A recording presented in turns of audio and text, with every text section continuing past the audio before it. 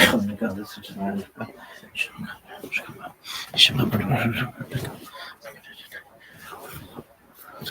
What up, babies? Dog, I'm glad that you're here. If you want to come up and talk, feel free. I'm just really experimenting, so um, let me know your thoughts.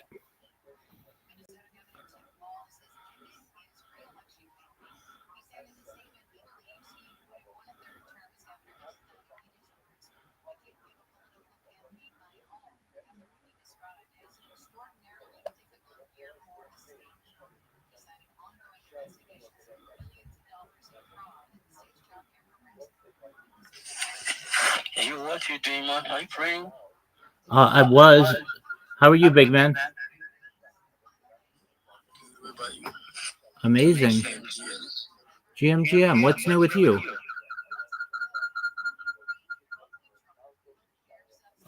What's new with you, big dog? Do you have a project or anything? Dog, check this out. Check this out.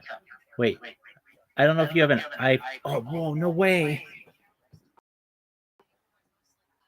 Doug, do you have an iPhone? Do you have an iPhone? Yes, yes, sure. Using an iPhone. Do you see I'm on multiple cameras in a space? Yeah, I can see you. Have you ever seen anything like this?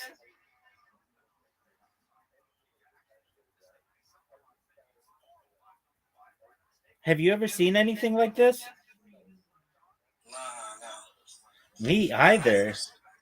Wow. I did not know this was possible. It's pretty cool, isn't it?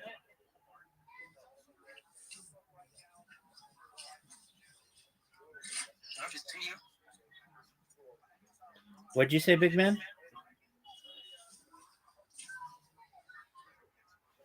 Wow. This is interesting. I did not I did not know this was a thing where you could be on multiple cameras in a Twitter space. So Jossie, tell me about yourself. What are you into? What projects you got going? Alright, alright. My name is Josh. Let me check my profile. You see, I'm a graphic designer, filmmaker, okay. Excellent. Jossie, if you want, I'll help you. Okay, so first thing that I'm going to do, I'm going to send you a message Alright. and it's going to help you as a reply guy. We're going to make you into more than a reply guy. We're going to make you into a full on social media marketer, which is what you're going to want to be because that's going to give you an opportunity to be successful in the future. So, just one moment. The fact that you have an iPhone is really cool. All right, Jossie, first thing I'm going to do, I'm going to send to you an invite. Okay. Oh, my pleasure, my man. Okay, so what I want you to do is look at the messages that I'm sending you in the chat in on X, and you should see. Yo, what up, Alicia? How you living, girl? I'm following you. Alicia, if you have an iPhone, you probably have never seen this before. Somebody on so many different cameras in a Twitter space. This is wild. Yo, what up, Crypto? Crypto, do you have an iPhone? No, I use an Android. Okay, that's all right. So if you're wondering, what are you so excited about? I'm on camera in this Twitter space, and you can actually see me in the Twitter space. And normally, people aren't on camera in the Twitter space, and I'm actually on two different cameras at once.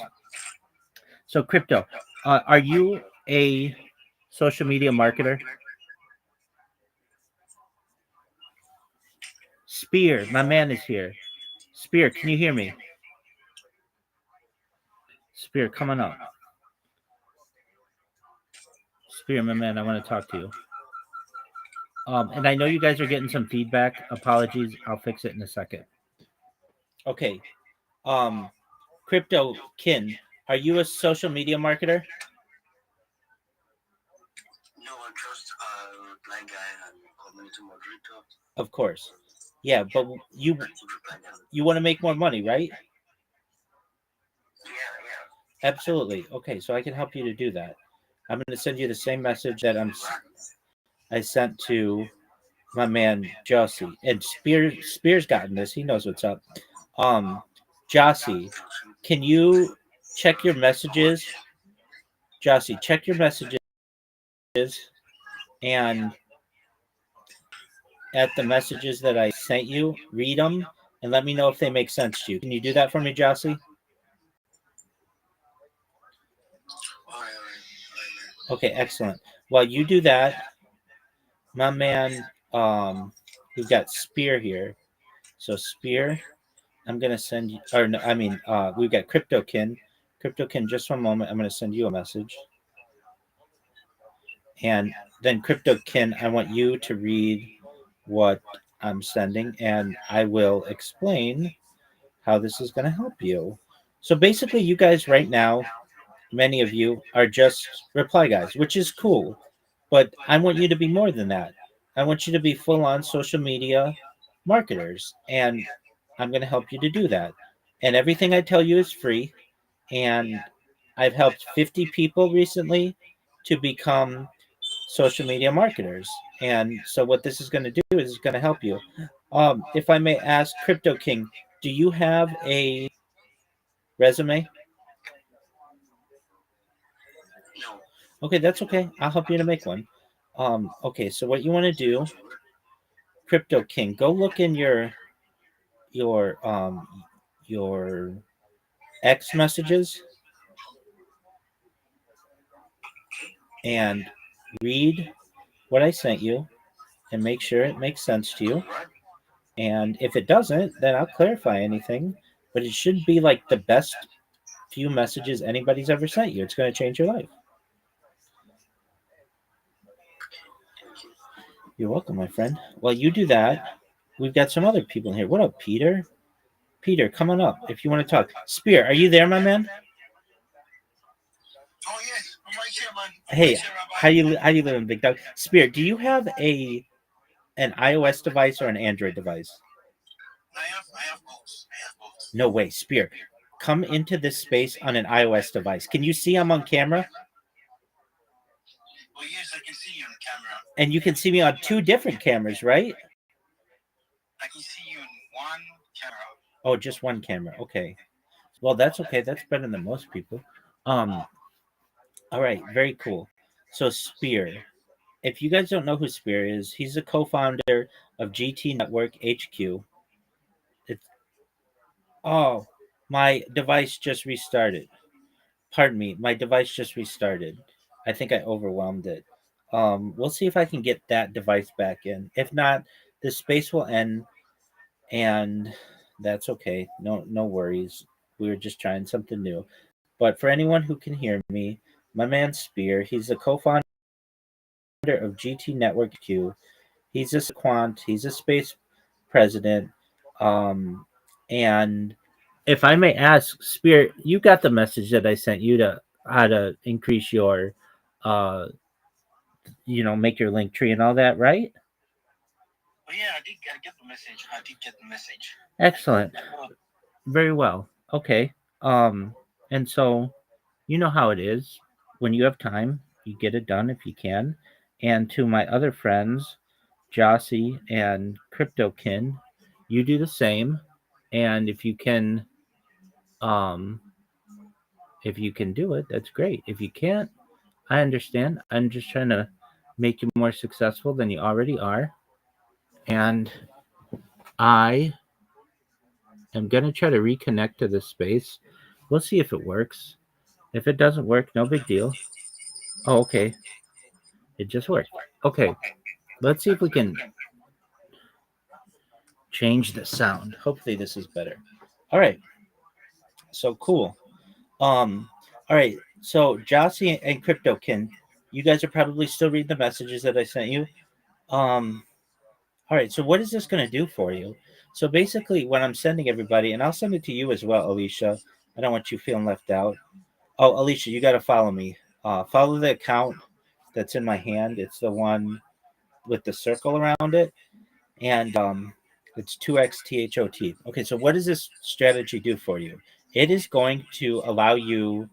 Well, what do I say? First, you have to create a link tree.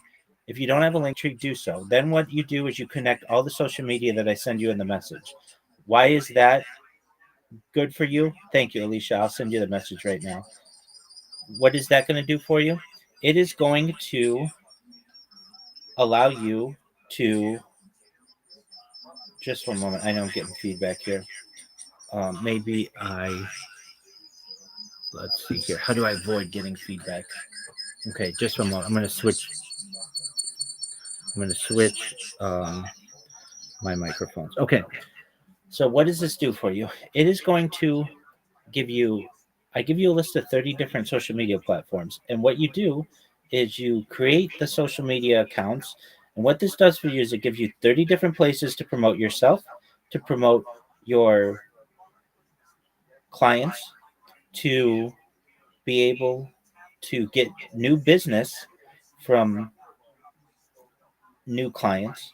It's going to allow you to dominate social media and dominate things like AI and search engines. It's going to make it very difficult for people to impersonate you. And that's what we want. Then, what you do, once you create all this social media, you come to me, I'll look it over, I'll make sure it's good. Once it's good and we say it's great, then we're going to put some AI videos on your social media so that it's not just plain and it's not just a skeleton account. Then, what we're going to do is we're going to teach you how to join X communities, join Discord communities, join Telegram communities, join Facebook communities, because I'm sure, as you've all heard, your network is your net worth. Then what we're going to do is we're going to make sure that you know how to shield yourself in different spaces so that you don't come into a space without sounding confident in what you do. You will be able to come in and say, instead of GM to the host, GM to the co-host, GM to the speakers, GM to the audience, I'm new, I don't really know what to say. You're going to be able to come in and say, GM everyone, my name is XYZ. I am a full stack social media manager. I would love to be able to promote your content on 30 different social media platforms. I want you to rank higher on search engines. I want you to rank higher in social media, and I want AI to have a positive view of your project. What I'm also going to be able to do for you is get you more DMs about people interested in your project, more people who are interested in buying your NFT or buying your cryptocurrency or whatever it may be. If this is of interest to you, send me a DM. I'd love to work with you. And then what I do is I give people basically a menu that you can send to your future clients that says, for $5, I will promote your project on 5 of my social media accounts. For $10, I'll do it on 10. And for $20, I'll do it on all of them. And this is a really great way for you to be able to make money. And it's a really great way for projects to be able to get themselves promoted on your social media as you start to grow it. And once you get a big account, maybe on one of these other social media platforms, you can charge more money for it. But this is just a basic breakdown of what I advise people do. And with that, Alicia, I sent you the information that I sent everybody else. Jossie or Crypto Kin, did you have a chance to read what I sent you?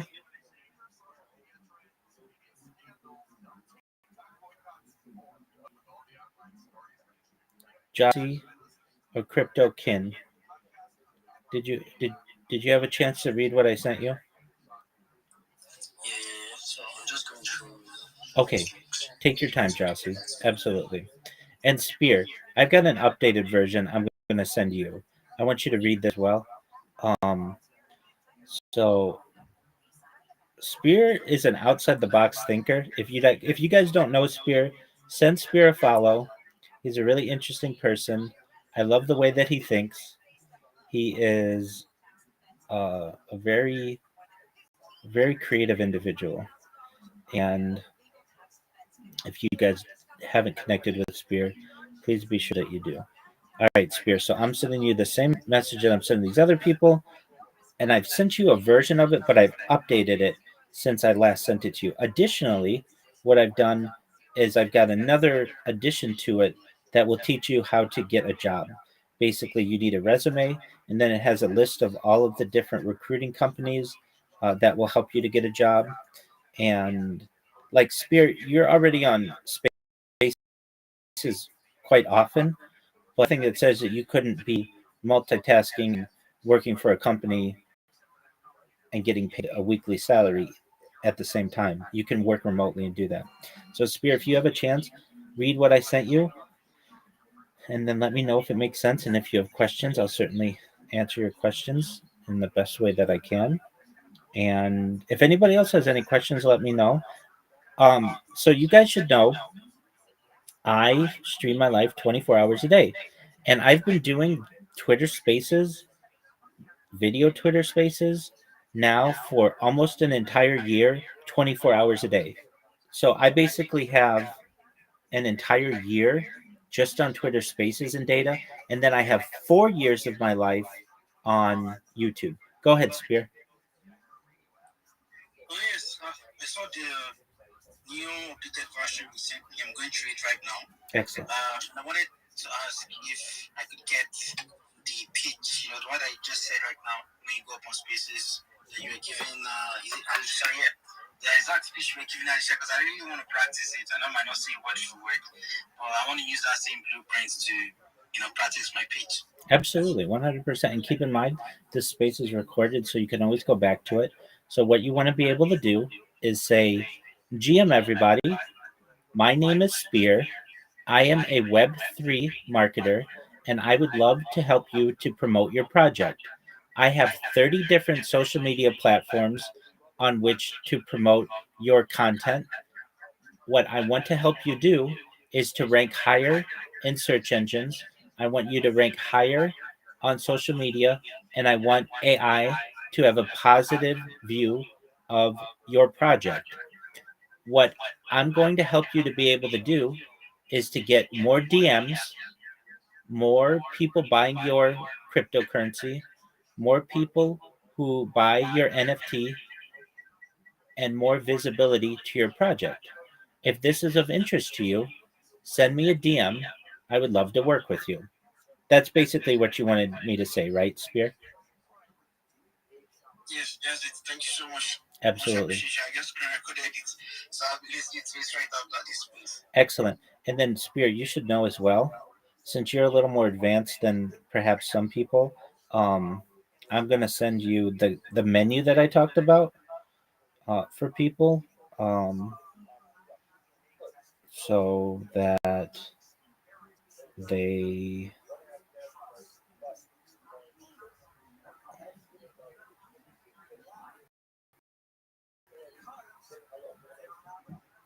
that you can send it to them. So just one moment.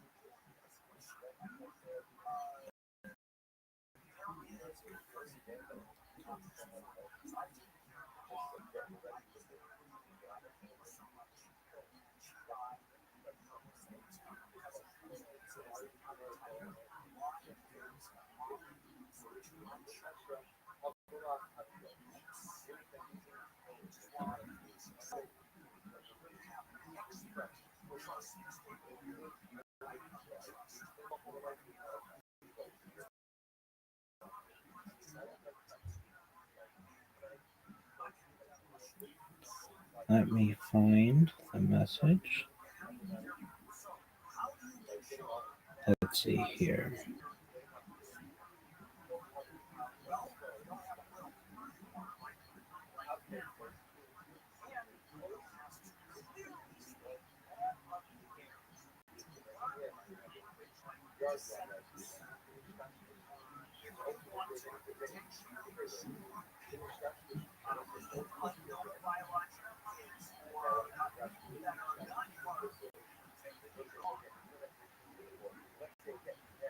All right. I'm still here. I'm going to try to go to one of my other accounts.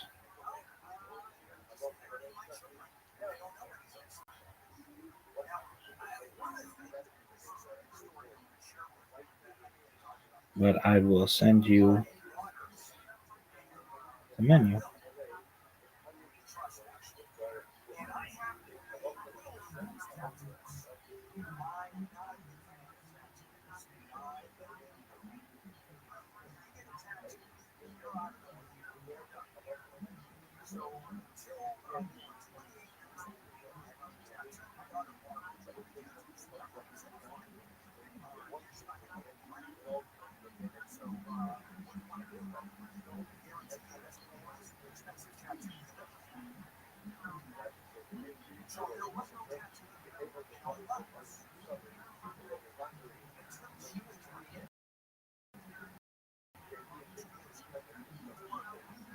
Okay, I found it.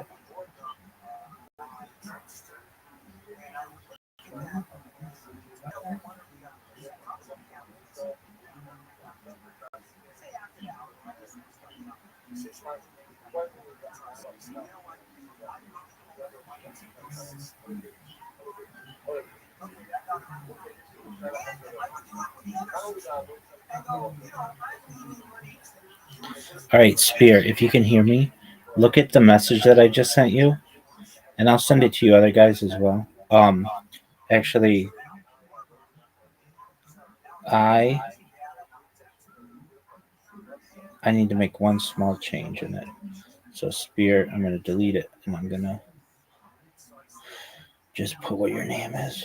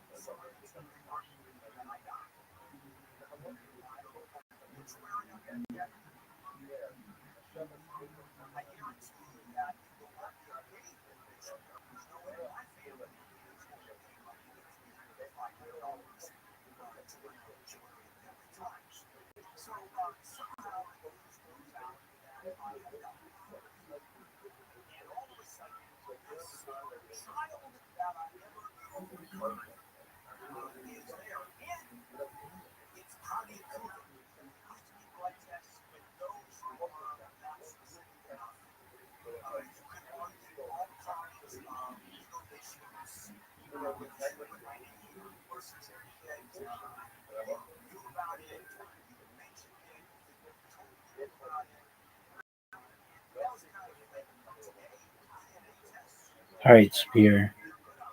Look at the message I just sent you. That's basically like a menu that you can send to people when you're done. I'm going to send it to you, Alicia, right now as well. And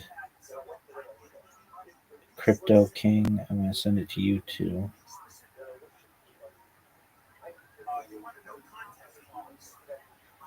All right.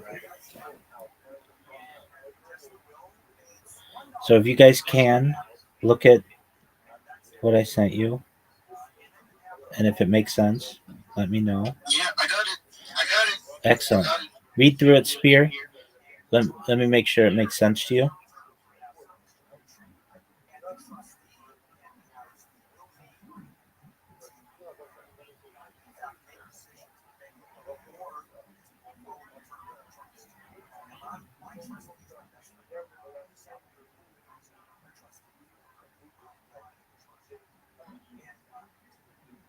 It's looking nice. I really love the like it. I like it. I like it. Excellent. Yeah, I like the yeah. Something that if somebody said this, definitely give the person a chance to actually see how they can go about promoting my content. Because bro, it's looking real good.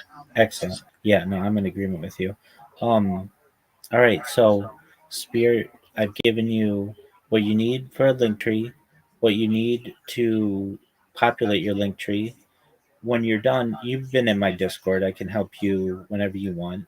And then also how to get a job. Spear, do you have a resume? Oh yeah, I have one. It's up in my link tree. Okay, excellent. So long as it's updated, do you have like a ZipRecruiter account and an Indeed account and a Career Builder? Do you have those kinds of accounts? No, no, I don't have those kinds of accounts. Okay, The last account I created was a 5 working on creating man excellent. and next one upward. Excellent, 100%. You're on the right track. And then what you do is at least your resume's there. It's searchable.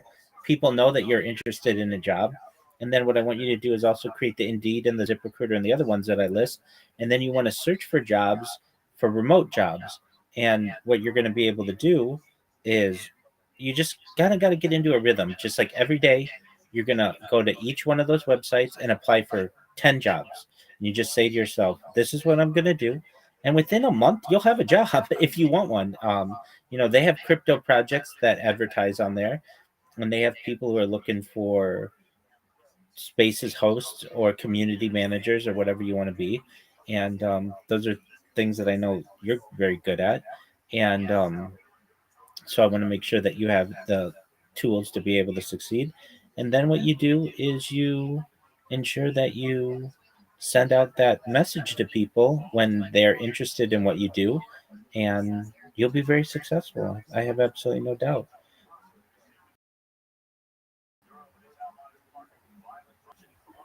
So excellent.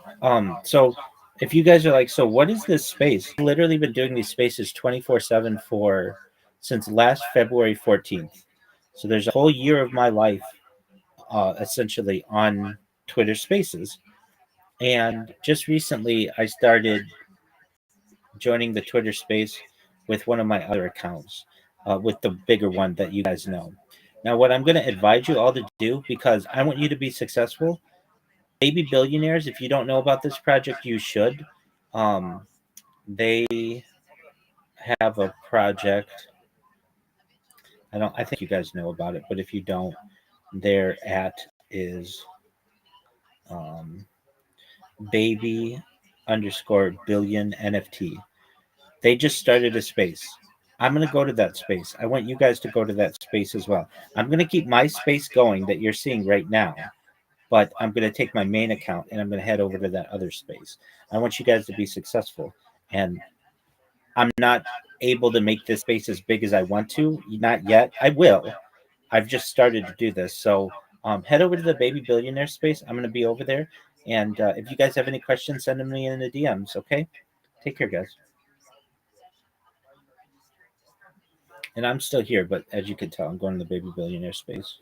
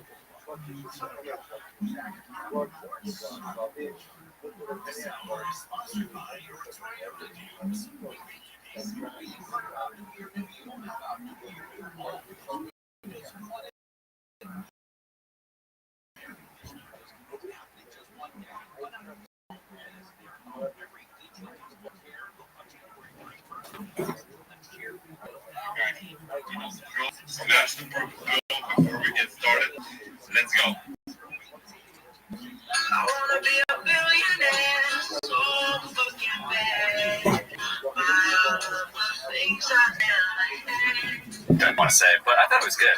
There you go. I thought it was good. I almost spoiled something there too. Should we spoil stuff? Who cares? No, it's too silly. We can't. We have to give people a week. The general cutoff time in a week.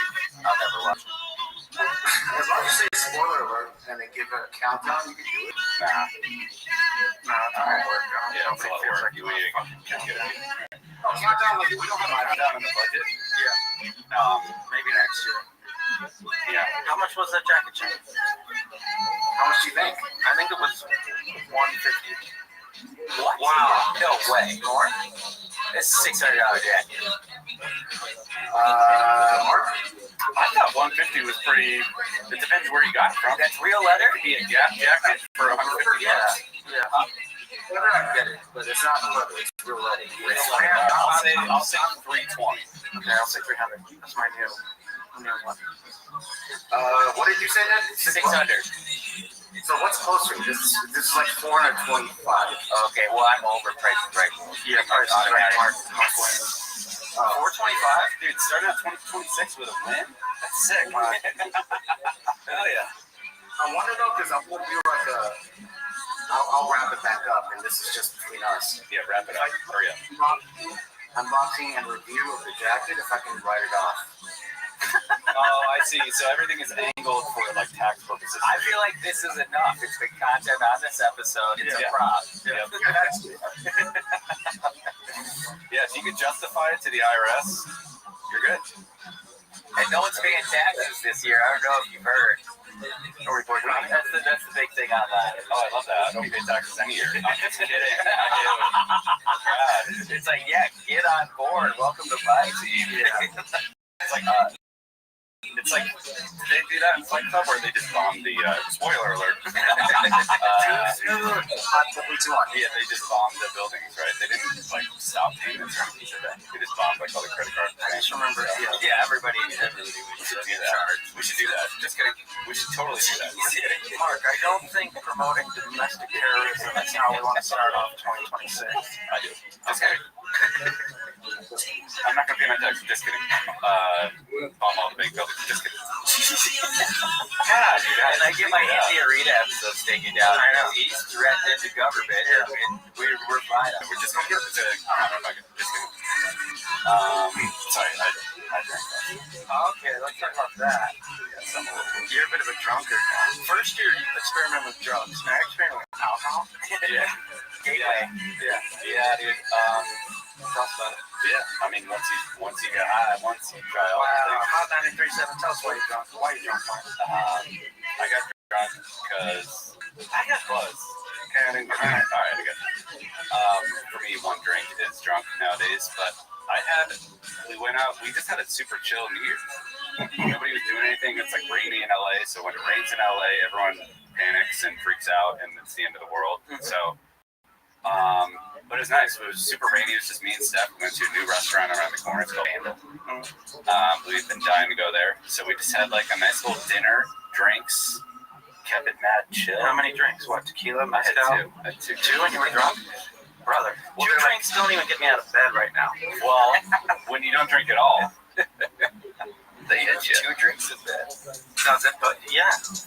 Dude, they hit you. It was like a gin and vermouth drink, something like that. And then I had, it was called a poet's drink. Yeah. So, What's vermouth, by the way? I always hear about vermouth and other like mixing agents for drinks, but what is vermouth? vermouth is, Vermouth.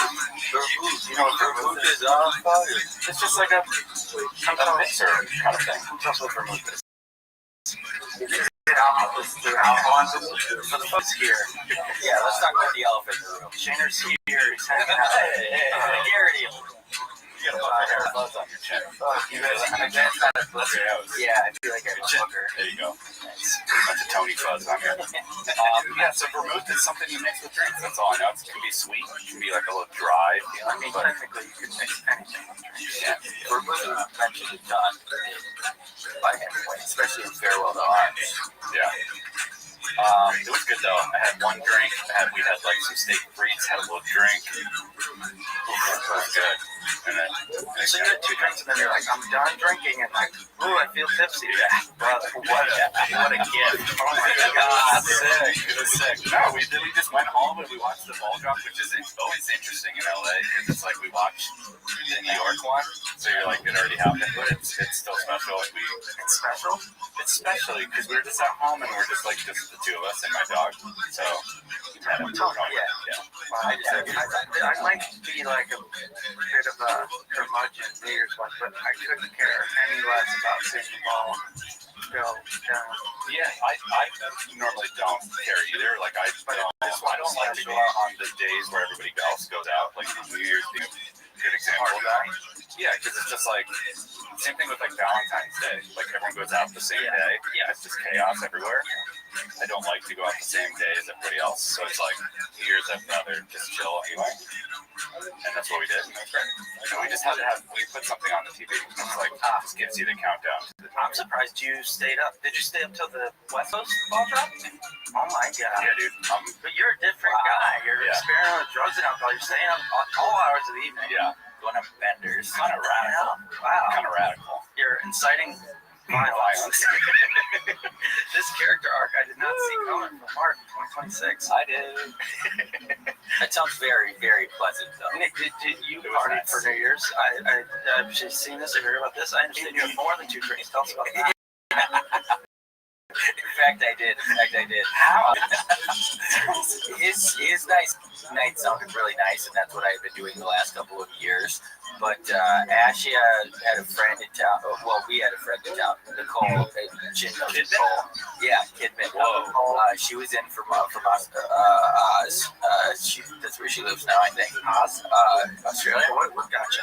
I was thinking people call that Wizards. You think people call that? Or maybe the HBO program. But yeah, so Nicole Kidman came in. She knows her. We've all hung out with the group a few times. We all went to Disney. She was at Disney. Nicole Kidman was at Disneyland. Fiasco. Yeah. 2020. Yeah. One of the highlights, if we did a best of a week. Side note, worked on Theo's best of for 2025, and it was like, I was like, this would be really fun if we did our, but it's a lot of work. It's too much work. Anytime the talent starts to be like planting the seeds, of like, and it's the day before it would air, yeah. Like, why don't we do a compilation of like the best stuff? You're like, you have no fucking idea. So you want me to watch all the episodes and cut out the best clips? Yeah, telling me to do this since the beginning of the year. Yeah, anytime you get that. A lot of times people don't want to even watch it or listen to it.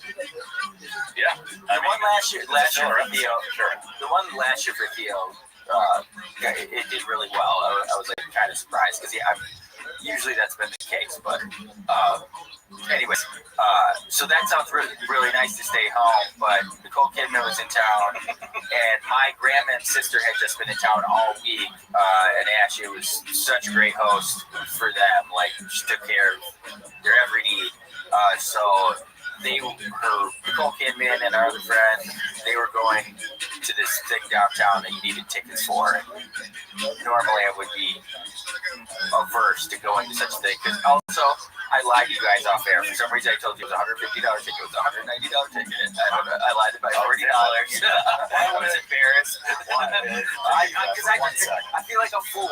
But also, it was all you could drink from 8 to 12. Not much for me. $190. Yeah. We got there about 9, and we got a money's worth. And it was funny because Nicole Kidman and the rest of the friends, they actually.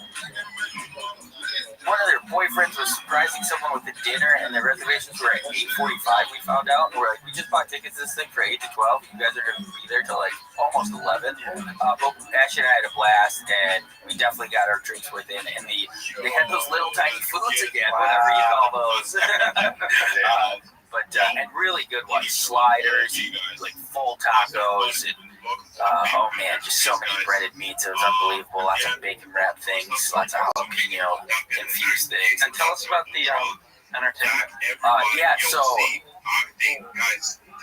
one of the guys we were with, his friend works at the bar, so he was able to spot the owner. And I guess this guy owns good times with Davey Wayans. And not Wayans, but yeah. It sounded like like a Wayans brother. Yeah. Good time at David Wayans. Different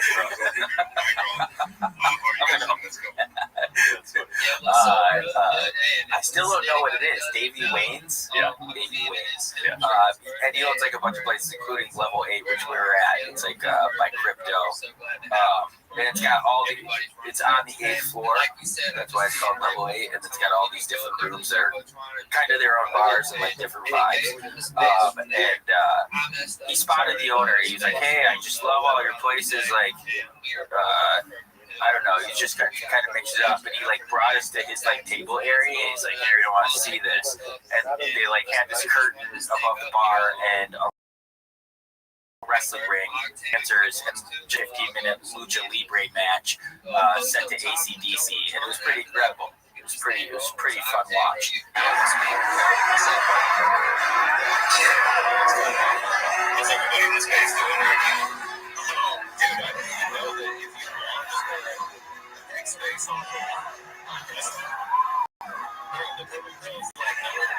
Got the drink, and then we were probably there till about 1:30, and went back to our apartment. We had 6 people there, and we continued to drink, and eventually went to bed at 4. And that was holy shit balls. That was 9 hours ago right now. So I'm pretty banged up, but it was a really good time. How hurting are you from 1 to 10? Honestly, scary. I feel scary. Just a little dragging, tired-wise, but yeah, you were jonesing for energy drink. Yeah, I love it. Energy drink. The amount of times you mumbled energy drink under your breath before the program would shock the fuck out. I was hoping you could find some way to solve that for me. No, just something down my hands. Coke Zero over here. Coke Zero. Do you remember calling me at 4 o'clock in the morning? 4 in the morning. Appreciate everybody that pulled up. No. Did you answer? Me and C did. No, it's 4:44 my time. Yeah. I did. I do. It was when we got back to my place. I got some bangers, bro. Yeah, that was FaceTime, so. Damn it, I missed both FaceTimes, too. They called me earlier, too. When did you guys first call me? Just before. Nicole Kidman wanted to talk to me really bad. I know, I wanted to talk to her, too, but man, time zones, baby. That's the connections. Yes, connections. I want my fancy fully. Congratulations. It's my third time winning in this league in 22 years, but I haven't won. Yeah, 22 years. Too long. How many guys are in the thing? There's 12, and like there's so statistically, there's been a few fall out. I've got more than average. You know, I think you should be at like 1.5 championships, 3 championships on average. Or like 1.8. Well, what's interesting is you were sending us texts of like almost like panicky texts, like, oh, fuck, this happened, James Winston or whatever, fuck me. Yeah, and now you win.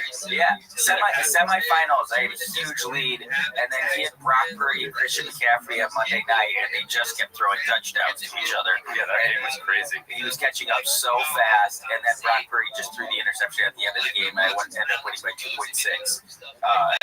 They definitely, and they just handed it off one more time to Christian McCaffrey. Probably would have lost, and instead he threw the interception. But then the championship, it was like never in doubt. I stepped Ja'Cory Krosky Merritt from the Commanders. It's a huge late season pickup. Only 50-50, that's his name, but 22 points on Thursday night. No one cares about your fantasy team.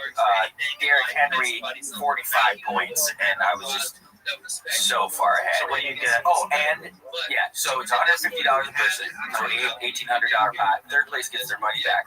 First and second always go they decide amongst themselves how to split it up. And I suggest all or nothing. This was a rematch of the 2014 Fantasy Championship when I was living in my car, and I really, really needed that money. And I did AJ Green to have 0.7 play night, and he got hurt in the first play of the game. Did you choose all or nothing for that one? I did get $350 or something at that time. But that's pretty. You're like, I want to go all or I'm nothing. pretty sure I said it last time, and the guy did agree. But luckily he didn't. This time he didn't get back, and then the commissioner was like, "If we don't hear from you by kickoff on Christmas, like it's all or nothing." So that's what he suggested. And 10 minutes in, he's like into the kickoff after kickoff, and it's been like 2 days. He was like, "I think we should do like 1,200, 450 or something." And he's like, "Nope, too late." So we went all or nothing. Well, even if you had agreed to those new terms, would it have been passed or no? I think the commissioner probably would have been fine. But I texted him outside. I was like, "There you go, bullshit." There you go. And worked out. So great year. Now, how much did you win? 1,600. Nice. 650. Nice. Very sick. Where are we going? Sizzler. Yeah. That's cool. Yeah. It's really like it feels like an accomplishment. I don't know, but it's not. I don't pay attention that much. But once again, down to and there's some people in that league that spend so much time on it. And one of them was all bitter. He was like, "When the worst person in the league wins the championship." Oh, is it the worst person? I've had some issues like starting inactive stuff. It's more of a taco situation than like really what's a taco bad in the league, the show of the league. Oh, gotcha. The taco of the league. But man, congrats, dude. Thanks. Starting out with a win. 2026. The Darshfield Darshes. Yeah, hell yeah. Everything's coming up. And 2026, the year of the Nick. So maybe the Packers will win. Maybe with that 1650, we'll get you a new shirt. I love this shirt. I love the shirt too, but I have only seen you wearing it for the past month. Well, I just got it. I wore it on Tuesday. I'm just saying that. It's time for Is this a gas station? You just got a $400 jacket. Why don't you get This is a t-shirt. Yeah, did I jacket? You said gas station. I drank last night. We're firing on all cylinders. We're checking you into a Packers. Yeah. Is this a gas station shirt? What's up, Trent? That's just bugging off now. It's just bugging off. He's messing with me, bro. That's what he did. He over here messing around, bro. I'm just testing you, to be honest. I'm just testing you to see how good you are with the co-host, bro. Okay. Checking the reflexes real quick. Let's go. But yeah, Bro, we got Jam back up in here too. I think he dropped down for a minute. Shout out Jam. Shout out Scout, Scarlet, bro. We got a bunch of legends up in here. Yeah, I don't know why Scout being stage shy, bro. Damn, bro, I'm trying to get Scout. That's what I'm saying. Trying to get Scout up here, trying to get Jam up here. Scout's still We do got a freestyle. Oh, bro, that's why. That's why he's getting stage fright, bro. Well, yeah, we ain't gonna make you do it. Not today, Scout. Not today, Scout. The truth comes out, bro. Everybody doesn't know Scout does indeed. Me and Trent Scouts a freestyle, bro. We tried to get him to do it live in spaces, and he just wasn't messing with it, bro. I did it. Pokey No Donkey did it. Obviously, he doesn't even talk. All he does is rap. But I think what you think we talk about some questions about the market and stuff today, get some people's opinions after we get shows in. What you think? Yeah, bro, I'm down for that. I haven't even really been paying attention to the market all that much, but I don't think we've had a space since this whole Venezuela thing happened, and I'm wondering what it's gonna do to the markets, bro. Like I'm wondering. I haven't even checked today. Like I need to look actually. So. Yeah, what do you got? It's pretty good. What I'm gonna say is that it's bullish for the markets, bro. It's bullish for the markets. Another dictator bites the dust. That's all I can say. You can see BTC going up, bro. You can see Ethereum going up, Solana going up. It's bullish for crypto, definitely. It's also bullish for for Chevron. It's also bullish for Shell. Everybody holding those stocks, bro. You know what I mean, Jam? Let's go. Yo, that's exactly what I was thinking in my head. I was like, bro, these oil stocks are gonna boom. And not only that, Venezuela sits on the lithium triangle. So like rare earths and these rare earth magnets, it's gonna be massive for that as well. Yeah, that was just my thought. I mean batteries as well, but there's a lot of rare earths over there, and I know that we were sanctioning oil that was coming out of Venezuela, and they wouldn't allow any of our companies to do business over there. They hadn't for a really long time. A huge lithium deposit in like Arkansas or something like that. Yeah, bro, I heard about that. Yeah. There's a couple places in the United States that have some pretty big lithium deposits. See American steamrolling foreign power, bro. You just gotta worry about what the implications of that are gonna be. But yeah, like what's the blowback of it? Basically, who are they gonna put into power? Who are they put into power affiliated with that? Best interest in mind? Probably not. Run by the same people that run America. But we'll go to Jam. You're up here, bro. What's good? What's up, guys? Can you hear me okay? Yes, sir. Awesome. Yeah, I was trying to get back up here. It just kept dropping, lagging. But anyways, yeah, man. I'm excited to be in here. Welcome, guys. Anyone that's tapping in, make sure repost if you can, comment if you can.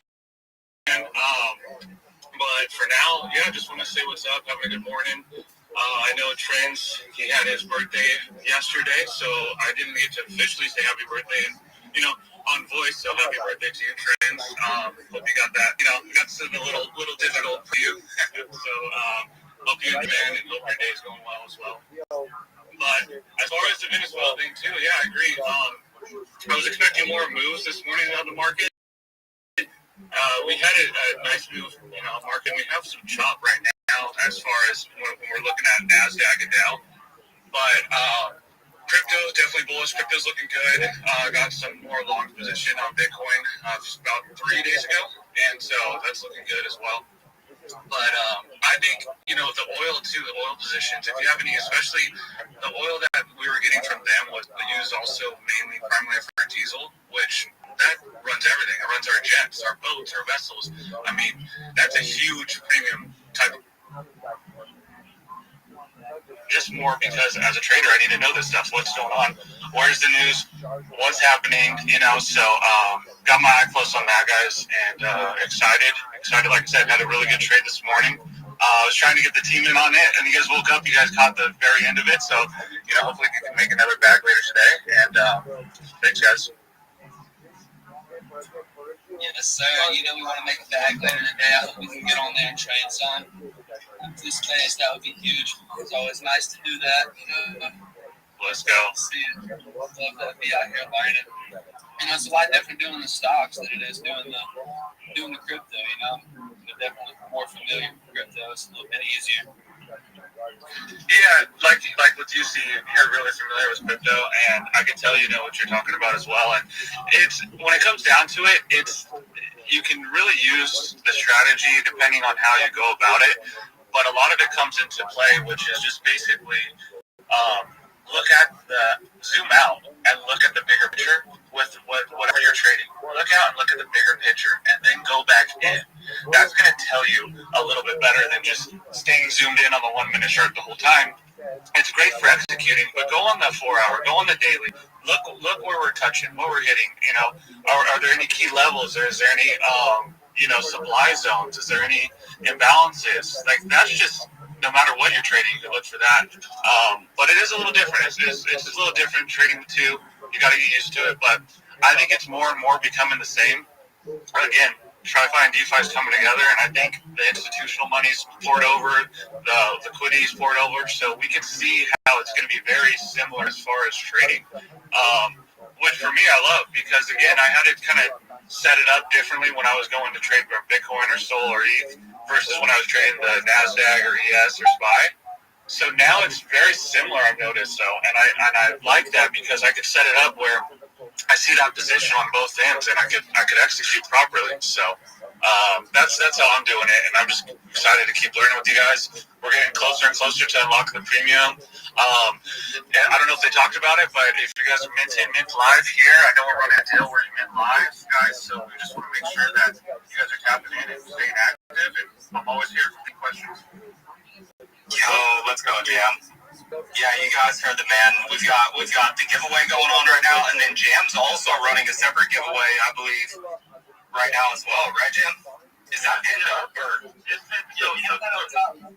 Let me do that too. I don't know if I can do purple bills. Let me see if I can do it somehow.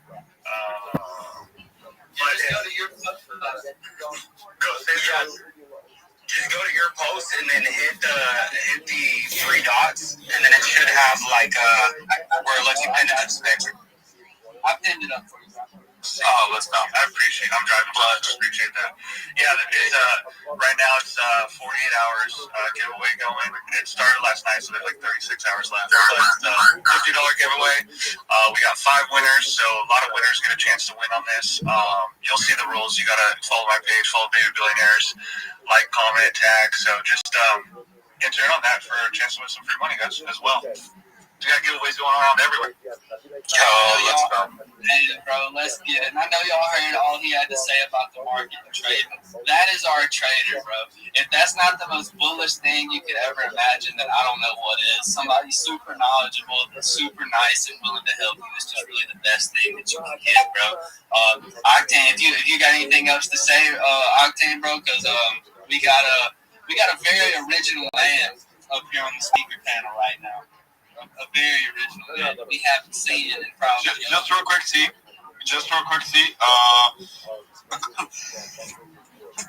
Okay, my bad. Yeah, can you check the team chat real quick, Sam? Yeah, go right now.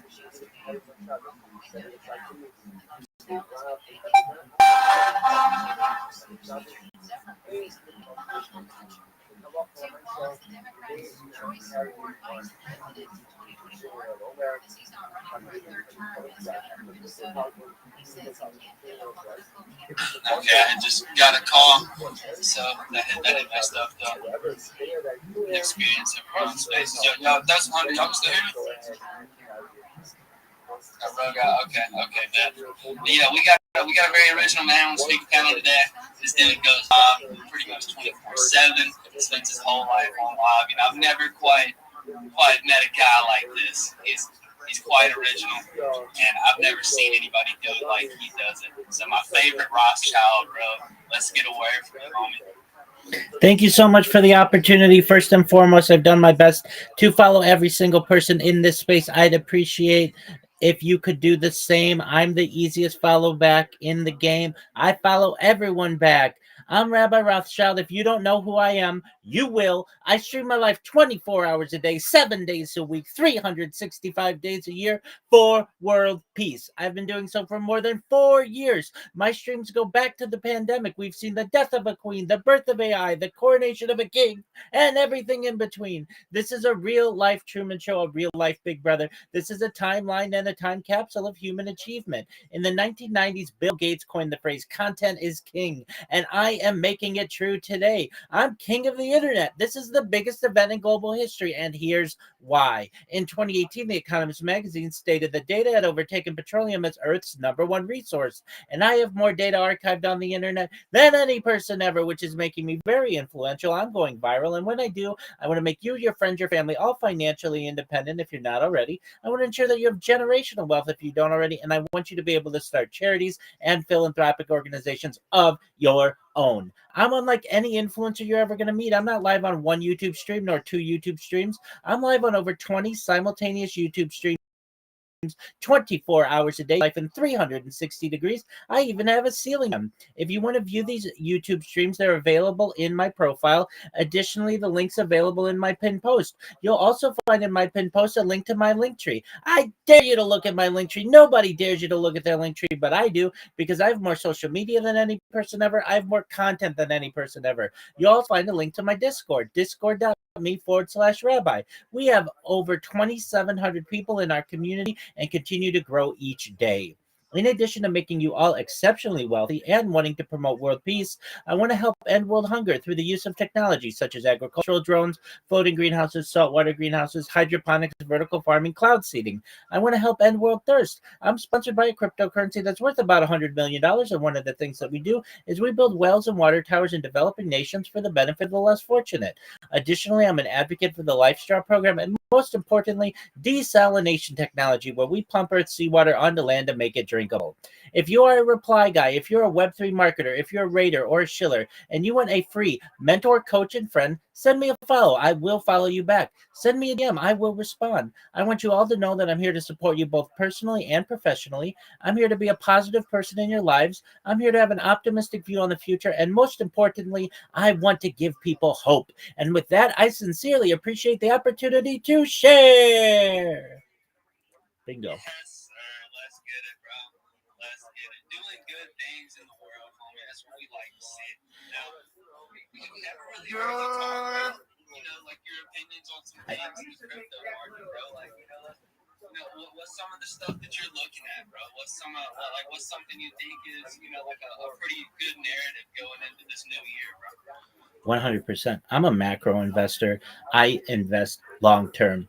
I don't look at things in terms of daily, weekly, monthly, or even yearly. I look at crypto as an investment for the next decade, even into the next century. If you want to give your family generational wealth, pick one of the popular cryptocurrencies and invest in it long term. I can all but guarantee you in a decade or two, it will be the central nest egg for your family. I'm also someone who believes that NFTs will be popular once again, as we've seen. There are ebbs and flows to any kind of investing, and NFTs are certainly guilty of this as well. I think that, interestingly enough, the NFTs that may have rugged you, those projects that you think that are worthless, I would hold on to those, because perhaps not now or in the next 5 years, but maybe in the next 50 years, those types of NFT projects will find new life. Just like we have art that, when it's initially created, does not have too much value to some people. Give it time. Time plus everything makes essentially more value, just like we see with antiques and we see with art collections of uh, antiquity everything gains value if it has enough time behind it. Even just like you take like a pot from 100 years ago, or even 500 years ago, or 1,000 years ago, or 2,000 years ago, it all has value. And sometimes time is the thing that gives it value. But I also think the fact that you have introductory early NFT art will make it valuable someday. And it doesn't hurt to have it in your wallet. So, anybody out there who thinks that they got rugged on an NFT or spent far too much on NFTs, maybe you did now, but hold on to it if you can. If you really enjoyed the art so much that you were able to invest in it, hold on to it. It has some meaning to you. And especially with some of the inventions that we're seeing in the NFT world, things like essentially frames that allow you to display your NFTs and that rotate all of your different art. This is going to change the game in terms of what people are able to display in their homes. And also, I think market another resurgence in terms of meme coins. You know, memes are always going to be popular, and you will always have a basic flavor of the week. One thing that I think, if you really want to make money on meme coins, you get on Pump Fun and you sit there, you wait for any new coin to be launched, and you buy a bunch of it and you rug it right away. If that's what you want to do, I'm not saying that that's necessarily the most moral way to conduct business, but if you want to see a 2x, a 3x, a 4x, a 5x, that's what you're going to be able to do. And strategy, so long as the market allows it, it's a pretty easy way to make money. But I'm someone who feels long term, if you have your cryptocurrency investments and you hold them now into 2030, 2040, you're going to be able to retire on that. And we see what the market has done in the last 15 years, and I anticipate the same kind of growth in the next 15 years. So, with that, I appreciate the opportunity to contribute. Yes, sir, absolutely. If not even more growth in the next 15 years. I would be surprised if it wasn't drastically more. And, that's really the best way to go about it. We can get so caught up. And I mean, I do it myself. I'm not saying that other people do it, and I don't. I always, love to have a nice quick profit, bro. But if you really want to, confirm that you're going to get some profits over the long run and get those big gains, then just buying and holding is really one of the only ways to do it, bro. There's been multiple times just in this last year we've seen where you could have tried, you could have bought here, bought there, you would have ended up down, whatever, and then now you'd probably be back even or up. You just, even on the time span of just a year, you got to hold your bags if you really want to confirm that you're going to do good and make some good plays. Especially, I mean, really, if it's a good project, some random ticker, then yeah, you can just go to the floor with it for sure. But yeah, I appreciate your insights on that. Really do, bro. Absolutely. If I may contribute, somebody's got their Discord sounds in the background. If you can, maybe it might make it more enjoyable of a conversation. And then additionally, one thing I wanted to contribute that you brought up, see in the future that we could be seeing is more growth in the market. And I absolutely agree with you. When you're able to use your currency on Amazon, or perhaps to buy your groceries, or at a local convenience store, whatever it may be, once cryptocurrency has been brought not just stream but is usable in daily activities, that's really we're going to see a game changer. And that's where we're going to see the normies jumping in and excited that they bought Bitcoin at whatever 500,000 dollars or whatever it may be in the future. And you all will know just as in its infancy, and it's just going to continue to grow. So I advise people, if you have the opportunity to set aside a little bit, if you have a paycheck or any kind of investment, take a little bit, put it into cryptocurrency and don't touch it.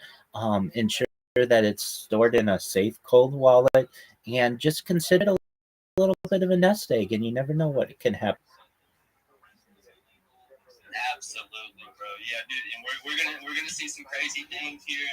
And just in the next few years, I think when it comes to adoption, being able to actually use your crypto and pay for it and stuff like that. So that's this kind of stuff I like talking about a lot of times on spaces. 'Cause, we're here at the end of the day, all because we all had a common enjoyment or love for crypto and everything that we believe it's going to do in the future. So yes, sir, absolutely, I appreciate that. Appreciate that, my boy. Let's see. we gonna rotate to next? So we got our homie mod for the Discord here. We got Mac Jesse, bro. What's good, bro? Yo, GM. Can you guys hear me? Yes. Yeah, we can hear you, bro. Oh, yo, Jim. Okay, it's my mic. My mic is cool today, isn't it? It's cool today, yes?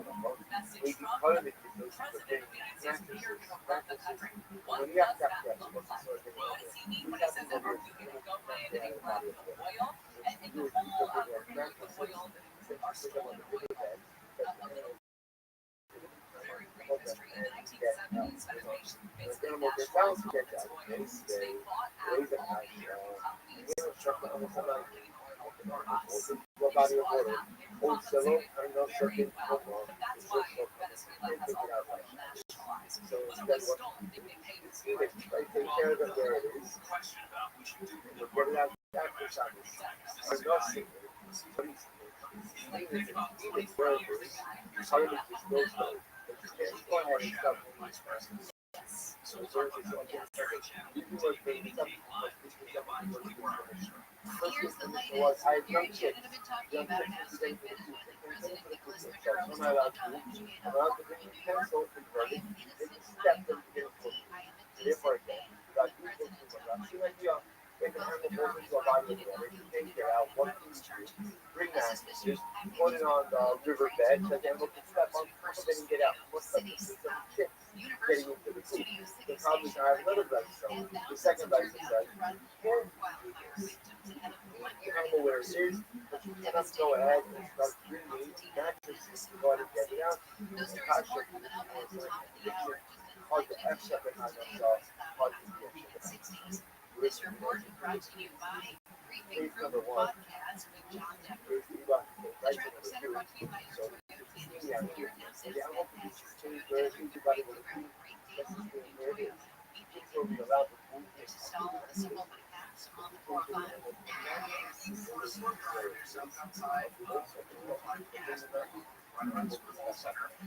Looks like somebody is there on the center line.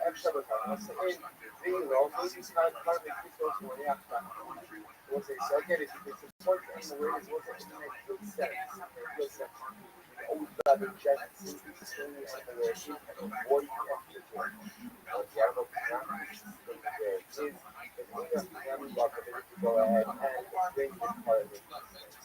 I have a hard time about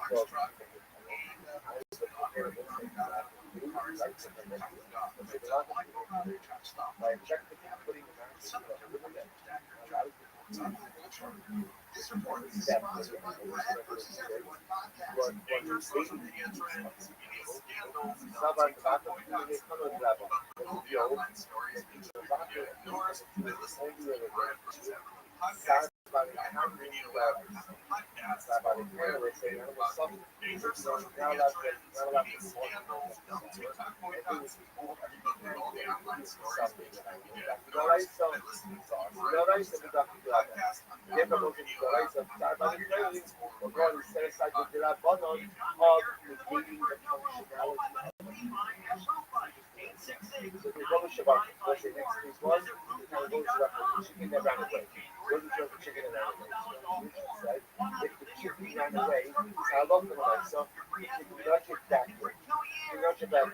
What so you judge right now? Built it in, you're down to do roll. What's going to back in? Or what you do? Then go ahead and get down to social media. Built it means nothing. Get down to do like really, chicken. You can push it, let's say supposed to let's say the calf, the young donkey, is a baby, but you have to like hold that and lift them a little bit. You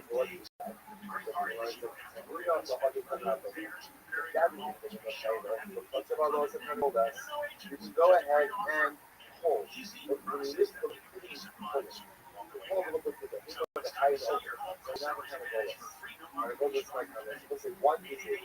You know, you can it starts with chicken. Like sticks and chicken to help you walk. Rabbi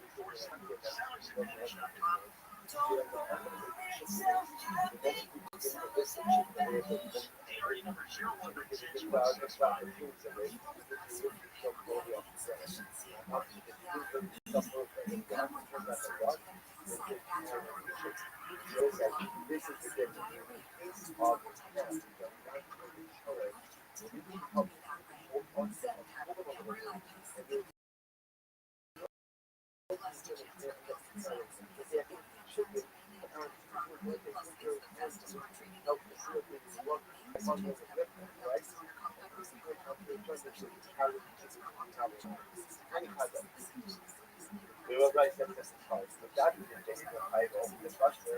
you can go ahead and hold it. Right? Go ahead and little hold on to its neck, hold on to its side, and help pull it along. You can pull along and then flexor, אבל לא בישראל סלאבים, not בישראל סלאבים. זה לא תגיד בישראל סלאבים, והקורסים והבוקר המנסה, וגם להצביע the reformer of the process of the woman is help her child walk into the society. And all the more so the ones that exist all the time. Like what happens if a child cannot do this? It's not really such an issue. We spoke about this before. You can carry a child in a society without it. The child has the ability to walk on its own. Like this 10-year-old kid. But I walk on my own. I walk on my own. Like the child walk and I go on to a mother when time for the child can be this society, all the more so the person. Another bright says, and open the anal type of the about those with lunch and you cannot live up of the blue up trying to open the closer. Go ahead and pull down submission of the I'm written in so you can't look that up. About other options that he said, no people, the guy is doing the control. Push them a little bit. He's not trying. I'm Rabbi. Same one for so many times.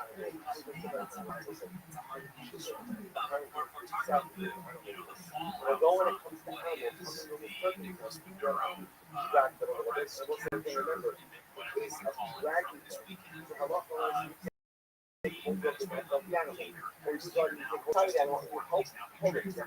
The animal has to be able to walk on its own.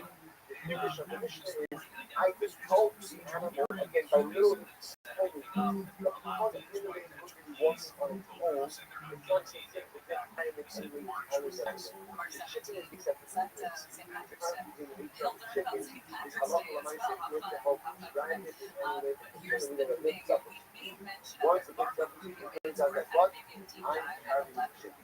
Because all the things that we're going to do about a chicken, what? Nudge it or push it. Right? But you can't go ahead and do it. And it's all about personal history with Harvard Rubin. The way the optics have been playing in Washington is that Trump is holding this like mini apprentice with Jamie Vance and Marco Rubio, Trump Jr. Trump's like, who will be the next to lead the heir to the throne?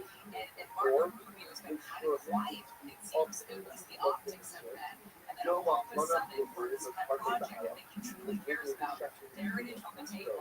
Get this man, he's been described by the last 48 hours as the smartest cabinet that President Trump has ever made. They both terms that specifically makes this role as Secretary of State and also National Security Advisor and any number of other jobs that are listed on his business card now.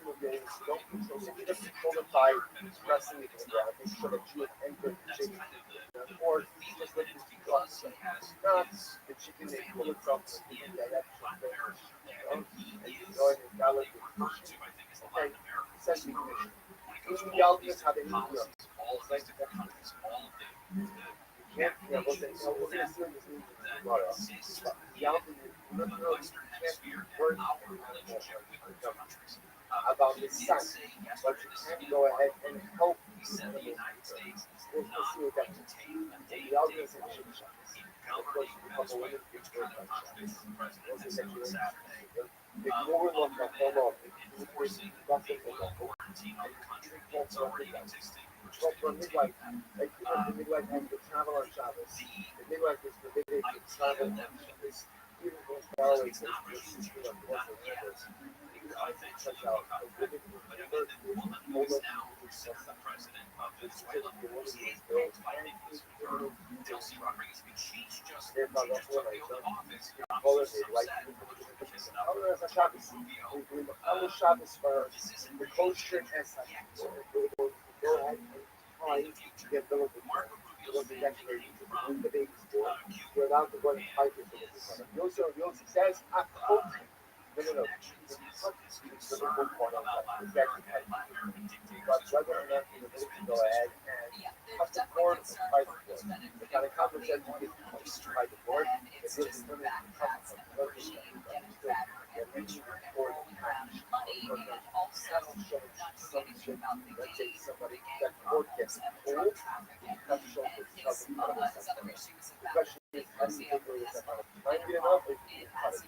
Because, sorry, okay, we love ultimately, we work the same way, and ultimately, again, we're allowed to take care of the baby on Shabbos, mother on Shabbos. Ultimately, we love all the needs, but the procedures can be done on Shabbos as well. What should we do with the procedure on Shabbos? Take them to Shabbos. But okay, we say, usually it's apparently, you can't go ahead and burn the procedure on Shabbos, but you can assist. So what is that? So either on my focus and Hablat should so how strong is that regime without is it just you're taking the head off, but the body still exists? So the person actually like returning general returns from these stations. The regime still has all the arms, has all the power. That's why all young people get going shopping also it's not so like, yeah, we don't like this guy, but we also don't like you. It was very clear. It was all good as a blog. So again, section.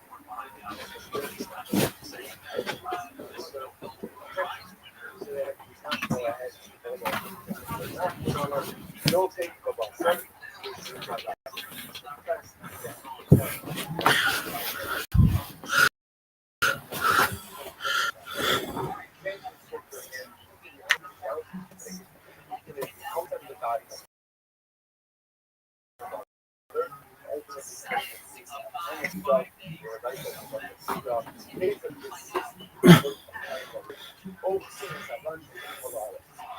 You only think I've worn it a lot because you edited an episode with me wearing it. I wore it on Tuesday and I wore it on Thursday. That's it. You're right.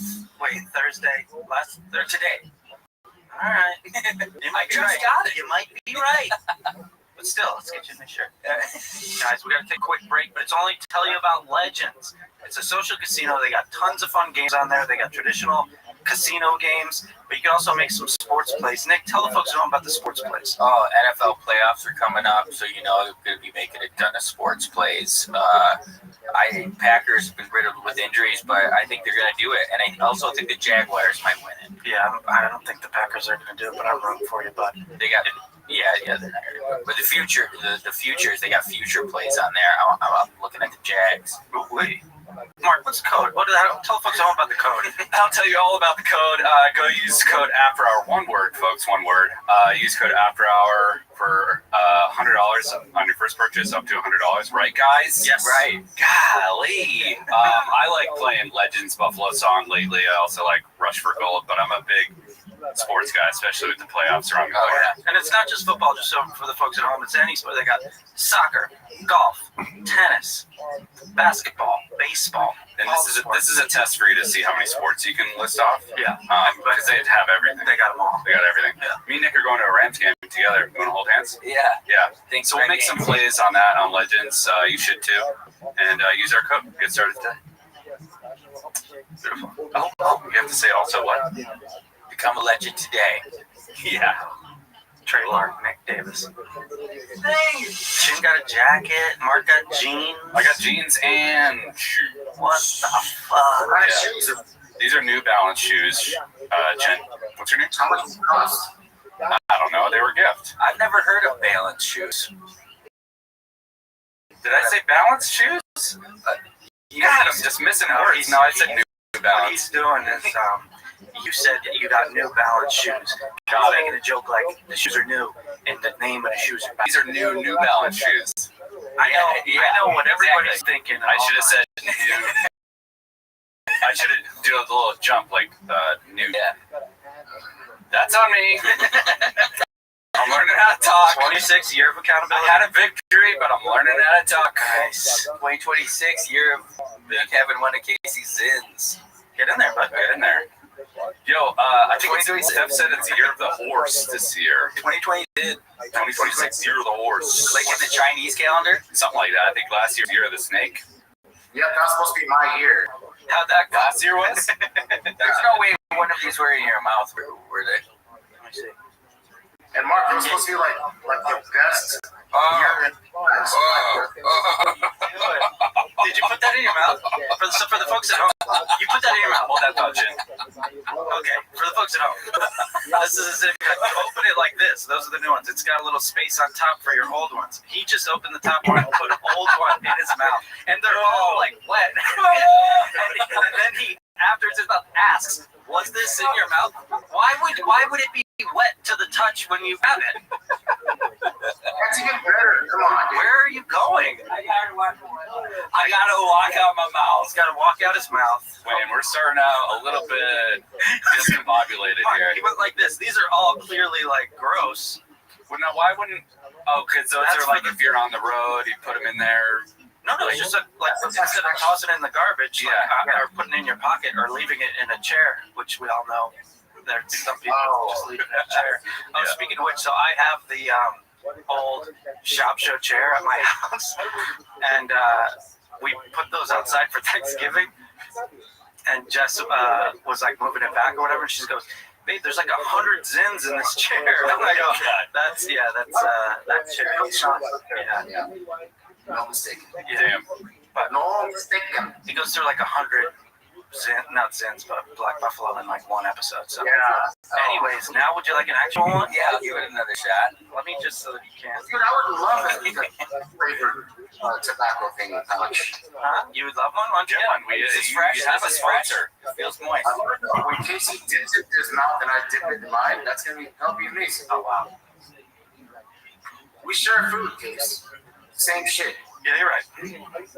Oh, man, Nick. I nailed that bit. I can't believe people believe that. Yeah, you clearly did that on purpose. Yeah. For the joke. Who would put a wet zit in their mouth? Once you feel that it's wet, I thought that it stops there. I thought it was so. No, do not pass go, do not collect that. That's how fresh it was. It was so Yeah, he's probably like, man, these things are already like this must be right off the tobacco. Hot off the presses. These zins, farley table zins. Yeah, those other competitors have dry pouches. We got the wet ones. Oh yeah. Are you sick of dry zins that don't taste like your buddy's mouth? Let's go further. I just feel like a nice wet pouch at the end of the day. That's what people are looking for. What do you do? Good sushi. Yeah, I had sushi. So New Year's was a little bit crazy. So we got a bunch of sushi. Shanner's in town, sitting right over there. And we got the formation. So we, Damn, that looks good. It's a that, nice spread. that morning, New Year's Day morning, Shane and I were in Palm Springs. Shane was there for 3-4 days playing a bunch of golf at like PJ West tournament course, PJ West. We played stadium course, which they're playing in January on the PJ Tour. Like they had the back tees like closed off and stuff. Like they're starting to build like seating and shit. No, it's fucking awesome. Have you played other PGA courses? I'm sure. I have not. Oh, really? Yeah. Nice. I mean, Shane's played like Pebble. Shane's played some places that left play flat. Which if you're a New York resident, which Shane is, then you can just play there for like $50. Oh, wow. Yeah, that's sick. It's insane. So That's what Long Beach wants to be. Do you have to like book it like insane in advance or something? Like, it's hard to get on. But so it was awesome. So much fun. So much water on the course. It was the best course I've ever played. And then, so we got done early, like 11:30. And I was throwing it back, tossing it back where I'm fun. Jan took a little snooze. drinks, these are. Drinks. Gotcha. Went to the bar, Shane had some bar. So I was doing IPAs and then switched to the IPAs just weren't hitting as hard as I wanted them to. So let me get this up a notch. Switched to whiskey Diet Coke. Then we're chilling, get some wine. Shannon catches a snooze. wake up, rally, watch Wall Street crash, wake up, drive back to LA after that. You know. So yeah, you're talking like Call you what it met is. him Yeah. before. Wake up, drive to LA. Vendor guy, vendor guy. Wake up, drive back to LA. Then heading golden hour. Then it's like, all right, now it's New Year's Eve. What are we doing on like? Rally. Have some wine, some Lambrusco, some Aperol spritzes, some a bunch of sushi, lunch, Nice. In that time, speaking of golf videos coming along real nice. Oh, yeah. Can't wait. Coming along real nice. Some really provocative screenshots been sent to the group chat. Yeah. Don't love all my angles, but I do. We got good angles. Yeah, it's coming along nice. It's just a lot of, a lot of holidays. So there's a lot of days where you don't have the time to edit stuff. But I've been churning. We're working a lot of graphics to make, so every shot needs like a new rendition of that same graphic. So for us, strokes or whatever, so that's almost 300 strokes. you gotta believe how they score.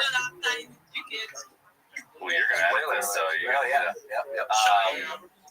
so bleep that out, Nick. So it's been a lot of editing, but we got some good stuff going. I mean, look at this timeline. The timeline is gorgeous. Yeah.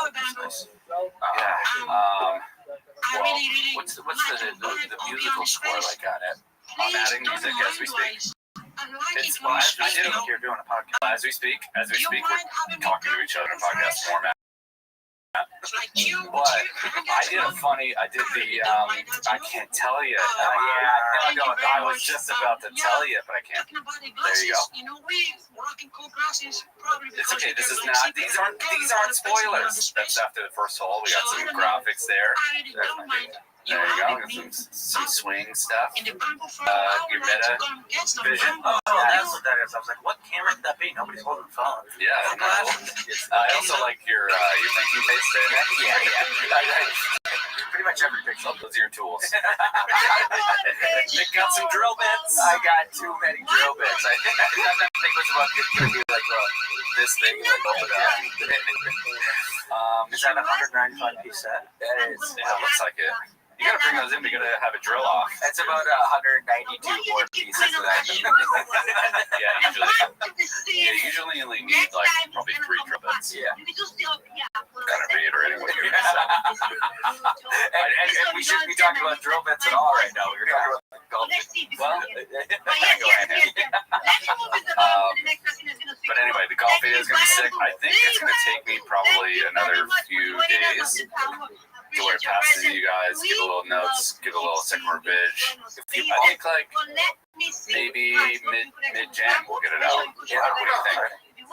Yeah, sounds awesome. Ballpark, how many hours do you think you played into it? A handful. A full week. Yeah, wow. I mean, the graphics alone. I appreciate it. Yeah. I'm happy to do it. The graphics alone, it just takes so long. It's a lot of like tedious micro adjustments, and if there's anything wrong, like where I noticed there was a stroke, I counted a stroke wrong. I have to adjust all of the files after that. Ouch. It's not your fault. I'm just saying they're very tedious. Yeah. If we do something like this again, right? Not golf, but if we do something like this again, I'll like consistent edit. You can like send me a list. And I just didn't really know what the needs were. I wanted to like. Now we have graphics made. Like if we do another thing like this, we have stuff that's already made, so it's a little bit easier. we should get it done. Do a little darts. Yeah. We'll turn this into a sports complex. Screw the podcasting. Yeah. I was saying earlier, not to get off the golf, but you're doing, so now you're on dry January. Yep, day one dry Jan. Same. We're doing it. And then she was like, Nicole Kidman's still in town. Every drinks tonight. I'm like, yeah, that's the whole thing. Even Jess was like, wait, why not start Monday? Like, Shannon's in town, someone will do some kind of dinner thing. I'm like, yeah, it's just the whole thing. It's like dry January, not dry January 4th. I'm going to have 2 streams that I don't have. Oh, wow. That sounds horrible. When's that? not tuning in. When are those streams? I think the first UFC event is January 24th. So it's a long way. And then the second one is still in January? Yeah. Okay. I could have the dates wrong, but I think there's two. Did you guys know that February lines up perfect this year? Monday. It's perfectly 4 weeks. It's not like, oh, it starts on Tuesday. I'm like, oh, it's like Sunday's the first. Yeah. Fun. It's a bit like if you might want to check it out, like looking at February. I think I can visualize it. Yeah, but I Yeah, go. No idea. How do I that slide? Yeah, there you go. February. boom, and then ends, boom. That's nice. Oh, that is cool. Well, it is on a Saturday, though. Real, but Mark, I'm talking about First to first. it's perfect week of 1, 2, 3, 4 weeks in the block. I just wanted to create Well, you did. a tension point or a counterpoint. Yeah. It's like the smallest. That's what I like to do. Good for the pod. Oh, you're good for the pod. Really, I mean it all. You, I appreciate it. No, you're good for the pod. Do you want to do dry jam with us? I want to, but I'm gonna be honest with myself. I'm still tapering, so You're still in the taper phase. yeah. Because dude, I drink every day. Yeah, you guys drink every day, right? So what is your situation now? Are you drinking every day, or are you drinking? Where are you at in the taper phase? How do you look at a graph? Where are we? So I'm glad what I've been able to take a couple, not a couple, maybe 3 days off a week within this whole period, but from like hard liquor to wine and beer. Then wine I would dilute with Gatorade on zero. Then suddenly I wanted to do some beer. Then the beer started going down in percentage. Oh yeah.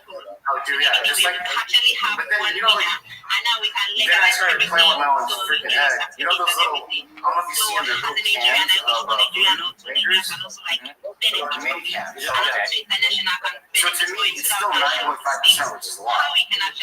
But for me, a 6-pack of that is way better than a 6-pack of, you know, the regular one. So I was like, I'm just like going slowly, but surely, like, lower and lower. But some days I'll go and I'm like, well, I didn't drink today. I'm like, it's not like a hardcore thing where it's like, you know, I need to drink.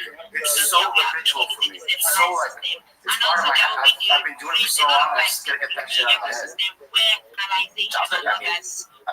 No hard liquor is huge. And yeah, just beer. Slow the curve. Me and Chen, I just realized, are opposites. I'll like splice in a drinking day like maybe 3 times. And he's the opposite. That's kind of fun. I'm like the upside down version of him. You guys drink like regular people. I just did it. I was so used to doing it every day, especially after work, especially working at the job we do now. I've never felt stressed like this in any other job. Right now? Please, come on, dog. Why are you stressed? Talk to us. It's therapy. Moving parts in the curve. Yeah, just to settle in here was kind of, you know, it's tough. Yeah, it was super tough. But Yeah, it was a crazy year. there's more stuff I have to do now too. Go Patreon. There's other stuff too that you guys don't know that I have to do on the side for the same thing, for the same company. So that's just One man band.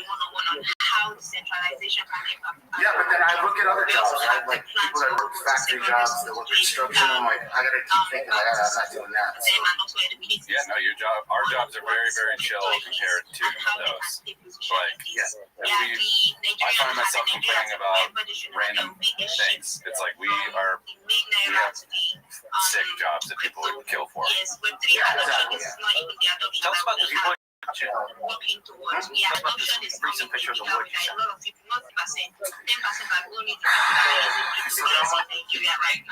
That was pretty deep. Wow. I remember how much the first wood picture meant to you guys. Yeah, titillated the internet. So I was like, gotta just make things a little bit better. So I just sent you another picture of what we can do. This wood is actually by my house. It's like I could walk there. Like a wood. Damn, that place. Yeah, it's pretty awesome. Like you fly there in that jacket. This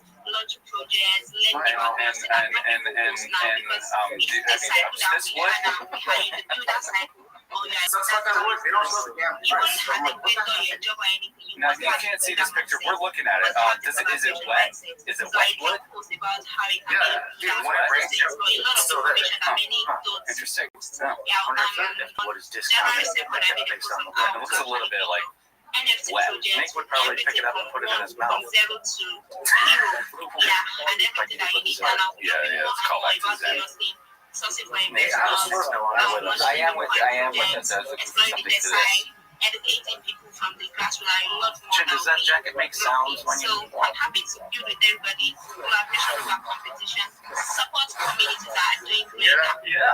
Yeah, no, we can hear it. It feels like just regular fat. It doesn't feel like Can you stand up and kind of model? Stand up, go behind the couch and give us like a little catwalk. Yeah. thing is I'm wearing shorts. I don't. Jacket with shorts on, I gotta get eyes on this shit. Chin, over there. Chin, please, for me, do this for me. Just walk in front of the kitchen area there. But my shorts are very, very short. That's why I need to see it, brother. I gotta get eyes on those thighs. You don't see how short my shorts are.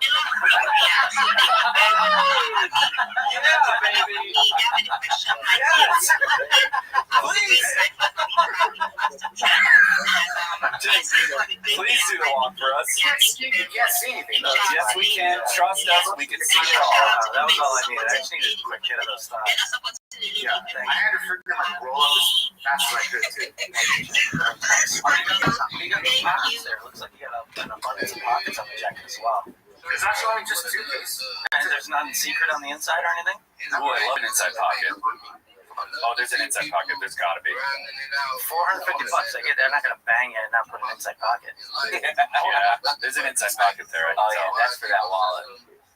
Hold on, I see something. All right, feel Oh, it's a something. middle finger. You can get the middle finger ready. Is it these nuts?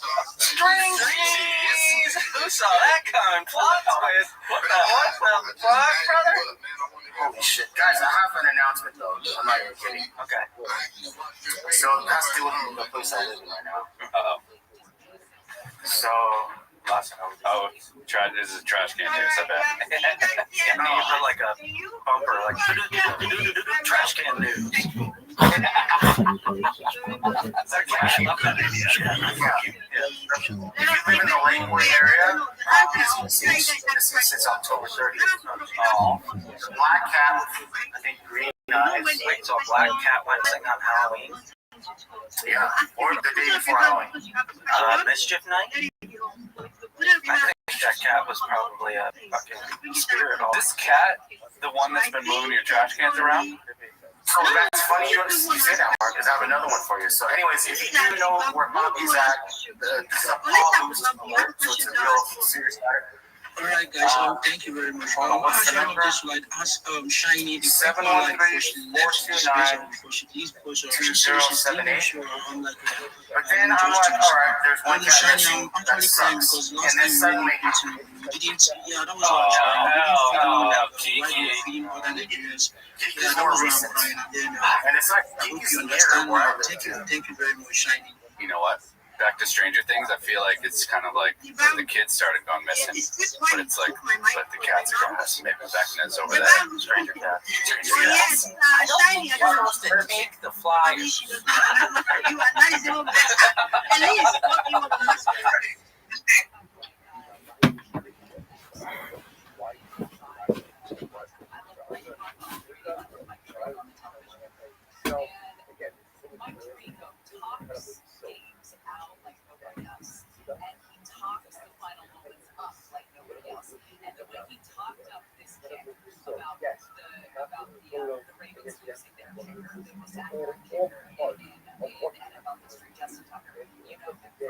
How they went on this nationwide search, and here's this kid from Arizona, and he was brought in for moments like this, and he's talking about the history, the story of this kid, and right up to that kick, and then, I mean, just, you get chills watching that, even though you know the outcome, the way Tarika talks to that point is just perfection. And the key, which I mean, this is a short version of it, the key is he's not talking to us. I mean, the greats know when to stop talking, and it was just the crowd that was there in Pittsburgh because it was a winner go home. You either are in the playoffs or you're done. You know, other games that are playing, like San Francisco, Bucks, they're playing for the top seed, NFC, but guaranteed they're in the playoffs. Like we think that was guaranteed they're still going in the playoffs. This one was the two-time division or go home, and how else would this particular NFL season end than the way it was? The perfect circumstance. We do know that the Rams and the Chargers obviously are in the playoffs, and the Rams get the Panthers. Now, the Panthers have closed the season, but let's not all sit here and pretend that the Panthers belong in the playoffs. They don't. What they belong in is the disaster that is their division. You know, with the three-way tie, 8 and 9, you know, Panthers, the Bucks, and the Falcons. I mean, it is a dumpster division, and everybody knows it. They have no business being in the playoffs. That said, the Rams might talk garbage last time I saw them. And the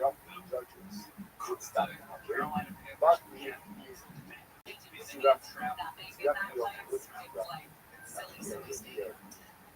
But they're showing everything on Saturday. 1:30 kickoff in Carolina. What's the next game on Saturdays? Eagles is the Packers at the Bears. Now that is a nice little rivalry. Should we get out of the Packers or not? The Packers, they were in late season. They have ever since the pressure. They got Matchbox. Not Matchbox. Anyway,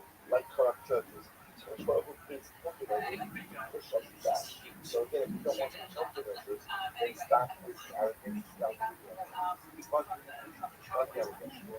huge. Anyway, but ever since then, the Packers have not been as great as they were at the height of their season.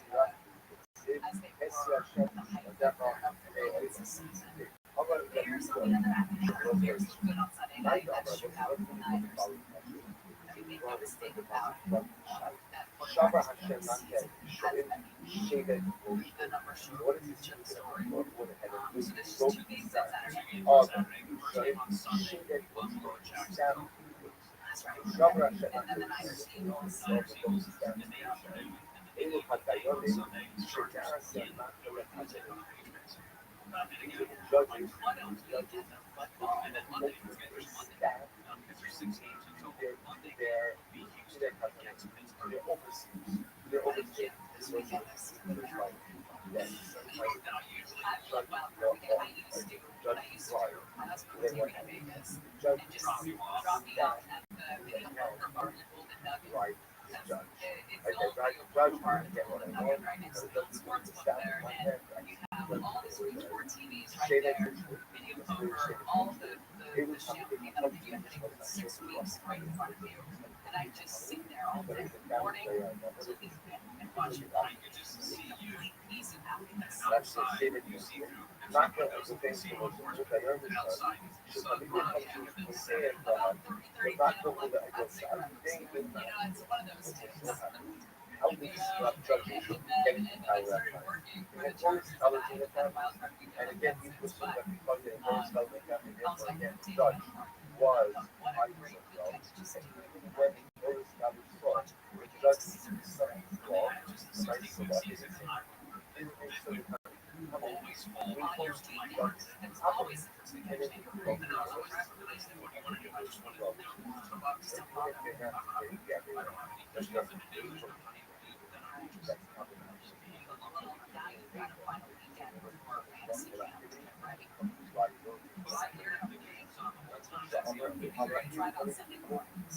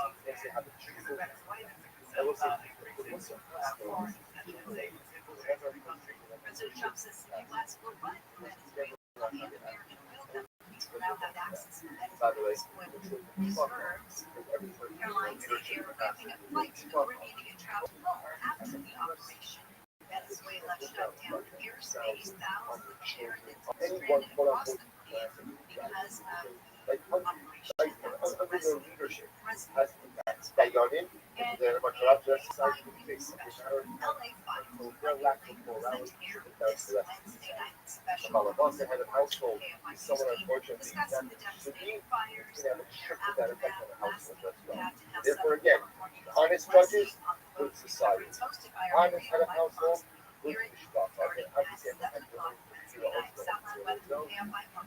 so what do we do in a religious capacity?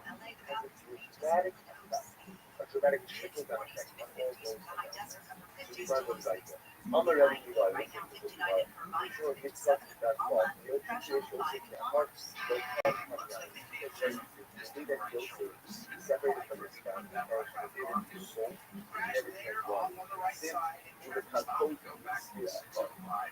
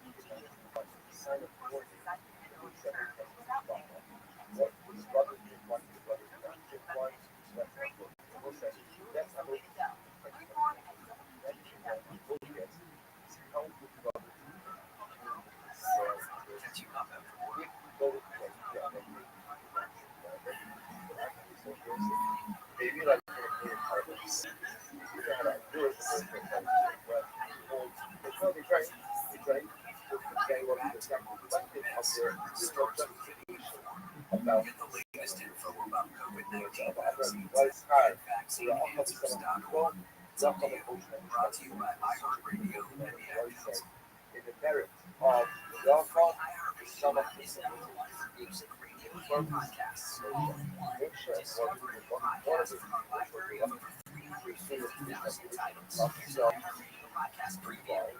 Because the power will feel passed over.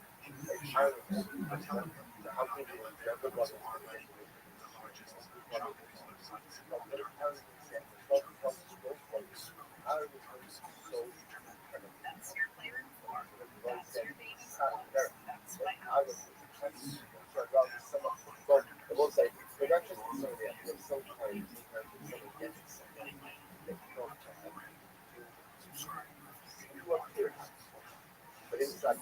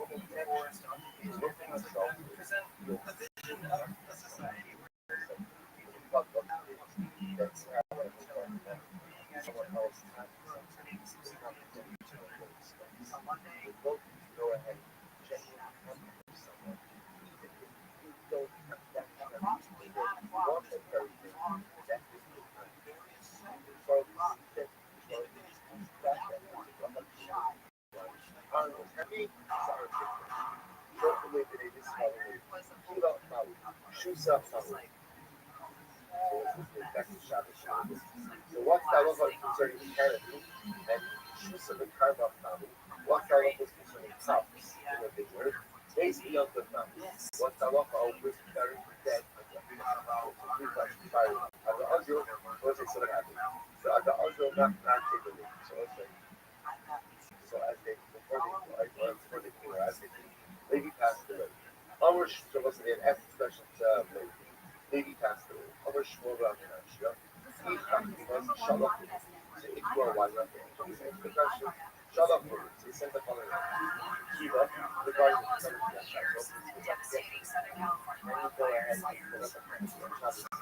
Kazan upwards to the Kiva, and then the son of the lady south up. The challenge from all angles,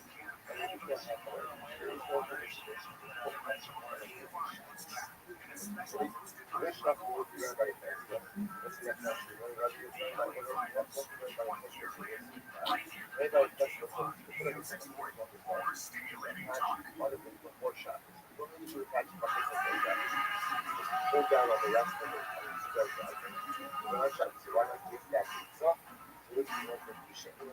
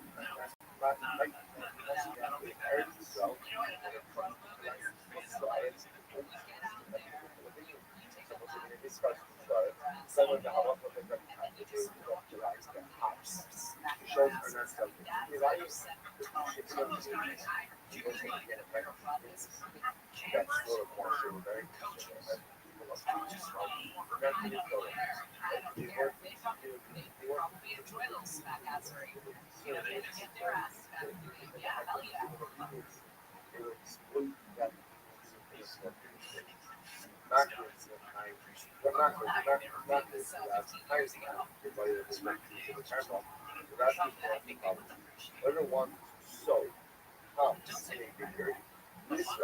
go ahead and do so. No problem. It goes without the same.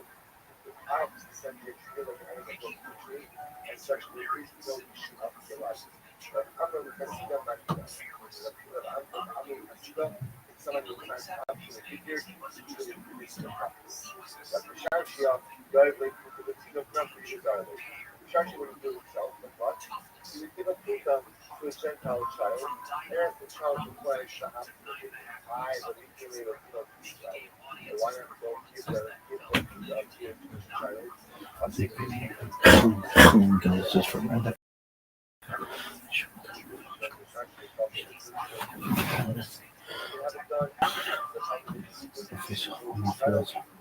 Were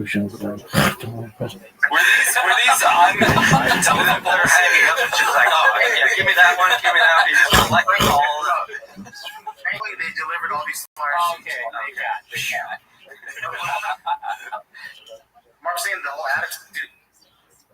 He's known for being an addict, so she could possibly be in the attic. But I haven't heard addict sounds for a long time. And you still have your camera up there? I just did it one time. Oh, let's get that camera back up. This leads. And now, oh, sorry. Okay. Trash can news. What's the update on the trash cans, Jen? Good evening. We have a breaking news update on Chin's trash can. Here are the latest developments. Dude, after the last time, it's fine. Breaking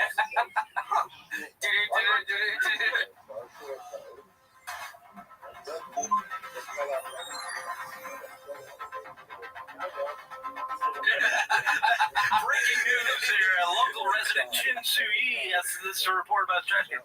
It's fine. Back to you in the studio. That's actually good news. Yeah, that is. I mean, it's huge. That's our news station show. That's good news. That's good news. We'll keep working on the name. Yeah.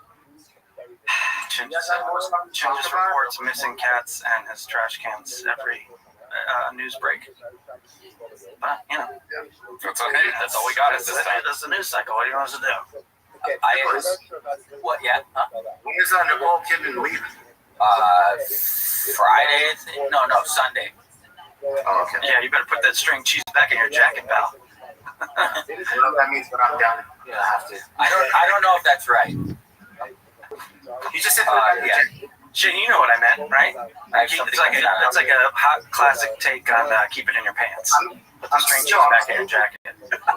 For Nicole Kidman. This is a tasty, healthy snack. So, did that string cheese come with the jacket? I saw it. I just found it right That's now. crazy, dude. What brand is that jacket? And the string cheese. The cheese stick, I don't know. Whoever left in here, I don't know. You let me know. Damn. Now, where'd you get the jacket? Again, Thursday boot. Oh, yeah. Okay, I didn't know. He did say that.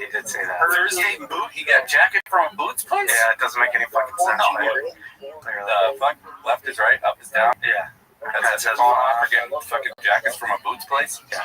Comes with cheese. What the fuck is going on down there in Texas? Apparently, lots of good stuff. Fucking pilot's jacket and short shorts. Damn, dude, let me get a jacket. Shit. They're not that short, Casey. All right. Okay. They're not that short. Yes. Show us. Well, it looks like you're hiding a string cheese somewhere else too, pal. You have them rolled up? I don't understand. Okay. Damn, dude. I had some bestow an act of holiday kindness on me. Let's hear about that. So my grandma and sister were in town. Yeah. My grandma wears hearing aids. What? Exactly. And I was getting a lot of that. And she's like, yeah, could you adjust them on your phone? I don't know. They're not working as good. And it wouldn't connect. The Miracle Ear app would not connect. So we surmised they were dead because she did not bring her charger. And she didn't even think about it. She just puts them on the charger every night. And like it's a holder. So they charge every night. So she didn't have them. So they were dead. And that makes stuff really rough. Yeah, a lot of shouting going on. She loves watching the TV where they're really loud, but then also having conversation. Oh yeah. So there's just yelling while the TV's on much louder than would normally be on. So like we gotta solve this. But it was Christmas Eve, we called around. Every place is obviously closed. We get through Christmas. A lot of yelling on Christmas. It's fine. She's there till Sunday, and we're all like, we gotta get something worked out here. Friday's my birthday, and I called around, and Miracle Ear was open, and I was like, can we get a charger? And they're like, oh, they're like $250. You're probably just like better having someone overnight. I'm like, none of these are options. And I hung up, and then they're like, call back, just ask if we can charge them. And I was like, that's a really good idea. And he's like, it'll take like 2 hours. He's like, yeah, you can. And we were gonna go out to brunch, and it was in Sherman Oaks. So we went out to Sherman Oaks, and when I got up there, he was like, actually, I was like, they're just gonna die again. You can take it as long as you return it. And I thought that was so nice. Dr. Mario, he said, just make sure you return it, which I have already. And he said, leave a review. So I'm writing a review. Which you're great at. Yeah. And first I talked to a customer service lady, and she was like, oh, I finally got a hold of him. And I was like, it's a Christmas miracle here. She loved it. Oh, nice.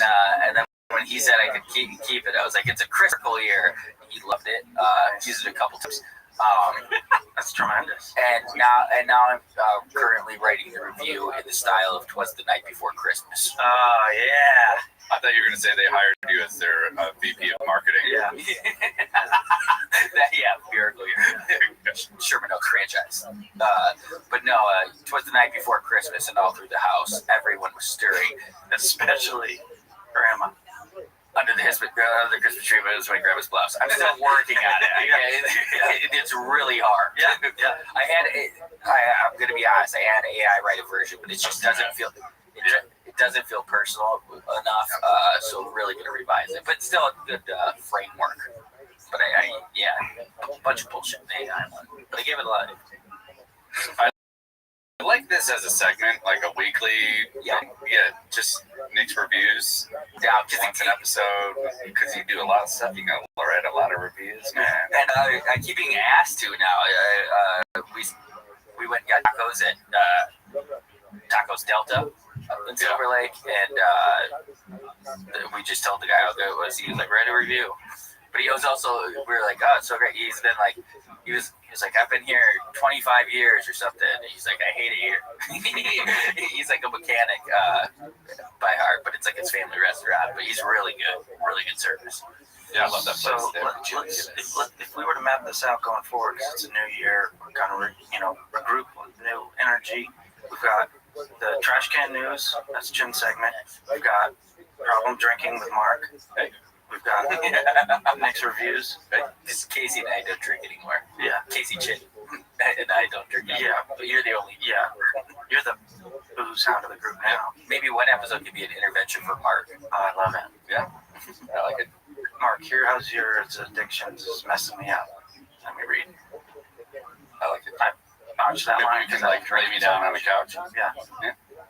You had a great suggestion to do like another low information Jeopardy with Chris and Aaron. I do want to do that. Yeah. And I think we have them on one at a time. Because I was thinking, if we plan something where they're both here, it's like, I should really be making that an episode of Golden Hour. I think but if we have them one at a chaotic. time, yeah, that's it. There'd just be too much going on. Too many contestants. Too many things. Chin versus Eric. We should just, I think that's just fun. Yeah. You did a great job making the game last time. I think we should do that again. Especially because we have access to these guys. Like, it just, not like for the sake of numbies, just because it's fun. Like, we just want to have fun with them, I agree with that, but also for the sake of numbies. Right. Yeah, I mean, that's a given. But, like, it was just a great episode. I think we also do, like a cook-off. I would love that. Because I can't cook. Mark, I can't cook. Had a food truck. Chin could make something really, and then just be real honest about the rating he gets. Or he could bring in someone off the street as an unbiased taste tester, just outside in shorts, holding string cheese. Like, you come in and try my bouillon base. Like, oh, how'd you make it? Blah blah. I would do that part. Okay. I also love just the idea of him giving just honest assessment. Yeah, of his own thing. Yeah. To see if he wins. We should also ask our viewers What you're talking about the folks at home? The folks at home, or in the car, or in the airplane, wherever they may be, what segments they want us to do. We got a new year. We got a lot of opportunities for segments. Yeah. So just let us know if a segment pops in your head that you want us to do. We should do it. Always been a segment guy. You poo-pooed this immediately, but no. Okay, cool. And I haven't even said what has been poo-pooed. I hate it. it. Sounded so panicked. You're like I've never poo-pooed anything. I don't want to be the poo-poo guy. That's my role. We just got a random, probably AI email from someone about some psychiatrist or something. It was 2 the after hour. Oh, I know what you're talking about. Yeah. Channel and asking him to have come out and guest, and I just feel like accepting that offer and having to be like, so what do you do? I never poo-pooed that. You did a therapy thing? No, it was like a psychiatrist or something. I sent an email. He got, and it was and you were like, we should have him on as a guest, and you're like, nah. I haven't remember that. I hadn't even said the part where it's kind of a joke because we're like, why the fuck are we talking to this guy? And I want this guy to come on and be like, why am I Yeah, guests are tough. We're not a guest podcast. I don't have some every now and then, but they have to be organic. Yeah. I don't like guests. It is what it is. I don't give a shit what anybody else has to say. Yeah. No, I get that. If you want to steer this, I'll sit here. But what guests such as your crew, keep those people Yeah. Anybody who's been a close friend for 25 years, I'm open.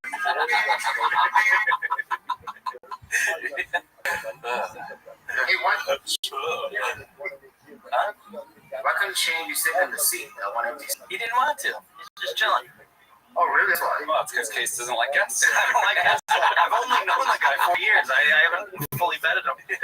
Case It's only likes gas city. He's known for 25 to 30 years. Any more than that window. Any more than that, then they know where the bodies are buried. Yeah. Accurate. Yeah. Give us a quick walk there, Jay. I don't have that much. My shorts are not that short, guys. I wish they were shorter. Would you rock a Speedo one day for us? I'm getting ahead of myself. Mark, that is wildly inappropriate. And two, Shane, we have a Speedo coming your way. Actually, Speedo is a new sponsor. That's why I bring it up. Shout out to Speedo. If you're looking at, you can start after our Speedo 10. Do you like to go swimming, but you want people to also know the shape and size of your genitals? Speedo. I think that just about does it, doesn't it? I think it does. Oh, yeah. I really good at chicken. Thanks, Benedict. What'd you say? How long have you been going? Tell us. You don't want to go ahead and tell us about that one. Breakfast from Columbus. The day of the hearing aid was a real brunch fiasco because we were like, okay, let's look for someplace in Sherman Oaks because we're going to charge it for 2 hours. So we'll eat brunch. It'll be perfect. Pick them up. Good. We asked people recommendations of places to eat for breakfast, Sherman Oaks.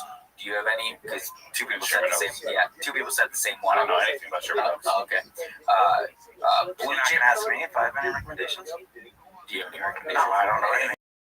Yes, you only ask me. So you know, whatever. Man. Yeah, at least I know where I stand with you. Fair enough. Blue Jam Cafe. I've heard of that. I've heard of that place. Yeah, I recommend that too. Obviously, yeah. I was assuming you knew that one. Yeah. And sweet butter. Sweet butter, yeah. Everybody was saying sweet butter. So sour butter. We get the charger from the guy. And then we're like, oh, I guess we don't have to eat Sherman Oaks, but we will because these places were recommended. So I wanted to go to Sweet Butter because, dude, yeah, anybody want a hot chip? Because two people recommended it. But in my head, I accidentally put Blue Jam Cafe. So we pulled up. I was like, oh, shit, that's Blue Jam Cafe. So we drive to Sweet Butter, which was right next to the Miracle Ear place. We go in Sweet Butter. Most of their seating's outdoor, and it's raining that day. So X-nay on that. Go back to Blue Jam Cafe. Waits a half hour. Don't want to do that. So far, two restaurants, 3 different visits. We go down the street to Toast Cafe, walk in. Oh, yeah, I love Toast Cafe. I would have probably told you to say Toast Cafe. Vegetarian, no cocktails. It's my birthday. I want meat and booze. Yeah. We leave that place. That's strike number 4. And then we drive back to Silver Lake Breakfast Republic, and I got a hot chicken eggs Benedict, and it added to the collection, and it's really up there. It's one of my favorite Benedicts. I'll add a picture. Good. Of course, it's in the album. Yeah. It's in the album. Wow. And so I envision a good Benedict album coming, like a good 2026. What's holding me, like adding to it? You mean? Oh yeah, that's hot calendar. We should sell your Eggs Benedict as a calendar. We should just take down all the pictures you have in that other Eggs Benedict. Yeah, different Eggs Benedict. Yeah. I like that idea. This is the Benedict room. You're like, why is it called that? Is it because of Benedict Cumberbatch? No. Because we're like, yes. It is, but also yes. It's his podcast. He just only has guest hosts. So you went to the place and they were like, would you like to hear our specials? And Grandma was like, what? Yeah. Yeah. I was gonna say by that time she had her earrings in, but they weren't. They were charged. Yeah, they're charged. They were still charged. So I lost to a French guy in 101. Mark. Damn, fuck. Short guy, tall guy? Little shorter than me. Pretty good. He really just out cardioed me. I had a lead, and I was just dry heaving me by the end to 11. 13-minute game. I was. What game to 11? In rough. Yeah.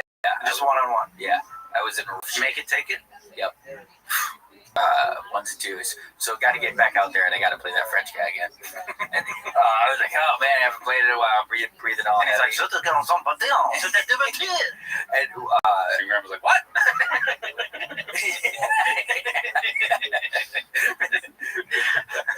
She's like, I can hear you now because they're charged. I just don't speak French.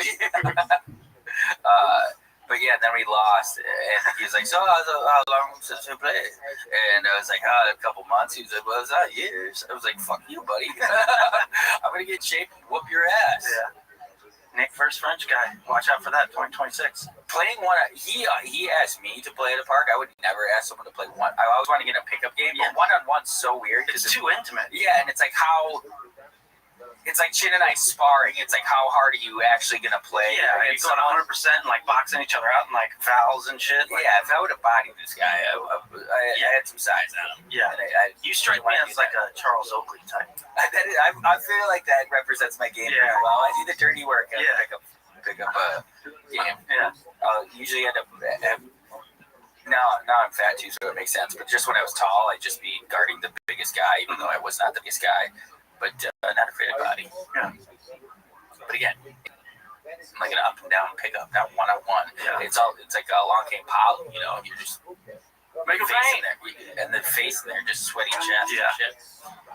Me and Kyle, our other brother, used to play instead of horse. We would play B.J. Armstrong because he was very good and I wasn't very good. Basketball was like Colin's thing. Yeah. So all I had to make him get was B and J, and he would have to make me get Armstrong. Oh. To like handicap it. And I never beat him once. Wow. I don't know that I even ever had him get a letter. That's pretty crazy that you would hit like throw it over your head, hit a lucky shot or something. Yeah. You'd think. But nope. Here, Mark. Last thing I wanted to show you, I went to the old Thick Boy Studios. Oh wow. Yeah. I met with the True Classic guys, and he took over our old office. And so they're knocking everything down. He wants to set up a podcast studio and stuff like that. So I chatted with him about that a little bit. Basically, I might like work with True Classic a little bit, help him with some video stuff. But he showed me around, and it's crazy. It looks so different. Can we see? Yeah. So is that the front door where we walking? No. You could see right here, I cut her side, but this is us walking into like that storage room area.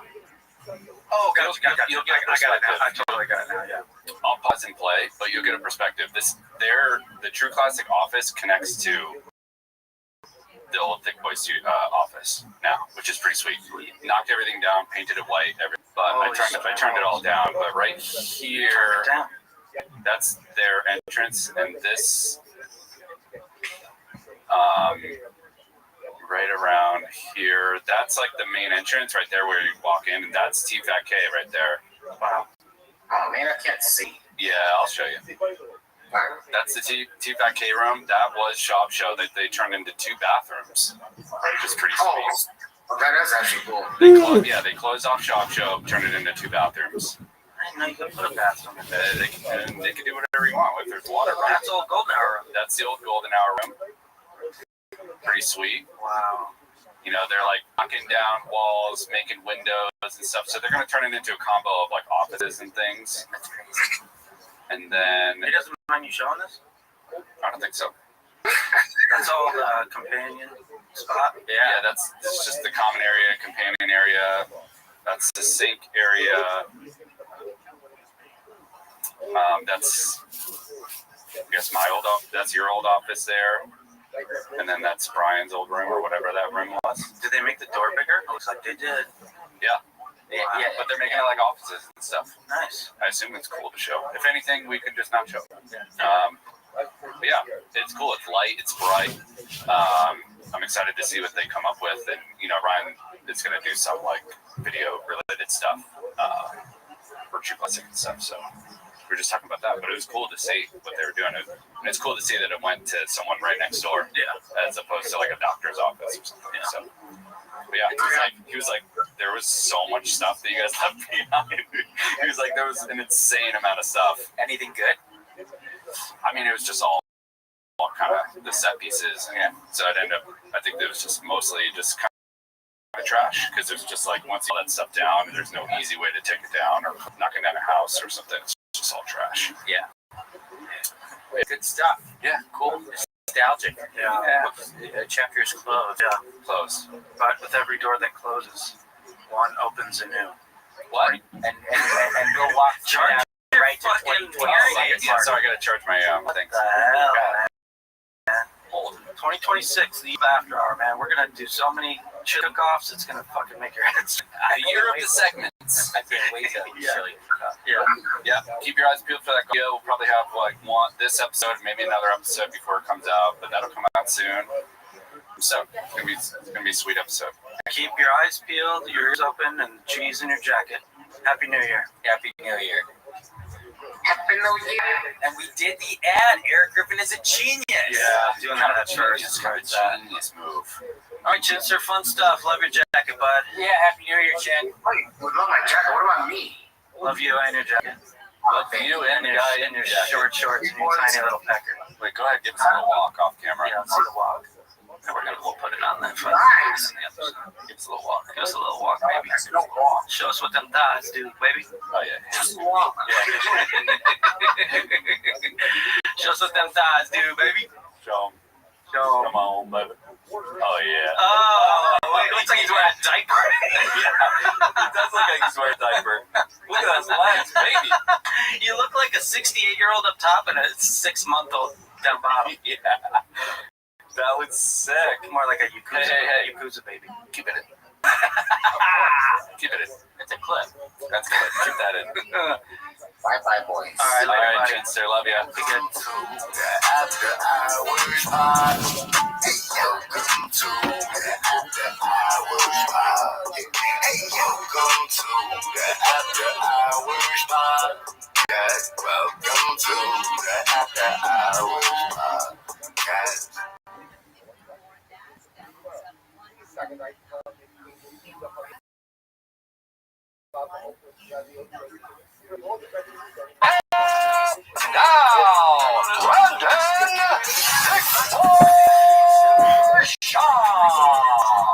Yes, sir. First podcast of the year. It is January 5th on this lovely Monday morning. How we doing, fam? Sounds like I'm losing my voice. I'm actually just recovering, losing my voice. I talk so god dang much. This voice is about to go any day. We're good, baby. We are good. How's everybody doing? Excited for 2026? My 2026 came out hot. I knew it was going to be a good year. I told my wife, this is our year. Here we go. Everyone says that, right? I'm like, here we go. Obviously, my baby girl's been struggling with walking. She was diagnosed with some condition. And then 2 nights ago, I'm at football with Tiger, and we come back, and, you know, Billy's going to therapy. I've been in the hot tub with her twice a day for the past 3 months. They told us she wouldn't walk for at least 2 years, if ever. So, obviously, that's a lot to take in. But they're doctors. Good or bad, they're doctors. So, yeah, we're all chilling. And then Billy just goes, check this out, and starts walking around. And I don't mean just like the video I posted, I'm crying in the video that there's music, she can't be a little girl. I posted just her walking around the kitchen, bro, nonstop, around another living room, back through, nonstop. She's not, you know, Marion Jones, but from going to just crawling and scooting to that, dude, she looks like a regular, normal, healthy baby to me. A little shaky, but, you know, Donnie's a liability, always in the way, whatever. I mean, she said, 2026 our year, Dad. Check this out. I said, let's go. Y'all start falling. It's been so stressful in the family. Look at her go. And I just put this little snippet. I mean, I'm talking around there 12 times, up, down, round, nonstop. Now she says, Billy walk. I'm like, let's ride, girl. That's good. Oh, such a stress reliever, fam. Such a stress reliever. Thank God. Thank God, man. Thank fucking God. The music doesn't help, though, or rather, it does help to make it more. I told my wife, no matter what, 2026, we have certain goals, but all downhill from here. Like, this is, we check number 1 off the box. Boom. Everything else doesn't matter, man. That's the only thing that matters. That's great. Big deal. those parents out there, I get a lot of DMs from their kids have similar symptoms or they've had issues. And they were so positive, like, man, we were told our baby girl this, and, she was walking after 3 years, or they told her this. Look at Boss right here. Like, my wife and I were told about our baby because my wife might die. She decided to have the baby. She also might die. My wife said no, and now that baby's married and is what she always wanted to be, a teacher to kids. So I never believe doctors anymore. Look at you, brother. What a blessing. Godspeed, everything you do. I love bosses. Yeah, love them. Yeah, it's not that doctors are, bad people, anything like that. They're going off the averages, like 2 to, if ever. I'm like, a lot of that stuff. I'm like, buddy, tell me that. Then let me tell my wife in a much more calm manner, like, if you're going to hit us with that news, ask my wife to leave the room. Let me deal with it. She freaks out. Yeah. Kid's never going to walk, wheelchair, and all. I'm like, no, we ain't going out like that. That ain't happening. Yeah. What do we got to do? Well, the hot tub or pool is really good for her. Okay. Well, can I take her in there 6 times a day? No, it's a little overkill. 2 is probably the max. All right, say less. We'll go there every single day, 7 days a week till she's walking. Boom, motherfucker. Boom. Dude, fired the fuck up. Fired up, dude. Nothing better. Nothing better. And just like my New Year's goals, this show's all downhill from here because there's not a lot going on in the news. You got a lot of chill time. This might be the longest stretch UFC's had in years. We're stressed this on. Yeah, I'm pretty sure this is the longest stretch. But when it does come, dude, we got a tasty one for y'all. Back-to-back tasty ones. They put on that bullshit boxing card, but even they're like, yeah, I don't know, man. But you got these big-ass UFCs on Paramount coming, which I cannot wait for. We'll get into that when that hits. They are both bangers. Waiting for y'all. The only really news, but also Lopez too, makes no sense, but I'll take it. I'm watching fucking backyard brawls right now and bare knuckle repeats, for God's sakes. Give me something. I'm Jones in Fight Gods. Give me something. As far as the Real Housewives of MMA goes right now, the biggest thing is Rogan had Gable Stevenson on, right? Oh, okay. Who I'm a fan of. I think he's the next American superstar. He has some baggage. You look into that. A lot of people will allude to that and say, oh, look at this. He did this. Listen, he's found innocent in court of law. What do you want me to do? What do you want? So should we just... Because he was found innocent, well, it was a loophole. You look at the story, it's a little dicey. I don't know. I wasn't there. I don't know what happened. But I do know he was found innocent. Everyone was intoxicated. Maybe all 3 of them made bad decisions. I don't know. I wasn't there. I know the court of law found him innocent. That's all. All right. Okay, we got to move on. You got to move on. He can't hold his feet to the fire over that for the rest of his career. He should get an opportunity in the UFC. They've given dudes who have way worse baggage an opportunity than a freaking Olympic gold medalist wrestler who's an absolute freak. So when it comes to that stuff, I get it, but what are we going to do? What are we going to do? You cool with Mike Tyson? All right, we all like Mike, right? Look at this man. How long will we hold their feet over the... There's a ton of guys that have some dark baggage, and you either got to go, okay, people make mistakes and move on, give them an opportunity, especially a young guy like this, or you can be the one crying when you see him wearing a heavyweight world title. Like that's, but I will say this, I'm a fan of him. I do think he's the only hope we have for American dominating the UFC, because we're just getting our ass whipped right now. We have Kayla Harrison. That's about fucking it, y'all. That's it, man. We don't have a lot to cheer for in America when it comes to UFC fighters. So I'm rooting for this guy. He's a beast, super talented. He obviously never played football. Tried out for the Buffalo Bills, didn't make the team. Been there, buddy. So this kid's a freak. And he goes on Rogan. And that's who Rogan's been praising. Me and Rogan talk about this guy like he's the next coming of Jesus, right? We love this guy and his talents. the verdict's still out on him, but he's a prospect, so you get excited about that. What could potentially happen? But as I'm listening to the interview, he keeps going, yeah, John Jones is my mentor. Hogan's going, what a great mentor to have. Man, there couldn't be any better. What a go, blah, blah. And I'm like, I'm thinking to myself, like, is it? I mean, the guy, I've said this from the jump. Greatest of all time. Greatest of all time. John Jones, as far as the octagon goes, is the greatest I've personally ever seen in practice inside the octagon. I've been on several cards with him. My first UFC fight ever, I was the main event. He was the co-main event. That was the Matt Hamill incident, right? For the tough finale against Roy Nelson. When he won his belt, that's the night I knocked out Crow Cop. He fought Shogun. When he fought Rashad, I fought Ben Rothschild. That was in Atlanta, right? We've trained together. I've been on a ton of cards with him. We've done press conferences together. He is hands down the best fighter I've ever witnessed. No argument there. But as far as a mentor goes, I can think of 1,000 better mentors. This is such a stretch. I'll take some heat. O.J. Simpson was a great running back. Phenomenal, dude. I don't know if you know this. Hello, Twitter world. I don't know if you know this. Rest in peace.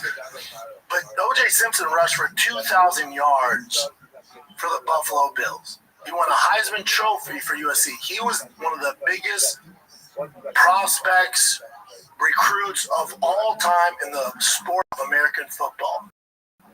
That dude, if you're a running back, and when he was with the Bills, if he told you a tip, you should probably, that dude knows football. But outside that, you don't want to listen to O.J. Simpson on how to manage your career at a personal level, right? You don't want relationship advice from O.J. Simpson. Now, if you're at a football game and he's going, hey man, when you hit the a-hole there, you gotta, or if you're going to the B gap, man, you should jab step out to the C gap and then cut into to take his advice. But if he's like, hey man, tonight with your girl, you should, nah, I'm good, fam. I'm good. Let's stick to football. So when it comes to Gable Stevenson and what he's going to end up dealing with, if he does live up to the hype, I don't know. Am I crazy? I don't know if John Jones is the best Tony Robbins for him. Also, John's a guy that just kind of, he's such a unique character. He's such a unique talent that he just goes. And he does what is best for John Jones. You want to call him a leader? He's a one-man army, and he's the best one-man army the UFC has ever seen. He's very selfish, and you have to be. He's a narcissist. That being said, you don't want to take career advice from him because the naysayers of the GOAT argument, which is a ridiculous argument, but the naysayers for the GOAT argument is, well, this guy's history. He's been, if you look into it, there's an argument for this with the PEDs, right? He's tested hot before the DC fight, but then he came back and beat the shit out of him and Gustafsson, right? But there is some shit there. And then you look at his personal life with the domestic violence, the shooting the gun during COVID, in Vegas with his wife, kids calling the cops. I don't think he's going to win any Dad of the Year award. So for Gable Stevenson, it's like, buddy, I wouldn't take everything that guy says to heart. If he's training with you, it sounds like Gable trains in town. And I think maybe John's there to corner or stuff like that. Maybe as far as mentally goes, he might be able to help you, but you got to understand. I've personally seen John Jones show up a week before a world championship fight and have the toughest fight of his life and win it. there's only one John Jones. So if you go, John, what did you do to get ready for Gustafsson the first fight? He goes, partied, showed up a week before, beat the shit out of him. I don't know if that's the best advice, man. You know, maybe I'm wrong. I don't know if that's the smartest advice. You got a lot of work to do, Bubba. There's only one John, and that's why he's the GOAT. The reason why he's the GOAT is because of what he did inside the octagon. He's not the GOAT as far as outside the octagon. If you're taking into consideration of the GOAT talk of accomplishments inside the octagon, outside the octagon, it's Mighty Mouse. It's Mighty Mouse or it's GSP. Those are guys that would be great mentors. Mighty Mouse, even though smaller, would be a much better mentor to advise you on as far as how to handle fame, women, family, sponsorships, life outside the UFC, expanding your footprint as far as expanding your business reach, stuff like that, relationship advice, game planning, how to approach a fight like a professional. I would reach out to that guy. Or GSP, another great one. Inside, outside preparation, crossing your T's, dotting your I's, the small things that lead to winning fights, that's the blueprint. That's what you want to do. John's a wild boy. Is why he makes him one of the greatest of all time, because you got to be delusional to not train for a world champion fight and think you can win it. There's only one of him. That's not the guy you want to listen to. That's just not the guy you want to listen to. I don't know how his financials are, but I don't know who's helping him out with that stuff. I don't know any of that. But I'm just saying, as far as dealing with fans, dealing with the UFC, dealing as a business. Remember, John was the first athlete in UFC history to be sponsored by Nike. If you remember that. It was a big deal. Remember, Jones knows all the gear. He lost that sponsorship of him because of the stuff he did outside the octagon.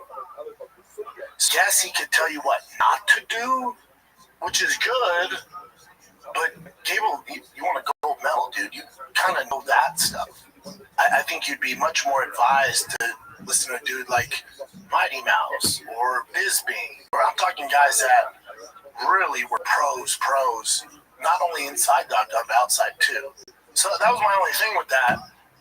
When they're like, "Oh man, what a great resource that you have the GOAT," and I'm just like, is it? I played tight end, and if Aaron Hernandez reached out to me to talk about football, I'm gonna listen. But if he was like, "Bro, let me tell you how to deal with people you don't like," I'm like, "Oh, yo, all set on that, my man." You know?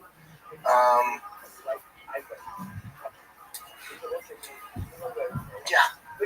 I just thought a little strange.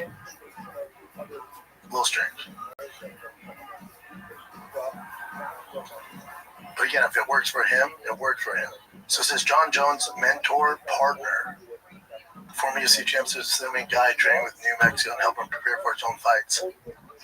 Yeah, maybe. And their styles are so different. I don't know, man. But you said like he can learn from the stuff, the mistakes. Like John has a wealth of knowledge of all the mistakes that he's made, you know? So he can learn that. Yeah, my question is, how long has John Jones been out of trouble? A couple of years. A year. You know, so it's like Mike Tyson would be a better mentor on how to deal with fame and make mistakes and rebounding from that. I mean, there's not a bigger glow up than Mike Tyson. You're talking about a guy who went to prison for rape, convicted, and now he's beloved by America. Beloved. I love Mike Tyson. You know, so you talk to him now, like he's done a good job managing that, finding inner peace, dealing with those demons. John still has work to do. You know, if you're a young Irish kid, is Conor McGregor the best mentor right now? Now he's found Jesus and God, and more power to him. I hope he sticks with it. But this is new. So if Conor in 5 years is same thing, no issues, all right, now I can give you some perspective. Hey man, when I was doing this and I was king of the world, these are the mistakes I made. These are the traps you want to look out for. Once you're outside of it and you've actually learned and you've accepted responsibility and take accountability, then you can give advice to younger fighters. But if you're in the midst of the shitstorm or you just got out of it, now's not the time, dude. You ain't nobody be giving anybody advice. You have some work to do. It's with you, not on others, you know? So that's one thing. Now, maybe John has completely changed and he's giving advice on these traps and what I did this, don't do this, man. Dude, I was crazy. I didn't even train for this fight. That's a terrible idea. So maybe it's that. And the verdict's still out on Gable. Don't get it twisted. Like, I'm all for him. I'm rooting for him. He has the most potential I've seen in a long time as an American heavyweight. So much potential. I think he's the guy. But the truth is, we don't know. He's fighting cans right now, as you should be. As you should be. The UFC is signing him pretty fast, you know? It sounds like the UFC is going to sign him any day now. He's just waiting for the opportunity. They're going to sign him. That's off to the races. So, again, even the UFC, like, there's, especially in the heavyweight division, there's still bums that they can toss him that probably have no business being UFC. But once you start fighting, like, actual guys who've had more than 2 years in the UFC, they've become more of the veterans, even though they might not be the winningest guys, but they've been there, they felt the lights, they've won some, they've lost some, and he starts up in his competition. That's when we'll find out what kind of prospect we're dealing with. Right now, it's tough to tell. It looks promising, but we've seen promising guys before. But again, he's a little different. You're talking about one of the greatest American wrestlers ever, who's super disciplined, right? So there's going to be more emphasis on him becoming a world champion more so than anybody else. Because what we have known is when guys do come from that wrestling background, at that pedigree, they do pretty damn well. I expect nothing less for him. Would you give him someone outside the top 15, or would you start with the top 15? No, definitely outside. Definitely outside. Yeah, take it slow. Take it slow. Because in heavyweight, it's the worst division to be a prospect. I mean, dude, I fought Roy Nelson first. That was just, under the circumstances. Then they gave me 2 guys to get my feet wet, and I'm fighting Gabriel Gonzaga, top 12 in the world. It's just the heavyweight division. It's like you win 2. Shout out to Billy.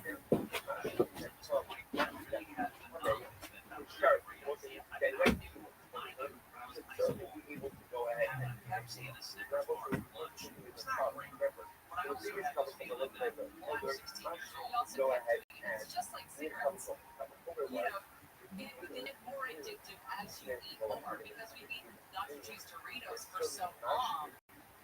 You're like, what do you mean that's not good for me? I have to stop doing that. The damage has been done, and that's all that you know. That's what you're going to eat. And it takes a while for you to realize, it takes a while to chase Doritos to realize that you don't really like those. You stop eating those for a couple of years, you go back to them, and you're like, it doesn't taste the same. I don't need to have the entire, I'll just have a single serving. I don't need the entire bag, right?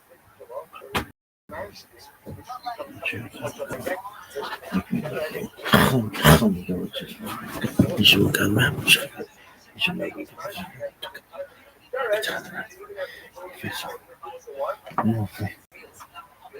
Soda.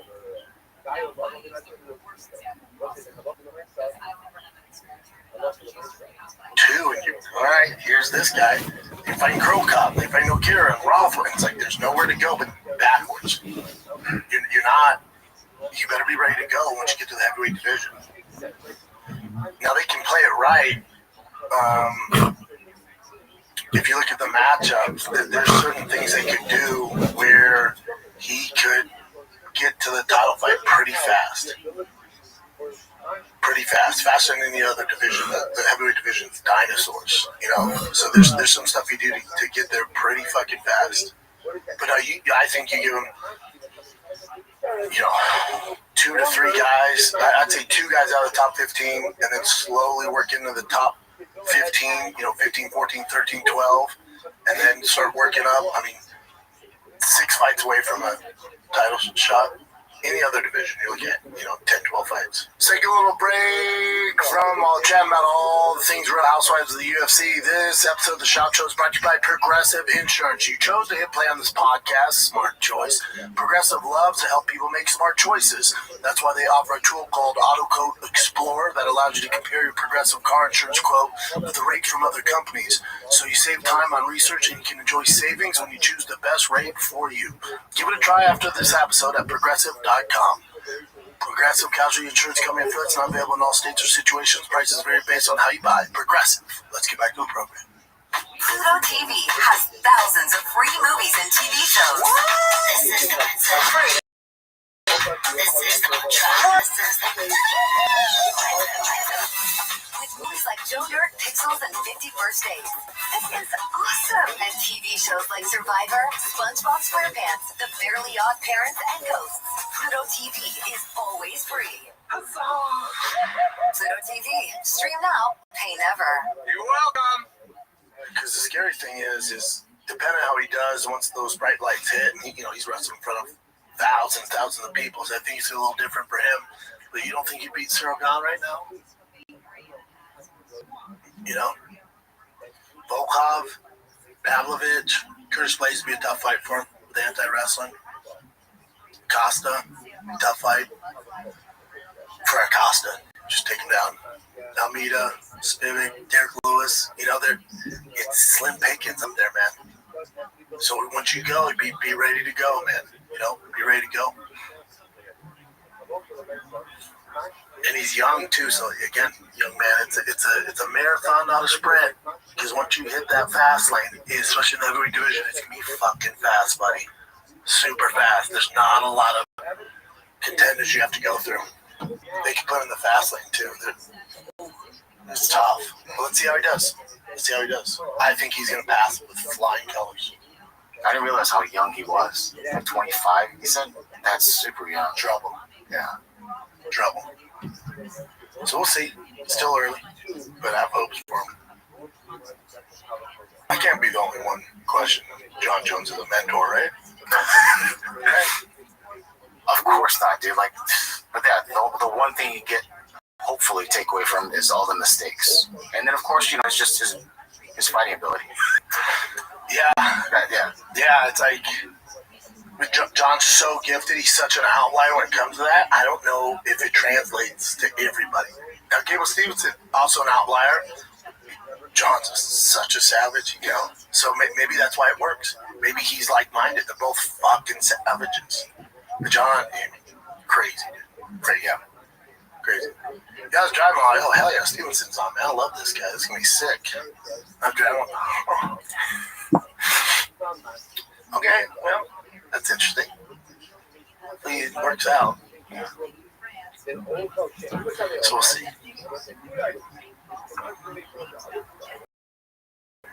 That's my take, man. Yeah. What do you think of him as he's still young in his career, but him as a superstar with his personality on it? He definitely has a way to go, but do you see potential in Yeah, I think he had, because you gotta remember, if you're playing football at a big time Division I college or playing basketball, you have media training. I had media training, everyone does. Markability training, they bring in professional questions, how you should answer it. You look at the kid from Indiana, that quarterback who won the Heisman. That kid's been fucking coached to the gills. He says everything right. Doesn't fumble over his words. He's like Tim Tebow. Those guys get a ton of training. In wrestling, not so much, right? There's not a lot of media. There's nothing like that. But for a wrestler, he's pretty damn good. He's pretty good, And but he dabbled in the WWE too, so he had some training with that. So we'll see how it goes. And he's confident, which I like.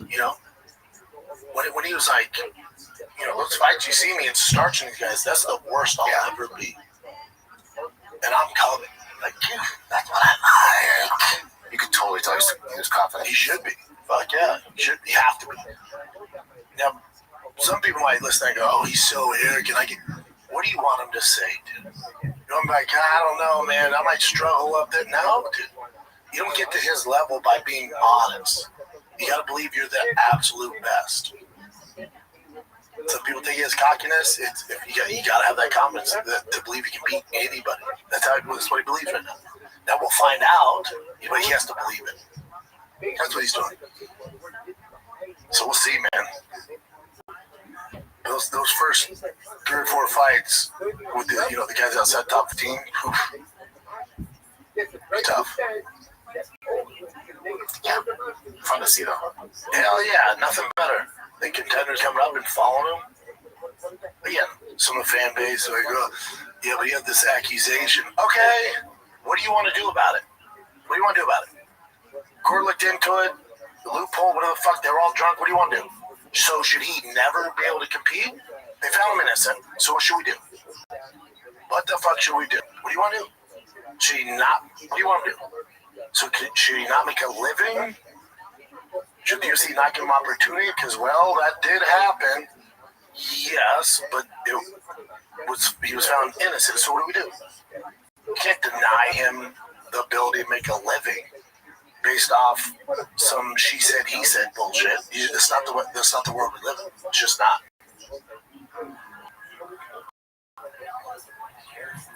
So all that shit, I'm like, whatever, man.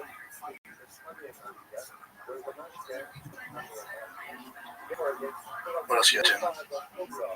Okay, there's some more stuff that's coming out with the Anthony Joshua crash. His driver is now charged with 4 counts. One of them is like he didn't have a valid driver's license. Yeah, no shit, it's Nigeria.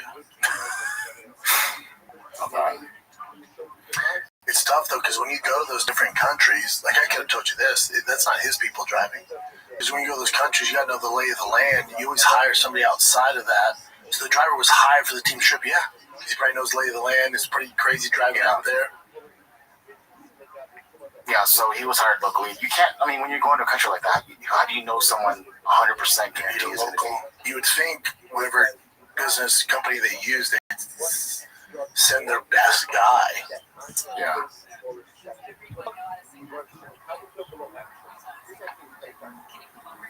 Yeah, guys. Anyway, it sucks. And this is Anthony Joshua with the families of the people that passed away. Jesus, it's terrible. Yeah. Terrible. Okay. I thought this was interesting that Jake Paul was taken out of the WBA rankings after his loss to Anthony Joshua. Okay, you guys know how I feel about it. As I came up, Golden Glove system, there's 1,000 better boxers than Jake Paul out there. It's fun, it's the hype, and the casuals go, well, he is ranked in the top 15. Okay. If you go to any regional boxing promotion, there's guys who are a lot better, man.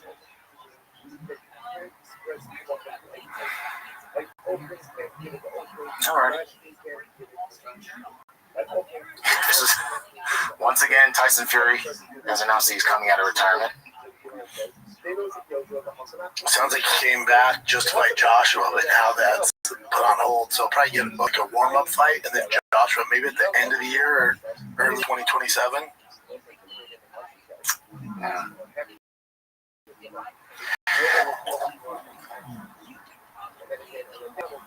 And I thought this was pretty funny. This is Happy Punch saying Tyson Fury back in training today, looking like an absolute unit. It's in storage unit. He just has that thing that some people have, right?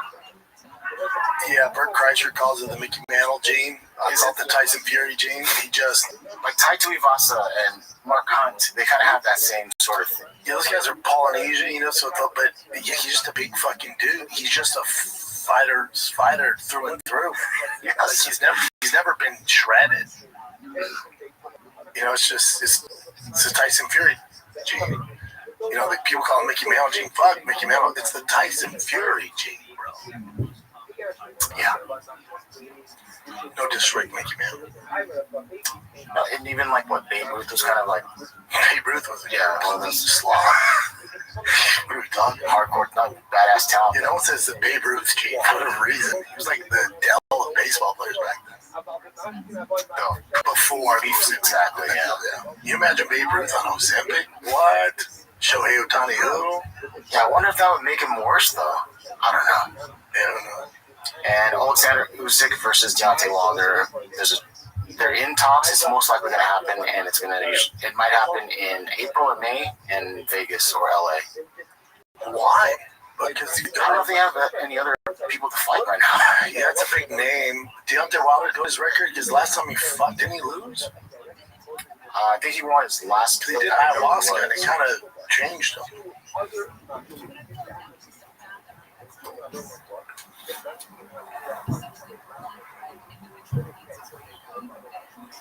He won. So he won his last one.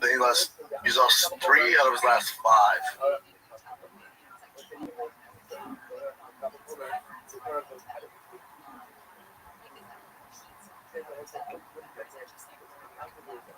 All right, so he won one. I mean, I'll watch it. Good for Wilder bouncing back. Yeah, and plus he's going through some tough times right now with that breakup. Speaking of relationships, though, it was announced that Alex Pineda and Tracy Cortez are like officially together. Good for them too. Yeah, two. I didn't expect freaks doing freaks. You know? Yeah. Some people say like, do they even speak the same language? So their Spanish is kind of similar, but I don't know. Anyway, not the funny thing, but the interesting thing about this is Brian Ortega is getting flooded with people, sending him this. Isn't he like married? With kids? Yeah. Like, I don't give a fuck. Yeah. He's like, just chill, dude. Stop sending him photos. Everyone's happy. Kissing. Yeah. Good for them, man. She looks happy too. So does he. Yeah. It's adorable. How long is that relationship last? That's the thing I was gonna say, because Tracy and I think Tracy did post a lot with Brian before, and then something didn't work out. And at what point do you stop? Unless you're married and you guys have been together for a long time, then they're young though, especially her. So it's like good for them. Have fun. They're young, But also, and then don't get it twisted. Like he's a savage, she's a savage. Yeah. So if anyone's gonna understand your schedule and not seeing each other, training camp, can't see you tonight, babe. Yeah, got it. No shit. I can't see you either. So that's why it works. Yeah. So we're having fun, Yeah. That beginning stage. It's always great. This is our posting. Hold on a sec. Let me refresh it.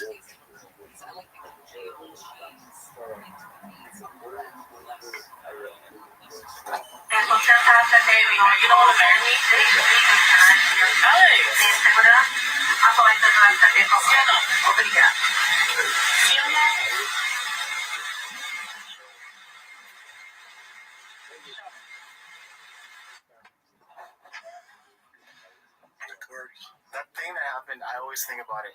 Remember that OnlyFans model that accused him of whatever assault, but it was bullshit?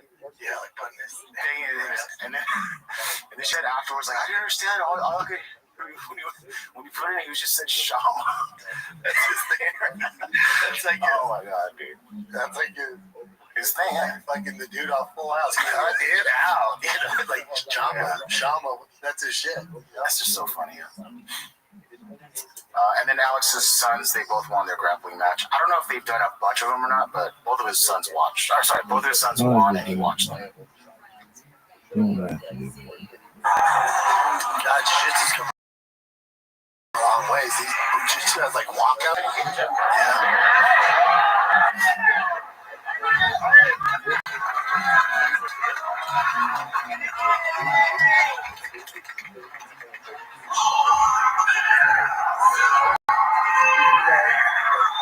Damn, that's like a proper fucking arena and everything. That's awesome. That's probably Papa, right? Hell yeah, that's cool, brother. These kids look like they're gonna be big too. Yeah. I mean, dude, he's already a giant. All right. Daniel Cormier says since there's no more pay-per-view, the lower card people and the higher card people are all gonna make way more money. They're already getting more money. That's the difference. People always talk about what's the UFC going to do for a fighter. I know guys now. Well, pay-per-view is going away. What are they going to do? I know guys now that are making more money than they did even when they were making pay-per-view, because pay-per-views just maybe weren't selling as much as they used to. Whenever we were fighting, I was fighting John Jones, Rumble Johnson, and having Nate Diaz on the card. I was making a boatload of money in pay-per-view. That's not the reality of the world today. Yeah, it's definitely changed. Pay-per-view died, so. But again, they're making more money than the current pay-per-view model, where it like eats dick. Always, kids are legally streaming stuff like that. So like, yeah, they're making more. It's like actually just probably just paying the same they were during when pay-per-views were good. So is it actually more? Is it just kind of the standard, but the bar lowered so much that we think it's more? I bet you it's still about the same percentage, like 18%. When it was at its highest with pay-per-view? Yeah. Okay, we talked about this off camera, and this is Dominic Cruz on his own podcast, Love and War, and he's like doubling down on the tweet that he did. I thought he was doing it just to troll and like be silly. Dominic Cruz is my fave. And he's such a great mind, and all I say about this tweet is he should have the choice, like give him a second. Maybe Joshua Vance started pounding his face into the ground. He's just holding his elbow, getting beat to death. Okay, fight's over. But he didn't even get the chance to try to fight, try to tough it out, or try to get back together. He's the one that waved it off. Yes, it's very, very. I mean, it was like this. I'm with Dom. Like if he was like, no, I'm good. Like think of Tim Sylvia when Frank Mir broke his arm, and the ref was like, hold up, your arm's broke. He wanted to keep going. That's a little different. Yeah. But Pantoja literally was like, oh my god, dude, stop. Yeah, fucking arm. That's where the Dom's thing, it doesn't make sense. And he's a smart dude. Is it just because he has a lot of pride and doesn't want to back down from it, you think? Because it's obvious. There's pride, and then this is just obvious. I mean, it's obvious that Pantoja wanted stuff. I can understand if Pantoja got up and was like, what the fuck? I can beat this guy with one arm. Give me the opportunity to go out. I'm like, there's none of that. Pantoja was like, nah, fam, this thing's over. My arm's fucked. Yeah, I don't get it. That's the fun. That's weird to double down on. Yeah. Or it's hilarious. Or it's just awesome. He's playing and we're playing checkers. John Anik was talking about the UFC White House card, and he says he believes it will be about like 6 or 7 undisputed titles. Like they said there was going to be like Trump's son, so it was going to be like what, 12? Trump was like 14 titles. Well, we don't have 14 titles. On the Jackson podcast, shout out the Jackson boys. Said 6 or 7 undisputed title fights. They're crushing the UFC has ever done before. When it comes to stacking one single card, it's gonna fuck the rest of the year, but they can do it.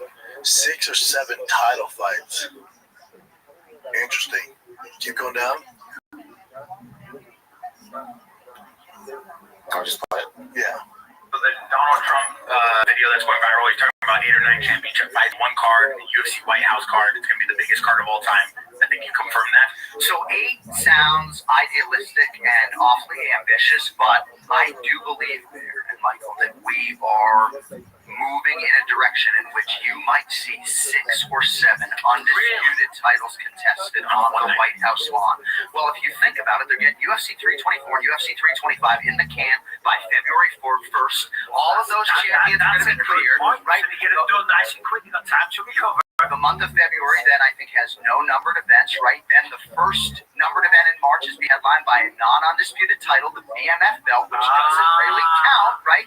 And then you think of pay-per-view, a numbered event is usually in April or May, and then June 14th, a lot of these champions are going to be available if not held out, right? The heavyweight title, Tom Aspinall and Cyril Gane, probably going to be on the White House. Alex Pineda, well, maybe Aspinall, but I think you'll get like Josh. What you are going to get first or second quarter is like Joshua Van versus Tatsuro Taira. Right? But Tom's not cheap. Probably going to fight on the White House lawn. Alex Pineda. Why would you trot him out there sooner? He's already said he wants to wait for Rob Dwellish, William Piotr Jan, complete their trilogy, potentially. Oh, time out. We can't go over that one. Then you can't go fast. No, that's probably going to be. I mean, that's what he's calling for. Jones is calling for. What do you think is actually going to happen? Yes. Donald Trump Jr. Right? I don't know if you know this, but they've got a little bit of sway. You know, who wins that fight? Joe Jones, without a doubt. Without a doubt. I have to sit on the fence because I might be calling. You will be calling. Yeah, I won't be calling. I'll be begging to do the dance because I want to be involved in some way. Yeah. Makes sense. And with so John is like such a huge staple of UFC. Do you think that he gets insider information like that?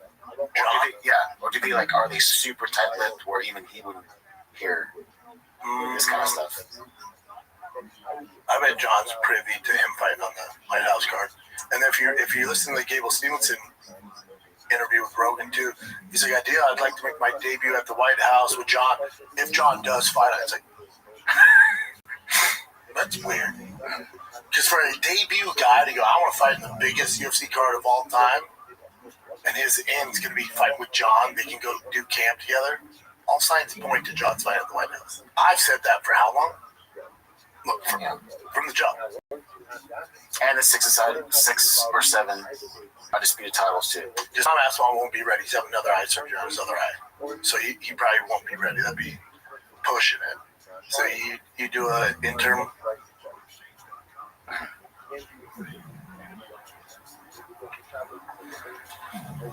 Alrighty. What do you think of this matchup? Dominic Reyes versus Johnny Walker.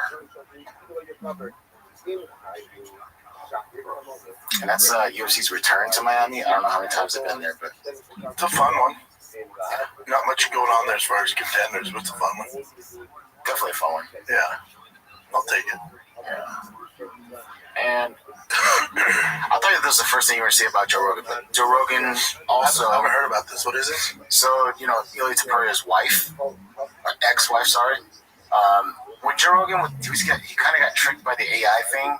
When the wife was with someone in the picture, and then for whatever reason, Joe Rogan thought that was like a famous soccer player, and then posting about that after all this issue with Ilya. Rogan was just like, oh, that's just harsh, man. That's harsh that he would do that. But it turned out to be like an AI thing where it was actually your brother or a family member. Okay. And it made it darker. Okay. Yeah.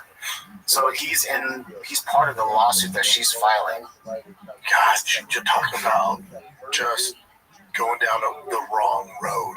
Okay. Try and include Rogan in the lawsuit. Good luck with that. It's more for defamation, I believe, in this one. But you would go after whoever made that AI. Rogan's responding to something off social media. You could probably go after the platform, not Rogan. No, and Rogan obviously apologized. Dude, this AI shit's fucking... But I mean, I guess within Rogan's position too, he should definitely, before he made that many claims, not claims, but we've done on here too. We did with Steve Will Do It. Like, it's like, yeah, really, Jamie should have saw it. Like, hold up, dude. Because he's the whiz guy, and Rogan's just going. So if Jamie was like, this thing seems suspect, he's usually really good at that. It must have been fucking good if it tricked Jamie and Rogan.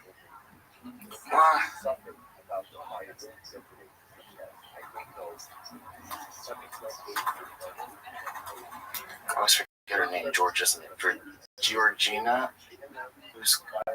Did she post it? No, her original one was posted, but not the doctor one. So this is the original one.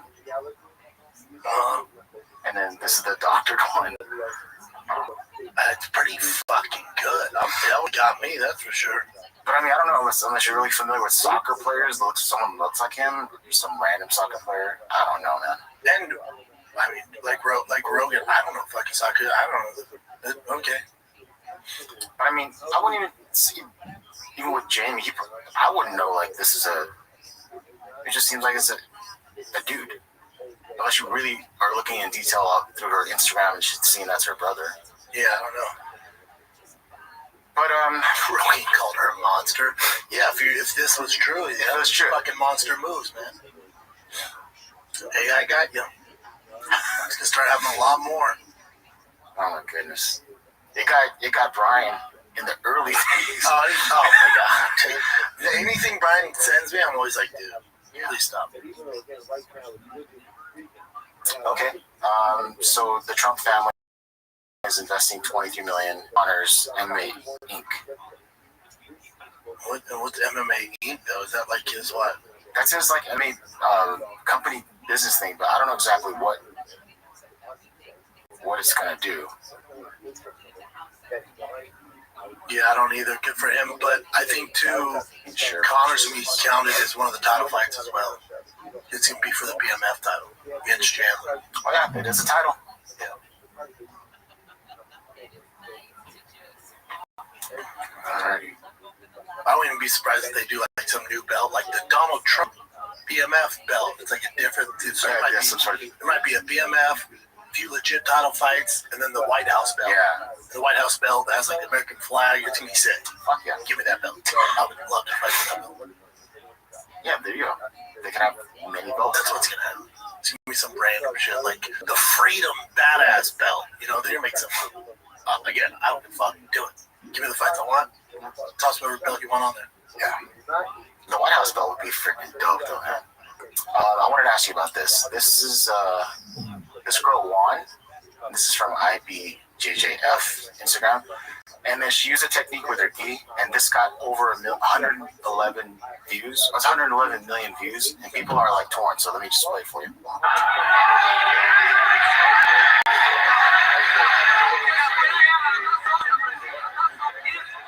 She knew she was about to do something nasty.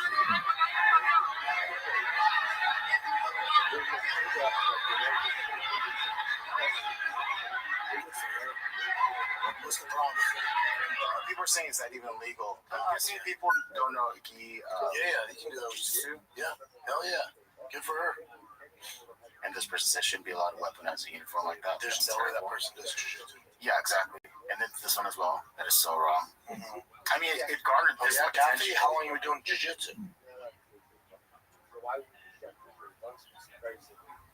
The gi can be used as a weapon. You're also using it against him too. Collar choke. Think about it. There's certain things you do. Can you take your belt off? And did she take her complete belt off? No. She used her gi. You can't take your belt off. No. Oh, okay. No. Can't fucking take the belt off. No, I'm just saying, like, I don't know. Okay. All right, so it's a legal, not illegal move. The other ones are just kind of random. Apparently, there's reports that. How long have you been saying this? Okay. Floyd Mayweather is heading towards bankruptcy. He's down $54 million. Yeah, who knows? I don't know if I trust Basketball United. No, it's a Business Insider report, but then they're just reposting it. Yeah, I don't know. It is weird. He's fighting Mike Tyson. And let's go here. Holly Holm. Remember, she left the UFC. She had a boxing match and she lost due to a technical decision. So I'm not sure how well she was doing in the fight, but they had to stop it at round 7 because of the accidental headbutt. Counted up to the rounds, up until that point. It should have been 12. And how many rounds was she down? No, she's not. I don't know how many rounds. She went 6. How many did they give to Homegirl?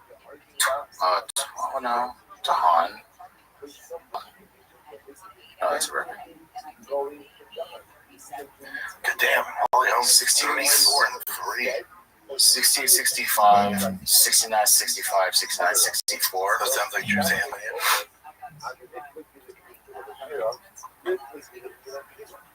Yeah, and Holly was pretty much saying like that's the game.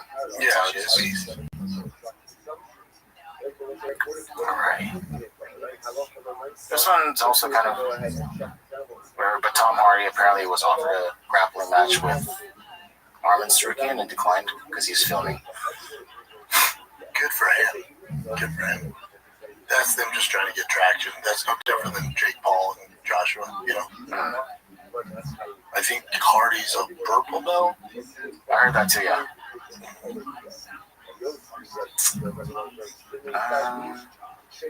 He was like, dude, I'm fucking filming Peaky Blinders 2 or some shit. I don't have time for this bullshit. Nor do I need that money like these other guys.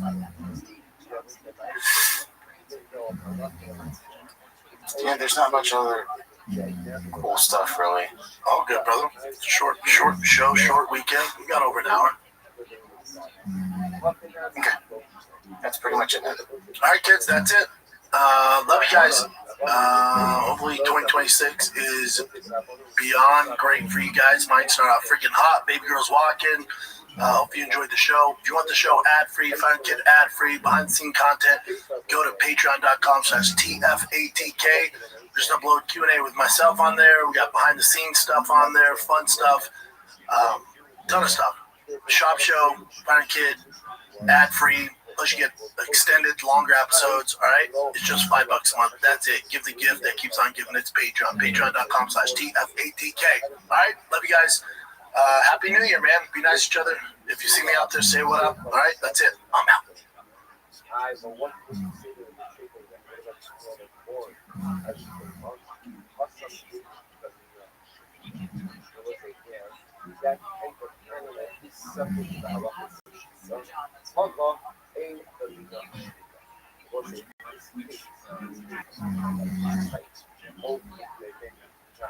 When it comes to MMA, you can say Khabib is the GOAT, John Jones is the GOAT, Conor McGregor, Demetrius Johnson, Anderson Silva, Amanda Nunes, Fedor Emelianenko. You could say all these names, but you'd be wrong.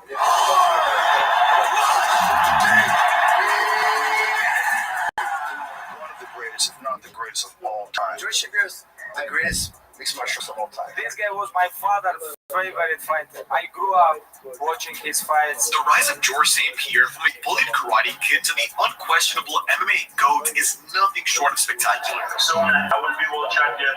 Thank you very much. He beat everyone he ever faced. George is one of a handful of people who started approaching the sport in a truly professional fashion.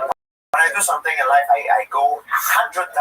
I win big. I lose big. I've been an underdog all my life. I work hard to be where I'm at. But he's had no shortage of criticisms. You don't finish the lines. You never went up a weight class. People say that you're kind of boring, not as good as people think. And you're too tactical. You're not providing the drama that a fight should. And had an abundance of controversies. I'm not saying GSP Grease. I'm just saying he was slick. Grease skate and everything else that it's been called. They poisoned my IV with some kind of weird ass stuff. I'm blown away that George St. Pierre won that fight. This is the entire career and legacy of George St. Pierre. Everything I've done in my life was to get me closer to my ultimate goal. I want to be known as the best fighter in the world. I wanted to become UFC world champion. I wanted to become the best fighter. That was my dream. And people think my goal was to be champion. Yes, it's not my goal. And I'm just here to answer one question. A lot of people, including myself, are the greatest of all time. Do you agree? How can a guy who loses like this call himself the GOAT? That's GSP getting knocked out by a fighter with a 9-4 record.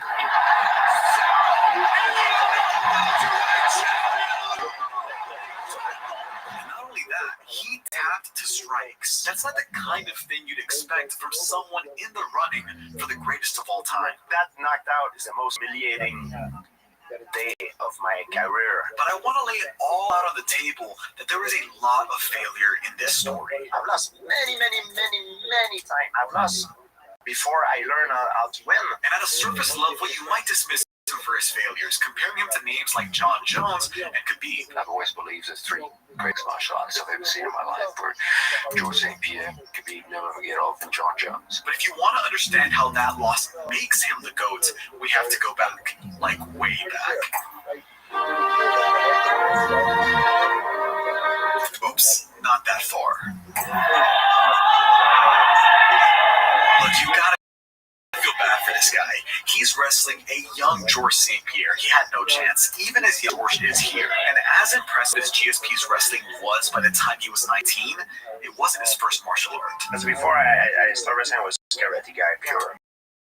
And I just accumulate myself very. People are like, no way, karate, no. And yes, karate that allowed me to cut the distance and to take the people down. I started when I was very young, and it saved my life, because I started when I was bullied in school. Unlike George's contemporaries who started martial arts for sport or for money, GSP needed karate to stop bullies from stealing his clothes and lunch money. That's one of the reasons why I started martial arts, because of a self-defense, and I was bullied when I was young. And at the time, I saw it as a very negative experience, and it was.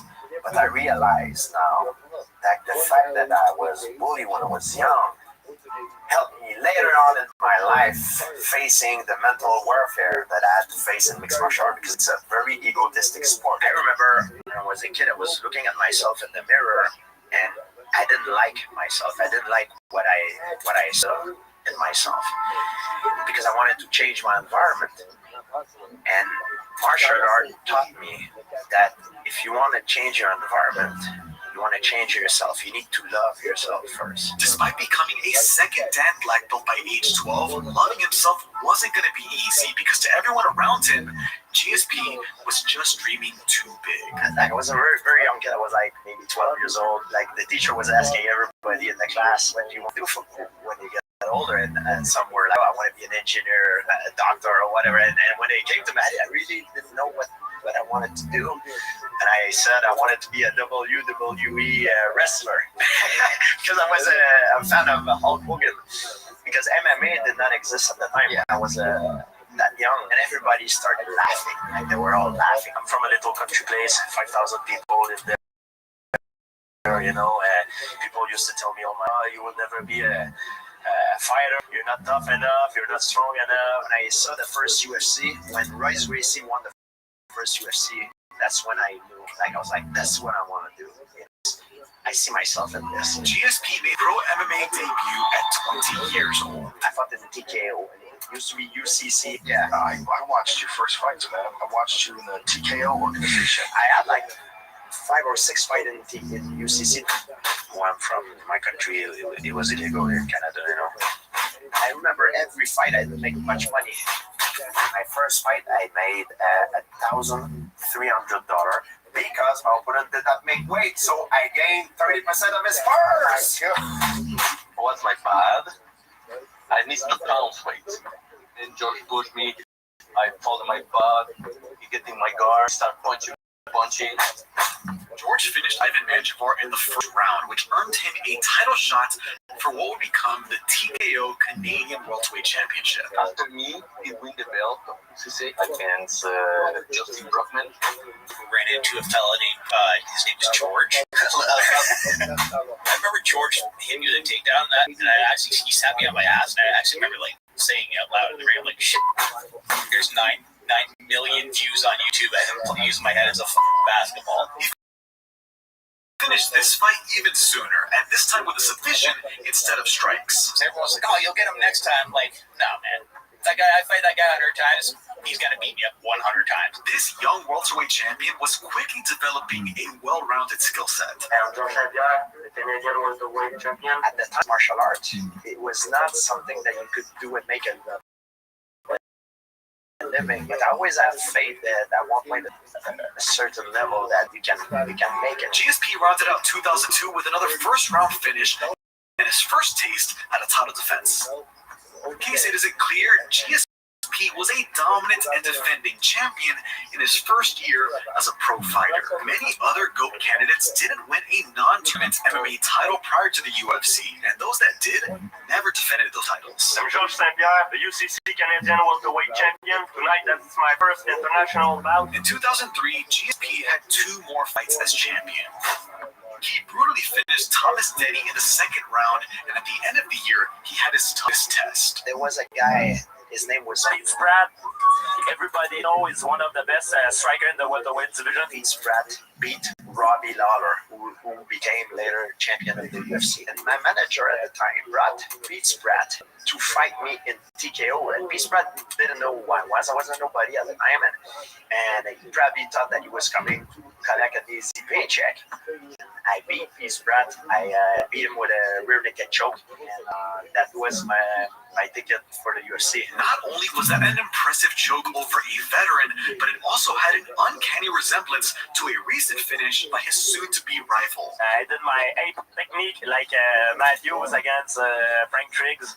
I call that my ape technique. Pete Spratt was scheduled to fight Carl Parisian in the upcoming UFC. Is that a fight that you want? Would you be happy to go into the UFC and take on Carl Parisian in his place? My dream is to go fight in UFC, you know. GSP finished every man across from him before entering the UFC. And although you might say these weren't tough competitors, Pete Spratt is no slouch, and GSP didn't have many options. Up in Canada, it was just like that TKO organization, right? Yeah, it was pretty much only the TKO. But more than that, finishing your opponents on the regional scene is kind of what you expect from a future GOAT. However, out of the greats, only GSP and John Jones can say that they finished every man they faced prior to the UFC. Ugh, damn it, I was gonna show you GSP's first interview as a UFC fighter next. That video is not available in my region, but don't worry, I'm sure you've heard the internet is you could be searching for something very personal and everyone can see what you're doing. Hey, I got a text from GSP.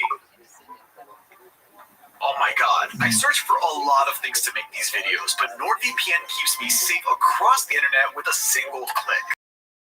Because they don't track what I do online and protect my traffic encryption. Remember, Herb Dean, protect yourself at all times, but follow my instructions and go to nordvpn.com/Lionel in the description to get a 2-year plan plus 4 months free. With a risk-free 30-day money-back guarantee, you have nothing to lose by trying NordVPN. That's a fantastic deal. But calling NordVPN just a VPN is like calling GSP just some French Canadian who likes to dump other men half naked. They're both more than just that. NordVPN's threat protection shields you from malware, trackers, and ads. The data breach scanner notifies you if your sensitive information has been exposed. And my favorite feature is that it allows me to access content that may not be available in my region with a single click. Get all these benefits and more with my exclusive link in the description at nordvpn.com/Lionel. That's nordvpn.com/Lionel for a 2-year plan plus 4 months free.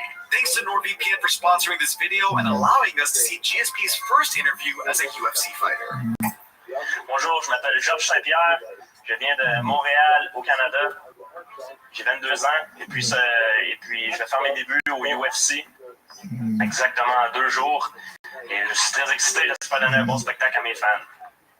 Ce que je vais faire normalement, mon plan c'est d'être par-dessus au sol ou soit de garder le combat debout.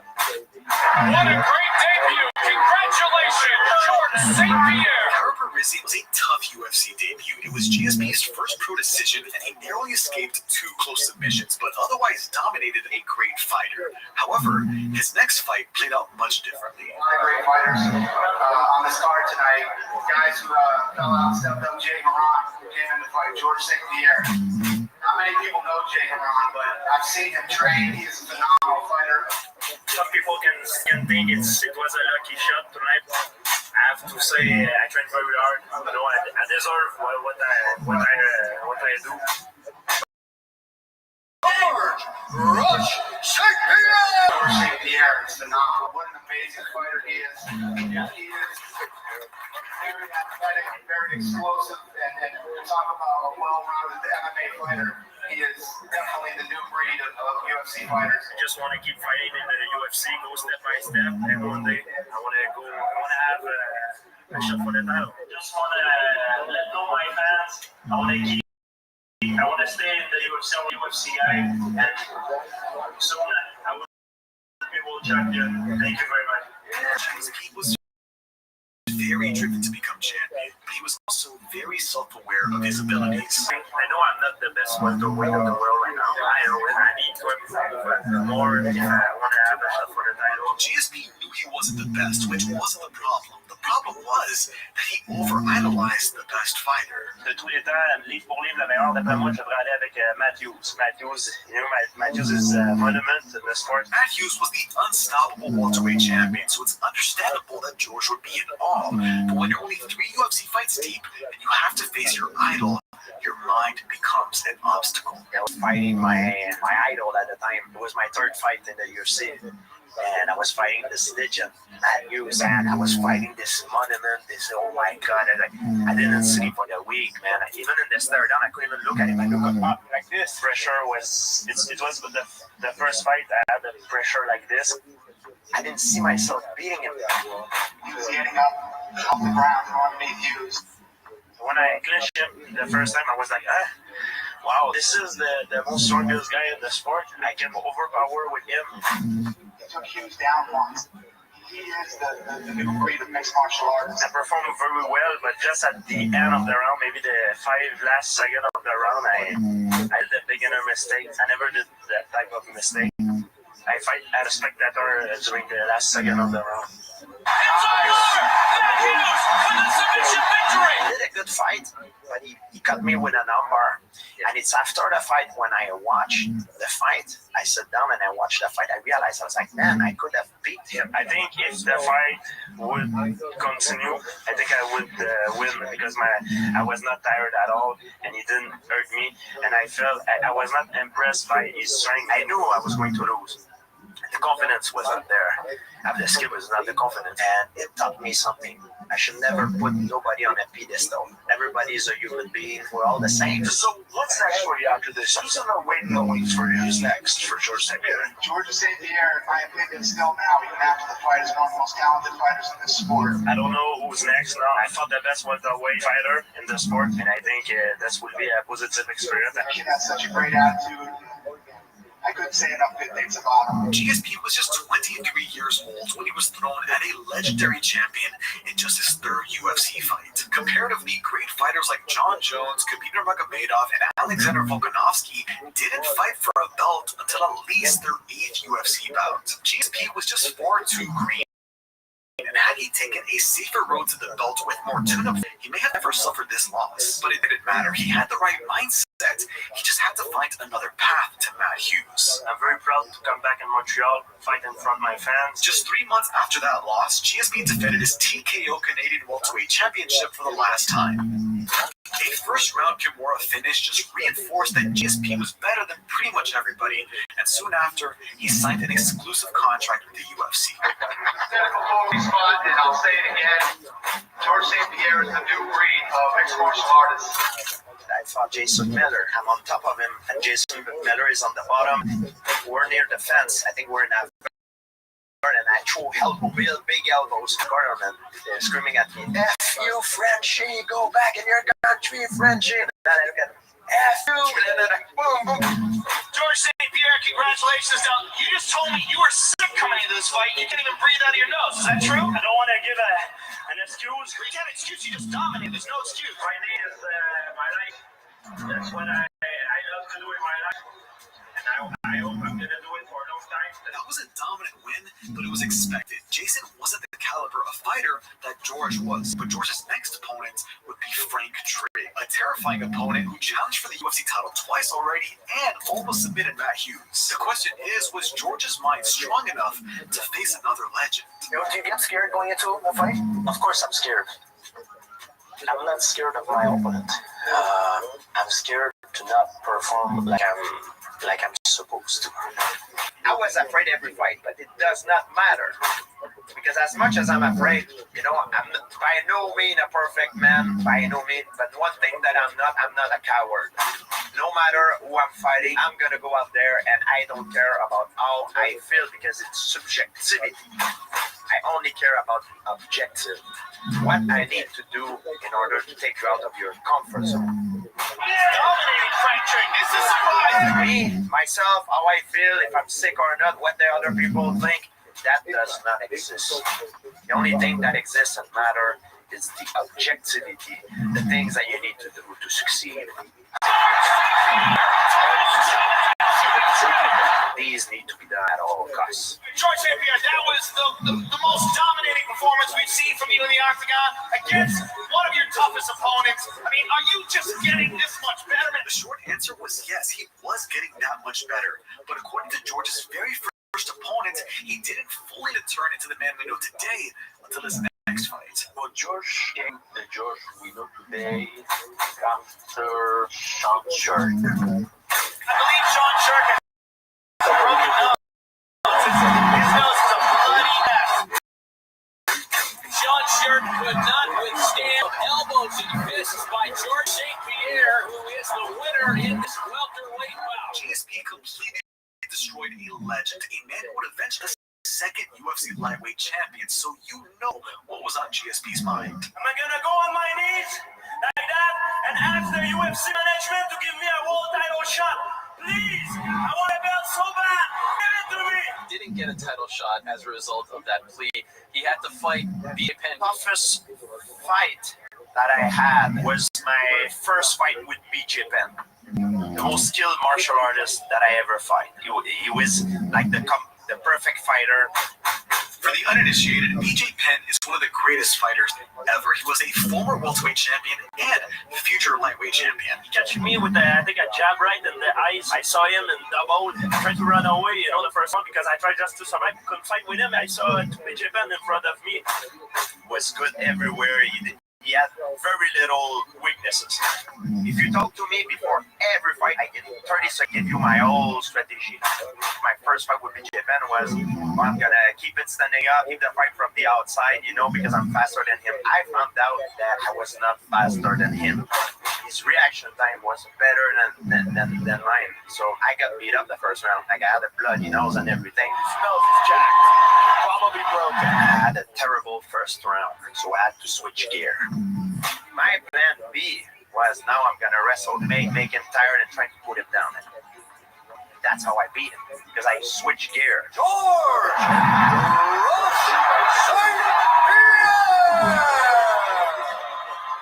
BJ was a massive deal, even if it was a split decision.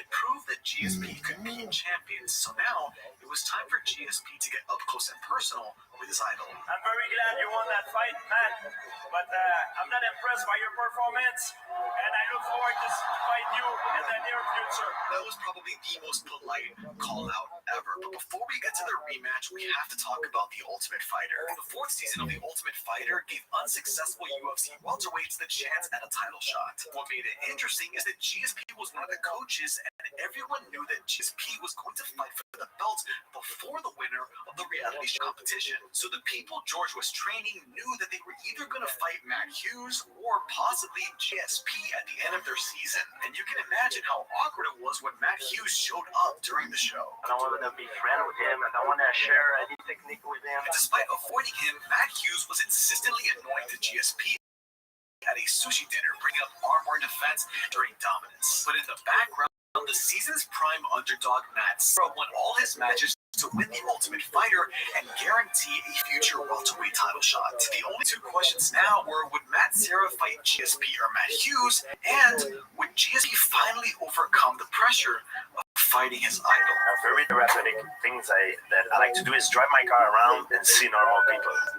I drive and I see an old lady with her grocery store bag. Straight long punches by George. I'm thinking, like, she doesn't care if I win the fight Saturday or not.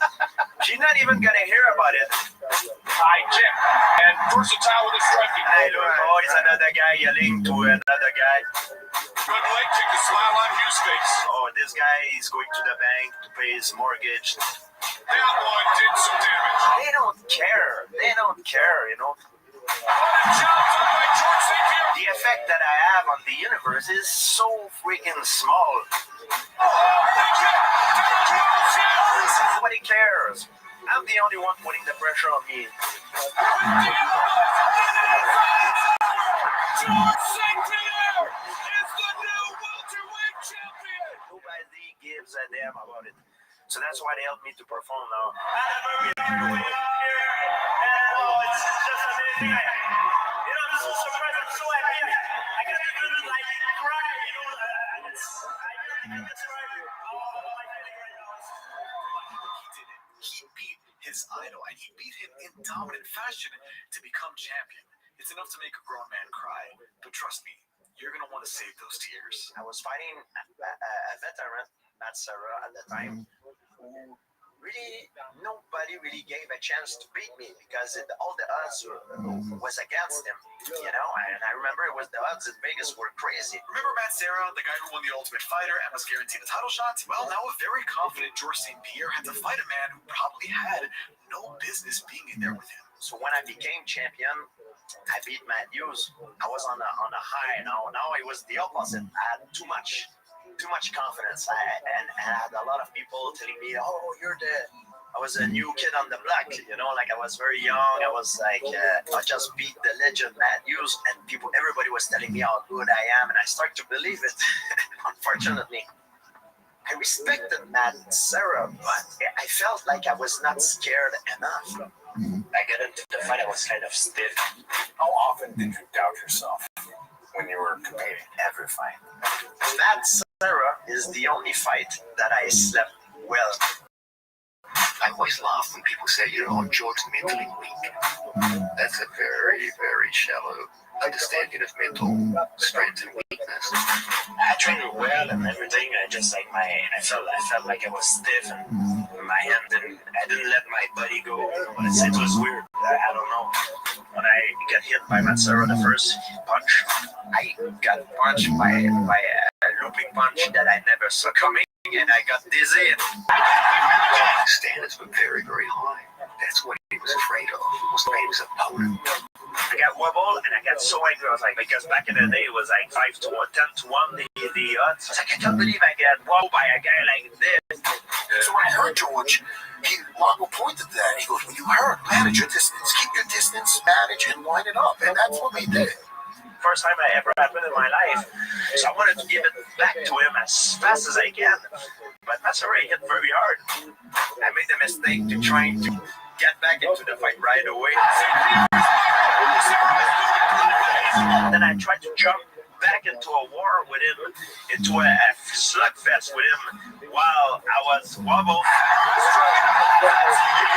So I got punched like boom, boom, boom, boom, boom, bang, bang, bang. I ended up on my back. Now I'm confronted to my worst nightmare. So am I gonna go out on my shield like this, or I'm tapping out like a coward? I knew that it was finished for me because I didn't know where I was. So I turned on the side and I tapped on strike.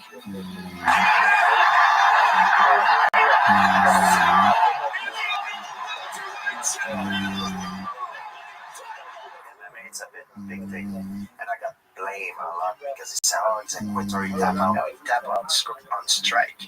He's a quitter." So people now started doubting me, saying, "Oh, he's not as good as people think, and he's a quitter. He's a quitter." That was the big thing. I have no excuse. I was in great shape. My training was very good, and congratulations to Matt Serra. I'm here with a very disappointed Georges St. Pierre after losing your belt, your first title defense. Was that had to be like the most devastating loss of your career, right? It was, but I learned something valuable. I don't know. I mean, I just lost the title.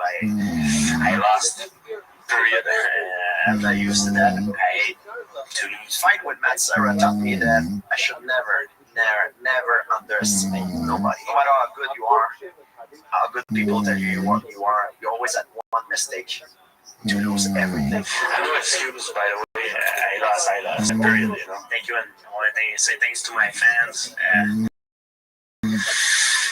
Stick with me, and I'll get back stronger. GSP's title reign ended almost as quickly as it began, murdered by his own ego and perhaps the greatest upset in UFC history. Most people not be able to recover from such a humiliating failure, but Georges St. Pierre is not most people, and there's still a lot more story for you to see. And by the way, everybody out there, don't watch the rematch.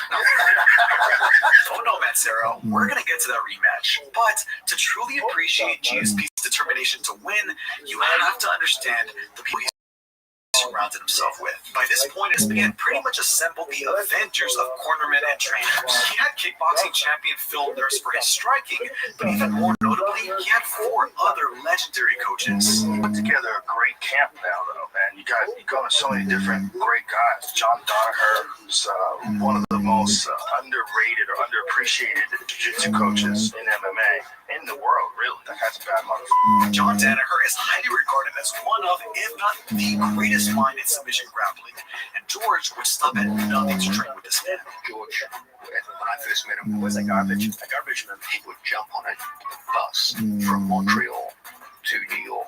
No, it's a long bus ride. He would come down on the Friday afternoon when he finished work as a garbage man, stay for the weekend, and then late on Sunday night, he would jump on a bus all the way back to Montreal and work as a garbage man. That's an extraordinary commitment for a young man. I've always said George is the only athlete that I ever coached who taught me more than I taught him. Not only does he have Danaher to improve his jiu-jitsu, but he has Frank Jackson in his corner, the man who led Holly Holm, Rashad Evans, and of course John Jones to UFC world titles. But George's team accolades don't stop there. Every day I find time, I go to Freddie Roach, work on my boxing. George trained under Freddie Roach, the man who trained Manny Pacquiao, James Toney, and other boxers, becoming one of the best boxing trainers ever. And last but certainly not least, we have Firas Zahabi. He's one of the smartest guys I've ever talked to. Firas is a genius, legitimate genius.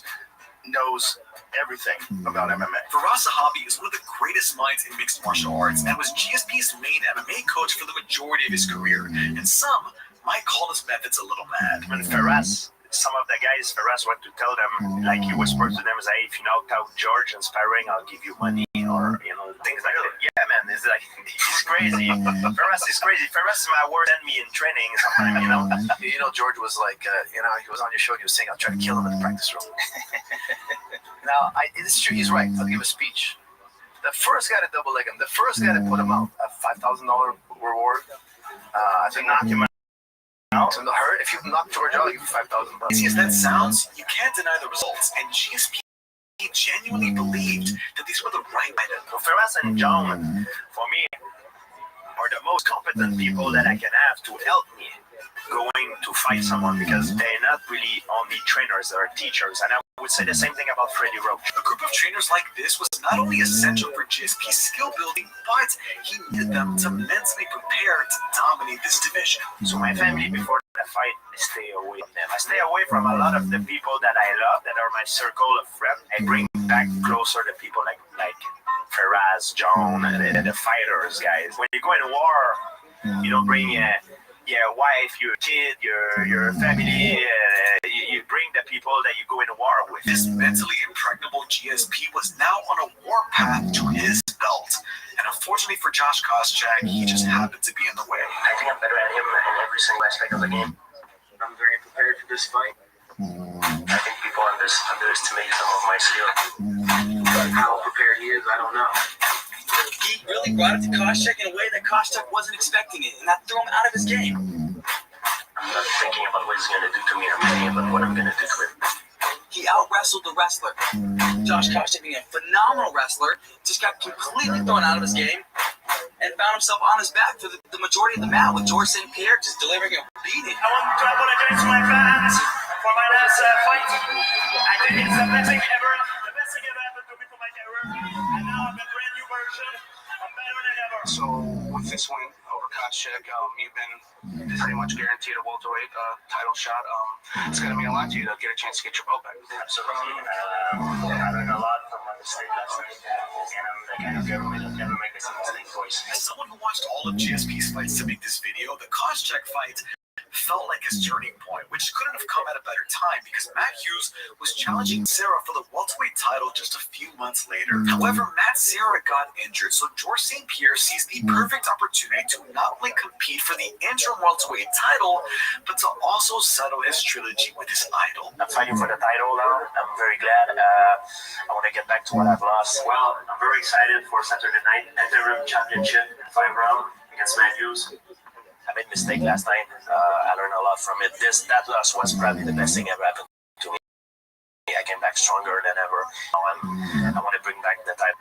One thing about fighting George is I know he's ready. I know it's going to be a war. I cannot promise my fan that I will win. What I can promise to my fan is that they will the best George St. Pierre, the most well George St. Pierre I can be. Here you go, St. Pierre, you up next. Are you ready? I'm like, yes. 1 minute, sir. Put the bathroom by myself. I go look at myself in the mirror, and that's what I do before the fight. I'm telling myself all the reasons why I think I try to convince myself like a kid, like I'm the greatest, I'm the strongest. As long as I believe it, it will transform the way I see myself and will make me more confident. I'm beautiful, I'm strong, I'm this. I train harder than him. I put more time than he did. I'm faster, I'm stronger, I'm gonna win. I have better trainers, I have better training partners. I flew in all these killers in training camp to try to test me, and I got through like a champion. These young guys, they lose, but I'm gonna show them the way to do it.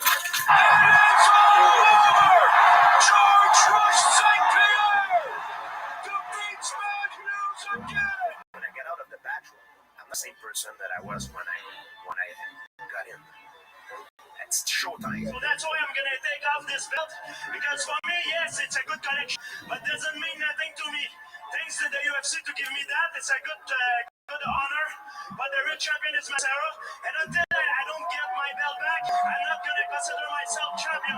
Imagine having such a fierce mindset that you can demolish the man who gave you your first loss for a second time, earn another belt, and only focus on the other loss you haven't avenged. Look, I never lost a world title in front of millions of people, and you probably haven't either.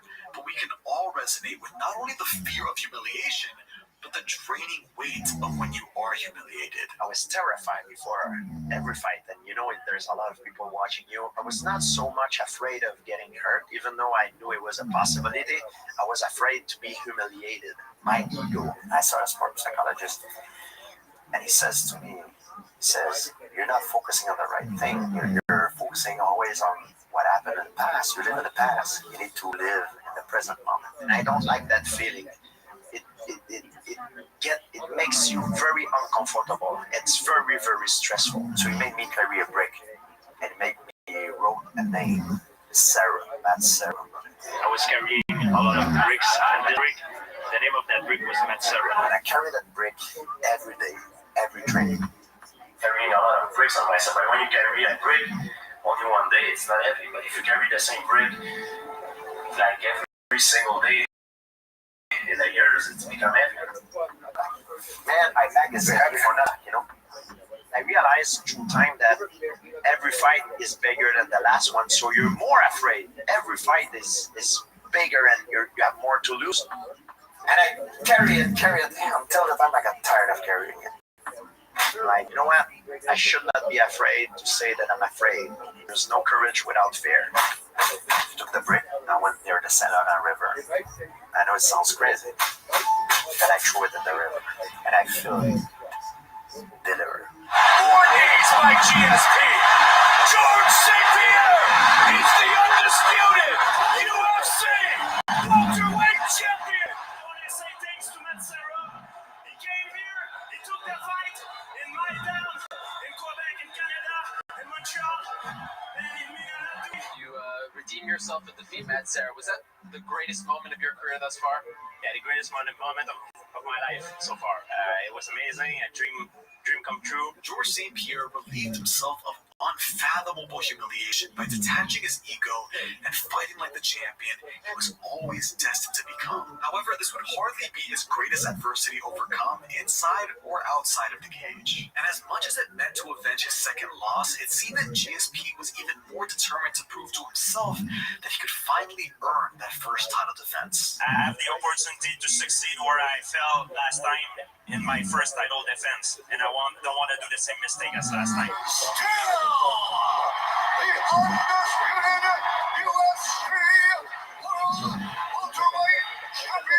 GSP walked through John Fitch, a man on a 16-fight win streak, and that meant quite a lot. But as you'll recall, GSP doesn't like blemishes on his record, and there was a certain legend he did beat, but it was via split decision. I'm ready to fight everybody who deserves a shot, and I don't be getting better one. At this point in time, BJ was the former welterweight champion and current lightweight champion, but BJ wanted to challenge GSP to become the first simultaneous two-division champion in UFC history. If you lose a belt. If you lose, he's still got a belt in the 155 division. Tomorrow night will truly make him probably the best pound-for-pound fighter in mixed martial arts. So pound for pound was on the line, and so was redemption for the first fight. That first fight was controversial. How much of this is a revenge fight that you say, you know what, I I gotta prove the fact that, you know what, I won that first fight. I want some revenge. I've been saying that the whole time you're lucky if in your lifetime you get to see 3 or 4 of these types of fights. Put on some extra motivation when you said some bad things about me and about the people that I like. A lot of things that you have said, it's not nice about me. We're going to fight to the death. I'm really going to be trying to kill you on Saturday night, and for some reason, I believe him. I really admire BJ. I got a lot of respect for him, but I want to be known as the best fighter in the world, and to be the best, the guy to beat is BJ Penn. 2 guys in their prime, both hungry, both champions, and both going into a fight wanting to finish each other. Like Dana said, this is one of those fights going to make history. At the time, every MMA fan couldn't help but wonder, what was GSP going to do differently to put a stamp on this feud? Let's say we're equal. We're the same person. What can I make the difference between me winning against you or you winning against me is the tactical. I will know where I can take you out of your comfort zone, and I can bring the fight where I'm the strongest. I program like a computer how I want to react against that specific problem. I bring a lot of speed, I bring good reflexes, I'm gonna come, I'm gonna give everything, fight with my heart. When I fought BJ Penn, I knew that BJ Penn had the best reaction time of all fighter we have seen in UFC. I knew that BJ Penn had a very fast reaction time, but had a very poor reset time. BJ Penn was so fast, it's like more like a sprint of it. So when I did the second fight, when I fought BJ Penn, I made it flinch. I knew I broke him mentally after the first round. So all that reaction time that he used to flinch was not used properly to avoid my punches. Were you surprised that he lasted as long as he did because you were putting a pretty bad whipping on him throughout? Not at all. He's a very tough guy. So he got overwhelmed and he got tired very, very fast. So that's how I beat him.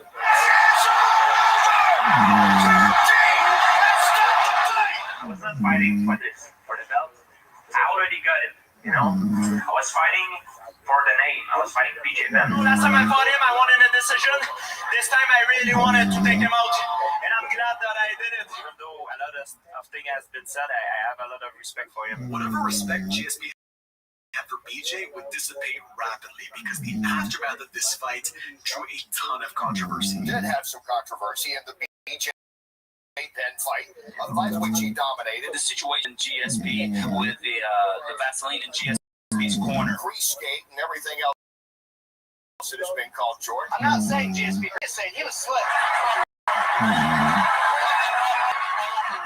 GSP's corner appeared to rub Vaseline on his back in between rounds, which they argued was an intentional tactic to give GSP an advantage in the grappling exchanges. I didn't know what happened because I wasn't in a fight, so when you're in a fight, you don't realize what happened. You've heard some of the blogs. Why did George have to read extra Vaseline? He was dominating the fight. He was going to win the fight anyway. Either the trainer was a very good trainer with a lot of experience, and leaving some of that residue on there was a great trick that's probably worked many other times before. Trust me, he's not the first one to do it. Well, you know, I still want my fair fight, man. I think my fair fight. I want my fair shot. I feel bad. I think JP tried to discredit me for my win. Scenario number 2 is he's an inexperienced cornerman that when he applied Vaseline on the fighter, didn't realize that he still had Vaseline on his hands. So you make your own judgment on that. An official hearing with the Athletic Commission, but ultimately GSP was not found to be a cheater, and GSP doubled down by trolling BJ Penn. I can't handle the pressure anymore. I'm falling apart. I did cheat, but not in a way that people think. If you look at the fight closely, in BJ Penn entry, I hire a man to get BJ Penn out on his way to the octagon. And at that precise moment, BJ Penn lost all his strength and all his focus, and the fight was mine. So if I cheat, yes, but not with the Vaseline, by hiring a man to kiss him in the mouth. That would hardly be the last or the funniest time GSP trolled his way out of controversy. Now look, I'm going to be honest with you, this video took a lot of work. We're not at the most interesting part yet, and I'm not at 100k subs. So if you could subscribe and share this video with someone who enjoyed it, I'd greatly appreciate it. Now, back to GSP. GSP's next title defense was against Thiago Alves, a terrifying knockout artist. But, spoiler alert, he dominated him at UFC 100 in his third title defense. The reason I'm breezing through this fight is because the most interesting part actually happened in the corner going into the last round. When I was on the bottom, and my guard round, I go push my knee down, and I hear going, my abductor snap, and I hear the noise like. Some people are gonna see that on TV, they're gonna laugh because I come back in the corner and I told my trainer, I said I pulled my abductor, and my trainer, Greg Jackson, he said to me, "Don't care, George. Hey, look at me. This is where champions are made. You understand me? Nothing matters now. Hit it with your groin." So I'm like, oh, okay, well, I guess I have to go back and finish that fight. That's the funniest corner advice in UFC history. But this savage mindset was necessary for a world champion like GSP, especially when things don't go well leading up to a fight. One time he got dropped in practice, and I wanted to stop. I wanted to pull the plug. It was for a world title fight. He was fighting that hard. 2 weeks before his fight, I was sure he was concussed. And I said, "George, I'm pulling the round." He said to me, "Coach, let me finish the round. I'm okay. Let me finish the next round." And I felt that if I pulled him, I would have killed his confidence. So I said, "Okay, you could do the next round." And I told the other guy he was sparring with, "Don't let a single glove," like I whispered to him, "not a single glove. Just take a moment." And George went in the next round, not knowing that the other guy's not allowed to hit him at all. And he just crushes the guy, right? He's just like mauls him and gets that. And I was really, really grateful for the other guy was a pro. I was very, very grateful that he took the beating that we asked him to. George after was like, "Man, I know it went bad in round 4, but round 5 was amazing. I was on fire on that." You were. Still the undisputed UFC welterweight champion. You've got to give props to Firas Zahabi for not killing GSP's confidence. It definitely influenced his performance. I mean, even though he was hurt, he dominated the entire fight and went for the finish multiple times. But this is when fans started to turn on GSP. Well, I can tell you this, the fans were not happy with tonight's fight. You know, my Twitter was blowing up with a lot of negative stuff. I want to be the best of the best, so I have to win. And win is not satisfying for me. I want to win and win in a spectacular fashion. I won, but I haven't beat my performance of last night. So I'm not happy. I wanted to finish, have a clean win. Were you impressed with what he did out there? Hey, listen, every fight you have isn't going to be the most exciting fight in the world. It was a dominant performance. He wanted to do better. I obviously wanted better. Kid sits up here and he's just so classy, and he sits there and admits that he wishes he did better, and people just love him. It sucks to be GSP at this point because once again in his next 2 title defenses, he shut out Josh Koscheck for a second time, and then he defeated Jake Shields, the former Shuto Elite XC and Strikeforce champion. GSP was clearly better than his opposition, but getting finishes was proving difficult. Are you satisfied with your performance? No, I wanted to finish a knockout or a submission, and he's very tough. I know I'm going to be a lot of criticized again. Oh, you don't finish that fight. You heard from some fans and people talking already. He's not going for the finish. He doesn't seem to have that killer instinct. Would you agree with that? Nobody said anything negative about the fight whatsoever to me. I'm not fighting tomato can here. I'm fighting the best. When you're at the level he's at, you're going to continue to fight the best guys in the world, and George St. Pierre keeps winning, and George is going to be the one that catches all the stuff that he didn't finish another fight. But George is fighting the absolute best guys in the world. So GSP was getting criticized for not finishing talented contenders, and was also accused of ducking a highly anticipated super fight. There's been a lot of talk at one point in time of you guys getting together, and you and Anderson Silva meeting maybe at a catch weight. It's starting to almost be the time where maybe we could see that dream fight between him and GSP. George St. Pierre versus Anderson Silva. George St. Pierre and Anderson Silva. Would you like that chance to take on Anderson Silva to have that sort of historic relevance? That's a good question. Everybody asks me that. If he could cut down to 170, then I would look at a GSP fight. I would do it. Both guys would absolutely take that fight. Everybody wanted to see GSP take on the dominant middleweight champion of the world, Anderson Silva, but it wasn't GSP's fault this fight never materialized. Yeah, like back in the day, me and Anderson Silva, it's a lot of things. Why it didn't happen? Is there stuff that people don't know? You have always ruled out the fight against Anderson Silva, George versus Anderson at any weight. The one thing about this fight, I keep saying this, people just don't seem to get it. It's fantasy. This fight's a fantasy fight. Other things have to happen before this fight can even be talked about. I don't like the idea of GSP moving up. Yeah, I've never once talked to Anderson about fighting George St. Pierre. I've never said, hey, let's set up a fight and let's do this and that. I've never said it. I said, okay, I'll fight Anderson Silva, but in a catch weight. You go down a little bit and I go up a little bit. And also I want to test for drug. I want drug tests. And at that time, it was before USADA and UFC didn't want that. They didn't want starting drug tests. The UFC never wanted to do it. So this fight, I think will blame the UFC. So by now, GSP is seen as a dominant champion whose fights are far too boring and predictable. But his next fight would be anything but. Toughest fight in terms of damage that I get the most hurt. It's my fight with Carlos Condit. GSP was facing the natural-born killer Carlos Condit, the former WEC welterweight champion, and now interim UFC welterweight champion. You know, I think that I have a skill set that matches up well with George. I have something to prove to myself. And I want to prove to myself that I'm still the best guy in the world, and I believe the best guy right now is Carlos. So it's up to me to come and prove that I'm better than him. That weaknesses in Carlos' game. So I'm going to focus on myself, of where I'm strong, and what I'm going to do to him instead of thinking of what he's going to do to me. He's got a very good jiu-jitsu, and he's not only good with his hands, standing up, knees, elbows, kicks. What makes this fight special isn't just the danger Carlos posed, because after the first 2 rounds, GSP was winning. What makes this fight special is how GSP handled round 3. I got kicked in the head. He damaged my temple artery. By the way, it was a hard kick, man.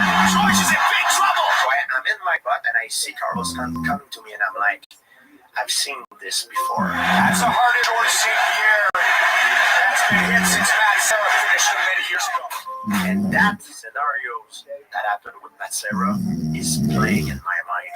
And I know now that if I try to stand up right away to get back in the fight because of my ego, to show him that I'm not hurt, I might get knocked out. Instead of telling, no, I need to give it back to him, I fall on the ground. I said, you know what? Yes, I got caught. I lean back. I use the guard, the shield to parry the punches. It's time to defense, catch up your breath, catch up your senses, and I'm able to survive it. We are headed to the championship round. Got ourselves a fight. Now I know that it's the loss of Matt Serra and the experience that I gained from it that made me survive.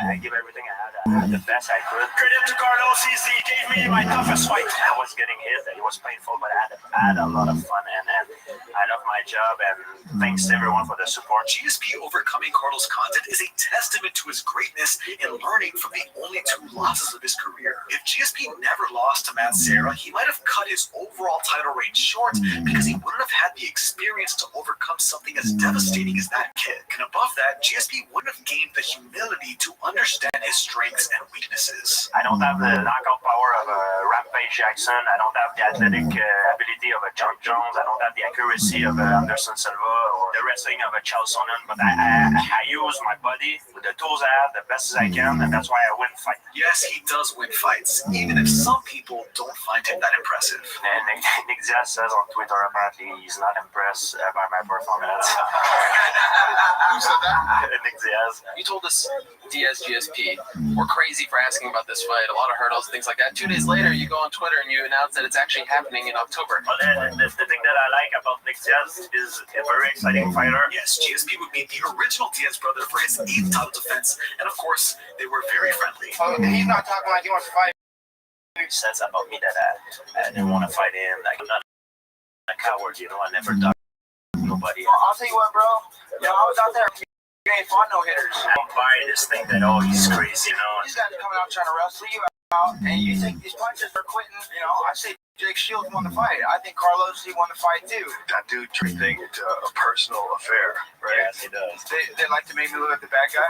George likes to say I remind him of the bullies that picked on him growing up or they had to deal with. You know, I would say, like, how many times you had a gun to your head, George? I think he takes it personal. I think it's a freaking sport, man. He has the need to hate his opponent to fight him. There's nothing personal into a fight. I don't need to hate my opponent to fight him. Maybe he hates my guts, and I don't know what he's gonna do. I don't know if he wanted to fight me or he might really want to fight you, but he's not a hype guy. Do you really think I'm afraid of you? Okay, that's fine. Okay, no, I don't. You think I'm afraid of you, man? Are you crazy in your ass, man? I'm not scared of you. You'll see Saturday if I'm scared of you. All right. Decision, the game, and still, Sierra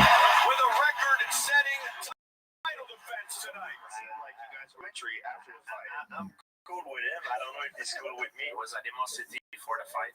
Then after the fight, yes, we hug. And right when I went to do an interview with Arawani said that he just said that I hit like a good girl, that he want to fight me in a rematch immediately. So once again, Diaz, an accomplished fighter and a dominant title defense. But Diaz had a few excuses. He said for my fight that I poisoned his IV. Some kind of weird ass stuff. My rap was wrong. His raps. That I was on steroids. I know that they didn't test us because they were stealing all of our pistols, our little film containers. I was like, I would have tested for weed. I gotta confess, Joe. I gotta confess. Okay. I was so scared of fighting Nick Diaz, so we poisoned his IV. But he survived. So I was even more terrified, you know. So all the athletic commission was on my payroll, so they tricked away, and then I made it, and it went through even more terrified. So the alien abducted me. They put the gamma ray to increase my strength, like the Hulk, like a performance enhancing drug, and the fight was still happening. So right before I put some glass and cement in my gloves to make sure. And still had a crazy hard fight. Allegations aside, GSP ran through the entire division, but there was one man left who MMA fans genuinely believed could beat GSP. And spoiler alert, they were right. Keep the fans happy, knock him out. You know, that's my only goal. He's the number one contender for a reason. He posed a big threat to me. Johnny Hendricks was a power puncher tearing through the welterweight division and had only ever suffered one loss. But GSP was convinced that Johnny had an unfair advantage. Did you think Hendricks was on something? So it's like all mind games.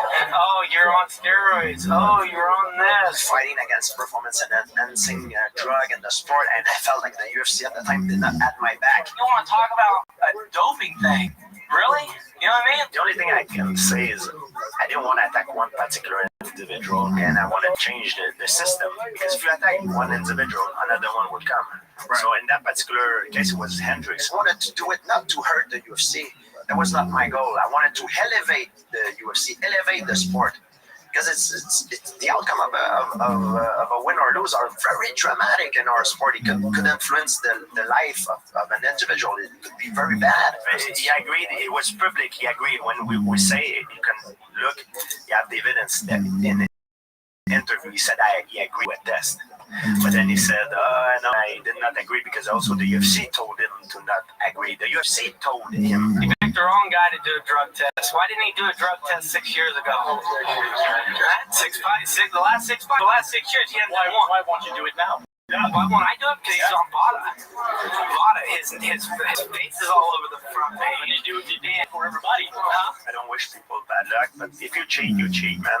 And a lot of people got caught. UFC the Athletic State Commission of Nevada said don't do VADA. So you don't want to say whether or not you suspect that Johnny Hendricks is doing something, but there was people that were definitely doing something. Yes, I don't have the evidence. Maybe he did. Maybe it's a good way to look at it. I don't want to accuse. See, I don't care if he passes. I didn't care if he took the drug test. I want him to be the best GSP he can be. And if that's on something, that's on something. And even though he's posing a lot of threat, I'm confident I'm gonna win the fight. But unfortunately, that was false confidence. Before I fought Johnny Hendricks, I was going through. I was afraid to talk about it, because I thought that people will not respect me and will laugh at me. The first round he came out, he tried to establish a jab, which wasn't working. He was trying to throw a couple of kicks. I checked everything. It felt like I was like kind of a feeling of a claustrophobic feeling, you know, like I couldn't breathe well, I couldn't sleep well, I had my mind pressure, too much pressure, personal problems, so much stuff. He did get the takedown, but at the end of the first round, I ended up getting a takedown, and I thought I controlled the fight from there on. The first round, he was already cut. I was going through a depression, and people would be like, "Oh, what he has to complain of? He's rich, he's popular, he's the champion." And some people are poor, like, but he has nothing to compare. But I felt like I had too much on my shoulder. Besides the first round and the fifth round, those are the only 2 times he got a takedown. The third round, he was bloody and blue. I didn't feel well, and I was trying to perform under those conditions, and it was catching up to me. 4 fourth round, I took him down and ground and pounded, I don't know what, a minute, something like that. Do I look like I got in a fight? Not really, right? I pretty much controlled everything that they thought GSP was going to troll on me. I did to him. What a fight. I think we may have a new welterweight champion. I just beat the pound best fighter in the world. You know what I mean? Like, look at him. Look at him and look at me. He did it. Hendricks beat George St. Pierre. All he needed was for the judges to make it official.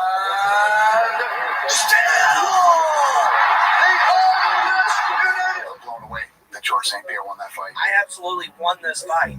And some people took it away from me. And listen, I'm a promoter. He's the biggest pay-per-view star on the planet for me. And I still don't think he won that fight. Listen, everyone, it was a lot of talking about what's going to happen. I have a bunch of stuff in my life happening. I need to hang up my glove for a little bit. At least make a point on my life. Are you retiring right now? Is that what you're saying? Go away for a little bit. You don't just say, hey, I'm a while off. Maybe I'm back. Maybe I won't. Just need to take, you know what I mean? See what's gonna happen, you know? You owe it to the fans. You owe it to that belt. You owe it to this company, and you owe it to Hendricks to give him that opportunity to fight again. Stuff going on in my life. It's my personal life. I cannot speak to you about this. You're a reporter. I know your job is to make things happen, but I have a personal life. I keep personal some of my stuff. I do want to be fair in saying that I do believe Hendricks should have gotten hand raised that night. However, it is also worth noting that Hendricks had a catastrophic decline in his ability with the introduction of USADA in the UFC. He was practically unrecognizable as a fighter, which, to GSP's point, may support that he had an unfair advantage. But beyond that, we have to remember that great fighters like Khabib and John Jones also collected controversial victories, with John Jones beating Dominic Reyes and Khabib having a very similar situation with Gleison Tibau. But that's neither here nor there, because after Hendricks, GSP relinquished his title, concluding his time as the welterweight champion for good. Why did you take 4 years off, by the way? Why did you? I think I was in depression a little bit. Carrying all that weight of being champion, defending the belt, the criticizes and everything, it took a toll on me. GSP disappeared from the octagon for 4 years before he started to get the itch to come back. You took 4 years off. Yeah, how many years in were you like, I think I'm ready to come back? When I see USADA and the drug testing program being implemented, I don't want to come back when the sport was dirty. That's one of my things. So what made you want to come back and fight? I never took a retire. I just needed time off to get out of the spotlight. So GSP knew he wanted to come back. He just needed to come back for something different. Essentially, he walked away from the game. And he walked away for 4 years. That's a long time to be out of a sport. So my question to him was, if you're going to come back, are you just going to do the same thing? You're just going to come back to welterweight and do what you always did? I wanted to come back for something that excited me, something that was different, something that was unique and rare. You know, and I didn't want to come back to do the same I was doing before. Let's do something significant, something you haven't done before. So John, he told me, he said, listen, you always have 3 big criticizes when you were fighting. Number 1, you never fought up a weight class. Well, number 2, you fought so tactically sound that matches could become dull. People say that you're kind of boring, you're too much cerebral, technical, you don't want to take unnecessary risks, which make the fight boring. The average fan was like, well, yeah, he's winning easily, it's dominant, but doesn't go, it's not exciting, no drama in the fights. I was blamed to be kind of boring because I was not taking enough risk, but why would I take a risk if I'm winning the fight? Right. Why would I take a stupid risk and let an opportunity to my opponent to give me a fatal blow to knock me out? It's up to him to take the risk. The third most persistent criticism that he didn't finish fights. Okay, he was a very skilled fighter. He wasn't finishing fights. You know, that was one of my big criticizes. So my point is, okay, if you're going to come back, let's do. That's why when I came back after 4 years, I didn't want to come back and do the same thing again. I wanted to take on a new weight class, heavier weight class. No one gives a fuck. No one gives a fuck, Josh. Everybody, I'm sorry. have an opportunity to fight for the title. What exactly are you going to do? You're going to jab, double leg, bore everybody to sleep. In a higher weight class, make history. I on the other side is going to try and knock you out. Against Michael Bisping, who got the most win in UFC history. I'll take being a 6'2" Englishman over a 5'9" steaming pile of French piss. I hate him when I was in training camp, but I loved him as well at the same time. Does he pose any sort of unique challenges to you? He doesn't pose any unique challenges. All he does is hold on for dear life like a little. I'm gonna punch him. I'm gonna slam him. I'm gonna submit him. I'm using footwork. I'll be picking him off. I'm taller. I'm longer. I'm faster. I have a better arsenal of strikes. I can read him. I've got more heart. I've got more brains. I was expecting some more you douchebags to have the headbands on from Karate Kid today. Where are you all? Where are the GSB fans? Come on, George. What the f is going on? This is your place. Because he's vein in his forehead now. Relax, George. Deep breath. Come on. Yoga. When we did that press conference, we had a stare down and kind of went to touch me, so I had to push him. After the conference, we go by the back, kind of the back door of a mall. So there's a camera, like I think it was TMZ or something. It was a camera that followed us. So there's kids following us. They're about to ask me to take pictures. And then I see a camera coming towards me, and then that's Michael. I think he saw that TMZ was there, so he walked back to me. Michael says to me, he's like, "Don't you put your hand on me again, because then I look in his face, and he's like, what? Hey, fuck off, man. I'm telling you, fuck off. You're the one that put your hand on me. He said, fuck off. He create kind of a buzz for the fight, and we start to shout at each other. I'm not afraid of you. I just give a damn. I'm not afraid of you. Then the kids who came to ask me for an autograph, they kind of get intimidating. They were like, they went back. Then I turned around and said, "It's okay, it's finished. Now you can come." And they go, that was probably the best promotion of the whole fight. Like that particular incident. Look to knock him out. George is going to be standing there like a rabbit in the headlights. Are you probably drunk like the last press conference? I would have fucked you up then, and I'll fuck you up now, little guy. And he's going to be frozen like this, like a lizard.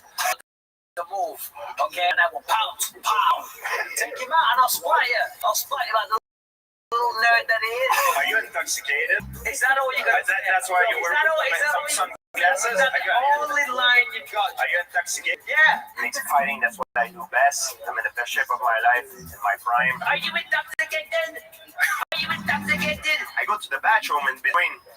Who comes next to the bathroom with us? It's Michael Bisping. We're taking a piss next to each other with this. Then he look at me, look at him. Then he start laughing. Then I start laughing. He's like, "Yeah, I know. It's okay. Game face. See you later." But I'll tell you what hasn't changed. He's got the same suit as the last press conference. Come on, George. You got some money, man. Buy a new suit. What the f***? You look like a history teacher. John Hendricks hit him in the head so many times. He thought he'd been abducted by aliens. If at first you don't succeed, try again. The saying is not, if at first I don't succeed, I'm going to run off and cry like a little bitch. Why Michael Bisping as opposed to a warm-up fight considering the 4-year hiatus? Why would you do that against this dude who's bigger? You've never fought as a middleweight before. George is a has-been. He's a has-been. He's a great fighter from yesteryear. It's never been done before after 4 years, and if I do it, that's mean I would be the first to do it. So that's why I'm doing it. He's gonna lose November 4th. This I can guarantee you. He's not gonna beat me. This is nothing more sure. Water is wet, fire burn, and I'm gonna beat Michael Bisping. Bold statements by both men would ring true. When he came back, this is what was really interesting about that fight. George had said, "I'm better. I'm a better martial artist than I was before," and he looked better.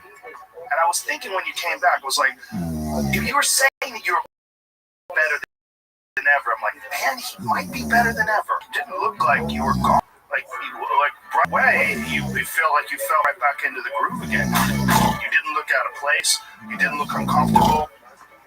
You were showing things, especially different things with your kicking and your movement that we hadn't seen from you before. Like you looked like you had improved. When you're fighting a taller guy, he's punching down because the Michael is taller than you. Because he's punching down on you, he's wide open. Right. However, if you're like me, smaller than him, and you're punching up, you're protected. So if I I start to the body, it will crouch me down, it will force him to punch me down in the exchange and then come back to the top. And that's what I did with the hook. That's how I dropped him. And I know that Michael is very good at standing back up from his back, but the way he does it, he likes to go on four point on his limb because he's very strong like this. However, there's a catch to it. He exposes his back. So I give him an opening. My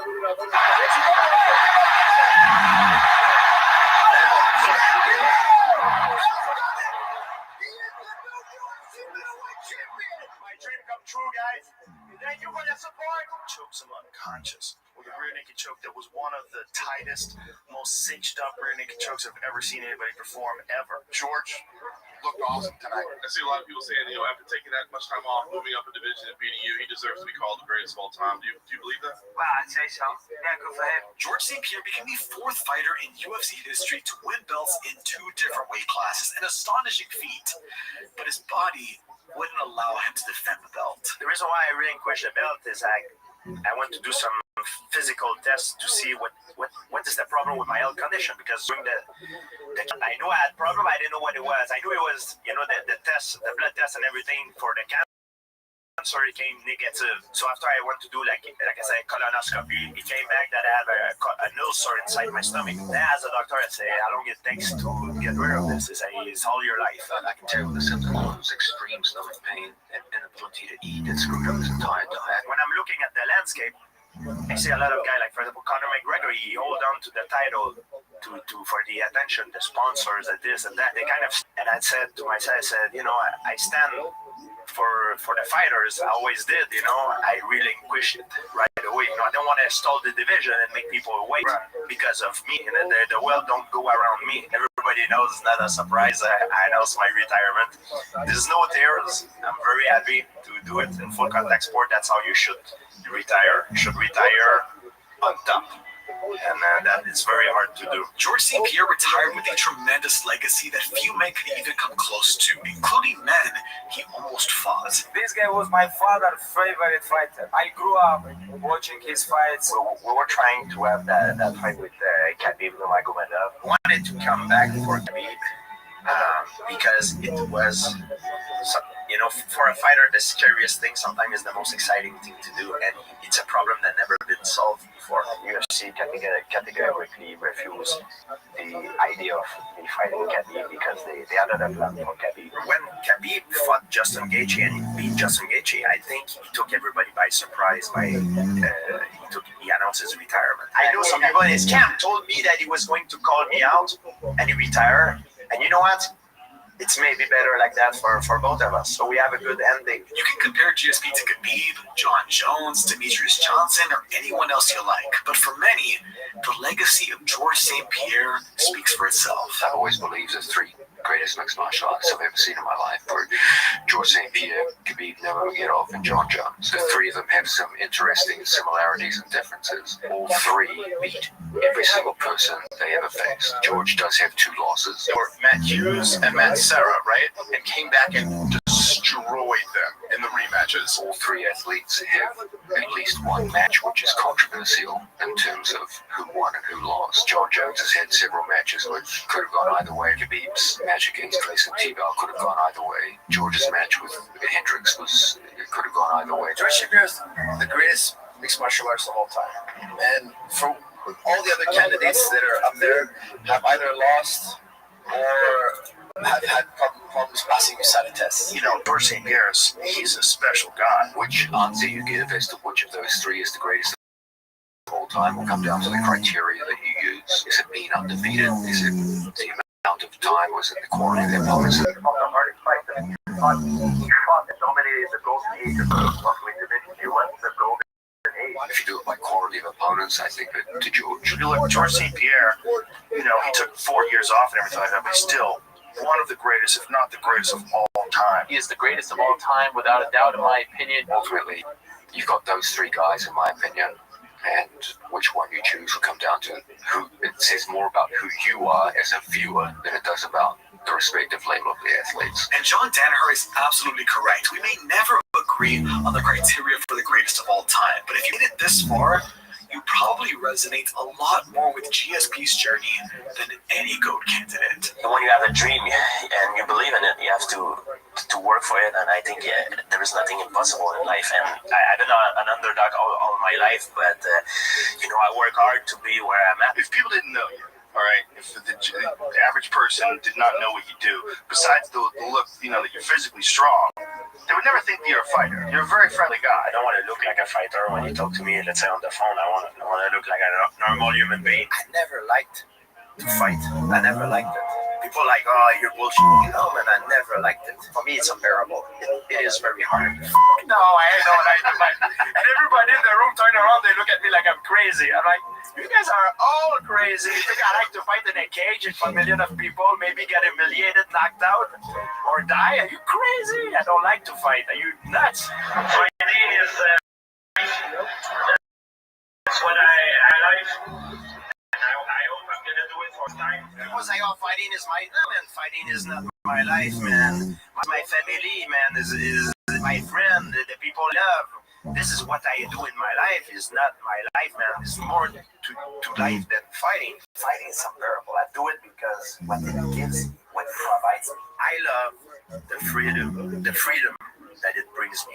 I love the fact that it keeps me in shape. I love the confidence that this sport gives me. I love to go to the gym, to train with my training partner, the camaraderie that I have. I love the science of the game, the art of war, the chess game of fighting. I love that I have access of things that do not have access. I love that. But in order to preserve that, I needed to go take that walk and fight in the octagon. But I hated it. I despised it. I never liked it. I never enjoyed it a second. I like to win. When you win, the feeling is unbelievable. It's so good that it's worth this. Yeah, I pretend that I'm happy and everything. Yeah, it was good. Yeah, but deep down inside, I'm like, shoot, what the hell I'm doing here? It's funny hearing that from you, because you would expect to hear that from someone who isn't considered one of the greatest of all time, but you're considered one of the greatest of all time. So it would be very hard to argue your approach because it's been so successful. What I did before every fight, I did not cut the corner. I did everything I needed to do, and I trained hard. And most importantly, I trained. I did the best I could do. I leave no stone unturned. So I gave myself the right to be confident. I was afraid. I was terrified, but I was confident. Have you ever slept well before a fight? Never. Only one time. Which fight? When I fought Matt Sarah and I got knocked out. You've had many great moments in the UFC in the sport. Is there one that stands out, your favorite moment of all time? My favorite moment of all time was when I was able to avenge my loss against her. Every time I've lost, and I made sure that I never made the same mistake twice. Before I started doing MMA, I wanted to be a MMA professional fighter.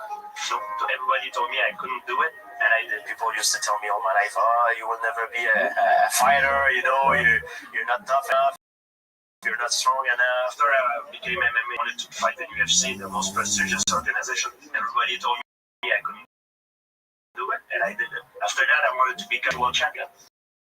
Everybody told me, oh, it's impossible, I'm gonna be there forever. It's the beast. And I did it. And I beat him. Not that I beat him easy, but I beat him more decisively because I had confidence. You can have all the skills that you want, but if you don't have confidence, it's like someone who has a lot of money in his bank account, but no way of accessing it. After I became champion, I wanted to make sure I had security, like enough money to take care of me and my family. I wanted to pay my other goal was to pay my parents' house. And after a John Fitch fight, I did.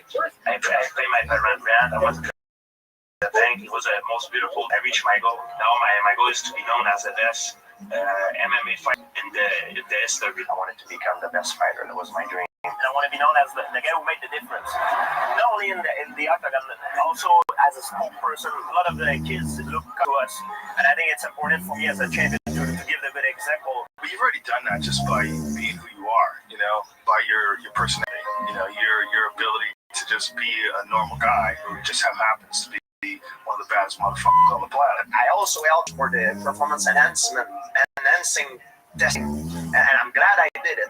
I did it to elevate the game, and also I wanted to retire on top.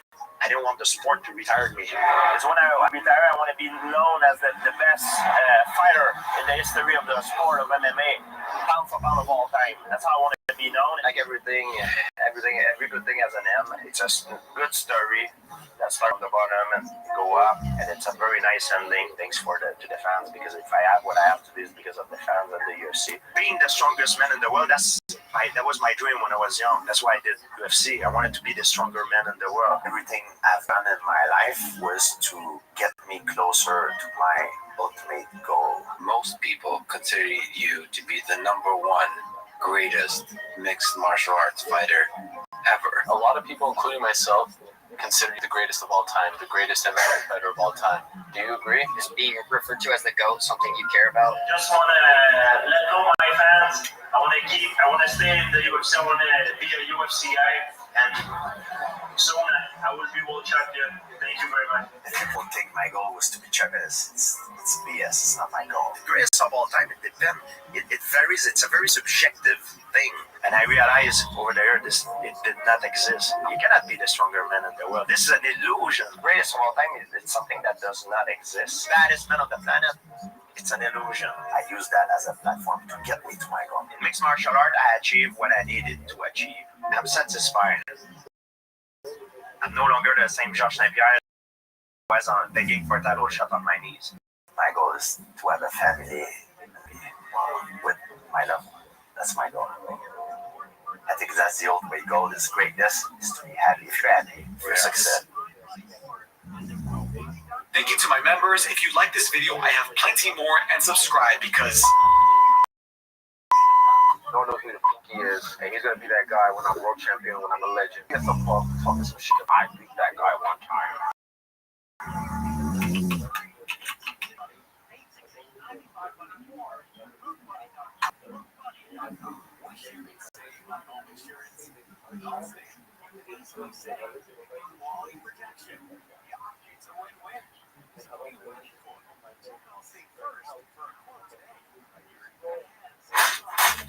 watch very close. You're witnessing the quickest rise to greatness of any man in UFC history. He's got that one punch KO power. When that guy was going to fight MMA, I'm like, hold on, baby. Yeah. This is going to be some wild shit. And the crazy thing is, it was never supposed to happen. Without me, he wouldn't be here. Without me, he'd have a tougher road to the title, and he would have got exposed a long time ago. That's Israel Adesanya pursuing greatness as UFC middleweight champion. But where he went wrong was summoning his own worst nightmare. He watches all my fights, and every time I fight, like clockwork, he'll try and put something out like, I beat this guy. There's a timeline. You know there's the bad guy, and then there's this ultimate bad guy. I've never ever watched any of his fights, ever. So at the end of the day, no one knows who the fuck he is. And it is, he had to open his mouth. And he's going to be that guy when I'm world champion, when I'm a legend. He's going to be at some pub talking some shit about, I beat that guy one time. If Izzy just shut the fuck up, he would have stayed where he was. That was the impetus for Pineda to get back into mixed martial arts. He sort of awakened the beast with those comments. Israel Adesanya was talking about Alex Poatan Pineda. His fucking highlight reel is like nobody else's. Completely unique style, very technical, and very well thought out. And in that interview, he told 2 lies and 1 truth. The first lie was that Alex Pineda beat him 1 time. You've got to understand, Alex Pineda is one of the most decorated kickboxers in history. It's not just dangerous power. He's fucking sneaky. He's really technical and creative when he's hitting people. Pineda kicked off his career in 2012, and over the next 4 years, he decimated the competition and collected championships in multiple organizations. He was beating up everybody over there, dude. It was the way he was doing it. He was putting them into orbit. Like, the power was different. The style was different. It's a weird style. Hands down, weird movement, but super technical, man. I was like, this fucking guy's terrifying. It wasn't long before he had his first meeting with Israel Adesanya on his home soil in China. I am Chinese. It was a tightly contested battle where Alex Pineda earned a decision victory to snap Israel Adesanya's 14-fight win streak. Adesanya was none too pleased by the decision, and many fans argue Adesanya was robbed of his victory by the judges.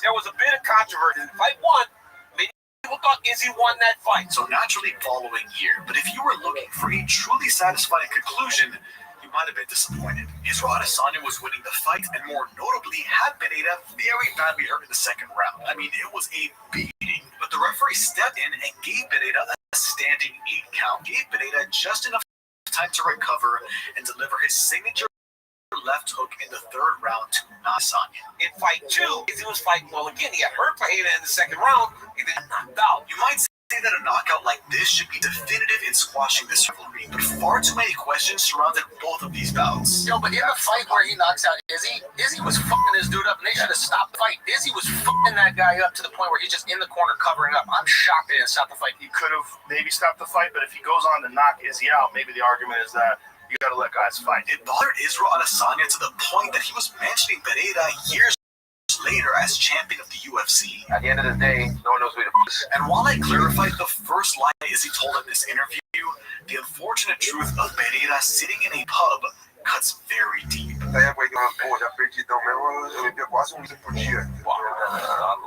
While Israel Adesanya rose to stardom in the UFC, Alex Pereira was still recovering from his alcoholism in his early career. Até meio-dia eu tomava 10 cachaças. Eram umas 10, uma 11 e outra meio-dia, né?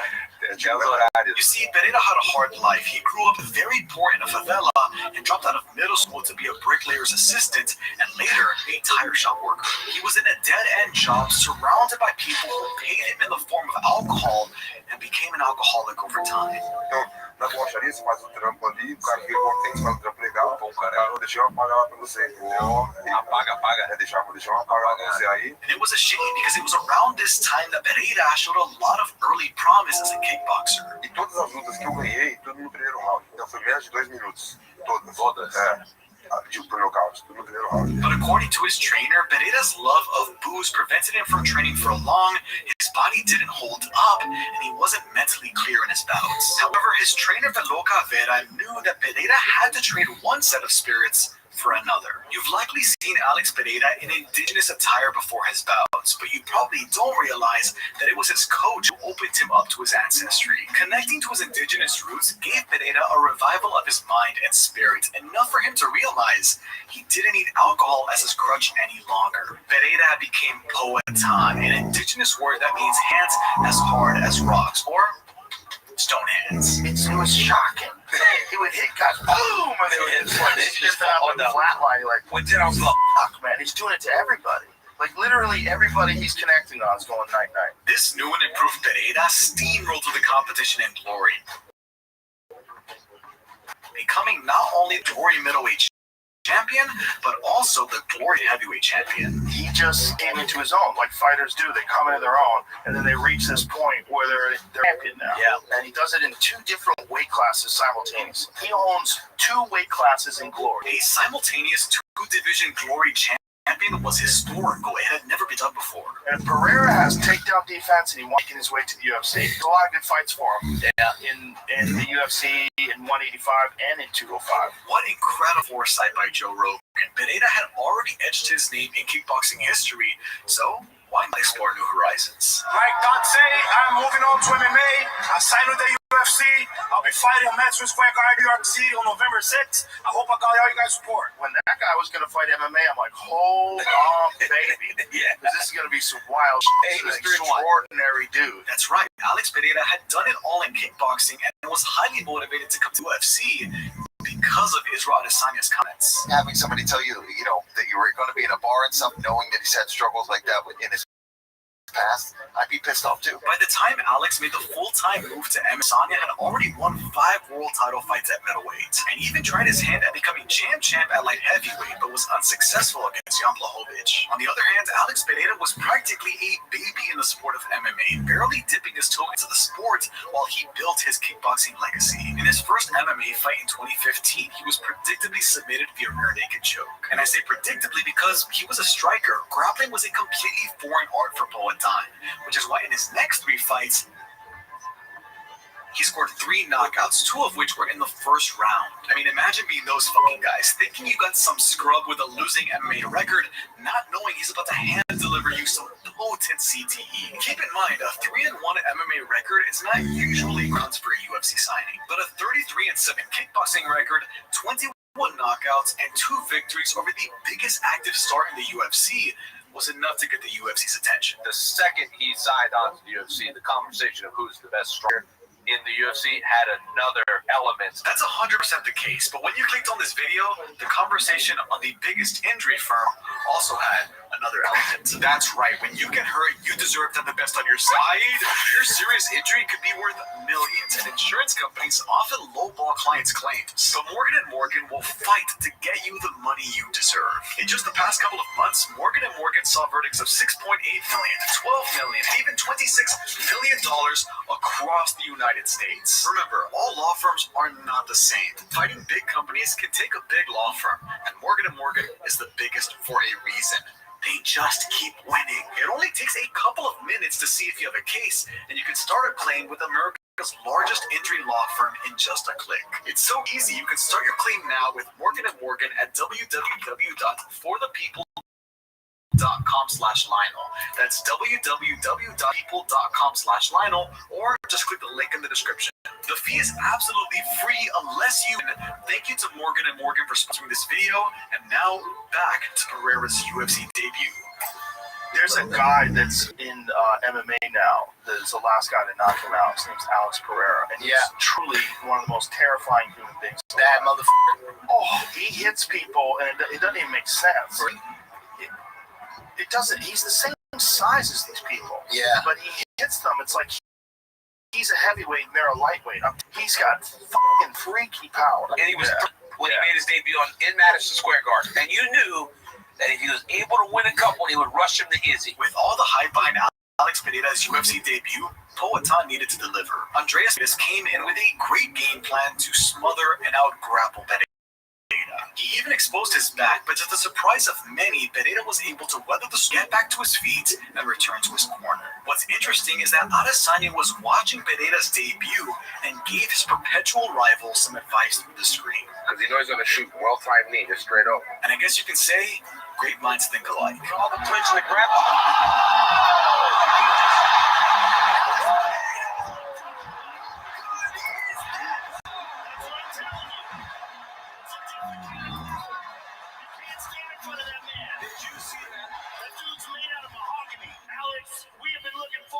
Competing in the UFC for a long time. Congratulations on a spectacular debut. Thank you. I thought you were lying, bro. I thought you were lying. The whole time, Joe, I'm sitting to your right. I'm like, man, Joe Rogan up in here lying to me, telling me this dude this good. A lot of people saying he might have the path to Adesanya after their kickboxing background. Or just your general thoughts? He looked damn good tonight. Got the guy where he needed him, and incredible. What's the career path now, right? A lot of excitement around you. Obviously, the link to Adesanya is always going to be there. Do you want a fast run to the title, or do you want to take your time and develop more as a mixed martial artist? Well, I came here, of course, to be a gym, but I'm almost taking my time evolving, getting better every day. I'm 34 years old, but I'm happy to be every day getting better and better. Pereira made quite the impact in just his first UFC fight, but like he said, he was 34 years old, so whatever he wanted to accomplish in his sport needed to be done in a very short window. With a performance like that, all eyes were on. Alex Pereira, of course, former kickboxing world champion, the guy who beat Israel Adesanya twice. Robert Whittaker said about it? Did you see the size of the fella? Like, why is nobody mentioning that? Dude's just giant. I did. He's a freaking giant. This guy had to be getting up to 215 whenever he was weighing 85. I think it was heavier. His hands are as big as a fucking watermelon. One of the fighters said it was 226, I believe. 226 in the octagon at 185. His fist is like literally all mine put together. Facial features are bigger. Feet and hands and forearms are massive. He's like this long arms, these big, giant fucking hammers at the end of his wrists. He's different. Who let this guy in? Pereira was like this mythical creature we couldn't believe was in our sport, and all we could do was speculate how the second fight was going to go. It's been the Alex Pereira show all week in terms of how people view this fight. Like, people think just Bruno's the next victim for this guy. Bruno Silva is an incredibly violent fighter. If we're just going MMA, Bruno Silva probably wins. I haven't seen a whole lot of Alex Pereira's grappling. I don't see Bruno Silva ragdolling him out there. Plus, Bruno Silva likes a firefight, man. I think he's going to go out there and at least try and earn some respect on the feet early. Bruno Silva's fucking real. He's a really good striker. It was a good fight. It was like Bruno Silva tested him. Alex! Although he didn't get a finish, Pereira fought a very game opponent and put on a performance that demanded the respect he needed in this new sport. Talk about MMA, right? A lot of people criticize my grappling, my ground, and I came here and showcase what I do every day. How long until Israel Adesanya has to start worrying about your name again? Or we feel like you were brought here to fight him? The moment that he finds out that I sign right here, I believe that he's already been worried about because he knows what my potential, he knows how far I can get. I greatly admire Pereira's confidence. Just 2 UFC fights in, and he fully believed he would make his way to the UFC's biggest superstar. Keep in mind that at this point, Israel Adesanya had 6 middleweight championship victories and an explosive rise to become a fan-favorite global phenomenon. He moves the needle, like you say, he's box office. People walk through the turnstiles to see the last outfit. Outside of Conor McGregor or Khabib Nurmagomedov, Israel Adesanya was the biggest name in fighting. However, his roller coaster to unmatched popularity was reaching its low point as fans began to find him boring through his recent string of decisions. And fans also didn't like some other shit. Shout out to the puppy. The puppy. It seemed like Pereira was destined to come in and bring new life to the Adesanya storyline. So much so that the UFC scheduled Pereira to fight on the same card as Izzy at UFC 276 against a psychotic future champion. I mean, Alex, the big, scary Brazilian, I think we all admit that. You're at ATM, this motherfucker walks in behind you middle of the night, you tell me why you're going to be walking away. Do you feel like it is a mistake for Sean Strickland to stand with you on Saturday? Well, hopefully I can stand and thing with this gigantic, scary fucking Brazilian. Fight is a really interesting fight because Pereira will oblige him to stand up. Yes. It's going to be like, how does he choose to fight this? You're not even a good striker, bro. Like, what is prayer? You're tall. The official prediction: Sean Strickland versus Alex Pierre. Guys, I'm taking Sean Strickland. You're genetic gifted. If you were a normal size human being, you wouldn't even be here. Your style sucks. Well, I'm very prepared for this fight, so whatever we bring, I'm ready. If you want to try to strike, I'm ready. If you want to grab up, let's do it. 80-inch reach. 80-inch reach head kick. I think I have weapons, enough weapons to stop this game, to do the anti-game, and, leave with the W. I would love to see Adesanya versus Pereira in the UFC. I feel as though Sean Strickland's going to get the upset win, and that's crazy to say. So this is purely just a ploy by the UFC, putting him against someone who likes to strike to potentially get him an Izzy shot. All signs seem to be pointing, and of course, both of you need to win on Saturday. A potential fight between yourself and Israel Adesanya. It seems to be heading in that direction. What's your final message to Israel as he gets ready to attempt to defend this title against Jared Cannonier on Saturday? I'm focused on my fight Saturday. I still got the fight to do with Strickland. I'm focused 100% on that fight, but I'm rooting for Israel. Pereira was taking Sean very seriously. Sean was treating this gigantic, I want to get this right, gigantic, scary fucking Brazilian as a joke, and if that wasn't defocused enough, Strickland got into it with Adesanya at the press conference. I mean, what was it like? 2-0 against Izzy? What was it, 2-0? Did you watch the whole fight? No, I don't like exactly. Do your f***ing job next time. Oh man, I made the champion man with his props and tips and his little watch. Oh no! I'll break my nail in your face. Alex, hey man, you better focus on your guy. He might gonna f*** you up too. Trust me, he knows I put him on skates last time. And this time when I put you on skates, I'm gonna leave you frozen like Elsa. Honestly, he might get f***ed up Strickland if he's gone. If he doesn't fight with his ego, he'll get f***ed up. The funny thing is that last part wasn't trash talk. It was just a word of advice. It's like hands down, straight up, and he moves in on you, and it's just like, it's so filled with danger. Comecei ali batendo pouquinho mais forte. Não parece, entendeu? Mas eu tava batendo mais forte. Enfim, ele fez assim pra andar. Aí eu já chutei antes de ele colocar o pé no chão. Quando ele tava chegando, eu já tava chutando. Então foi 2 chutes desse seguido que eu deixei ele perdido. Every step he moves towards, guys, you see this like recognition of this, like, it's a different kind of power. E também um soco no peito dele. Dei vários, mas teve um, a gente sabe, a gente sente um soco que ele pensou assim, porra, ferrou. Pra quem tá assistindo, tá fácil. Pra quem tá assistindo, tá fácil, porque parece que não é nada. Mas, cara, eu machuco.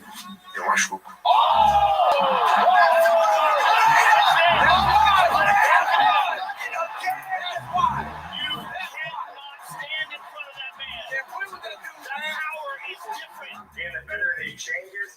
I'm gonna beat this guy up for 3 rounds, and then halfway through, I got caught. So hats off to Alex. I try to one shot. Try to tell him. Alex, you made it a quick night of work here against Sean Strickland, ranked number 4 in the division, and you made it look easy. Really happy with my performance with this knockout. I've been training hard and involved throughout my training, so I see that it's working. Well, that was essentially a title eliminator. It sounds like both yourself and Israel want that fight next. How soon would you like that to happen? Whenever the organization wants, I'm ready to go. I have no injury. I'm clean from this fight. I want to take 2 weeks off to enjoy my family, and then I'm good. Pineda showed up and easily knocked out a future UFC middleweight champion, whereas Israel Adesanya delivered a less than exciting performance against Jared Cannonier. This matchup was now more interesting than ever. You're certainly on the champion's radar right now. Israel was talking about you heading into this fight. Well, it actually makes me confused because with those 2 fights in the knockout, actually, he claimed to be a pillow, but with the big pillows already making leave on a stretcher with the gas all over him. So imagine what is going to happen on the 4 ounces. Tonight, the way that he fought, the way that he showed up, really did not impress me. To be honest, I think his level is actually not the same. And when we fight the 3rd time, I hope he will fight way much better than he did tonight. Otherwise, it won't be a good night for him. Adesanya and Pineda were clearly going to fight each other next, and the build-up was glorious. Israel Adesanya defending his middleweight title for the 6th time. He said this one is business and it's personal. Going into your upcoming fight against Izzy, this will be the 3rd time you're fighting him, the 1st time in MMA. They fought twice. Yep. Adesanya lost both fights. Yep. 2nd time he got knocked out. If you want to see him beat me, go on YouTube. It's got millions of views. But that's fascinating. He's already beaten him twice. He follows them to a different sport. He hunts them down. Where do you get the motivation? Without me, he wouldn't be here. Without me, he'd have a tougher road to the title, and he would have got exposed a long time ago. But Lex Pineda still knows that in the fights, in the interactions, he has been the person that has gotten his hand raised both times. Not once, both times. The first fight, they thought it was a bad decision. First fight, I felt I won the fight. A lot of people, even he knew I won the fight, because you see how y'all look surprised. He looked surprised. Both of y'all look surprised. I was surprised. You all know what happened in the last 2 fights. I forgot about him. I hope you forgot it as well. I'm going to fight you like it was the first time I was fighting in my life. 2nd fight, Izzy was winning. We're looking at a fight where Izzy might have won the majority of the round, but Pineda has the ultimate equalizer in the left foot. Round 2, I mean, like I said, I would have had him out of there, but I didn't stay true to my style. I was younger, then I let some shit influence me, and I was just like, trying to get him out of there. Trying to literally just right hands. Yeah. So it was stupid of me. You know, I don't fight like that. There's one thing to fighting someone that has beaten you before, but to get knocked down. It's just such an intimidating figure. Oh yeah, right. Every time he even looks at Izzy, you can tell he's almost licking his chops. Even like yesterday at the stand, he goes, "Look at me." He made Izzy look small, and I've been around Izzy. Izzy's a big guy. And his hands are twice the size of mine. The guy has power like no other in the UFC. But I feel like Alex Ferrer is not going to be able to apply that pressure on Izzy just because he won't have the energy to sustain that for 5 rounds. I think the fans are going to be in for a good show this time because I think Ferrer is going to keep true to his word and really push the pace. He's very one-dimensional. He's early on in this game as well. What's his weakness? What's Pineda's weakness? Wrestling, but Izzy doesn't wrestle. The pressure's on him. Because if he loses to me, all that, he be talking, everything, he's going to have to pay for that. You know, there's a lot of people that think maybe that they thought I was undeserving, including Adesanya and his team. Originally, he said, so when I came into the UFC, that he wanted to fight me.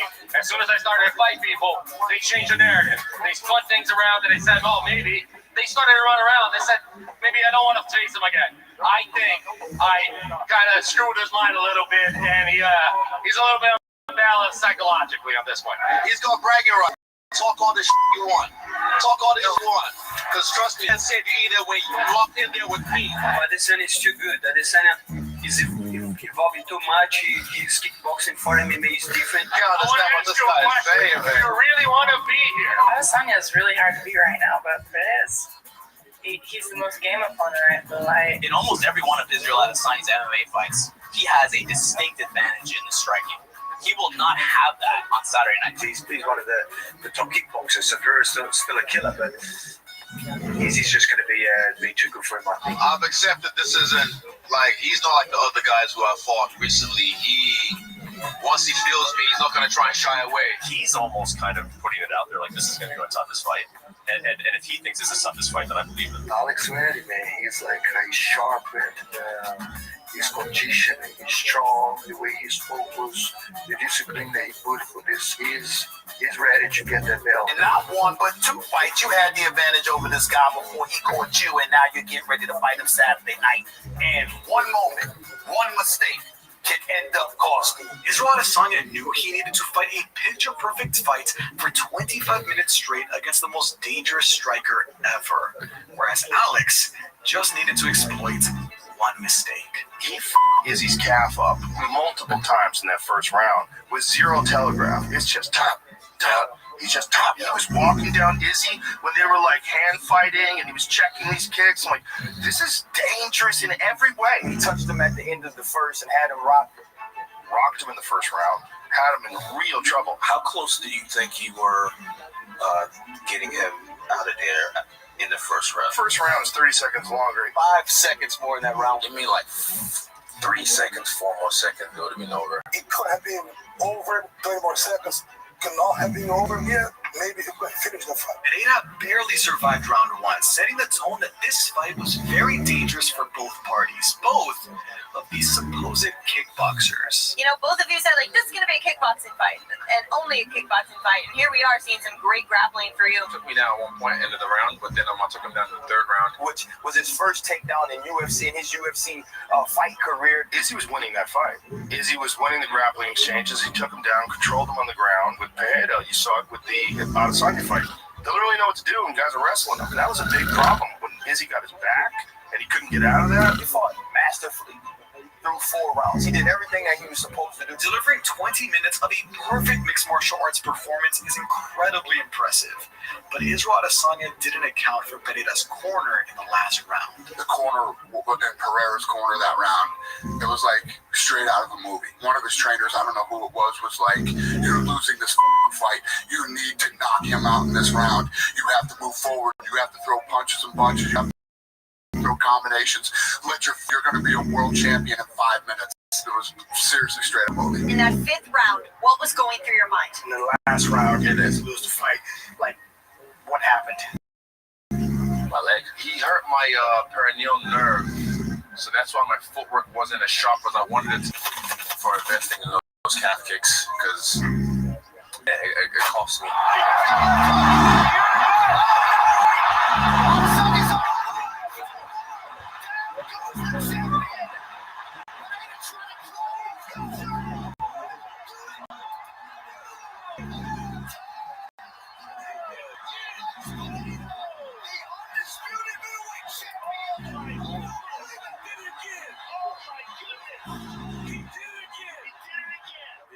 Vicious. That's a good stoppage for sure. Alex, a tremendous fight and an incredibly quick rise to the title. In your 5th fight ever in MMA, you are now the undisputed middleweight champion. A year. Yeah. He was the champ in a year. Thank you everybody that's been supporting my work. Thank you, Joe Rogan, that since the beginning believing me and I was all saying good stuff about my work. It was an honor to call your fight, sir. Congratulations. Can you compare winning a UFC title to a glory kickboxing title? Well, winning the UFC was substantially bigger. Even though glory is very important to me, winning those 2 titles was something really important, really big for my career, but UFC belt was a bigger proportion. Is it true you got a tattoo of the belt? Yes, it did. Where do we go from here? Do you believe you are deserving of a rematch? Do you want time off? Do you want a new opponent? Of course. I'll probably get the rematch. Alex Pereira became UFC champion faster than most of you last in the bedroom. Finishing not only the man he specifically followed from their previous sports, but a champion that fans started to dislike. So despite not speaking English, Pereira now became a beloved fan favorite, and we got to enjoy his personality. Alex Pereira leaned into his emotionless, stone-faced persona. And does he smile? Does he have fun? We all shout out an emotion, and then you have to do it. Sad, angry, frustrated, happy. He smiles. Yeah. He actually smiles. Before he just didn't smile. Now he smiles. He embraced all the memes about him being the world's biggest hater. I'm gonna leave you frozen like Elsa. Going as far as to hate on Izzy for his love of Pokemon. It panned to like some stuffed animals, right? And he goes, ah. And for me, I'm like, what the f*** do you think you are? But then he sported a Pikachu jacket on media day. Benita just seemed to haunt Israel Adesanya wherever he went. He ran into Pereira at the airport. Manager Ash was like, "That's Pereira." And I was like, "What?" I was like, "No, wait, it is him." We got a romantic look into Benita's relationship with Glover Teixeira.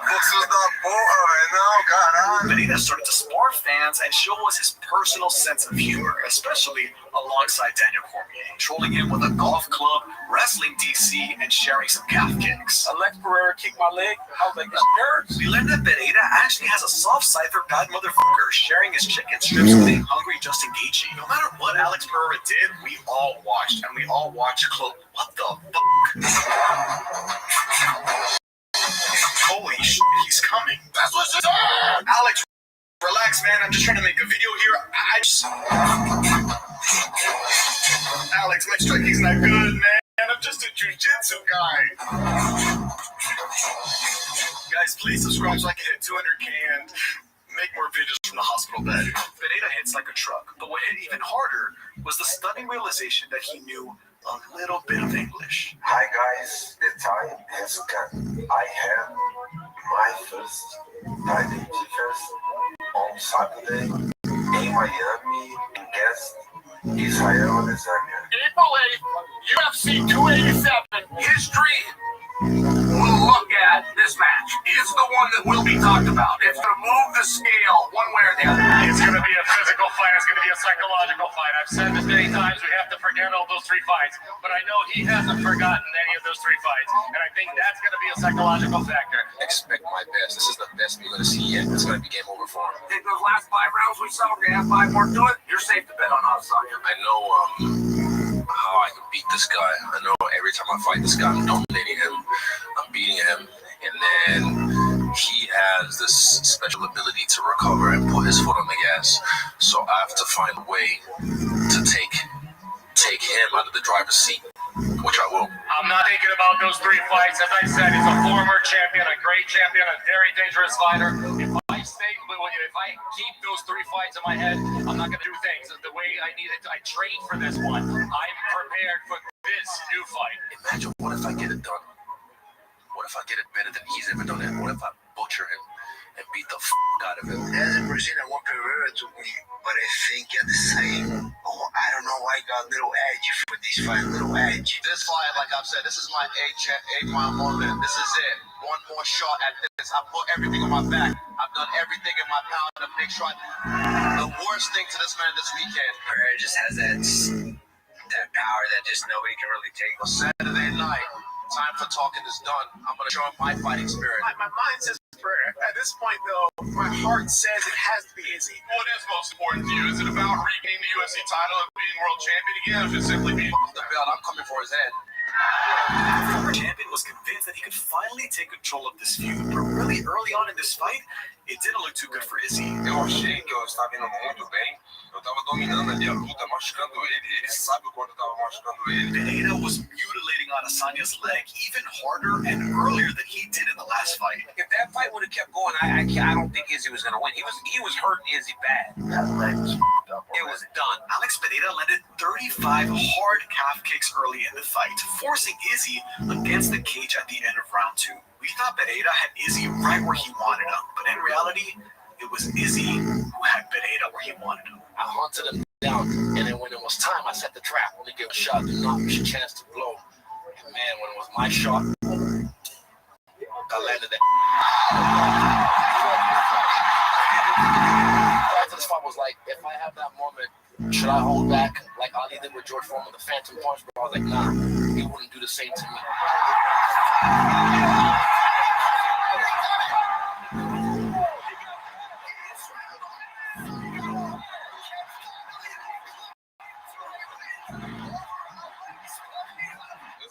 Quando esse ano tava ganhando as lutas, eu ganhei no final.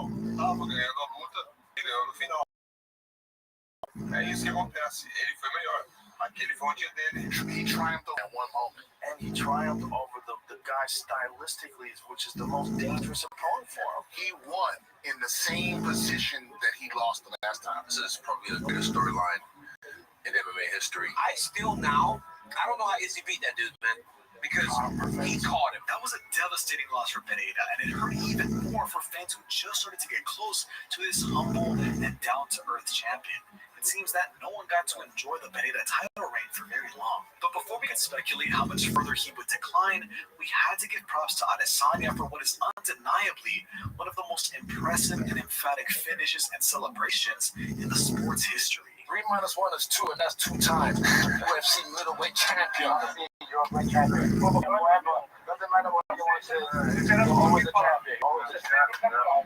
So I always respect you. Out there and was absolutely focused and put on a display that, you know, that goes down in the history books. Não, ele provou que foi melhor do que eu naquela noite. What Izzy did tonight is he slayed a giant. You know, not only in the physical sense, but a giant in his mind. You know, this guy had 3 wins over him, had just knocked him out, took his title. This win in particular is a lot more about the psychology than the physical. Just getting Izzy's mind right to actually walk into a combat sports setting down 3-0 and to beat this man like this, I think you can argue it as one of the biggest wins in UFC history. Podem pensar, como que esse cara vai vir depois?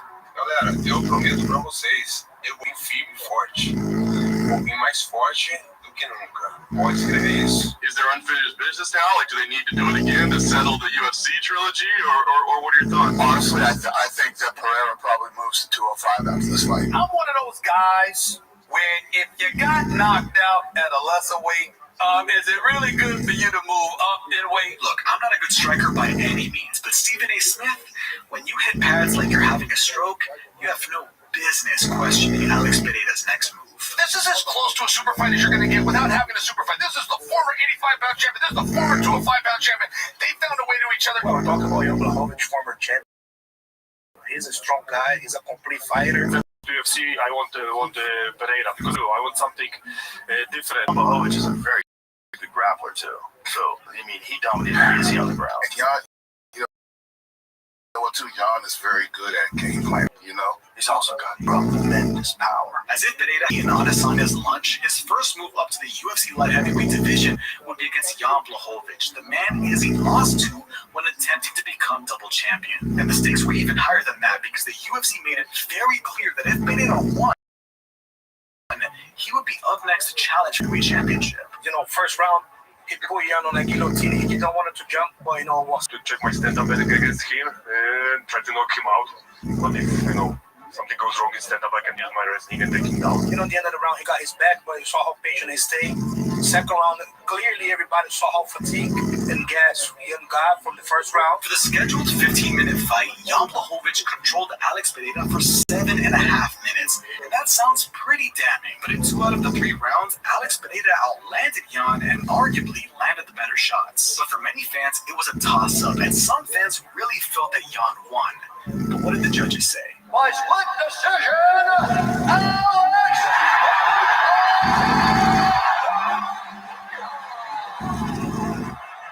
Congratulations on your successful light heavyweight debut, and a huge one at that, beating the former champion in Jan Blachowicz. There was no reasonable world where Alex Pereira won that fight.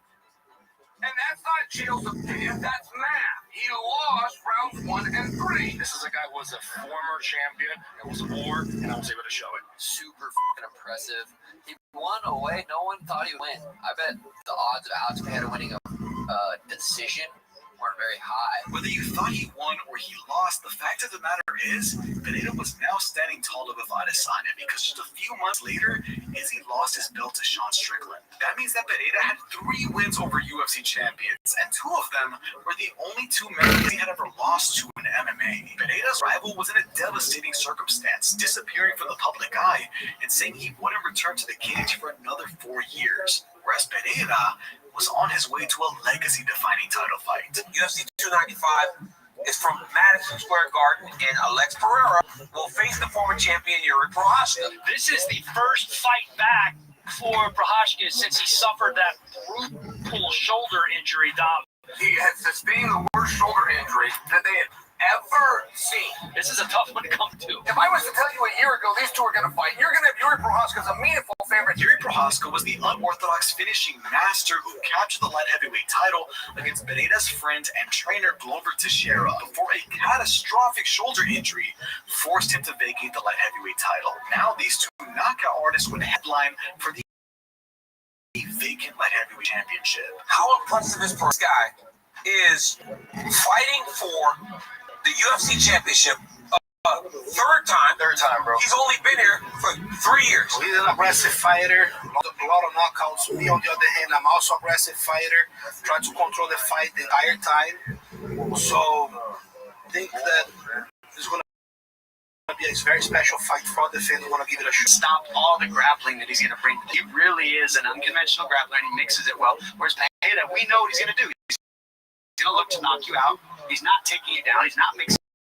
I think it's going to be tough for him. I think Yuri is down to light heavyweight, whereas Alex is obviously a former middleweight. Yuri Prochazka gets the job done. I think he can stand with him. I think he can take his best shots. And I think he has the ability to knock him down as well and to knock him out. We've watched both of these dudes drag themselves from deep water and find a way to win. And this is so exciting. I think this is a toe-to-toe fight, and I think it's a finish of one of these men. We did see Pereira at 205 against Jan Blachowicz. The power wasn't quite significant. It wasn't quite as crushing. And able to go the distance. I'm not taking Pierre, but I'm not ready to tell you that I think he's a better fighter. I'm just not. I just think he's going to fight better in this particular match. It's his third time returning to the Garden. He's got an amateur record.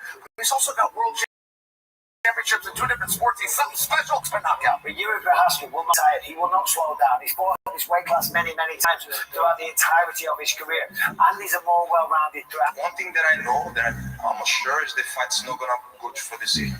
Somebody gonna get knocked out or submitted. I think Pereira might knock Yuri out. It's such a special moment, and believe me, I'm really happy. I just don't smile much, but believe me, I am happy. Yuri's in there dancing and shit. Yuri's like doing all kind of like weird stuff, right? And Alexa's like, just don't face. Like, I'm going to. It's one of the greatest stare downs ever. I'm going to kill you, is what he's thinking. Like, if I've learned anything watching Pereira's fights to this point, it's that you better be damn good at checking low kicks. His leg's already hurt, Joe. It's already hurt. It's already hurt. Look at that. Oh my goodness. He doesn't even show you that he's going to do it.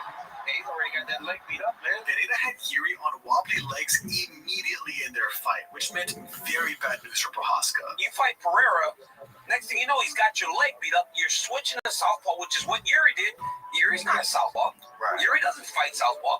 Now you're fighting in a fight stance that's unfamiliar against one of the most dangerous men in the world. Yuri was able to survive the first round relying on his grappling, which to his credit seemed better than Pereira's. But in round 2, Yuri got a little overzealous, pressuring Pereira to the cage. Right hand.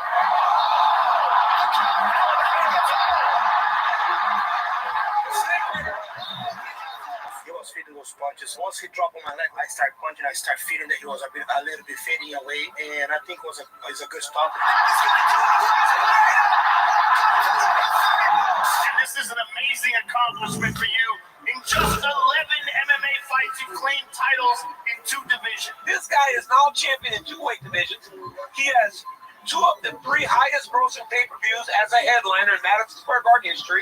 He's only got about 6, 7 UFC fights. He's beaten 4 champions. He's beaten 4 champions. It's crazy to think what this man has done. Alex Pereira acquired 2 UFC titles in 2 years, the quickest anyone's ever done it, standing tall amongst some of the most legendary fighters ever. But in a moment that is joy, he chose to share it with a man he will forever be tied to. You know, I never knew how to call anyone right, but I think, man, I like a fight there that's interesting for me, and it would be interesting, I'm sure it will be for everyone. It's a person who somehow encouraged me when I was in a bar drinking, and he said in the video that I was going to stay in a bar, but he rescued me. This guy also said recently that he'll only be back in 10,027, and so do I. The way he rescued me, I want to rescue this guy. Because he's a talent. He can't stand still for this long. It's Adesanya. Alex Pereira came into the sport as the supposed villain in Israel Adesanya's story. He is Thanos. Literally just collecting fucking stones. Infinity stones. Dude, he's got 2 world titles and 11 fights. In 2 years. It's insane. But I think there's a lot more that we'll appreciate about this era as we reflect on Pereira's career. You really felt like this guy was going to come in and revolutionize the sport. He's really done that. Who's ever won 2 world titles quicker than that guy? I mean, nobody. Did you ever imagine when you started your UFC journey that you'd be a two-division world champion? Well, not only that, let's look more. Let's rewind a little bit. Like in my career, like I don't even picture that I could make a living with fighting. If I could even support myself just with fighting. But I have great people around me that motivated, that boost me, and I came here, with all this success. Pereira and Adesanya aren't heroes nor villains. They're yin and yang, two sides of the same coin. It doesn't matter who's Batman and who's the Joker. There's a timeline. You know there's a bad guy. Hey, he's gonna be that guy when I'm world champion, when I'm a legend. As much as they were at odds, they created each other, and they both needed each other to become great. And then there's this ultimate bad guy who's just in some fucking bar in Brazil, and then Izzy had to open his mouth. He's gonna be at some club talking some shit about I beat that guy one time. Izzy told two lies and one truth in that interview. If Izzy just shut the fuck up, he would have stayed where he was. And now, every MMA fan there ever will be knows what the second lie was. At the end of the day, no one knows who the fuck he is. Agradeço todos aí vocês que estão sempre na torcida por mim. Muito obrigado mesmo de coração. Chama! Thank you to my patrons and members. If you like this video, you will love the others on my channel and subscribe because I worked so hard for this one. Everyone always likes to one day I will become a UFC world champion.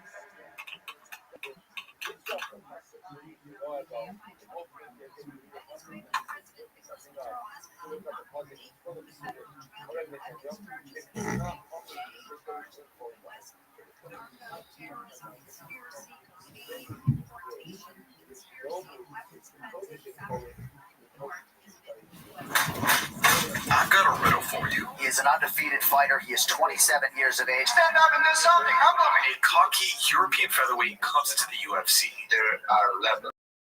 There are levels, then destroys every man in his way. Topuria is a monster, bro. Topuria is a extremely dangerous man. Boxeando soy muy peligroso, tirando soy peligroso, en el suelo soy peligroso. And he calls his shot like it's the greatest featherweight champion of his era. He will not be able even to touch me. I see myself knock him out. I will finish him. Just came ready for the retirement. Extremely confident. His confidence borders on cockiness. It's my destiny. I was born as a UFC world champion. He looks like a bad guy. He looks like a villain in a movie. Now, who does that remind you of? Surprise, surprise, motherfucker! The king is back! He's putting it out there, no different than Conor back in the day. I'm gonna KO you inside 1 round. They're all dressed like me. They're all trying to talk like me. They're all trying to beat me. Many believe El Matador to be the second coming of the Notorious, and you can't deny the resemblance. With the belt, and but there's one key difference between them that you'll understand very deeply. Mi objetivo es ser el mejor, ser el campeón de la UFC. My dream is to be world champion, world lightweight champion in the UFC. Have more money than I know what to deal with. Y ese es mi objetivo hasta el día de hoy y los días que me quedan. It will happen, and I'll let you know when it happens. It will be, guaranteed. It's July 11th, 2015, and 18-2 Conor McGregor just had the performance of his life, knocking out Chad Mendes to become the interim UFC featherweight champion. I just want to thank everybody that's been with me and the Irish people that support me. This guy came from nothing, and now he's a world champion in 5 UFC fights, 20 fights overall. Now you might ask me, how many fights did Topuria have in 2015? 5? 10? Try his pro debut. Ilya was just 18 years old in 2015, but despite that, he was very talented. ¿Y la primera pelea qué? ¿Nervios? Súper nervioso, como que no quería ni subir, dudaba. Yo decía, ¿qué coño hago aquí? ¿Por qué no he estudiado? ¿Por qué no he estudiado a mis padres? Topuria took down an aggressive opponent, mounted him, took his back, crucified him, grounded, pounded him, and ultimately finished him with a reverse triangle. Hold on, I have a note here to explain things in simpler terms. Yep, just like I thought.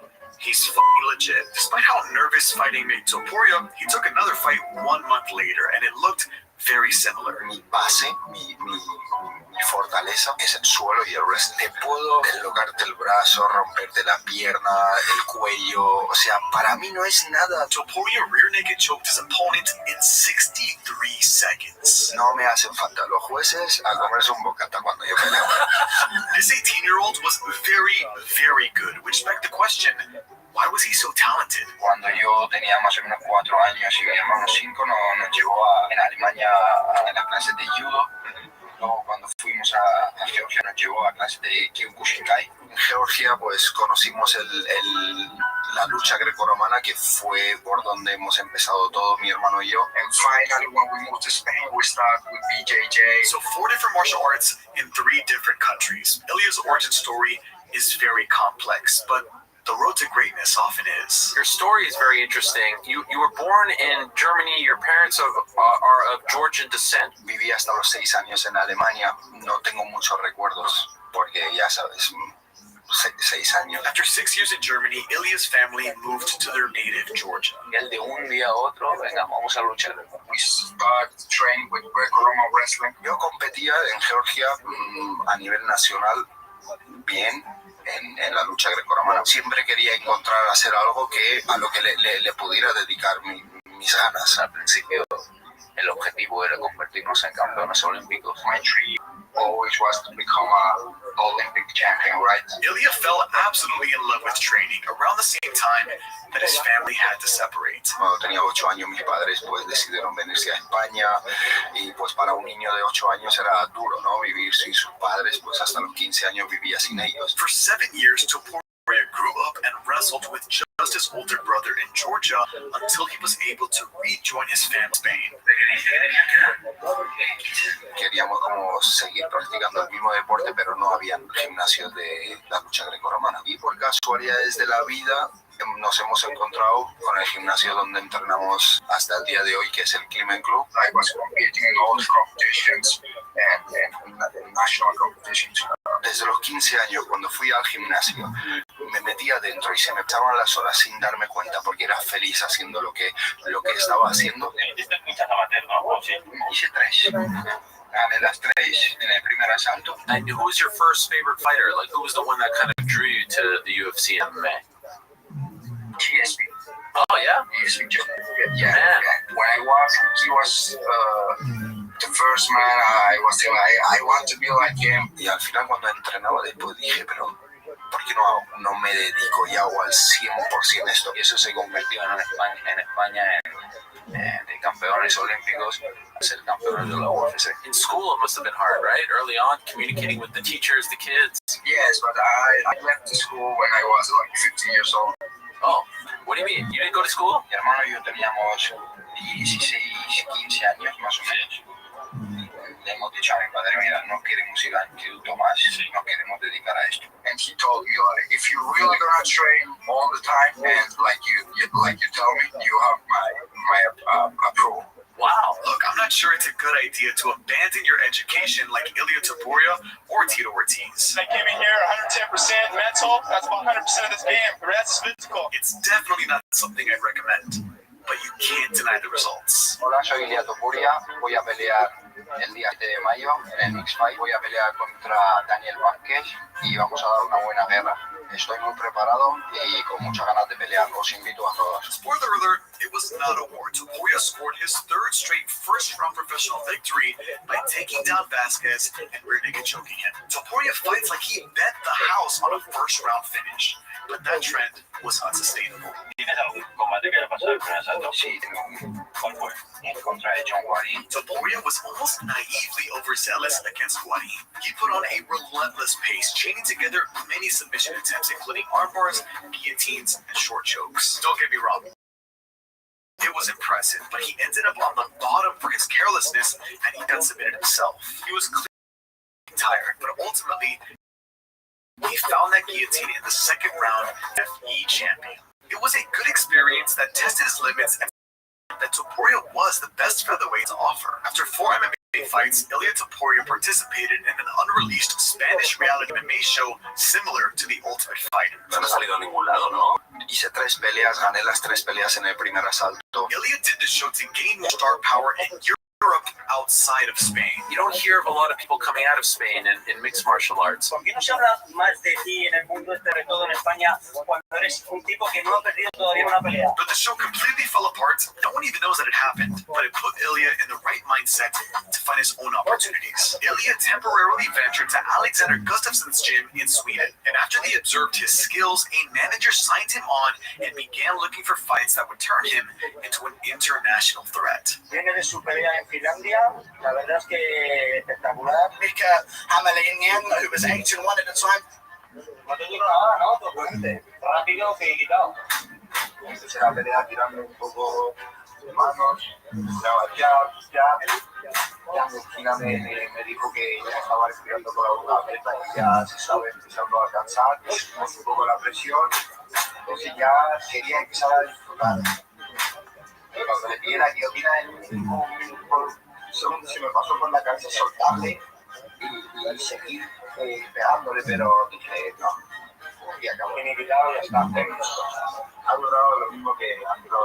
Topuria completely shut out Mika Hamalainen in a performance that not only earned him his BJJ black belt. I became BJJ black belt with 21 years old. Somos los primeros georgianos que entran en negras de Georgia.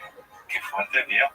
Historia. But it also gained him significant notoriety in Finland to the point that he and others believed he was ready for the UFC. Pienso y creo que voy a estar al final del 2018 en la UFC. Ahora, que no vaya a estar será el año que viene, pero es lo que yo realmente pienso. Yo pensaba y estaba segurísimo que iba a pelear en la UFC. Yo a la gente le decía, Tengo 21 años, pero yo tengo todo para estar en la UFC. Tengo las ganas, tengo la edad, tengo el equipo, tengo la familia, tengo todo para estar en la UFC. Yo podría estar peleando ahora mismo en la UFC y podría estar peleando en el top. En el top, además, sí. And speaking of the top, he had a firm opinion on a certain Irishman. A mí me gusta McGregor, pero yo nunca he dicho que me gustaba su personalidad como fuera de las MMAs. No. Keep in mind that at this point, Conor McGregor had already knocked out both Jose Aldo and Eddie Alvarez to become the UFC's first simultaneous double champion, and had a pretty under-the-radar boxing match against Floyd Mayweather. You might have missed it. Ilya was light years away from Conor's achievements, but he was heading in the right direction because 2 months after his last fight, he was invited to Cage Warriors to compete for the vacant bantamweight championship. I tried to fight bantamweights. I made that mistake, but never again. Never again. Ilya says that because he couldn't make the weight and was ineligible to win the belt. Most people would take that as added pressure and be terrified on the biggest stage they've ever been on. toda la arena ahí, pero gritando y tienes que salir delante de miles de personas y te pones nervioso, ¿sabes lo que te digo? Imagínate meterte a pelear con un tío que se ha preparado durante meses y ha estudiado todas tus debilidades y tienes que meterte a pelear. Todo el mundo espera lo mejor de ti, es como que te ven como algo invencible, te tienes que preparar mentalmente súper fuerte. El miedo es una ilusión, el miedo es mi mejor amigo, es lo que me ayuda a alcanzar el mayor potencial que duerme dentro de mí. El mayor miedo, no poder ver la mejor versión de mí mismo que otra. ¿Qué otra cosa? No hay ninguna duda que viva dentro de mí. Yo sé que voy a ganar. Muchísimos nervios, muchísimo. A ver, estás nervioso, pero súper confiado.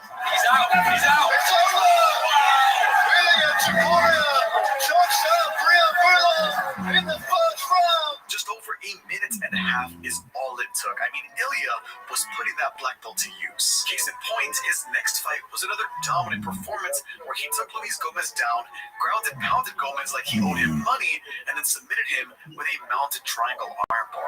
1 minute and 15 seconds of the very first fight. Look, dominating your opponents pre-UFC is a sign of potential greatness. But when you only showcase a grappling skill set and you've never faced adversity in the cage, it's hard to know how far you can go. La pelea ha sido un poquito más difícil que otras peleas que has tenido, ¿no? Veo ahí una patada que ya tiene mérito y con esto. ¿Cómo sentiste la patada? A ver, nunca te sienta bien un bate en la cara. Tenía mi brazo arriba, pero me rozó aquí en la cabeza. A ver, recibo el golpe, caigo al suelo. Te dije, ya no te voy a quedar abajo, porque si me quedo abajo y le dejo que me domine, la sensación que uno siente cuando lo tiene al otro en knockdown es algo que te hace crecer mucho. No le podía dar esa ventaja, tenía que que tirar y tirarlo en el suelo. Topuria not only recovered, but he attempted an anaconda choke, guillotine, and he went fishing for a darce, all in the first round. But it wasn't working. Bueno, en el suelo no, pues ahora vamos. What does everyone say about Ilia Topuria? No es el pegar de un golpe, no, es crear huecos, es como te provoco. They say, don't let him back you up against the fence. Don't let him throw a barrage of punches. Es todo mental, ¿sabes? Es como un partido de ajedrez que yo voy preparando, te voy engañando. It's his power, his speed. Don't let him trap you there. Te tiro un jab abajo, te tiro otro y el tercero es un jab abajo y una derecha arriba. Ilia scored his first professional knockout and 7th first-round finish after tremendous adversity. Hay otros que comen la misma patada y duermen. And I'm sure a kick like that will never happen again. But in all seriousness, Topuria was now 8-0 and was very confident he was UFC material. Ilia es el mejor de España ahora mismo, libra por libra. De Europa, ahora mismo no sé. Aunque dentro de UFC, ahora mismo no lo he demostrado como por ejemplo en España, yo pienso que lo he demostrado. Y en Europa hay gente, todos que hasta el momento han demostrado más que yo. Entonces todavía mantengo mis pies en la tierra y lo demostraré. Yo no solo pienso que soy el mejor de Europa, pienso que soy el mejor del mundo. Solo necesito un poco más de tiempo para demostrarlo. Me quedaban 2 peleas más en el contrato, pero dije, mira, si yo consigo salirme del contrato, ya, sé que la UFC me va a firmar. Topuria was right. He got out of that contract and the UFC signed him. But remember, this was during a certain pandemic, so the UFC called him back while he so happened to have that virus. Me llaman y me dicen que si el mismo día de que tenía el vuelo para ir a Estados Unidos quería pelear en la UFC, pero en Abu Dhabi, en 8 días. I tested positive like 10 days before the fight, and they called me. Y dije, mira, las oportunidades no te vienen todos los días y menos así, ¿sabes? And I test myself like 5 days after, and I test negative, you know, and I didn't say anything. Soy el mejor del mundo pelea con todos. Esto es mi sueño y me da igual que tenga 8 días, yo voy a aprovechar mi oportunidad. Y ahí empezó toda la historia. Accepting your first UFC fight while sick and on 8 days' notice is practically negligent. And that's coming from me, a guy who's outside with a vicious, leashless dog ready to bite someone. All right, have fun. And then there's me, a guy peacefully enjoying his day, knowing that if I get hurt, America's largest injury law firm just might have my back. Oh, hey there, little dog. When you get hurt, you deserve to have the best on your side. I mean, your serious injury could be worth millions. I can't believe that guy got hurt. Morgan doesn't settle for lowball offers. I heard in the past couple of months, they saw verdicts of up to $26 million. Yeah, he should feel bad because I've got nothing to lose. The fee is free unless I win, and I know that Morgan & Morgan is the biggest injury law firm for a reason. They just keep winning. I hope he doesn't find out how easy it is to start a claim. It only takes a couple of minutes to see if you have a case. Yup, it's so easy. You can start your claim now with Morgan & Morgan at www.forthepeople.com/Lionel. That's www.forthepeople.com/Lionel, or just click the link in the Morgan & Morgan for sponsoring this video. And now back to Ilia Topuria's UFC debut. Ilia Topuria has not competed in 2020, period. He has taken this fight on a week's notice. He is undersized. He's fought for Cage Warriors, he's fought for Brave CF. I think Yusuf Salau is a little bit too quick on the feet in the first round to get finished quickly here. No es que sé que voy a pelear en la UFC, mi objetivo no es llegar a la UFC porque yo sé que voy a llegar. Beat some good guys, dominated some good guys as well, has a bunch of quick finishes in his career, 23 years of age. These are two young guns going at it. This is not an easy fight for Yusuf Salau. What is that like? UFC's page, giant picture view. UFC saying this guy's gonna break. You need to watch him. I'm so happy for Yusuf Salau. He's taking a savage though. In Ilia Topuria, who's very good. Very, very good. Mi objetivo es ser el mejor, ser el campeón de la UFC. If this was on a full camp, I probably would pick Ilia Topuria. It is two completely different though, for sure. You know, it's like I get a world champ kickboxer in Korea, and then they give me a guy who's a brawler, straight to a wrestler. You know, so it's a completely different fight style. I'm gonna go with Yusuf Salau getting it done. And with all that context, Yusuf Salau should be the favorite. Yo siempre digo que en esos momentos antes de salir a pelear es como una confesión que tienes contigo mismo. Salau moves up. He He throws a lot of crazy stuff himself. He's very fast for the division. He's got good cardio. Empiezas a recordar todo el camino que has tenido que recorrer para llegar hasta el punto donde te encuentras en ese momento y si te mereces la victoria o no. He's got a great style. He was just cycling between submissions against Yusuf Zalal. Me sorprendió al nivel de aguante porque le tiré, no sé, 8 sumisiones o algo así y la verdad que resistió mucho. Siempre, cada vez que llevo en mis combates, es como que hice lo necesario para merecerme la victoria. Yusuf Zalal looked like absolute shit. He looked terrible. Ilia Topuria came out there and literally out-grinded Yusuf Zalal for a win on very, very short notice. I don't think Zalal looked like him, and I want to get this right. Absolute shit that night. I just think Topuria is that good that he could overwhelm and smother a rising UFC prospect on 8 days' notice to his first decision victory. Not to mention, he had COVID right before, but it didn't matter. He didn't make an impression on the fans, so Topuria returned to the cage just 2 months later. Damon Jackson versus Ilia Topuria, or Ilia Topuria versus Damon Jackson, as it should be said. Great matchup. Ilia Topuria, 9-0, but not just a normal 9-0 guy coming to the UFC because he's fought good opponents on his way up. I feel like on a full camp now, we're going to see the real potential of Ilia Topuria. And if you can beat a guy like Yusuf Zalal, who was on a win streak in the UFC at the time, you're definitely going to beat Damon Jackson. So I'll be going with Ilia Topuria by unanimous decision. MMA Guru, I don't normally challenge the opinions of the disabled, but 2 wrong picks in a row? It's a darn shame. You showed some great power in your hands as well. Do you feel you're one of the strongest, most powerful punchers in that division? I haven't seen body shots like that in a very long weight division. I like the Canelo style, the body shots. And for this fight especially, I train a lot of boxing. Ilia Topuria was tearing apart Jackson's liver and body while maintaining perfect boxing fundamentals. The game plan was to hurt him and stand up, and I was knowing that when he was get hurt, he will start to search for the takedown. I was ready for that. Landed good body shots, eventually started going upstairs afterwards once Damon Jackson was hurt to the body and just lit him up in that first round. It's all over. Walk-off KO for Ilia down like a tree. Topuria just destroyed him.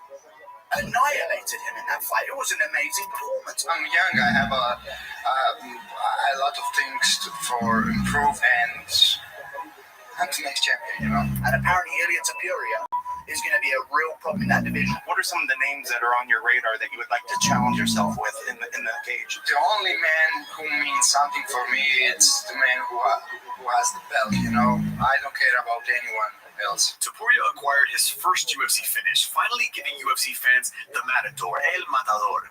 The only question was, could he lure his next bull to slaughter? Ryan Hall versus Ilia Topuria takes place this weekend on the prelims of UFC 264. I think Ilia's a great opponent. He's very tough. You know, he brings a lot of skills to the table. He's a good grappler. Of course he is. He's a nice professional, but for me, nothing special. I'm absolutely one of the best grapplers and the best grappler in MMA. Ryan Hall, always going to be dangerous. He's not so good like everyone is talking about. Ilia Topuria was facing Ryan Hall, a leg lock specialist and jiu-jitsu master who had never lost in the UFC.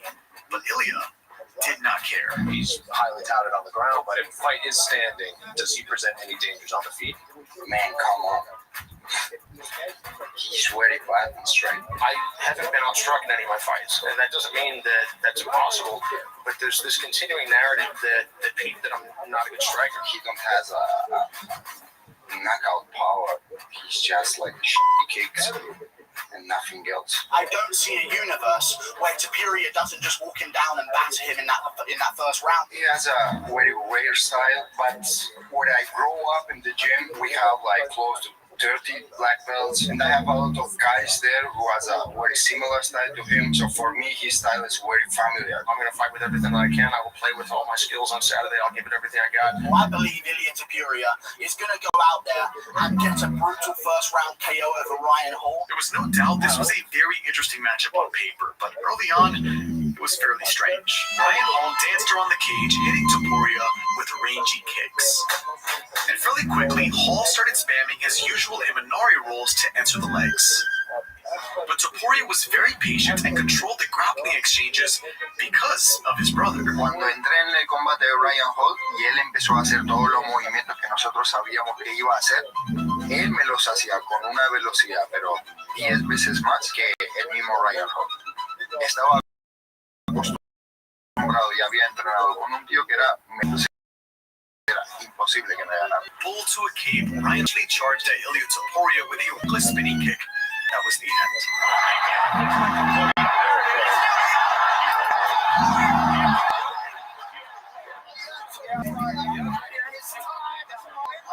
Congratulations on a huge victory against a guy who's incredibly awkward that most people don't want to fight. Your last two fights have been incredible.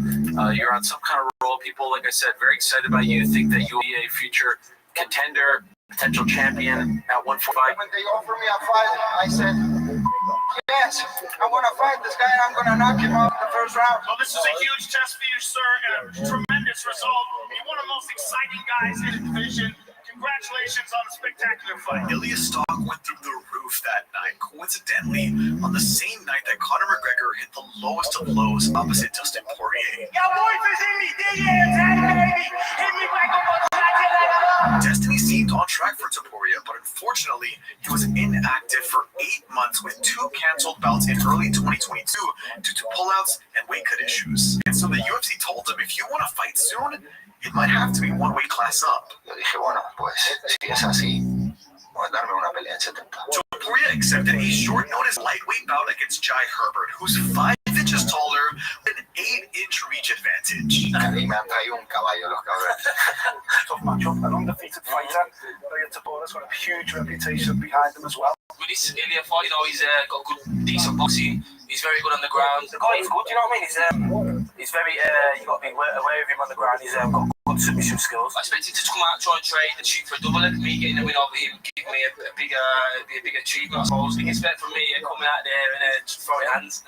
You never know, I might shoot a double leg or something. You never know, I'm going to surprise you that Saturday night. Topuria had a very game and dangerous opponent ahead of him, but during fight week, Topuria had his eyes on another fighter. I threw the bottle to his face.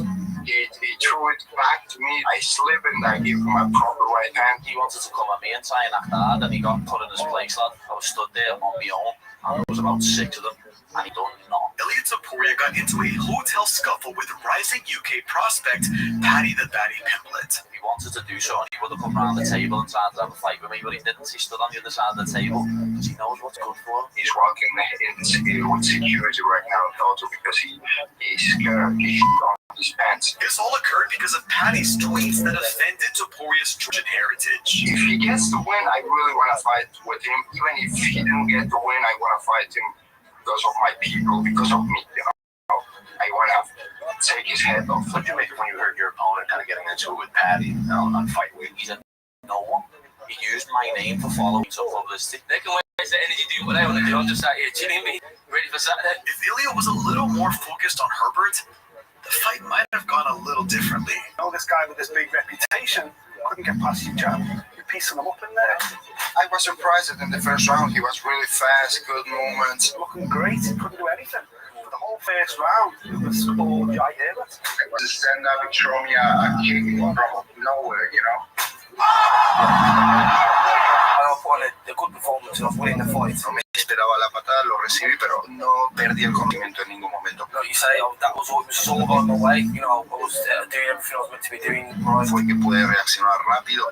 Shooting against the cage, you know, and then got up, and then I defended the takedown again. Like that wasn't going his way. We had to change the game plan. I had to pressure him in striking and put him a combinations.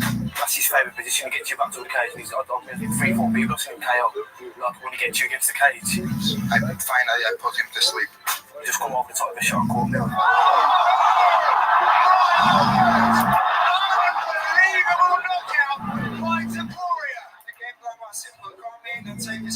Sabes, también sé que puedo pelear en un peso, en el otro también puedo noquearte. We learned that Topuria can overcome tremendous adversity to showcase his fight IQ and deliver a vicious knockout. I really didn't expect to finish him in this way because the game plan was to take the fight to the ground, but we had to change the game plan. But we also learned that Topuria does not care about disrespecting you on home turf. Yo, guy here, he's a party people. We're not lose. I wanna fight you next. Kick like I did the last time. I want that block. That party. Do you think Paddy will fight you in the future? Paddy. Everyone on Earth knew who Topuria was after that knockout. Well, everyone on the flat Earth. There are this flat. We live in a dome. There is no gravity. Is this a fight in particular that you kind of wanted? Did you have your eye on Bryce Mitchell? Satan has come up with this lie, the lie of evolution, the lie of the Big Bang, the lie of the spherical earth. Two undefeated guys. I mean, how good do you think Bryce is? I mean, is he as good as that undefeated record suggests? This is, in my opinion, the second highest level fight on the card. Topuria would finally face a top 10 opponent via an undefeated Bryce Mitchell, providing him with a clear path into the featherweight elite. Except I can beat anyone in the featherweight division. It's enough to me beat anyone from the in the division one round. Yeah, he's undefeated for a reason. I'm undefeated for a reason too. When I get that whole camp, there is no man that can stop me. I think he's way more dangerous than Bryce Mitchell, and I think all of the time that they're on the field is going to be problems for Bryce Mitchell. Predict I'm going to win. I've already proven Ilya wrong. If Topuria's on the feet, then where does Bryce Mitchell's striking look? You know what I mean? That's my concern for him. He's got grappling skills. It's really good, but mine is even better. Ilya said I'm a coward. Does a coward show up prepared to die? Please don't. I'm going to be able to take me down, and I'm going to strike with him because I'm way better than him in the striking. As I remember making a note of this for his debut, he either subs you in the first round or he stops you in the second, generally. I'm going to put his lights out on Saturday night. The battle really in this fight is Bryce Mitchell trying to get the fight to the floor and Topuria wanting to keep it on the feet because he can punch. I know what's going to happen. I know that I'm going to put him to sleep, and I think he already knows it too. And I'm leaning 51, 55-ish % in favor of Ilya Topuria here. I know that I'm going to get that win, but I want to make him look easy. This is my goal. My goal is to shine inside that cage. I'll go Topuria as well. I am proper on the fence about this one. While everyone made predictions, Topuria was cutting weight, and we learned he has a very unique method of doing so. Is it true that when you get close to your weight cut, that you drink a little bit of wine to help finish the weight cut out? Completely true. You drink wine. Yeah. Whilst you cut weight. Yeah. El viernes es el pesaje, ¿no? Sí. El jueves yo tomo mi vino. I'm like, this guy's my hero. Everyone knows that when you're cutting weight, it's a little bit difficult to go to sleep to the bed, and at the same time, it helps me for the dehydration. Do you not get buzzed? I get very buzzed.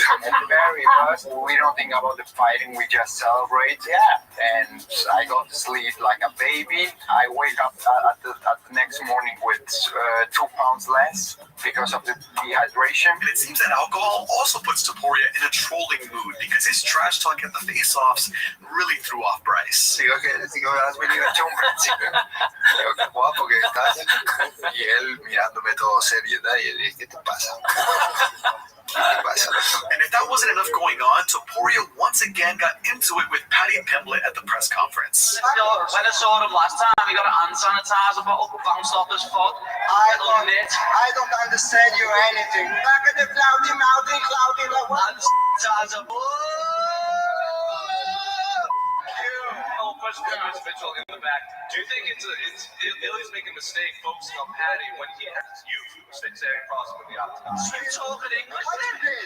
What is that English? Yeah, of course I Speak do. English for the people. Shut up, you in English, y que te fucking en español. I don't care what he focuses on, brother. I really don't. All I know is I'm showing up to whoop ass. If I got anything from that, it's that Bryce Mitchell was 100% ready to go in there and whoop Topuria's ass. I was not capable of kicking ass that night. Yo sabía que me intentaba derribar, ¿verdad? Entonces, si yo voy al cuerpo, no le doy la oportunidad que él cambie los niveles. If I could go back, Brett, I wouldn't have even shot a takedown.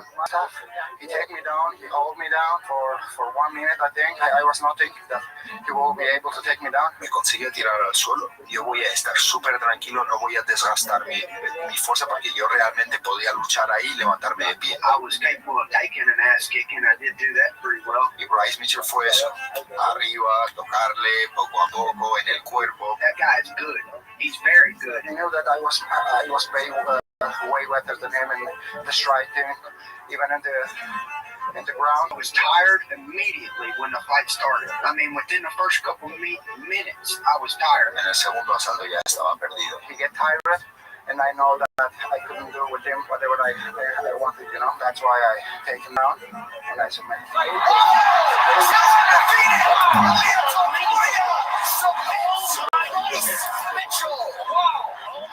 One of the most important, if not the most important, victory of your career. You came out guns blazing today, and not just with the stand-up, but finish this fight on the ground. You really sent a message tonight. My goal was to make him look easy, and this is what I did. I make him look easy. Did you say you were going to leave his head as flat as he thinks the earth is before this fight?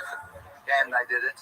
It really wasn't me out there. You know, I had the flu the week before. You know, I thought I'd just tough it out, and I didn't feel good at all. Did you see this video and what do you think of it? Excuses like everyone is making when they hear my name. 2023, I would love to fight for the title directly because I know that I'm the best in the world and that I'm the number one guy. Yeah, I will be the world champion. Biggest name in MMA without any doubt. In 1 year. 1 year, you're the champion. 1 year. That was a wildly impressive performance by Topuria, but Bryce wasn't ranked high enough to justify a title shot. But the number 5 guy in the world who just fought for an interim title, that ought to do it. Josh Emmett, you know, obviously he's a very tough opponent, but I think you kind of know what to expect, right? Big left hook, strong striking. What does a perfect night at the office look like for you?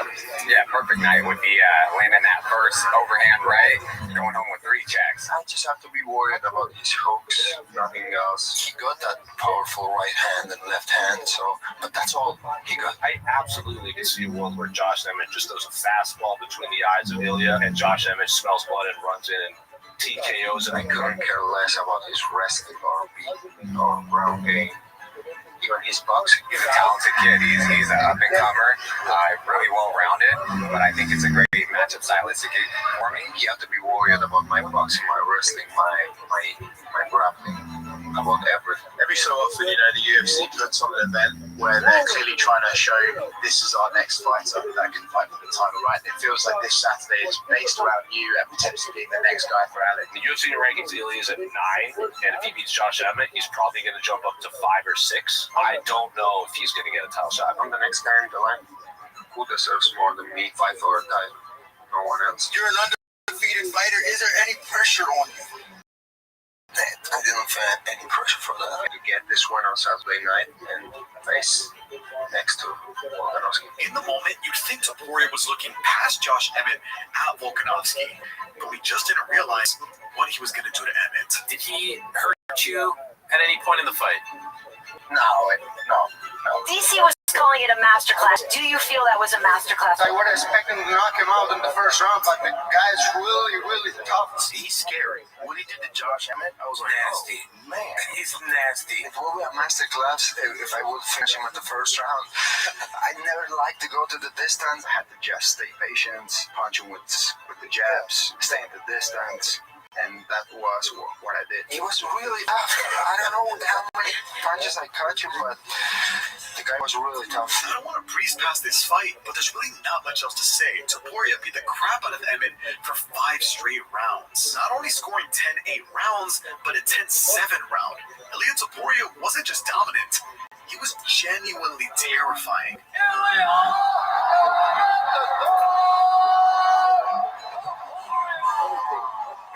42 is a scorecard that we don't get generally in mixed martial arts. You just fought a guy in the top 5, and you put on an absolute masterclass. This puts you in a really fantastic position in the division. I showed once again that no one can match my level of skill inside the cage. It puts me directly for the title shot, without any doubt. And the next guy, you are going to see me fight for the title next. And I want Alex to defend that belt and show to him and the whole world where his war's gonna end and mine's gonna start. What's the deal with the roses that were thrown during the walkout and obviously the fight? You got a lot of roses going on. Una forma de demostrar el respeto a mis rivales. En cada combate suelo llevar una rosa, que creo que no es un secreto, que lo hago desde hace mucho tiempo ya. After I finish my opponent, or after I get that 10-7 rounds, I want to show my condolence and respect to him, leaving a rose in the middle of the cage. This guy will knock you out, submit you, or maul you for 5 straight rounds, and then mourn you with a rose. Ilya was 14-0 after Emmett. That's 14 roses down and only 1 left to go. Before we get to the big fight, I want to genuinely thank you all for getting me past 100k subs. If you want more videos like this, subscribe, share this video with someone who would enjoy it, and at the risk of sounding a bit sappy, let's get to 1 million together. Oh, let's get to 1 million to get fucking weirdo. Anyway, Topuria climbed the featherweight mountain, and now it was time to see if he could finally plant his flag. Man, even though this guy is he's an underdog, he's fighting the most dominant featherweight of all time. I mean, this guy's got some big advantages. And you think that it will be an easy fight for you? For me, yes. For you, it's going to be easy fight. Mate, I'm going to mop the floor with you this weekend. He will not be able even to touch me. Listen what I'm telling you. Maybe very hard to bet against Volk. Like, Volk's probably the best featherweight to ever do it. ¿Crees que llegarías a los puntos con Volkanovski? A los puntos.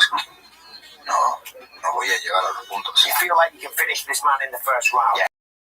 I will finish him. He seems very confident in the lead up to this. I mean, he said things like, Alex doesn't stand a chance. I see myself not surprised, and you shouldn't be surprised if I make it look easy. Topuria treated Volk like he was going to be an easy fight, and unfortunately, fans were unsure of Volkanovski's swift return after his recent knockout loss to Makhachev. He got knocked out in October.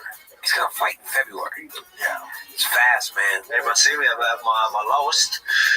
Now I get to bounce back and, fight this undefeated prospect. I wonder, if Alex Volkanovski will have any lingering effects from that knockout. He lost his last fight. He talked about his mental problems. I personally believe Topuria is the man to beat Alexander Volkanovski. Volkanovski loses there to Topuria, and he just lost to Islam Makhachev. I think there's a good chance that perhaps he never fights for the belts again. But more importantly, it will signify the beginning of the end of his career. Do you think if you beat Alex, if all goes according to how when you beat him, it would be immediate rematch? The way I'm going to beat him, they didn't even ask me about the rematch. That button right here after getting knocked out, if Ilya touches it there again, it could be a good night for both. You feel like this is the place out you've been so far in your career? As champion? Yeah, probably. Yeah, I think so. And he kind of was counted out, in part because Volkanovski was now 35 years old, a historically losing age for UFC champions. And even though Volk leaned into it as a joke, it didn't make us any less nervous. Hey, Chris, you already know what's going to happen. You just came ready for your retirement. Look how you look. As a whole, get a good spanking. That's what's going to happen. Everyone has a puncher's chest, and I'm always aware of that. I think the only way I ever lose in this division is someone catching me. I want him to realize that there is levels. I want him to be like, oh wow, I'm nowhere near this level. She's going to be very embarrassing after all the talk he's been doing. There are levels. Then there's me. Topuria was so sure that Volkanovski was levels beneath him, he made his confidence very, very public. You're a special kind of company. I think even in your bio on social media, it already says that you're a champion. Hasn't even fought Volkanovski yet. He's already got world champion, undefeated, 15-0 in his bio. A lot of people think his confidence borders on cockiness. Where's this confidence come from, man? Hard work and dedication. You know how hilarious it's going to be if he loses, or how awesome this will look if he wins. I believe we get drawn a lesson, maybe a bit of humbling. He said he's going to humble me. Stand up and do something. Humble me. Good on him, in the sense that you've got to be confident, you've got to back yourself. You're not saying it from an arrogant, cocky perspective. I think that's been kind of like the media's kind of changed. Yeah, the media always changes everything. They can call it arrogance. I call it faith. I have trust in myself. Taking a photo with the belt, and then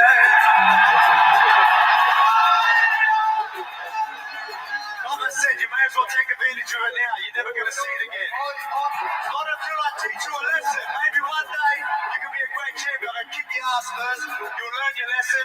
Maybe you can bounce back after that. Until then, get your hands off my belt. On a surface level, you'd think Topuria was treating Volkanovski like Conor did Aldo, but in reality, Topuria admired Volkanovski. He was the best guy in the world for some reason. He was the pound for pound for some reason. So the guy deserves his respect. He's a great guy. He's fighting for his family to give them a good life. I respect him as a person, as a professional. He deserves it. How long has he been on your radar? How long have you been, at least in thought, thinking about game planning and strategizing for?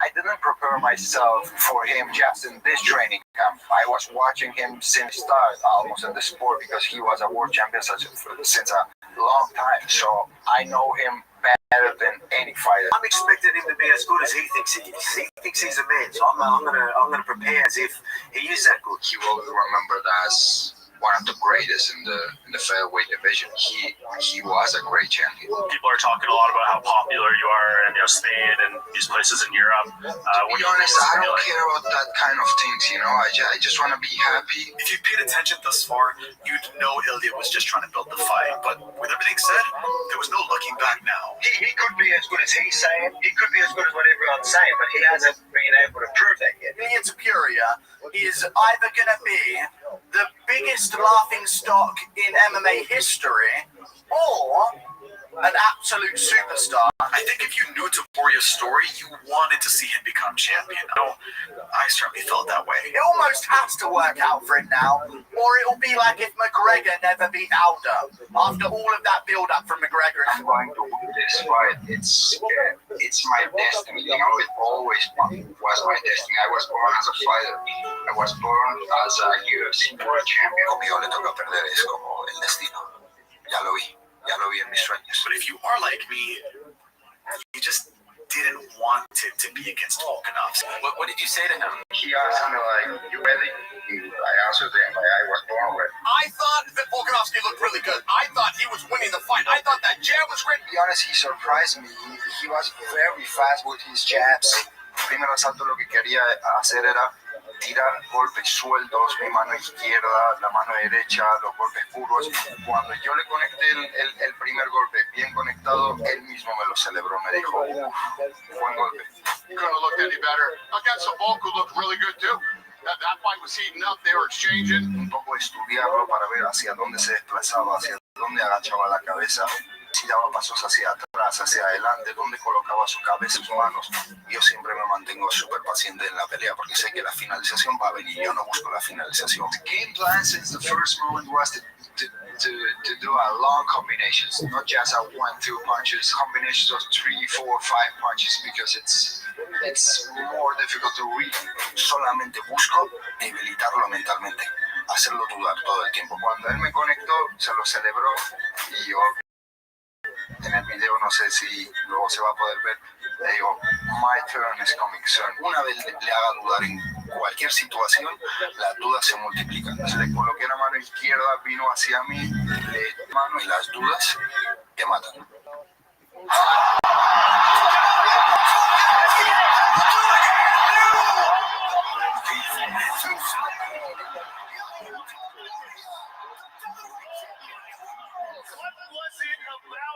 This fight that made you believe you would put him away in the second round? He just won the title. He looks like a guy who could be one of the all-time greats. I just know my skills, Joe. I worked so hard. For this. This was a moment reminiscent of Conor's championship performances. But there was a big difference here. I was knowing always, one day I will become a UFC world champion. Where the is my second belt? I've already got this one.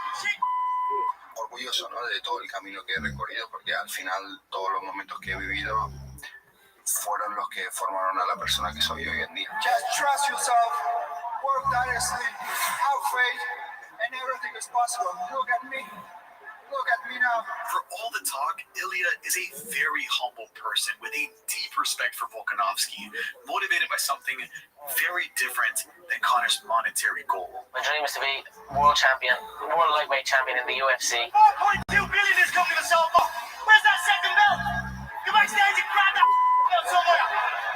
I have more money than I know what to deal with. Guys, it doesn't matter where you come from, but if you know where you're going, it's much more important what's in front of you than what's behind you. I'd like to take this chance to apologize to absolutely nobody. The double champion.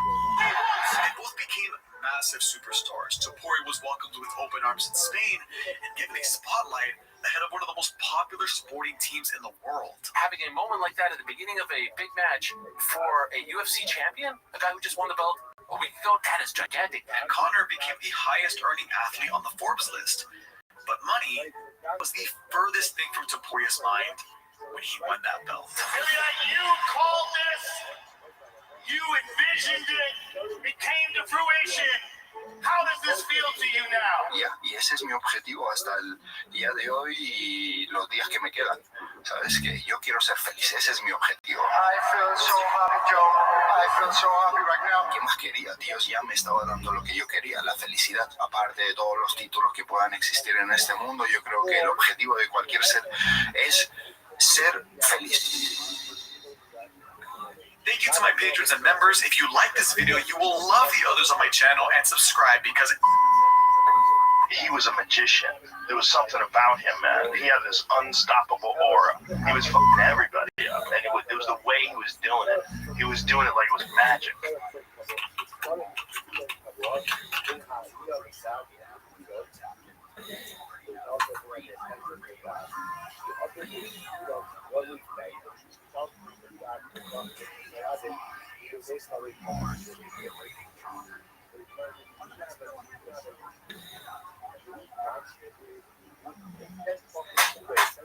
this is a true story. Anderson Silva broke the record for most consecutive wins in the UFC. He made the top guys in the world look easy for a handful of years. He broke the record for consecutive title defenses. People finish it, and Anderson can always provide a finisher anymore. Nobody can do what this guy can do. He's the pound-for-pound fighter in the world. And he had achieved that against some of the best fighters in the world. You know, the second he wasn't even human. He's the greatest of all time. No one was even close. No one. I think any combat sport. And all of that was true until 2013.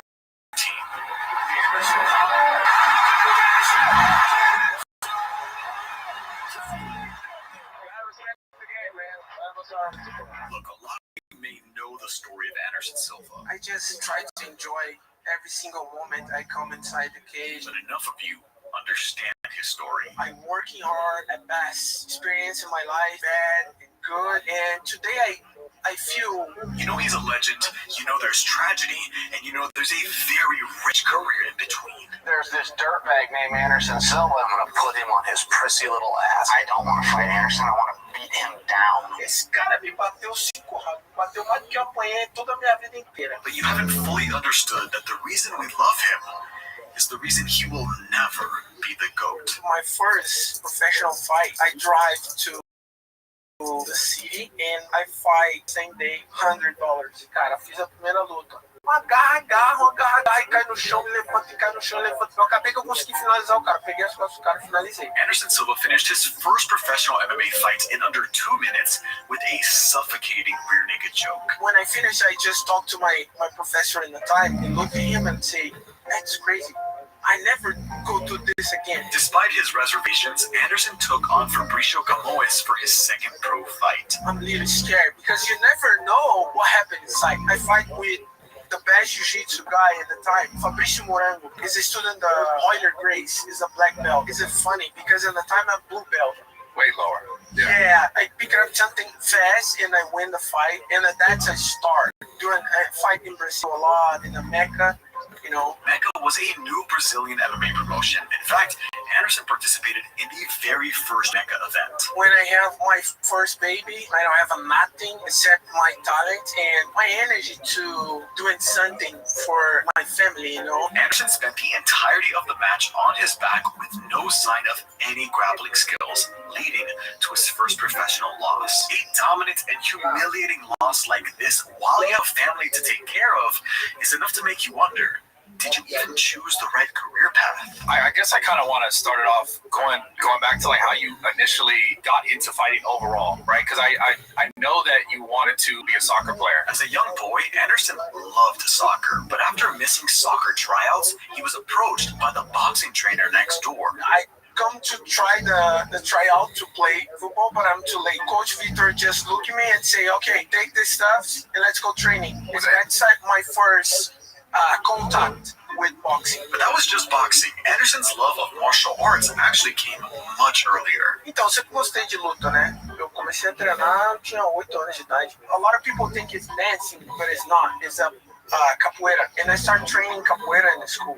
That's my first contact with martial arts. My main motivation is Bruce Lee, watching the movie for Bruce Lee. My brother would die, and I say, whoa, one day I go to zoo and I start training. Anderson became infatuated with all martial arts: boxing, capoeira, taekwondo, Muay Thai, even jiu-jitsu. I start training with my friends. In the time I don't have money for training jiu-jitsu because jiu-jitsu is so expensive. And the guys gave me my first gi, and I start training, and I say, whoa, that's cool. Despite being born into poverty, Anderson just found a way to develop his martial arts skills. They were his way, superhero. And when you're a talented young spider kid raised cool, you will do anything to feel like a superhero, even rejecting the family career path. I student for cop, the same my brothers and my dad, but I feel it's not for me. Fight word come in my life very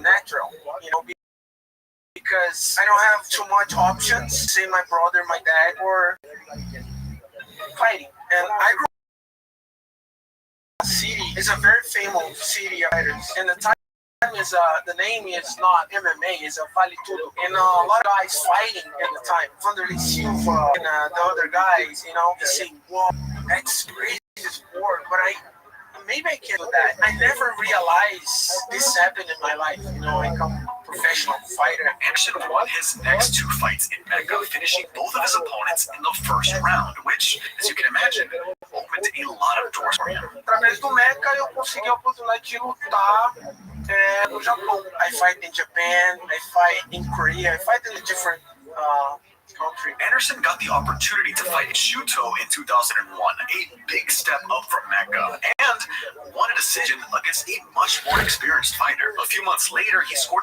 another first-round TKO in Mecca before returning back to Shuto for his biggest fight yet. When I fight for my first title belt with Hayato Sakurai, that's my hard fight. It's a hard fight for me because it's the first time I realize I fight for respect to my country. The 2 flags come, Japan and Brazil. Yeah. And I start the Nacional Brazilian Hino, and I say, whoa, now that's serious. It's for your country. Yeah. It's about my country. Hayato Sakurai is a Japanese mixed martial arts legend, and at the time, he was the Shuto middleweight champion. But by this point, Anderson was a more well-rounded martial artist, winning the exchanges on the feet, taking down Sakurai, taking his back, landing vicious ground and pound, and attempting submissions on the ground to ultimately win a decision and become the Shuto middleweight champion. Silva stayed busy by returning to Mecca and snatching another quick TKO victory before moving up to the big leagues. E aí eu acabei tendo a oportunidade de lutar no Prize. Eu tinha uma dava 83, 85. E a categoria não tinha a minha categoria 84, 95 pra cima. Between June 2002 and June 2003, Anderson fought strictly in Pride Fight Championships. Mas eu tinha vontade de treinar os caras mais pesados e ser mais ágil, né? At Pride 21, Anderson Silva landed a ruthless head kick to split open Alex Stiebling's face and win via doctor stoppage. Anderson, he could handle Alexander Otsuka at Pride 22 and deal with meatheads at a bar the next day. Did you ever get in any fights as a security guard? A lot. Yeah, a lot. The guy is a big guy, and I start to doing something in the bar. Everybody say, "Oh, I don't go talk to with this guy because it's big." And every time the guy come here, destroy everything. The guy say, "Bro, listen, I'm here to work. You doing something crazy here? You make problem for me. Please don't do that." And the guy guys, oh, come on, Anderson, don't worry. I got you. And the manager come talk to me. What do you say for the guy? I say, you have two choices. You stop doing something crazy, or I go kick your ass. But I never did that. Anderson Silva secured a decision victory against Alexander Otsuka to round out 2002 and earn a fight against Carlos Newman, the former UFC welterweight champion and submission specialist. I'm very lucky because in the time, Minotauro helped me, mas a minha vida financeira realmente mudou quando o Minotauro me abraçou to become more professional fighter. More experience in the jiu-jitsu, more experience in no-gi, and I start fighting in the high level. Learning under the legendary Nogueira brothers truly gave Anderson Silva the edge he needed with the jumping competition. Eu comecei a entender que eu precisava melhorar a minha técnica, e aí eu comecei a estudar muito mais. E aí chegou num momento ali, cara, que ficava muito mais fácil. Eu tinha uma visão, além do que o cara estava fazendo. Eu já tinha visto ele várias vezes. Ele vai fazer isso, ele vai fazer isso, ele vai fazer isso. Anderson officially entered the Matrix by knocking out a former UFC champion with a flying knee. Unfortunately, his next 3 fights were a little more rocky. He was submitted via triangle choke at Pride 26 and won 2 more fights in Brazil and Korea before setting his sights on the UK. Then he went over and fought in Cage Rage. He fought in England. He fights Lee Murray in Cage Rage, and Lee Murray was a f***ing killer. Lee Murray was the British chat. He was the guy to beat. But you turned everyone around. After you beat Lee Murray, everybody started to love you. It's true, Anderson won a decision victory over a hot prospect in Lee Murray to become a Cage Rage middleweight champion. And while Anderson stole the UK's heart, Lee Murray just stole. Lee Murray was the guy who was involved in the biggest armed robbery in the history of the UK. But hey, that's a story for another day, because after becoming Cage Rage champion, Anderson returned to Pride for the final time, and the result was less than desirable. He had lost a fight by a leg scissor knee bar, but he was dominating that flying leg scissor. But he was dominating that fight up until that moment as well. It was actually a heel hook, not a knee bar, but that's neither here nor there. Anderson needed to bounce back and defend his Cage Rage title. When he fought in England, I was like, holy shit. When he was standing in front of Jorge and letting him punch him in the face, you got to see how damn good Anderson really was when he was in his prime. Anderson knocked out George Rivera in the 2nd round to become a defending champion. He's lucky George's first name wasn't Lionel, or he'd have been in some serious trouble. But lucky for him, trouble wouldn't find him, because Anderson would finish Curtis Stout for his 2nd Cage Rage title defense. In the time, I'm happy in the Cage Rage, because I never put in my mind I'd fight in UFC. Eu fiquei 4 anos no Cage Rage. Nessa transição, o pet já tava meio que para acabar. E o UFC já tava começando a estar em ascensão. While the UFC was becoming the hot new thing, Anderson does what Anderson does and took one more random fight at Rumble on the Rock 1 month later. And before the fight could even get going, well, got disqualified. Right. Fighting Anderson threw an illegal upkick to a grounded Yoshino DQ loss and 4th overall loss. Then he goes over and fights Tony Strickland in Cage Rage and hits him with that crazy upward elbow. By the time he was coming to the UFC, I was like, dude, get ready for this guy. Eu tava lutando lá no Cage Rage e os caras me ligaram. Falou, ó, o UFC quer você aqui. Eu falei, ah, né? Hey, UFC, what's up? You want me to come over and begin one of the greatest careers in MMA history? Cool. When he came into the UFC, he was already in his 30s. My first fight in UFC is very interesting for me. Chris Lieben was such a striker. He had head made out of concrete. You just simply couldn't hurt him. It was hard to imagine how Anderson was going to beat Chris Lieben. After he gets in there with me and I knock him out, he may want to go back to Japan or somewhere where the competition's a little easier. I think you might live to regret those words, Chris. Oh, regret those words he shall. I mean, he might take a worse beating than this Ridge wallet.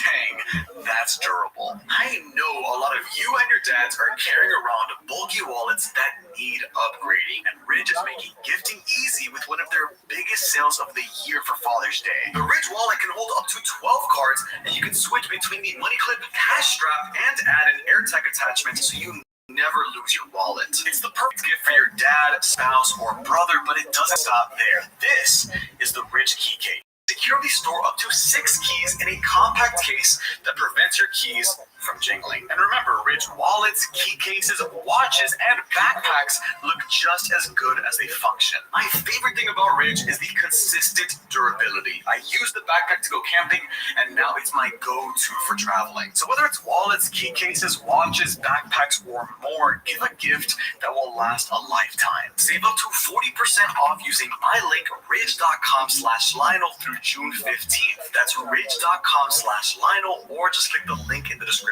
Thanks to Ridge for sponsoring this video, and now back to Anderson Silva. When Anderson Silva first fought Chris Lieben, I remember the odds were like real close. In my mind, I said, "Oh my God, I'm in UFC right now." And at the time, Chris Lieben was smashing people. Chris Lieben was on a 5-fight UFC win streak, and Anderson Silva just lost 5 months prior. This was an uphill battle. We knew it was going to be a tough fight. We had a great game plan. Threw the game plan right out the window. All the things that you tell a fighter, a young fighter, not to do, Chris Lieben was doing. It was a perfect fight in terms of like what you want to see, like the effectiveness of like high level timing, speed, and perfect technique. Every punch, knee, and kick he threw landed. The night I fight with Chris Lieben, it changed completely my life. When he destroyed Lieben, I said, man, if you keep destroying people like that, nobody's going to want to fight you. He was like, oh, I hope not. I want to fight him. I need to make money. Anderson Silva walked through Lieben like it was nothing. That knocked him out in the first round. What can you say? He's better. He was just better in every aspect. I guess it's cool now. I can say I got knocked out by Anderson Silva. Not too many. Not many people can say that. Who's going to tell them? Fiz a primeira luta, daí fiz a segunda luta com o Rich Franklin. A lot of people truly believed that Rich Franklin was gonna be the person who was decimate Anderson Silva. He had much respect for you. You weren't a man. Rich is a different animal. Rich can take him down. Rich is southpaw. Rich is going to give him some problems. Anderson was thrusted into a UFC middleweight title fight in just his second fight with the promotion against Rich Franklin, an already impressive champion. But we just didn't know. Rich Franklin, who spent years here, made it to the top of the world. It looked like it was his first day. Anderson went up there, and I didn't realize because I had never seen Rich Franklin.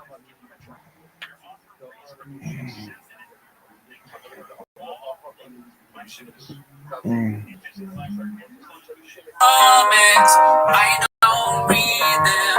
I don't read them. Don't even think about the stupid haters. Live in basements. Live in basements. Their tears are filling up my Reddit. I don't get it.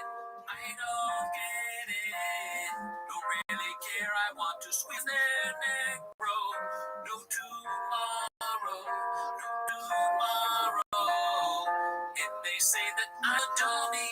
They say I'm kinda sad. I am going to kill them, but I'm not even that bad. I find it hard to tell you. I find it a mistake. When haters talk in general, it's a very, very cat's world. Cat's world. It's not my favorite time of the week. When you get to hear Papa try to speak, really surprising to me. You better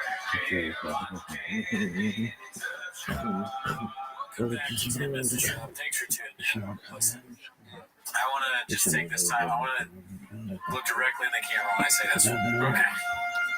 I want to thank Brendan Shaw and Brian Callen. I didn't look directly in the camera. Oh, yeah. I can't do it. It doesn't matter. I want to thank Brendan Shaw and Brian Callen. I mean, we've been doing this for, 2 years? Who's counting, right? But I want to thank that. I can't believe we've been doing this show, 10 minutes a shot, for that long. I also thank you to everyone that watches. Thank everybody. I don't know how much longer we can do 10 minutes a shot. Okay, I don't know how much longer they can do their show. It's not looking good. All right, and at the very least, though, it'll be every week in May and April, and then we'll see May and April and May. But it's rough. So I mean, I'm just putting it out there. There's a timeline on everything. Yeah, it's like, how do we even fit that into 10 minutes sometimes? Yeah, and Every week, 10 minutes? That's a lot of, stack that over a week? Yeah. That's a lot of 10 minutes. You know, and I've never been a numbers guy myself. I mean, honestly, I don't even know. Like, sometimes I'm playing 4D chess with myself, trying to think of the next. Exactly. And, you know, you've been looking at places in Minnesota. You know, you've always talk about other Minnesota saying, I think you'd be great there. Right. You know, there's a lot of cool people up there. Tim Walton, and he's like always begging you to move out there and buy you a house. You're gonna put your house up for sale. No one's gonna buy it though. How are you gonna fucking? What are you gonna give your dog away? Move? It's a show dog, so it'd be cool. Yeah, it's my guy. That is Bubba. I know.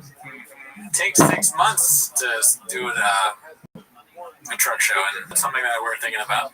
Here's the thing: before we start the timer, what's the over/under on them having red chairs in Austin? Yeah, I don't think they're gonna do that. No, I mean they have the money to move everything.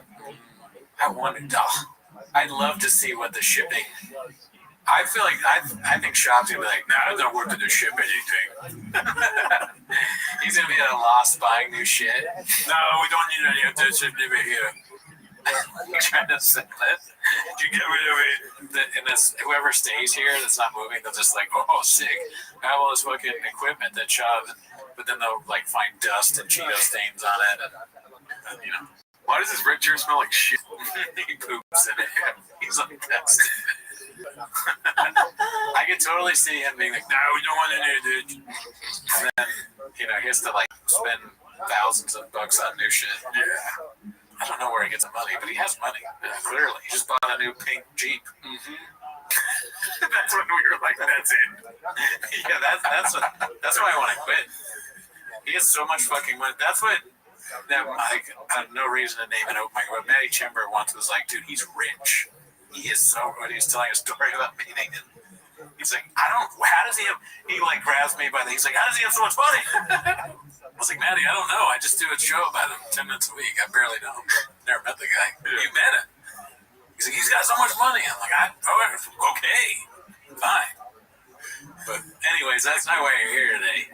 You're here to watch 10 minutes of Shop, so start the timer. Play the chin clip. Alrighty, let's see. I didn't even have this open yet. Yeah, Jesus Christ. The page. Let's see. The first one is posted by Haphazard. It's called The Cowboy Hat Era Has Began. Oh, dude. Unreal. I saw it. You already saw it? No. The hat. Oh, shit. Yeah. Let's see. Okay, wow. We predicted this, or everybody did. I mean, yeah, dude. Yeah. You think we're going to go to Austin without a hat? Oh, really, dude? I don't think Go on, baby. It's just cozy.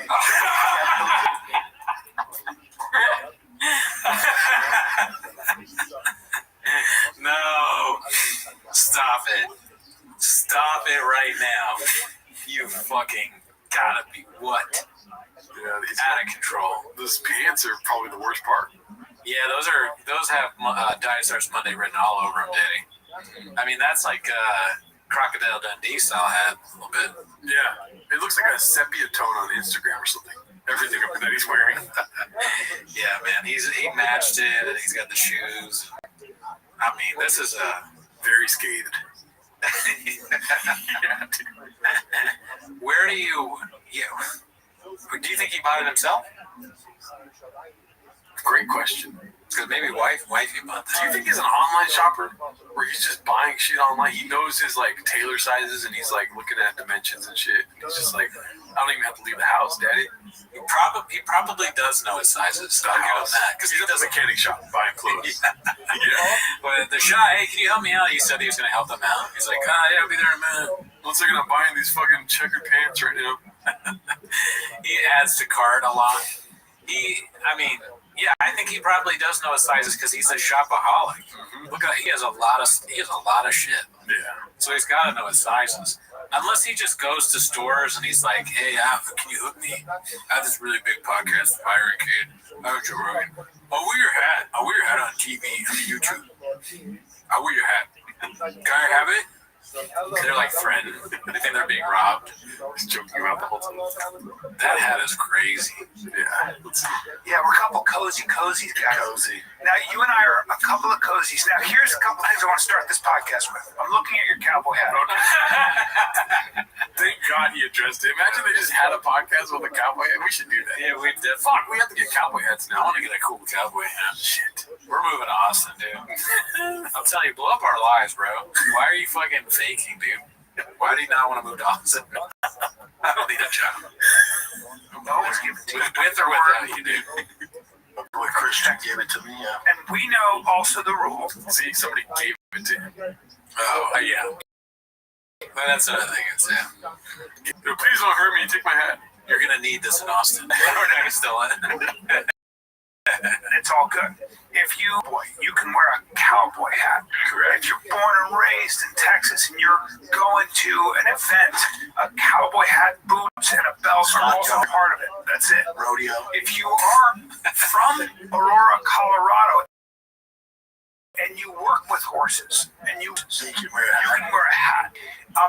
But if you are a guy who lives in LA with those pants and you're wearing a cowboy hat, I still can't wear it? No, I didn't say no. It's given to me. Of course you can wear the hat, but it doesn't make you a cowboy. It does make you a dick, right? Typically, fair. And that's fine. Fair. But I like that was given to you, and I approve because it matches your outfit. Does it match? And it's a nice Stetson. That's a nice, it's a proper cowboy hat. proper Stetson. I might get bullied in Texas, so I might take it.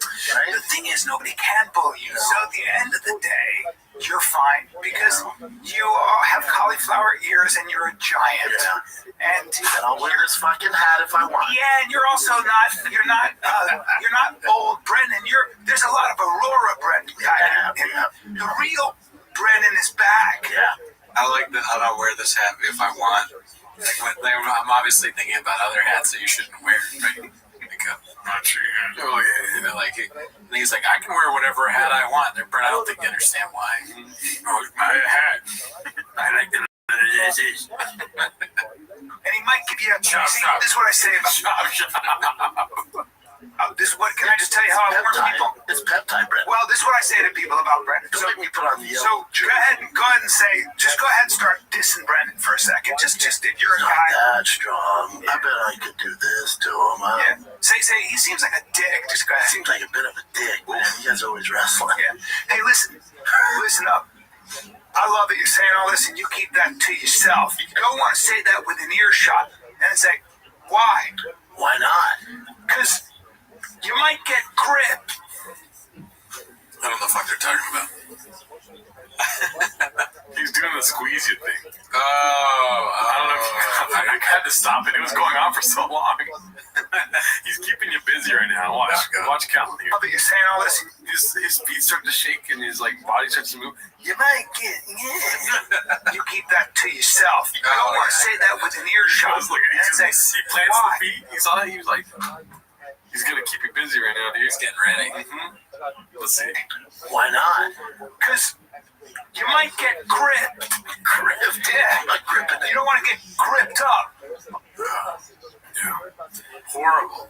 I wonder, did that start off ironic, like how we go, yes, and then we can't stop? Because I think it's funny, but I'm doing it ironically. I don't feel like he's doing it ironically. Like, you're gonna get gripped. Okay, so I think it is ironically because he's saying, this is how we talk. You know? Double up the But when he's doing politics stuff, he's different voice, this and that. And he doesn't represent, he doesn't hit that voice when he's doing real talk. With his funny, his politics voice, he talks as if he's a meme who stands up with a thing in his jacket pocket. But what he's saying is stupid bullshit. He has no idea he's an idiot. God help him, dude. Let's see what else we got here. That's a promotion. I gotta make this bigger, pause. Okay, so posted by those people. Oh, Jesus Christ! Why is it not letting me stop it? Oh my God, this is annoying. Screen. Here it goes. Okay, so this is posted by Mock It Farces. I know this is a hater sub, but I really like the show. I made a highlight video for the guys to play while they make the move and don't know where else they might see it. Please be nice. Maybe you'll like it. Alright, something tells me there's going to be sarcasm. Oh, yeah. TFATK Best Moments Fan Edition. Let's see here. If you want to reach a large audience, view those people the same I view a homeless guy critiquing my art or critiquing my set or critiquing a podcast. They do not matter.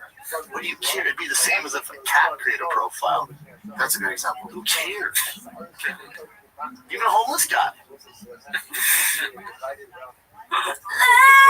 get retarded. Oh my god, it's definitely not going to be in the episode, but we can watch the clip. But hold on a second. I used to think giraffe was giraffe. I thought it spelled with a D.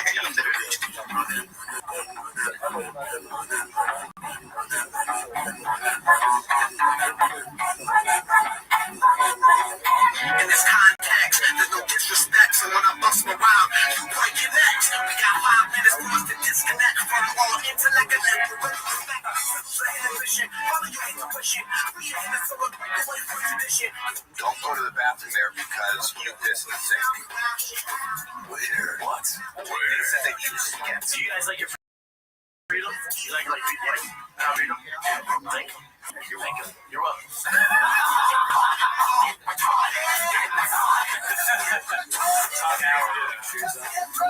Michael's. It says Michael's on the wall. Something's telling me this guy is not a real fan. It's like this, right? It's like this. Santa lives here. Yes. Polar bears live here. Santa doesn't want to eat by polar bears, so he's up here. That's how you remember it. Polar bears are down there.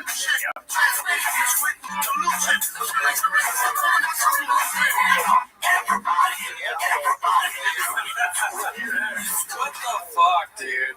Why? Dude. That's not a real hole in his pants, right? I don't think so. That's CG. That's whatever it's called, AI, whatever the fuck. That's not real. I didn't have to go all the way in there. This fox was crossing the river in Germany, and then it just froze, and they just... Sometimes they can bring it back to life, yeah? I thought they can't. What wrong with that? No, sir. That's a movie. That's a movie. They did that. They did. That's pretty funny, though. Dude, if that was on purpose, that's amazing. Yeah. That would be such a funny bit, because hilarious. He's like thinking of cryogenic freezing or something like that, but it's just a frozen fox in the ice. They can bring that back to life, right?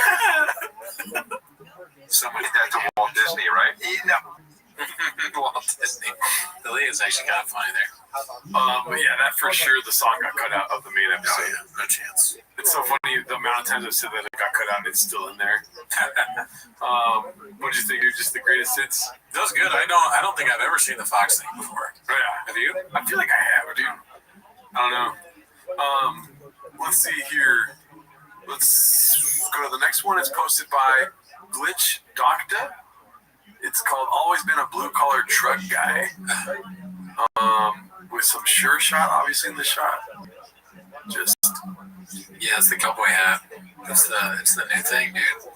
How many episodes do you think he's gonna wear it in? Just this one? I just pray to God he sticks with trucks and fish, and you know, he's gonna start working on the farm. You know what I mean? How do you fit all that T-ball? Like, yeah, it's a lot. Yeah, he really is gonna be that white boy that works too much now. Yeah.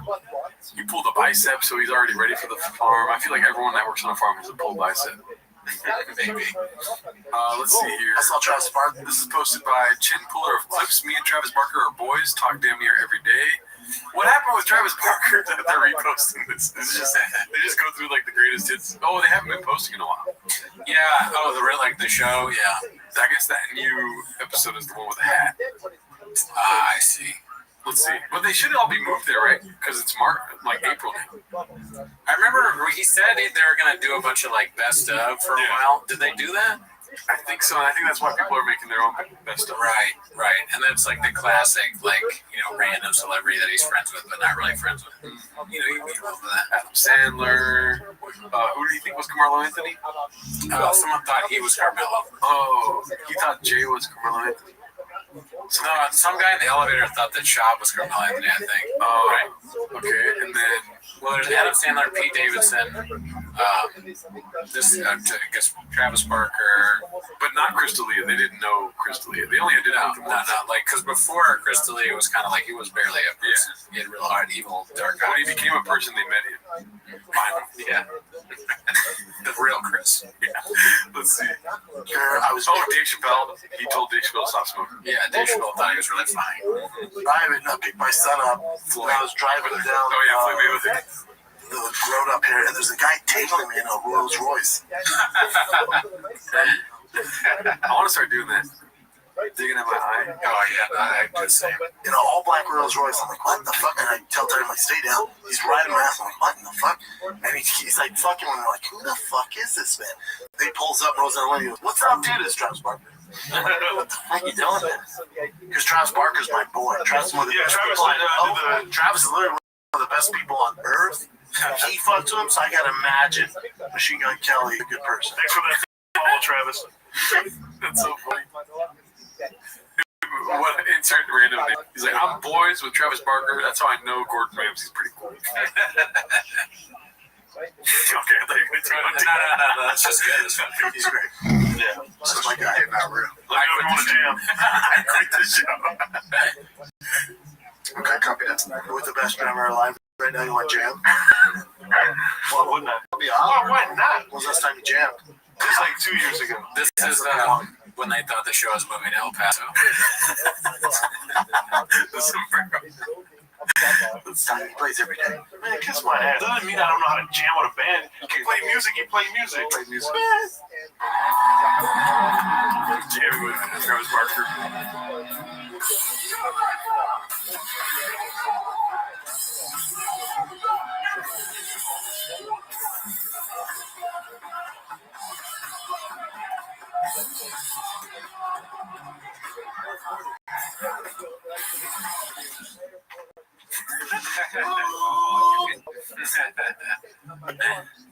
Oh man, it's a bit of a painted narrative. Who do you think made that happen, dude? The show? I'm painting a narrative too. Oh yeah, I have no clue. I think probably. I don't think Schaub made it. I think Chappelle probably did it. So. You're right. You know why? What? You think Schaub wouldn't have brought that up on the show? Oh yeah, yeah. You're right. Yeah, he would have taken credit for it. He would have been like, I was riding my bike and this guy was running after me, tailing me. I was like, who? Chappelle Lacey. He says, thanks for having Travis Barker play with me at that show. Thought it was a dirt serpent. Yeah, let's see what the next one is here. Posted by complacent, exhausted Malik resurfaces with a claim of Diddy-like behavior on Bapa's Comedy Road gigs.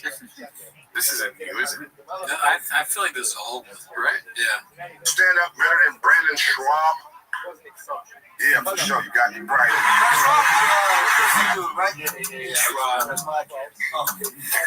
Oh shit! You know, win no more. Nah. He didn't, great terms. Y'all swabble up? I know you're a boxer. Y'all swabble up? Oh, so he was on his podcast. How long was he on there? For like a year during the pandemic. Oh, okay. And then you fell out? Yeah, because he wanted me to sign the NDA, and I ain't signed it. They were in his group chat. They were talking crazy, and they was like, okay. They were saying some things. During that pandemic, everybody was really getting canceled. Homie Jeff Garland, Ryan Callen, Chris D'Elia, what other comics? Like, that Me Too guy. Fixing the mic is so funny. Yeah, this show is awesome. I mean, the fact that they don't know anything about Brendan Schaub is so fun. The immediate disrespect with the Schwab thing is always so funny. It's hilarious. All of them said Schwab. And then, that's funny. And then also just the way this podcast is, direct. This guy looks like he's a bus driver. He's like, hey, and then, oh, you really? Where are you going? Where are you going? All right, cool. Oh, Brendan Schaub was there? All right. Next stop, East Street. Hey, we got falling out, Brendan, though? Like he's paying attention to the road. Yeah. And then the other guys are just on the bus, paying attention to the conversation they're not part of. This is how I know a guardian angel is homeless as fuck, dude. possessed them to fix the mic to get like the story in the mic. Yeah. He's like, I don't know why, but I feel like I have to fix the mic right now. And then that fool's like gets possessed by the same. He's grabbing the mic. Yeah, he's trying to. They all know that it's called. They don't know why, but they know they like everything that Malik has said up to this point. They don't go with him about. But when it's Shab, it's like, excuse me, sir. You get that mic up in your mouth, dude. Enunciate. He says like coronavirus comedians getting canceled. He's like, oh, we gotta make sure we catch this.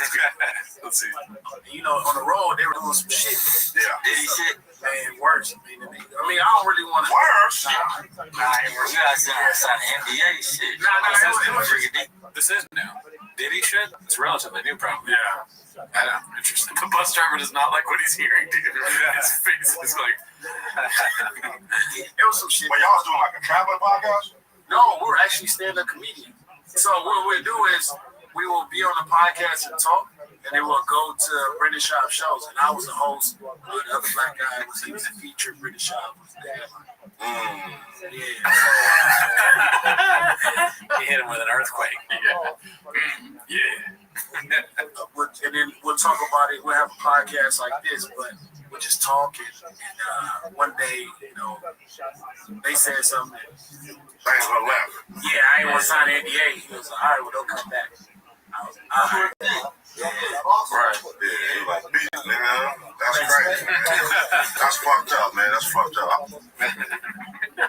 Yeah, I agree, dude. It's fucked up. But we made Bert sign NDA. I think I know what he's referencing. And yeah, dude. When I heard that, I was like, "That's fucked up." Yeah. Same thing, dude. Sorry, I'm giving I mean, Malik had to deal with a lot. He's on to bigger and better things. He's figuring some stuff out. Yeah. But I heard he ran into Adam Sandler recently. Yeah, let's see. What else do we got here? Shout out to Malik coming on the show before we start doing this forever. This one's posted by Chin Puller of Clips, The Great Race, and Two Blown Hammies. Oh, we're for reals doing like greatest hits. Everything's just greatest hits. Okay. Yeah, we're like, all right, everybody's in this room is going to have a foot race, 100 meters. You just get nervous. Yeah, anything. Yeah. I'll probably beat everybody. I believe you would. No chance. I would beat you at 100 meters. No chance. I bet you $5,000 I'd beat you at 100 meters. You want to bet $5,000? Not $5,000. I bet you $1,000 I'd beat you at 100 meters. Not a chance. I bet you. We'll set that up. I would so beat you. So I'll raise these motherfucking hands right here. Hold on. For 100 meters? Before you go, what do you bet? What do you bank on? Well, the back flips? I guess is he's got a lot of explosion and he's very fast distance natural. I'm telling you. Now, Listen, I feel a lot of people. Let me just say this. Wait. I want to say this very clearly. I don't like the music. Yeah. Let's see. Racist. That's where I was going with this.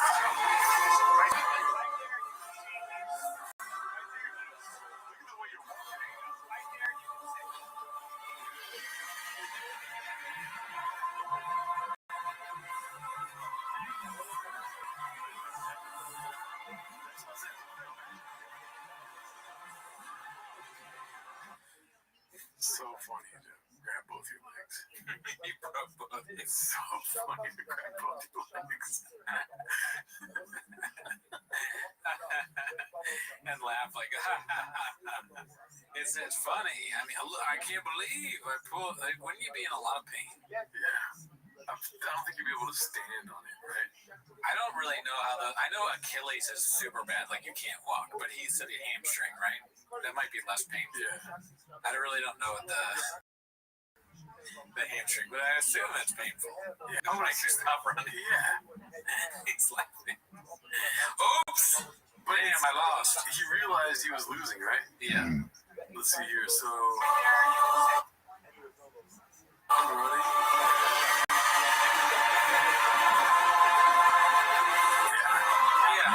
It just looks fake. I mean, if you like in serious pain, do you really stop like that? Yeah. Maybe. But it's funny they lost regardless. I mean, technically, he's still running that 100 meters because he never crossed the finish line. He's like, I haven't lost the race yet, never crossed the finish. And Chappelle just blows through that thing. Oh, fuck our boss. He broke both the same drinks. How did that happen? He's racing with employees. Why? They bet money. Yeah. He lost 1,000. But he's not going to pay him. He doesn't pay him his regular wages. He calls them names. Let's see.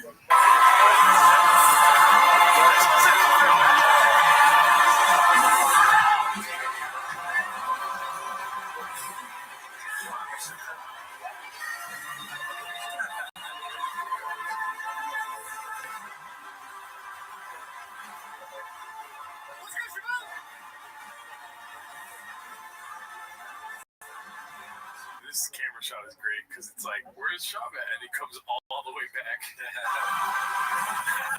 That is so funny, dude. Like, it's either he pulled his hamstring or shit his pants. Yeah, it doesn't even seem like he's saying that right now. Like, now he's building the lie. This is like a building the lie phase. The disappointed, this is a fool's crouch, you know? Yeah. I'm going to grab it, and then I'll figure out what's wrong later, why I lost.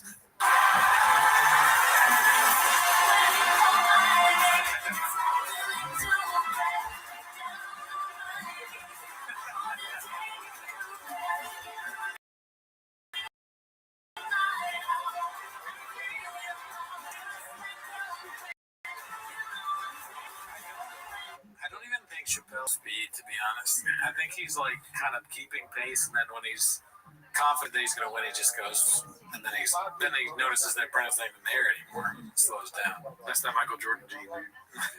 He's like, oh, come on, this is the best you got. You know, can keep me busy. I mean, is it just this over and over?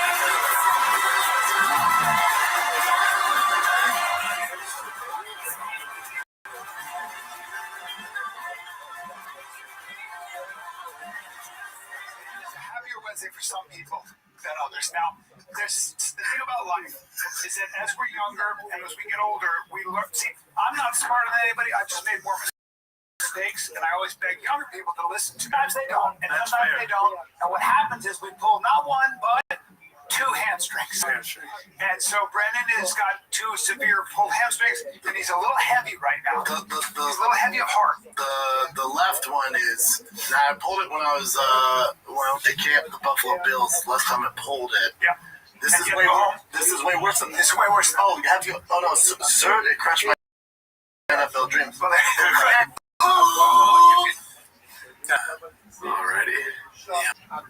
Yeah. Regular old dreams, dude. You ever had a Brendan Chop dream? How do you define that? It's like a dream you had before you had another dream, and then you were pursuing all these dreams at once. Oh. Like NFL comedy, fish thing. Yeah. I mean, I'm pursuing this podcast, but also my other dream was directing the Gringo Poppy documentary. Right. So I'm still kind of like, you know. Ever since you were a kid, you dreamed about directing the Gringo Poppy documentary. Let's see. This next one's posted by Don't Know Who to Axe. Moving to Texas, me come too. It's from Dumb and Dumber. No, it's thing about Mary, right? Oh, okay, yeah. I think that's funny. Let's see here. This was posted by Chin Puller of Clips. Meeting Drake, Robert Downey Jr., and Will Smith the same day. They're huge fans of the hybrid. The hybrid? The car? Fuck. Hopefully not. That's electric. Yikes. Let's see. The only person I've ever been in the same room with, I have to. And I was like, how am I going to do it? And then he came up to me and was like, man, you think this guy really has a chance? I was like, holy shit, it was Drake. I was working for Showtime for the Floyd Connor fight, and I was like the MMA expert for Connor. So I'm in a suit and tie, getting ready to go on stage. And I was like, oh, fuck, we're in Toronto doing the press conference. And it's wild. It was the first day, wild, sold out arena. And I'm like, damn, this is crazy. I see Drake. I'm like, holy fuck, that's Drizzy Drake running through the six.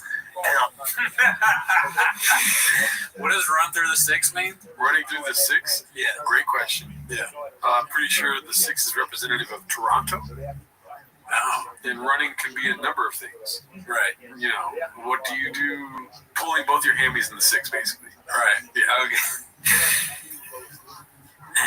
There's just too many saying. Yeah. Meeting Drake is a peaches delight, dude. We're in Toronto. Oh shit, Drake's running through the six. Mm-hmm. That's facts. Running Through the Six with My Woes, I think, is the original version of the song. It's a song. Oh, it's a song. Yeah. Okay. I gotta get a picture. I have it. Fucking Pull my Hermes with my woes.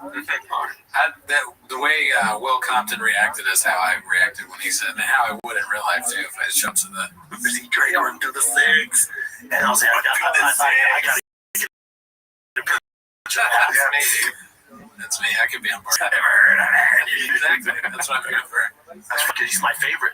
And I was all nervous, and I hear out of the corner of my ear, man, you think I really has a chance, man? I heard you talking all that bullshit. And I was like, yeah, I checked. Holy shit, dog, I need a picture. He's like, yeah, no doubt. It's like, oh, fuck. Yeah. One time But you were also there where Will Smith and Robert Downey Jr. came running up. I didn't ask them for a picture. Yeah, but they were like, oh, it's the hybrid, and they wanted to talk to you. Yeah, Robert Downey was like throwing front kicks at me. Like, very cool, man.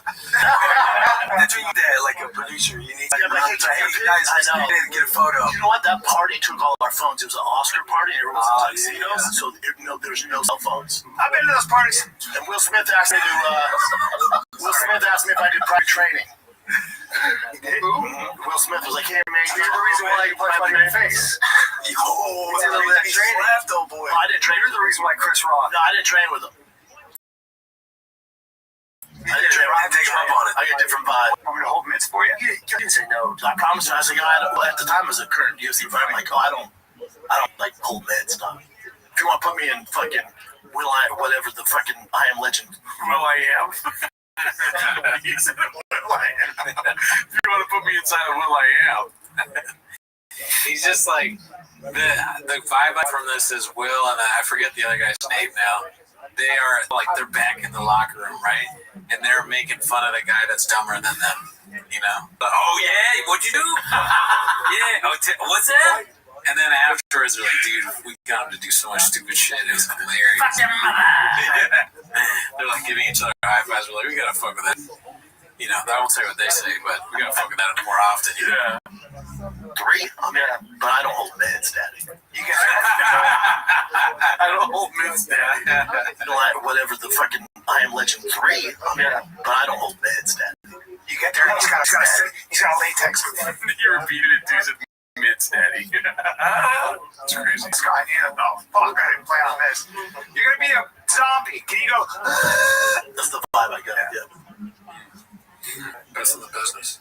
I mean, dude, I wish I met half the people he met. Is that what he wants people to say? I think maybe just he thinks he's a name dropper, dude. He thinks he's painting interesting aspects of the story. You know, you always want to talk about the most famous people he met in a story. I gotta write that down. This is posted by Fudge Runyon. Wake up, babe. Oh, wake up, babe. We're in Austin. That's so fucked up. That's so mean. That's so fucked up. It's extremely mean. And then Brian over getting arrested. Yeah, it is a pink Jeep, though. I think that's what they're. Look at her foot. Her foot. Ew. That's so gross. I mean, just mean. All the chompies, too. Yeah. Alrighty, let's see what we got next. Love seeing the community in the comments. Able Statistician 1. It's Pornhub. Can't believe that this dick that's going in cat. Whoa, pause. I did that. Talking about Luke King. The hammerhead is blockbuster. Same dog that's been sent back to AB is slinging. I mean, out of all the crossovers, I expected this one. Yeah, this strangely it should have come sooner, probably. Yeah, cats jacking off together for sure. That's okay, crazy. All right. So I think what I'm reading is that cat is dating a porn star or something. Can't believe that's the dick that's going in cat from TV. Oh my god, I didn't catch that at all, dude. I had a really weird. I'm so stupid. I thought that this was a video about boning a cat, and I'm so glad it's not. I feel like a weight has been lifted off my shoulders, honestly. You think homeless cats are watching cat porn? I mean, it makes sense. I don't think that cat porn exists, hopefully. But I just was like, it's just my brain shut down. It was like, what, cat porn? What are we doing here? Can't go there. Just gonna let it go. But casting a porn star, that's fine. Well, look, no judgment here. Good for her. It's yours, Daddy. Maybe he's a nice guy. Posted by Busy Middle 8108. It's called Quick Chip Seasoned with a couple lies for y'all. Let me know what you taste. Looks like a while ago, right? This is, or it might be new because of the positioning of the sure shots. That's how you can tell the camera. Those are magic mines, bro. Right? My bad. Be cool. I don't know what it is anymore, dude. Sure shot, magic mine, yo kratom, happy hippo kratom. There's always something in front of their feet. That's true. Imagine the ad space have like for sale, like about like a fucking portfolio to people in front of the feast, the best place. We go with wearing fish cakes. Behind this is all right, you know. What do you think is the most expensive place to put anything in here? I think rain, probably the rain position. You know, because I barely you didn't even know that was magic mine. You were just like, sure shot over there. But there's no mistaking the rain. I mean, I can't be the only one. Let's see. Well, come on. Basically, Tuesday, he's been upset with bats because it's one of those in Austin, so we walked to get bats. Some dude, whatever knew I was around town, came up and was like, "Hey man, welcome to Austin, give me a cowboy hat." Oh, come on. How great is that? My name on it, everything. What? Dude, I didn't understand a word of that. So somebody walked up to him and gave him a cowboy hat with his name on it and everything. No, okay, that part I got, but what the bats thing? We went around basically. Basti, he's been obsessed with bats because it's one of those bats in Austin, so we walked to get bats. To get bats? Okay, I see where you're confused now. So they're known for bats, which are scary creatures that fly in caves, but also T-ball is ever present in their lives, and they use bats to hit balls. Right. So it sounds like he's obsessed with bats. I don't know how you're obsessed with a baseball bat. Right. So it sounds like he's obsessed with scary bats. Yeah, I'm thinking that. I'm overthinking this. I think they probably went to get stuffed animal bats. Right? Probably. Because he is a young kid. That's my bad. Look, that's the team's fault. Some dude, whatever knew I was around. So they're going to get bats. Stuffed animal bats. Little did you know, you get a free cowboy hat with your name. With your name on it. How would he have his name on it? Maybe it was in the store. The guy was like, "I got a cowboy hat. I can put your name on it for free." They make hats in the store. Engraving it. There's an engravers because they're getting baseball bats.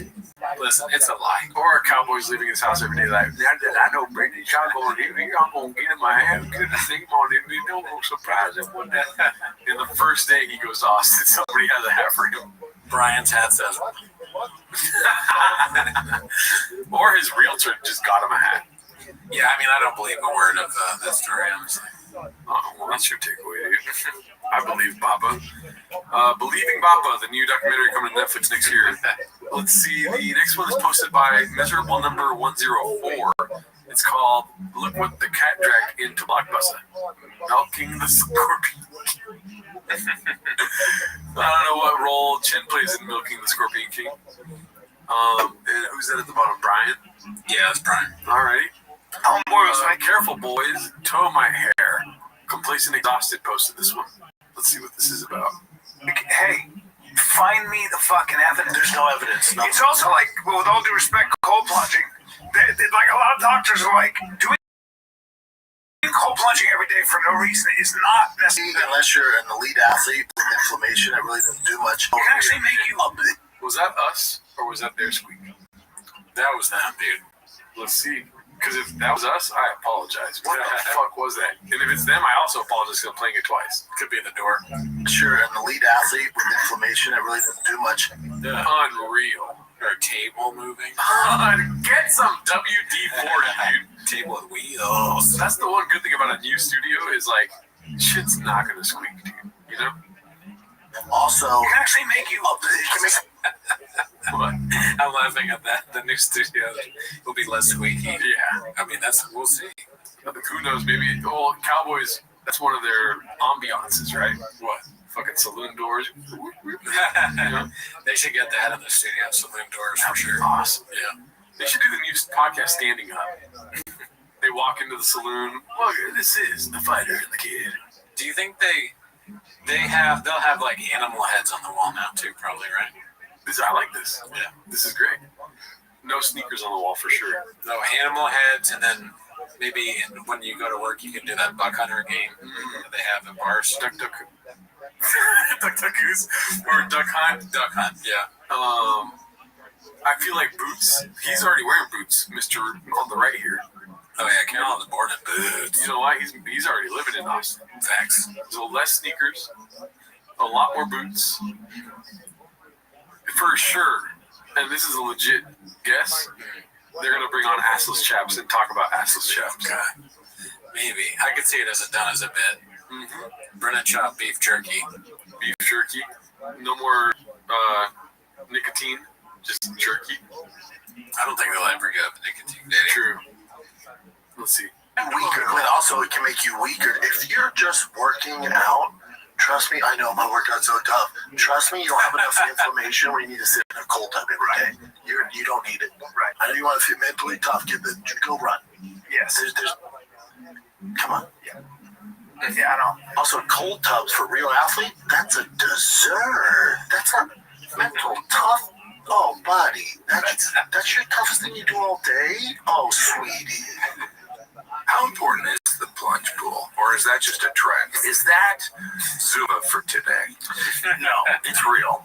It has, without a doubt, it has great physiological and mental benefits. I do it every day. At 434. Same. Yeah. I do it too. I don't know what Shop's talking about. Yeah, it helps cool off the violence of my DNA. Yeah, I mean, honestly, if I didn't do it, I'd probably be in a lot of fights. Yeah. And knowing me, I'd be in jail. I'd be all creaky. Creaky. Wow. It's ducks. That's your toughest thing you do all day? Oh, sweetie. Don't tell me not to do it. Because if you tell me not to do it, I gotta do it. I have to. 4 women have accused the Goldberg. That's so great. I love the endings of these clips sometimes. Yeah. Star Brian Callen of sexual assault and misconduct.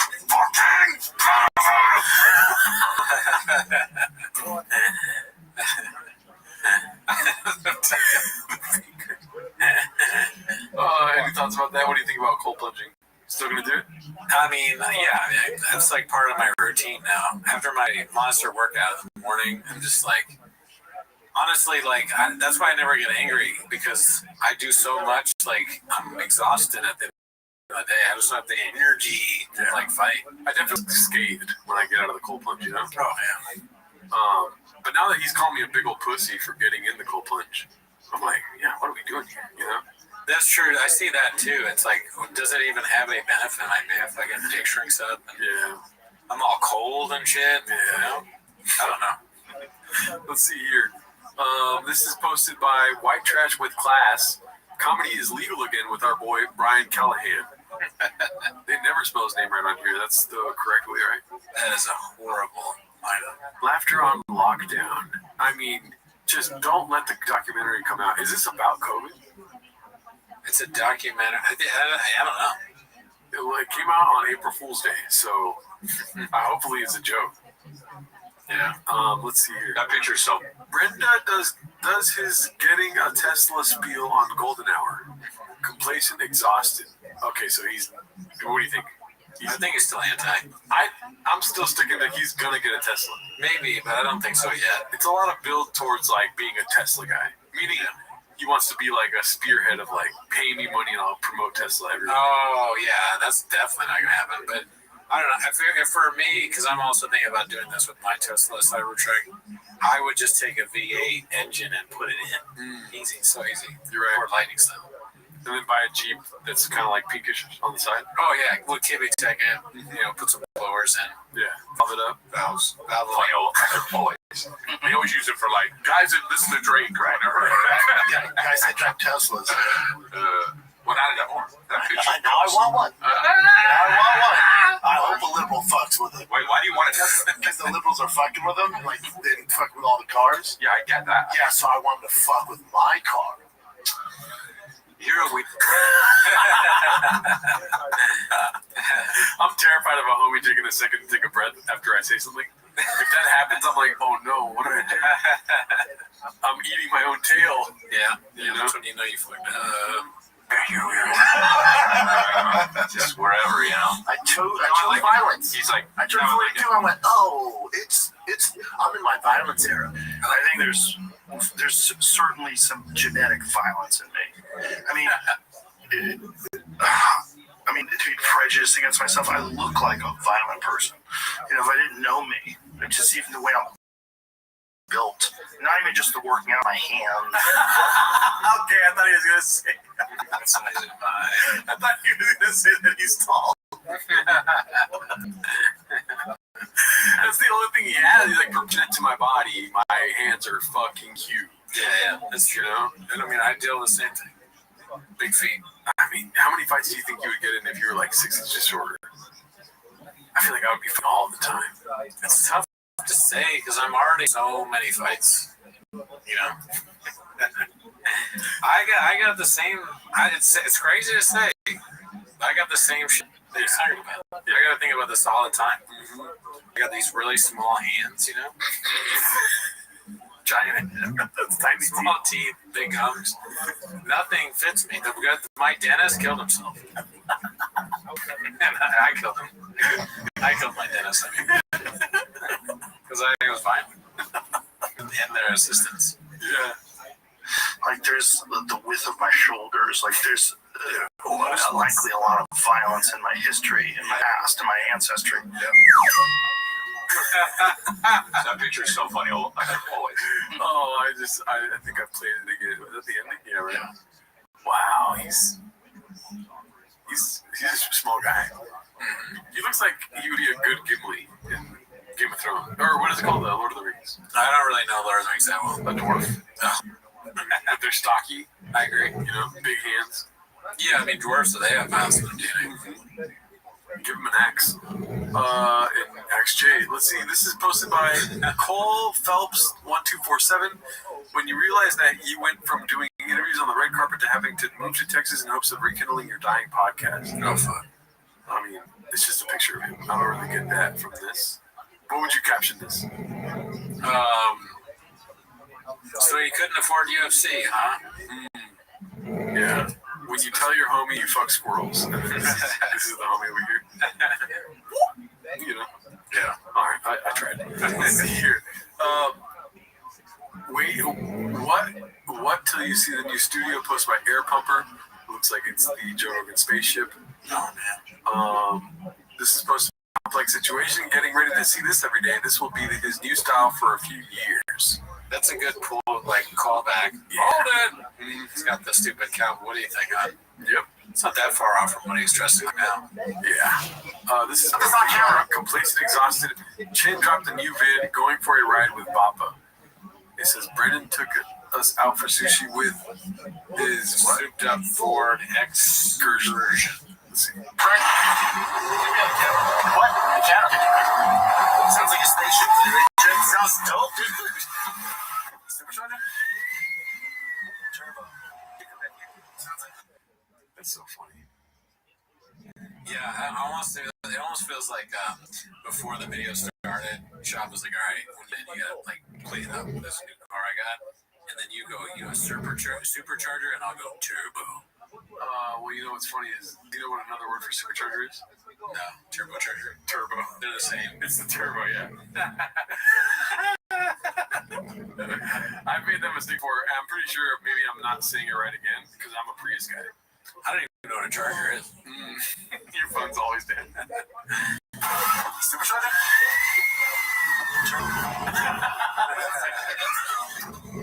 An extra. Where's Beanie Guy? Sounds dope.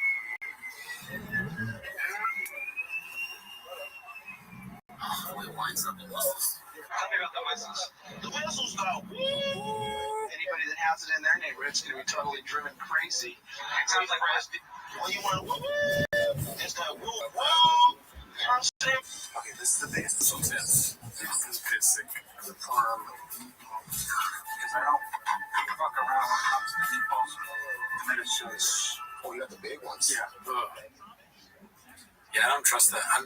Chin's cooking was so bad, I just don't trust anyone there. Any food in TFK Studios, not gonna eat it. No.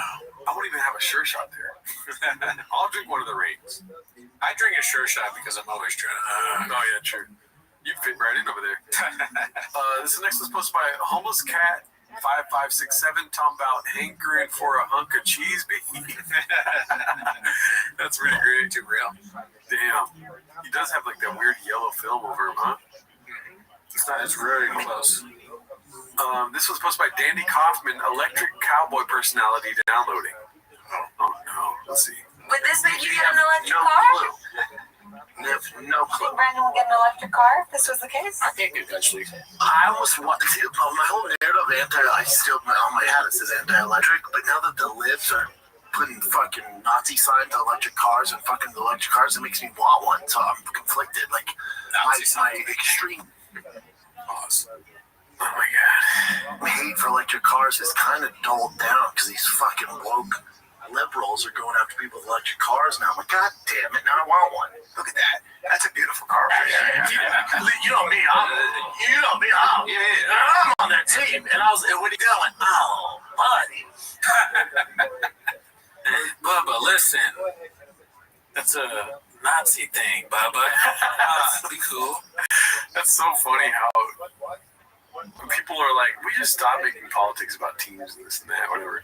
And this fool's like, I'm on the team. I want a liberal to fight me, dude.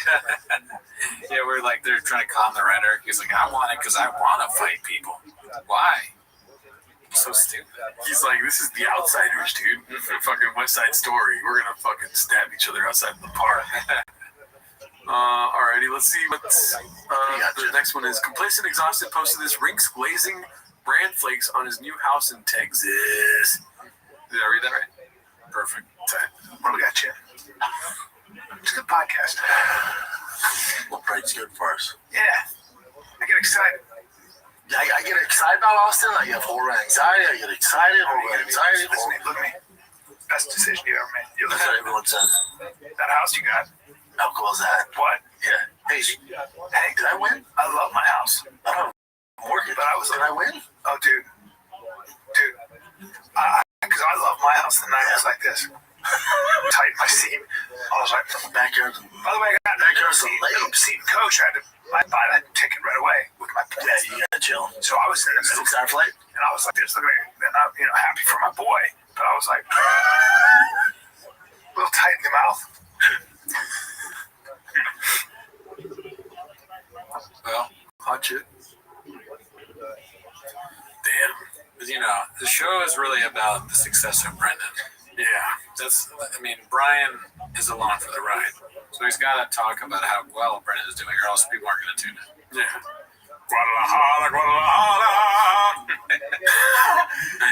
Let's see what we got next. This is posted by Successful Egg 8345. Papa's Electric Cars and Mothership Era Incoming Electric Avenue Remix. Okay, so a lot of fucking clips are gonna get cut out, and I'm banking on it, dude. Let's see here. So you got an electric car?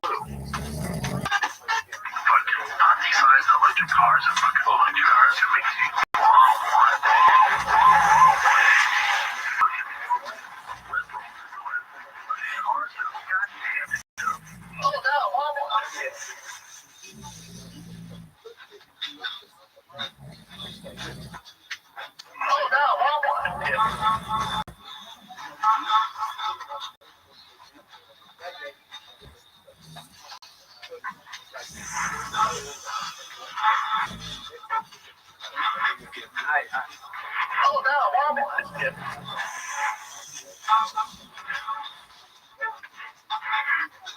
I'm gonna need you to be hanging out with the mothership down.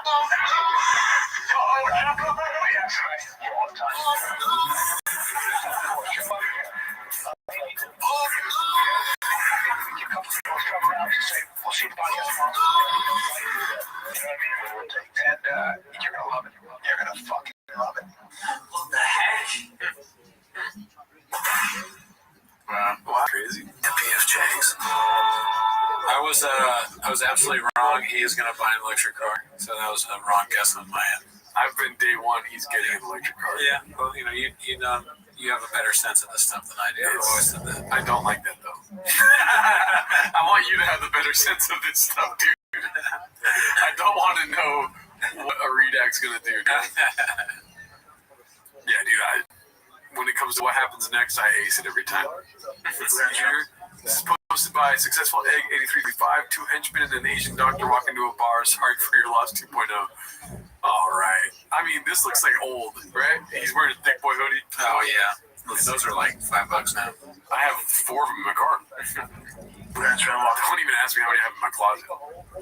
Kingo, sorry for your loss. Each giant Asian doctor walks up to and goes, Mr. Sharp, I'm sorry for your loss. They go, I want Big Nog in Brazil. The night before, my coach, who speaks Portuguese, sat down with these 2 dudes in the suit, and he's whispering, and he goes, hey, when you knock him out, we put on this jersey. It's the rival team that he represents. I go, because soccer's huge out there. You don't give a shit. How much? It was like $80K in cash, which at the time is all the money in the world. Yeah. So I'm like, fuck yeah, I'll do that. So these 2 henchmen in tuxedos work for, the Brazilian mafia. Knock on my door, I answer it. They go, good luck. They put the money into the hotel safe, and they go, once you knock them out, we're going to call you and give you the code so you can get your money. But if you lose, we're coming back and getting the money. I go, all right, whatever, man, I'm going to knock this dude out. Didn't go my way. Back in the locker room that night, cry my eyes out, concussed. 2 henchmen walk in, go, sorry for your loss. Take the fucking 80 grand cash, walk out.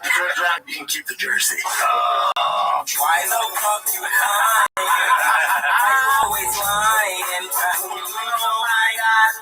Why fucking lying? Yeah, that story made no sense. Yeah, dude. I mean, that's your takeaway. I saw a UFC fighter spilling his guts. Talking about the bad side of the injury. Oh, shit. Do you see that title, dude? Do you want to read it? Go for it. El Gringo Papi Dos and Austin Theas. What the fuck, dude? Dandy Kaufman 2 posted this. Amazing. We'll end on this one, dude. I'm gonna deep. There's no way. I mean, there's always been a way. You're right. There's always been a way. We should be working on it now. We should be writing him jokes and DMing them to him every day. Anything I can do, I'll give anything for another Gringo Papi. Like, hey, puta, come on. Here's a joke. You know what I mean? Let's see. You to be hanging out a little bit at the mothership, in that green room. I'm gonna need, because everybody asks about you all the time. Why are they asking about it? Yeah, they want it back, dude. We got people in. That's what we don't know. You guys don't know. We have people at the mothership that are doing some stuff behind the scenes. We know some people there. I won't say names. Yeah. They're also working with us. Bobby Lee's been giving us so much money that we have expendable income to give to other comedians that are already mothership regulars. Yeah. And they are giving money to others. That's how much money. It's like a pipeline. Yeah. Door guys, regulars, interns. A whole lot of Tiger Belly emails. I don't know. Just saying. Mm-hmm. I need you to just of course, show up. Yeah. I'd love to. Yep. And maybe we give a couple people a shove around. Just say, we'll see you at the podcast tomorrow. Yep. Right? Yep. You know what I mean? Whatever it takes. And you're going to love it. You're going to fucking love it. Where'd you see the new studio? I'm excited. Where'd you see the new studio? Yeah. I'm excited. Yeah. It's good too, buddy. Yeah. Dude, you're going to love it. I was like, what I owe you, man? I'm going to need you to hang a little bit at night. Yeah, I will for sure when I get there. You know, I did Brian Redband's club. Fantastic. It's right there. Redband's killing it. He's killing it. And, you know, there might be a world where we maybe get you back up eventually. Yeah. I don't think so. I can't, dude. No, I'll do live for the kids. I'll do live for the kids. I'm saying 10 minutes. I have no desire to see what happens. You're going to do It's the amount of work, Bubba. Yeah, I know. You're right. So just sit and think. I can't imagine. Hey, can I get the supplies there? We're gonna do it right. Can we get set up? Yeah, but we'll get set up. No, hey. We got a couple stories under our belt. Just gonna tell a story. I'm not kidding anymore, man. That worked back in the day. Listen. I was like, tell stories? Okay. Just tell a story. Just a quick story, and we'll just we'll pepper. Yeah, dude, I might get you on some peptides and TRT. Yeah. I went to Ways to Wells. Yes, I'm gonna go there when I go there. Listen, I don't know. You hear Shop and you take his word every time. I know you. Right? Yeah, I do. When I hear Shop, I know what's happening, dude. He's resisting so that he could be like, oh, all right. You know what I mean? I hope so. He's like waiting for however many people to ask him to do it. Just like moving to Austin. We should start. He's out here saying, like, people want me to move to I'm staying in California, dude. It's not ever. Same thing's happening. Sorry, what were you saying? Oh, no, that's Right. I think we should start a petition. We should start like a moveon.org thing. Brendan Schaub do stand up again. Can you do that? Let's do that. Let's fucking do that. Let's do it. Yeah, I'm down. All right, you heard it here first. Here's the thing. Should it be, because you got a 4D chess, a 4-0 chess. Right? You got to play some 4D chess here. Sure. Okay, I'm listening. Do we say for Brendan not to do stand-up ever again? Or for Brendan to do, because if you get enough haters, you know what I mean? Yeah. Then that shit gets filled up. He's like, fuck the haters. Yeah. And also, you have to be liberal to sign this petition. Brendan Schaub should never do stand-up again. Yeah. We're knocking off a bunch of fucking C-clamps. See that? I don't really do C-clamps that much, but I'm hitting it. We're knocking off a bunch of triggers for him. You know what I mean? Haters, liberals, smart beat, don't do this. Yeah. You know what I mean? Logic. You know? Yeah, those are both such good ideas. I don't know which one's better. We should do both. Yeah. We should start he should do stand-up again, Republicans. And then he should never do stand-up again, liberals. It's just at the top it says Republicans, liberals. Okay. Yeah, both. Why not both? Yeah. Okay. All right. I'm down. Let's do it.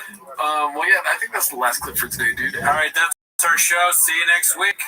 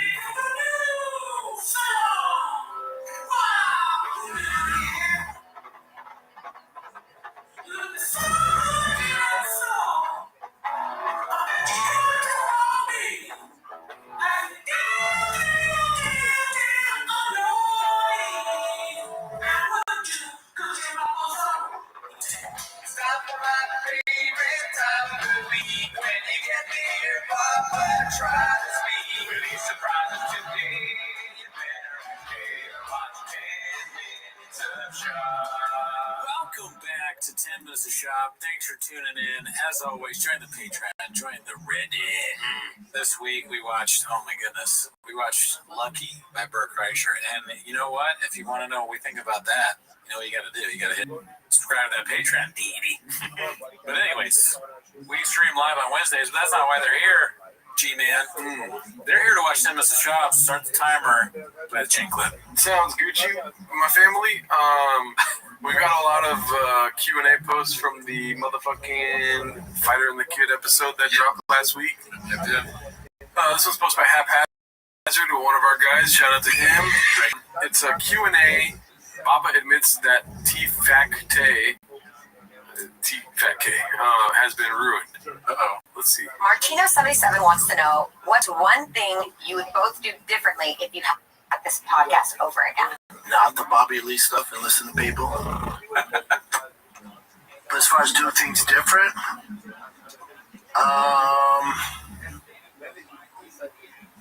I think when and by the way, he's changing team to people now. Listen to the team. Oh, I didn't catch that. He's trying to get it past you, dude. It's working. It worked on me, man. It worked on me, man. I did not. Yep, that's true. He is trying to do that. Sneaky little shop. Sneaky little Brenda. He's always 2 steps behind you, dude. I mean, it's honestly, to me, it's like, I know he's still blaming the team, but it almost sounds like it's an improvement. You know, he's like not listening to people. Like, there are these people that told him, you gotta fucking, Bobby Lee's trying to get you.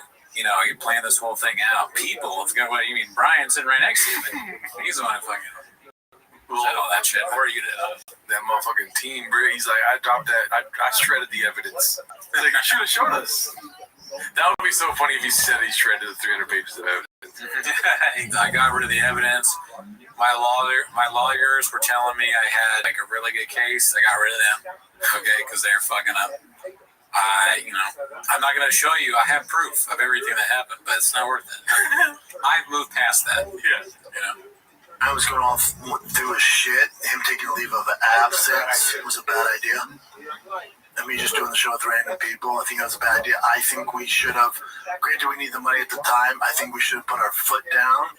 Now, in 2025, you can do that. Everyone's like champion you, right? Like, you see guys that get accused of bullshit. Everyone's like, we don't believe it. But back in 2019, when we were going through it, and I was like, B, what do you want to do? And the only way we could get money was for Brian to take a leave of absence. I think it ruined the show.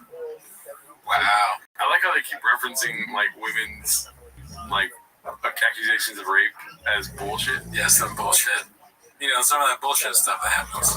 And that's you got your eyes on the right thing, because I didn't see that either. I was thinking of I immediately thought about, like, shots fired to Chappelle and Malik. The show, and then, but way more important thing is that you're just saying that women are full of shit. This looks like this is a high school bully face, dude. Just like, yeah, Brown was a good game. Yeah. Basically, the stuff he would have changed is the stuff that other people did wrong. Yeah. He's like, not allow these people to do this to me. If you just followed his good, you wouldn't have problem. You need problems. It would have been perfect. Oh, sorry. Sorry about that. Oh, come on. I think that, along with the Bobby Lee stuff, ruined the show. Now, I do think there's a place for us to come back, whatever that means, you know. But I would do this show for free. He's got to stop saying that, dude. Yeah, like a self-fulfilling prophecy. And you will be soon. It is fun. Not only is it a self-fulfilling prophecy, but it's also like, if you say something a lot, it kind of starts to sound like you're not being truthful. Mm-hmm. You know, but no, you don't want to do this show for free. You don't want to do this show for how much you're getting paid now. So, yeah, it's close to free. Yeah, the Magic Minds. The Magic Minds look full. There's only one been drinking. I love seeing Brian. I love you guys. I would do it for free. Yeah. Right? Same thing. Love that. You said it well. Deuces, Marciano. It's so sad. This is supposed to be a comedy show, and they're all serious and sad. That's the funniest part, dude. It's like, what happened? What happened right before they asked that? That'd be so funny if the beginning of their shows is just like, hey, welcome back to the Kid, and this week we're...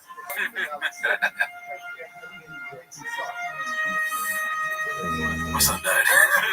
It's like the saddest shit. I set up a lot there for nothing. I like the premise. Thank you. That's with it. Yeah, I'll delete it later. Let's see here. The submarine. This is posted by Chin Puller of Clips, Nick Swartzen, one of the original Homeless Cats compilation. Let's see. Your Vikings suck ass, though. Boom. How about it looks like a fucking Italian Lego, dude? Good God. Shut the fuck up, man. He was just sitting there like fucking Brian Callen. You know what I mean? Just waiting to get drilled by fucking Shop. Just sitting there. Fucking Shop. Thief Sutherland. Yeah, that's what I call him. So then you put your phone, like, just put it right against your stomach and it just fucking absorbs it. And then it sends it right to Brandon. It just appears, man. Shop be like, ooh.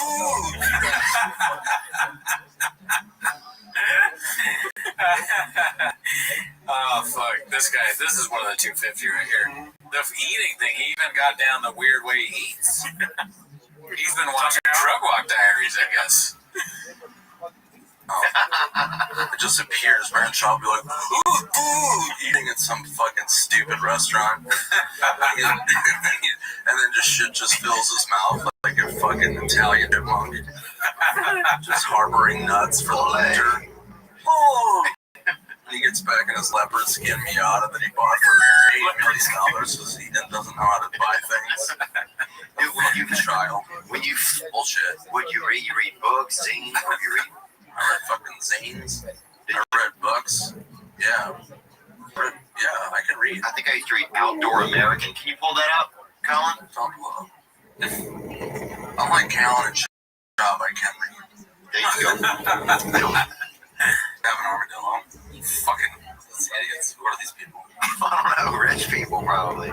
People making your movie probably. Brendan Schaub is probably a fucking candelabra, fucking dillos.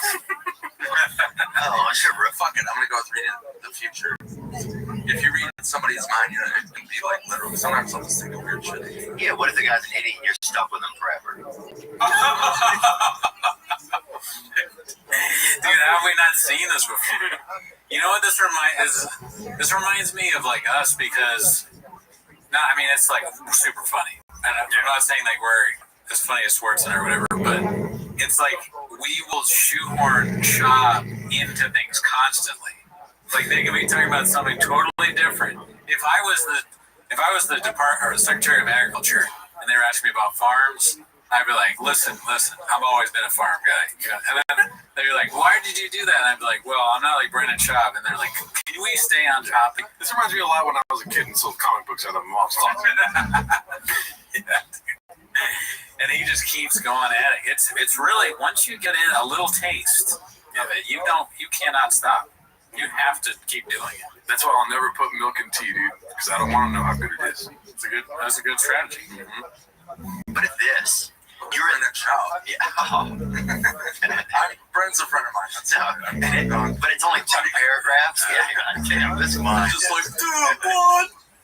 You're cold, dog. You're cold, Guys, oh, dude, this guy's that's our fucking job right now. I'm addicted to Christmas. He's got a reverse mortgage deal he's putting together for me. I also come to deal with the nose master. It's like the eye master, but it's for your nose. Gets it all ripped up. You can do push-ups with it. Everyone's doing it. No, I know exactly what it is. I do Kegels with it. I just got accepted by PF Chang's. Oh, you know what? Put it on speaker. Whoa. Looks like he's in a movie. The leopard skin Miata thing is hilarious. That's very funny. Spending $8 million doesn't know how to spend money. Yeah, it sounds like both those things are amazing. Leopard skin Miata sounds like us. Do you see how weird? Does she look like? I don't know. Honestly, don't know. But her face, she can't be normal in a thing because her face looks like that. Yeah, she can't act anymore. Yeah, I don't know. I don't like Whitney Cummings. She's too much, dude. Oh, this one's posted by Vicky184. Yikes. It's called Ode to Papa. Man, this is scary to me. Yeah, this is terrifying. Oh my god. You Picasso beat? Let's see here. Let's go to the next one. Fucking get this off my screen. I'm a bit freaked out by that one. Nobody knows who you are. Nice Mary Kay Carr. Complacent, exhausted posted here. I think this is the tag like mine. Why is it not opening? Here is the 2020 Wrangler Rubicon 392 final edition.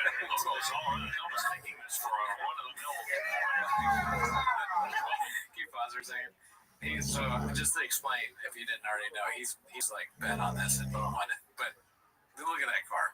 Would you want that? I would want an older Jeep than that. I just don't. I don't like the color. I like the open air Jeeps. Oh, like with no, is there like no top? Why? It's so impractical. Like it's huge. It's pink. I don't. We'll find out in 6 months. Yeah. It takes a long time to make an episode of Toontown, dude. And they's got to mod it. Mm-hmm. It probably doesn't have the right blowers, or at least not big enough for Brandon. Here is the 2024 Wrangler Rubicon 392 final edition. Logos all around. 92,000. That's a lot of. That's crazy. Yeah. Mistaking this for a run-of-the-mill Rolex touchscreen. Lots of feature coverage.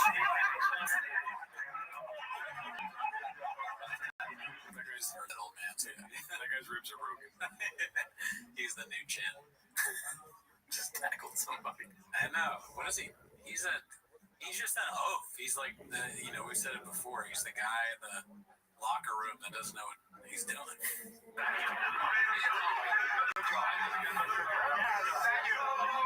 that's Brandon Shaw, the MMA Brandon Shaw.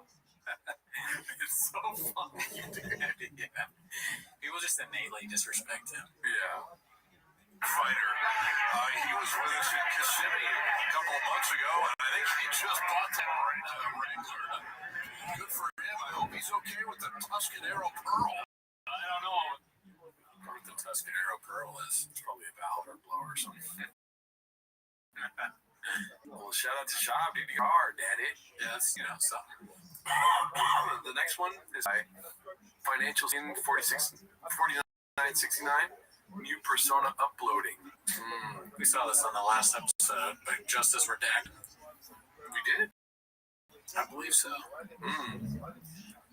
Let's see. Really, dude. Posted by Raz Skunt.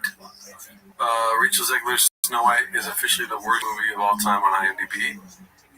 1.7. So, Gringo Poppy. Gringo Poppy Erasure. Wow, I want to watch this movie now. I kind of do too, just to see if it's that bad. Yeah. It's Snow White. I don't really have much opinions on Snow White. Same. Yeah. Wait. Let's see. What's the next one?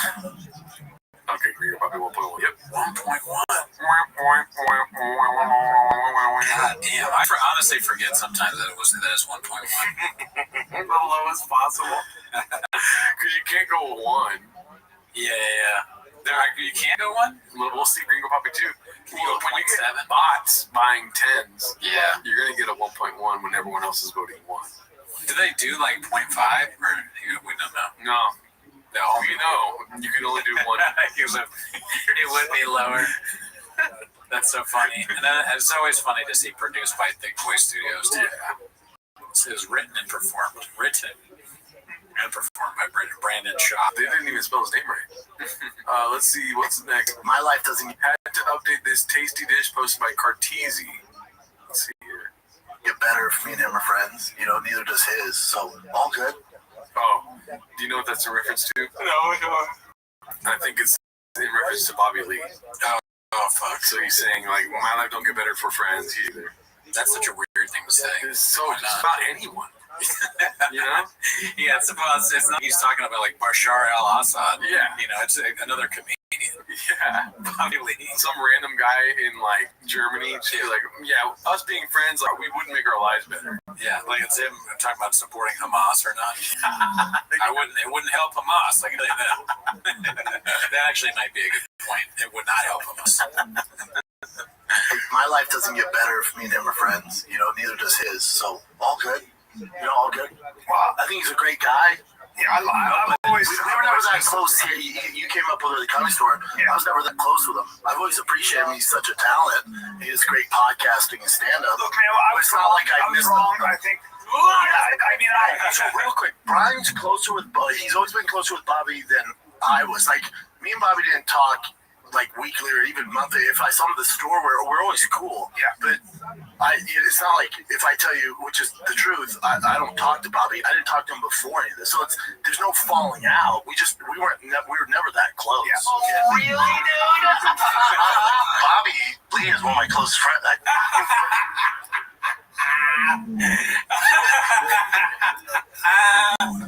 I fucking can't get enough of this shit. I fucking love it. It's so good. It's so good. Like fucking eating a delicious cookie. Or a drink when you're thirsty. You're in the desert. You can't find water. You're like, I got it. That's not a mirage. It's not. It's a glass of ice water, dude.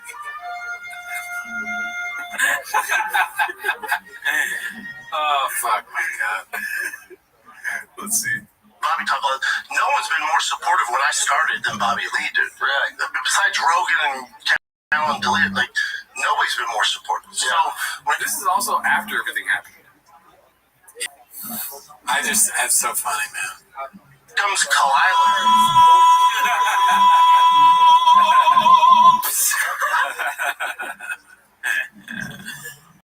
Oh my God. Yeah. Adderall. Yeah. If a doctor prescribes Adderall, they should have to show you the PF. You have to do that before you get on the drug. Yeah. Doctor's like, all right, here's your prescription, an hour of PF Chang. It's just like I remember when my mom gave birth to my brother. They were telling my mom like postpartum depression is like this and that. They were talking about that. Like they had to do that. Yeah. You know what I mean? This should be something you have to do if you give somebody Adderall. I have to show them that tasty dish. Yeah, Greg Sue. You have to talk to him first. And the first two clips had to have not on Adderall, like flash out on Adderall. And then it goes, this is Adderall. He's your closest friend. All right, I'll cut that part out. Let's see. Places that you want people. Places Exhausted posted this one. Bump on him getting a Cybertruck. This looks like an old chin. Let's see. Oh, why does it do that? But you want people unplugged performance flips off. I know they're not. You don't want them drawing Nazi signs on it. You don't have too much of a problem with that in Austin. You know what's weird is, you know me, I can't stand electric cars, but now that the libs are like, I'm like, oh shit, I might get a Cybertruck. I wish a motherfucker would. I wish a oh no, I want one. Yeah. I fucked up. It's so stupid. I might get one and swap a diesel in it so it looks like it. Don't know. Just so they fuck with me. Yeah. People have put V8s. They've dropped V8s in Teslas. Yeah, it's a lot. It's a lot of work, though. It's also you're basically just tossing. You gotta. I don't have to pay for it. It's a disaster. Rogan's. The obvious thing is that it sounds like you're right. I'm wrong. I can admit that. I won't sugarcoat it for you. He's gonna buy a Tesla. You're not gonna put sugar all over my dick and say it's delicious? Not this time. Okay. Dude, wow, that was crazy. But the thing that gets me in the clip is Rogan going with common sense. Like, the thing is, why, right? You're gonna fucking put another engine in a Tesla car? That's one of the stupider things he said. Yeah. At the risk of sounding redacted, like, it's crazy how perfect, in a weird way. Obviously, they're not. I'm just going to head the setbacks here. But it's crazy how perfect Mark and Brandon were for each other at one time. They both like to talk. Sure. You know what I mean? Yeah. I wish I was a fly on the wall, you know? Right. Hearing them talk in the good days. Yeah. It would be fun to hear them just like two guys having a good time, big best friends. They're probably both guys that can make best friends right away too, right? So like they're out and they're like talking, another guy hears them and he's like, I like that too, and then they're all talking about trucks and switching Tesla stuff and being how do you even lift that thing? You know? They would, like, when they're at their friendliest, and like it's probably a great time. Yeah. Let's see the next chin clip. This is gonna be posted by Macho Biz Don Kressler, Homeless Cat's Origin. It's always good to revisit this. But for the people that are negative or are on forums and create troll accounts, I view those people the same I view a homeless guy critiquing my art or critiquing my set or critiquing a podcast. They do not matter. It does not matter. That's so crazy. It's laughable and Trey. I mean, because not homeless. Jen's like, please, not person who would go out of their way to create that account or to live in their mom's basement or whatever job they're working. He's so fucking mad. That's what's funny. Like, this is what mad thoughts get you when you're stupid. He's furiously angry at these people. Yeah. And then this is what you get. The lowest thing to him is a homeless guy. Mom's basement. And of course they live in the mom's basement. Yeah. You're in your mom's basement. After this, he hit me a weirdo. I will say Charles Barkley has had this take recently. Oh, really? And I was like, oh no, Barkley, no. Because of the whole LeBron James, Stephen A. Smith thing. Oh, really? Charles Barkley was like, you can't listen to these people. They're in their mom's basement. They're just making things up on the internet. They're homeless. They are a lot like a cat, a homeless cat, and they're making P.F. Chang's orange chicken. Dude, this is one more thing that Shab ruined too. Because like you could probably before Shab go like you live in your mom's basement, and it may not be as, but now it's like a deadly sin if I can say that about people on the internet. Yeah. Even fathom the amount of work it takes to pull off something, whether it's a set or a good podcast or a business or merchandise or it's just it does not matter. And I hope my son, I hope other people, they start to discredit those people even more. My son? I don't know. I don't know. Maybe like for his son, I don't know. No, it's just, it does not matter. And I hope my son, I hope other people, they start to discredit people. Yeah, like I hope my son, like like in the future. Yeah. Even more.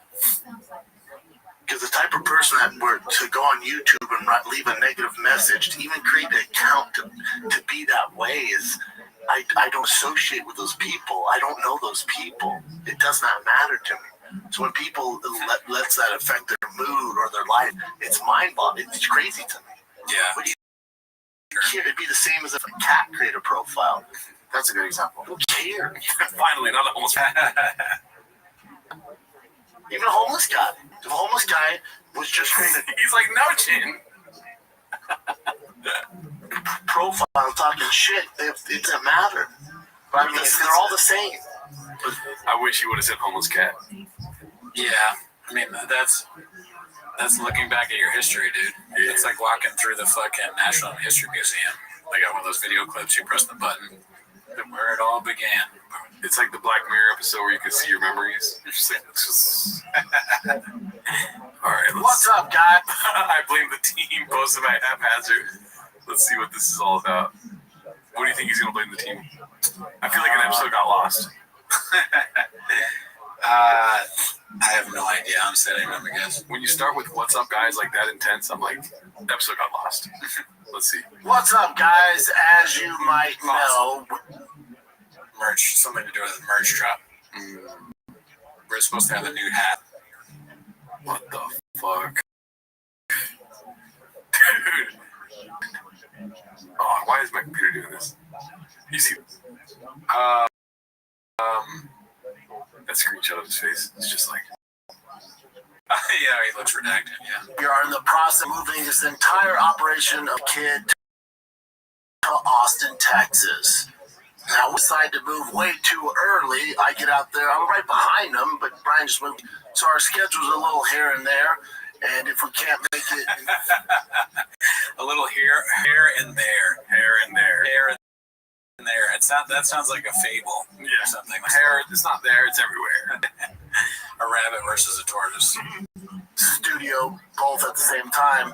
We gotta pay them episodes, or we gotta give you a best of, like, this is what we're doing now. So we appreciate you guys. We're gonna do our best to give you real episodes. We're gonna get it done for the most part, but every now and then we gotta give you the best of. So enjoy the best of Fire and the Kid. Thank you, brothers. Yeah, you're right. Didn't blame the team. Yeah, it's I gotta get every once in a while. You're not gonna get a rail episode. I've been there before where I fucked up or corrupted an episode. Not on this podcast, crazily, but on other podcasts where it's like, all right, so it's not what I've said, but it's how I feel. Hey guys, look, well, listen, we were supposed to have an episode on Thursday, but actually, we gotta have to do a best of because we have a residency in Austin. Alrighty, let's see. It's posted by. Oh, fuck yeah. Icarus Lives. What happens next? Part 11. I feel like I saw this one on my own time. I couldn't wait, dude. I saw it. Oh, I had to watch it. I don't blame you. I wish it was acoustic. Yeah, I saw that. Do you have your mark? I freaking left it at home. Yeah. You can unplug it. Baba unplugs the guitar and needs help from Chappelle. I mean, that's an obvious one. I can rap it. You want me to? You're gonna put your middle finger on the low E, the top chord. The top chord. Top string. The chords go. It says the alphabet. E, F, G. No. G, F, F, G. Those are chords.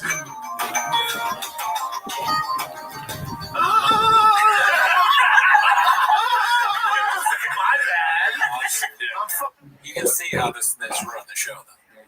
Like before, when it was him and Brian, it was really good, but now he's got these fucking two jerks, making fun of him because he thinks that the alphabet is how the guitar works. Yeah, I couldn't work under those conditions. Yeah, a boat can't work with two torpedoes. Yeah, you know what I mean.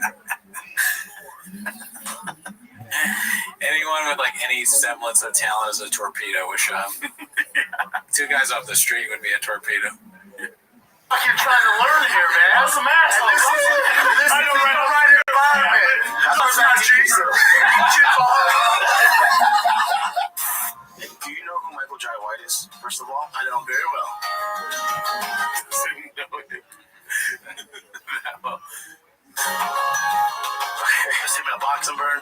He's in one of my favorite movies, Spawn. Yeah. He texted me probably 4 weeks ago to be on his movie. Okay, so scroll up. I see what. All right, so Michael J. White, also known as Spawn, said, and he's a super nice guy. But I've only met him maybe 2 or 3 times. I don't know that one. Oh, that's great. You never know where you stand with Shab. If you're somebody, you get like, you hear him talking, he's like, he's one of my best friends. Like, wow, I guess we're great friends. I don't really know him at all. What?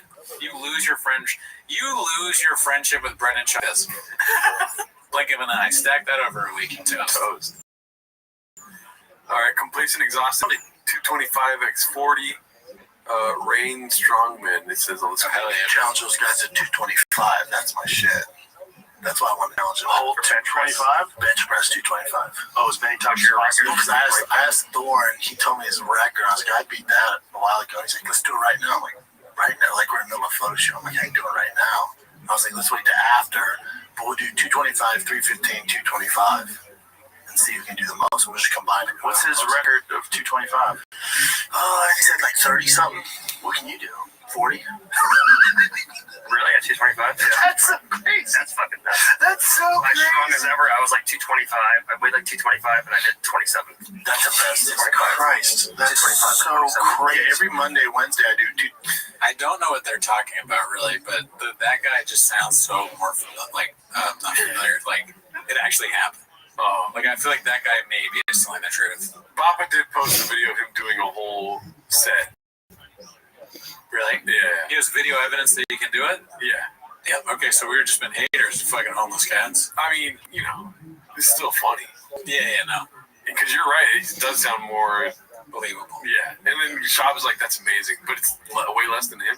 And I think it's probably because he weighs less. Right. That would be funny, like, just to be like, that's amazing, like, because he's so great that anyone near him is like, wow. I mean, I'm something else. 25. I usually get at least 20-something the first time. I do 315 for 5, and I do 225 for again 20-something. So bam, bam, bam, every Monday. But when you max out, you can get to 40. Yeah. If I do just one, I can do 40. He's going to kill us, dude. Yeah. You laugh like we're not going to die. Why are we still doing this when he can do that? Yeah, he can bench 40 times 225 pounds. He can punch through the strongest bone in my body. He's going to kill the both of us. All right, I just want to make sure you knew that. But is he chair-proof, dude? We just got to maneuver around the chairs. That is my last hope, is that we can protect ourselves with the chairs. 500-pound bench press. But it's all I train. It's all I like to do. Yeah. That's my workout. Just bench? Yeah. It's such a meathead these days. It's bench, deadlift, and pull-ups. That's all I do. I'm in the gym for an hour. I usually do like 5 sets of 20. Jesus. But like good 20 pull-ups. Straight arm. Like proper pull-ups. For a big guy like me, you weigh like 250? Like 240 something. Jesus Christ, that's a lot of weight. I'm so fucking strong right now. Science is amazing. I like that. I'm so fucking strong. Honestly, that's Brendan at his best. I like that. Proud of himself for being really strong. That's good. I like that. All right, we got another haphazard clip. These guys are asked about the General Lee situation. This is a longer chain. I think it's some of what we already saw. A question from the same It's person. weird to see someone talking about our boss like this. Don't you feel like that's weird? Like our boss. Oh, yeah. The guy that pays us. Yeah, like, I don't know. I just, do I have to defend my boss? I don't know. It's weird. Yeah, because he doesn't really talk to us. He just gives us a lot of money. Yeah, he's just like, we get a check in the mail every week. I just, keep doing it. Do you guys think you'll ever fix the relationship with Bobby Lee and who gave info about Tiger Belly that caused all the mess? Look, Bobby on text had fixed that relationship. I think you'll see us together in something. Right. And I've apologized and taken full accountability. I love him. He's a great guy. The Tiger Belly stuff. But it's over. It's over. It's done. It was a huge mistake. And he's our boy. I love the guy. I think he's really funny. I don't make any I wanted to right away several times. And I throw myself on the mercy of the court. Yeah, I mean, I don't know where I would see Bobby. That'd be cool. I have no animosity towards him. I don't care. I think he's hilarious. He's so talented, but I'm sure he feels the same way. It's like my life doesn't get better if me and him are friends. Neither does his. So all good. All good. Well, I think he's a great guy. Yeah, I've always. We were never that close. You came up with him at the comedy store. Yeah. I was never that close with him. I've always appreciated him. He's such a talent. He has great podcasting and stand-up. Look, man, I was not like I missed wrong. him. I think that putting him in the mix in that mix was wrong, 100% wrong. And I was working on bad information, and I take full responsibility. I don't even blame the information. I take full responsibility for that. I was information we got. That's for me. I always. What does it even mean? So who gave you the information? Yeah, I think the information is that they were in control of the Reddit. Yeah. And Bob still thinks that they were. Yeah, that's what it sounds like. Imagine, but to me, it's not like Brian Callen saying it's his fault. It's his own fault. Like he's the one who did it. Brian Callen sucks so bad. Brian Callen ruins your friendship with Bobby Lee. That sucks. It's like what? But you suck, and now I'm not friends with Bobby Lee. You already suck. You fucking God. You suck, Brian. I always say it was the way I spoke to him. He was always my friend, always somebody I cared about. Didn't deserve any of that at all, not even a little bit. And I've not made a lot of mistakes in my life, but when I make mistakes, I've always accounted for them. And I believe a man should say, I was wrong. I fucked up. Huge learning experience. No excuses. No excuses. And I had a bad moment, and I was in a bad way. I was personally and emotionally in a bad way, man. I was in a dark place. Yeah, it was bad timing. And also, I should have had in hindsight been like, what are we doing? No, we shouldn't do this. Like, we just weren't thinking. I had a million things going on. Like, it was so dumb. Whether he was or wasn't behind it, which we don't think he was. Cared about who was a good person. The dog's trying to help. The dog's like, Chop, don't say nothing. Who had nothing to do with it in the middle of it was outrageous. And that's my mea culpa. But like, if it happened now, like we're in such a better spot. If someone would have came to us with that same information, I'm like, get the fuck out of here. Yeah. It was a weird time. It was so stupid. Yeah, so stupid. But I think you'll see. I think you'll see. He's talking to himself now. If a dog drank Magic Mine, it might actually be smarter than Chop. Yes, certainly me and Bobby in the future, and I love him. I don't know what me and Bobby would do. It's not like Donnie and you guys can roll, whatever. No. All right. Peaches, delight. It just seems like Chop legit hates Bobby Lee. Yeah, and there was no apology, and he said, why would your life not be better if you're friends? Yeah. It's a strange phrase. Yeah. All right, let's go to Successful Egg. 21, another open house. Don't worry, Papa knows real estate. What were you going to say? Well, Brian did say in the clip, he goes, he said, and I've made some mistakes, not a lot of mistakes. Brian Callen hasn't made a lot of mistakes. That is a painted narrative. The fax machine was turned off for that one. What are we looking at? Oh, I guess house. They dropped it to 252K. That was we already know that, but I think the new thing is this open house. Oh, that's not. Yeah, no, there's some homeless cats. Jesus Christ. We're not soccer, so we're not going to go as much as I want to. But yeah, I would love to go. I bet you that'd be so funny. There was a picture that the real estate ladies have of us. Like, don't let these guys in. Dude, 100% there is. And maybe this is the one time where we do have to break our rule and go. I'm not going. Okay. Hell no. I'm working tomorrow. Oh, fuck, you're right. Mm-hmm. Shit, same. I can't go, dude. That's too crazy. I would never do that. Yeah, no, I don't want to. I just, as much as I'd like to see it, just out of curiosity, I don't want to, in any way, any facet, make it so that it's like I'm, invading their personal space. Exactly. Yeah, I need to avoid that. But I am going to make it like that. You get a wig and glasses? I'll definitely get a wig. It would be to die at his house would be pretty funny. It's like the ending of There Will Be Blood. He has a bowling alley in there, and he beats you with a bowling pin. That's great. I love that. I'm finished. This is.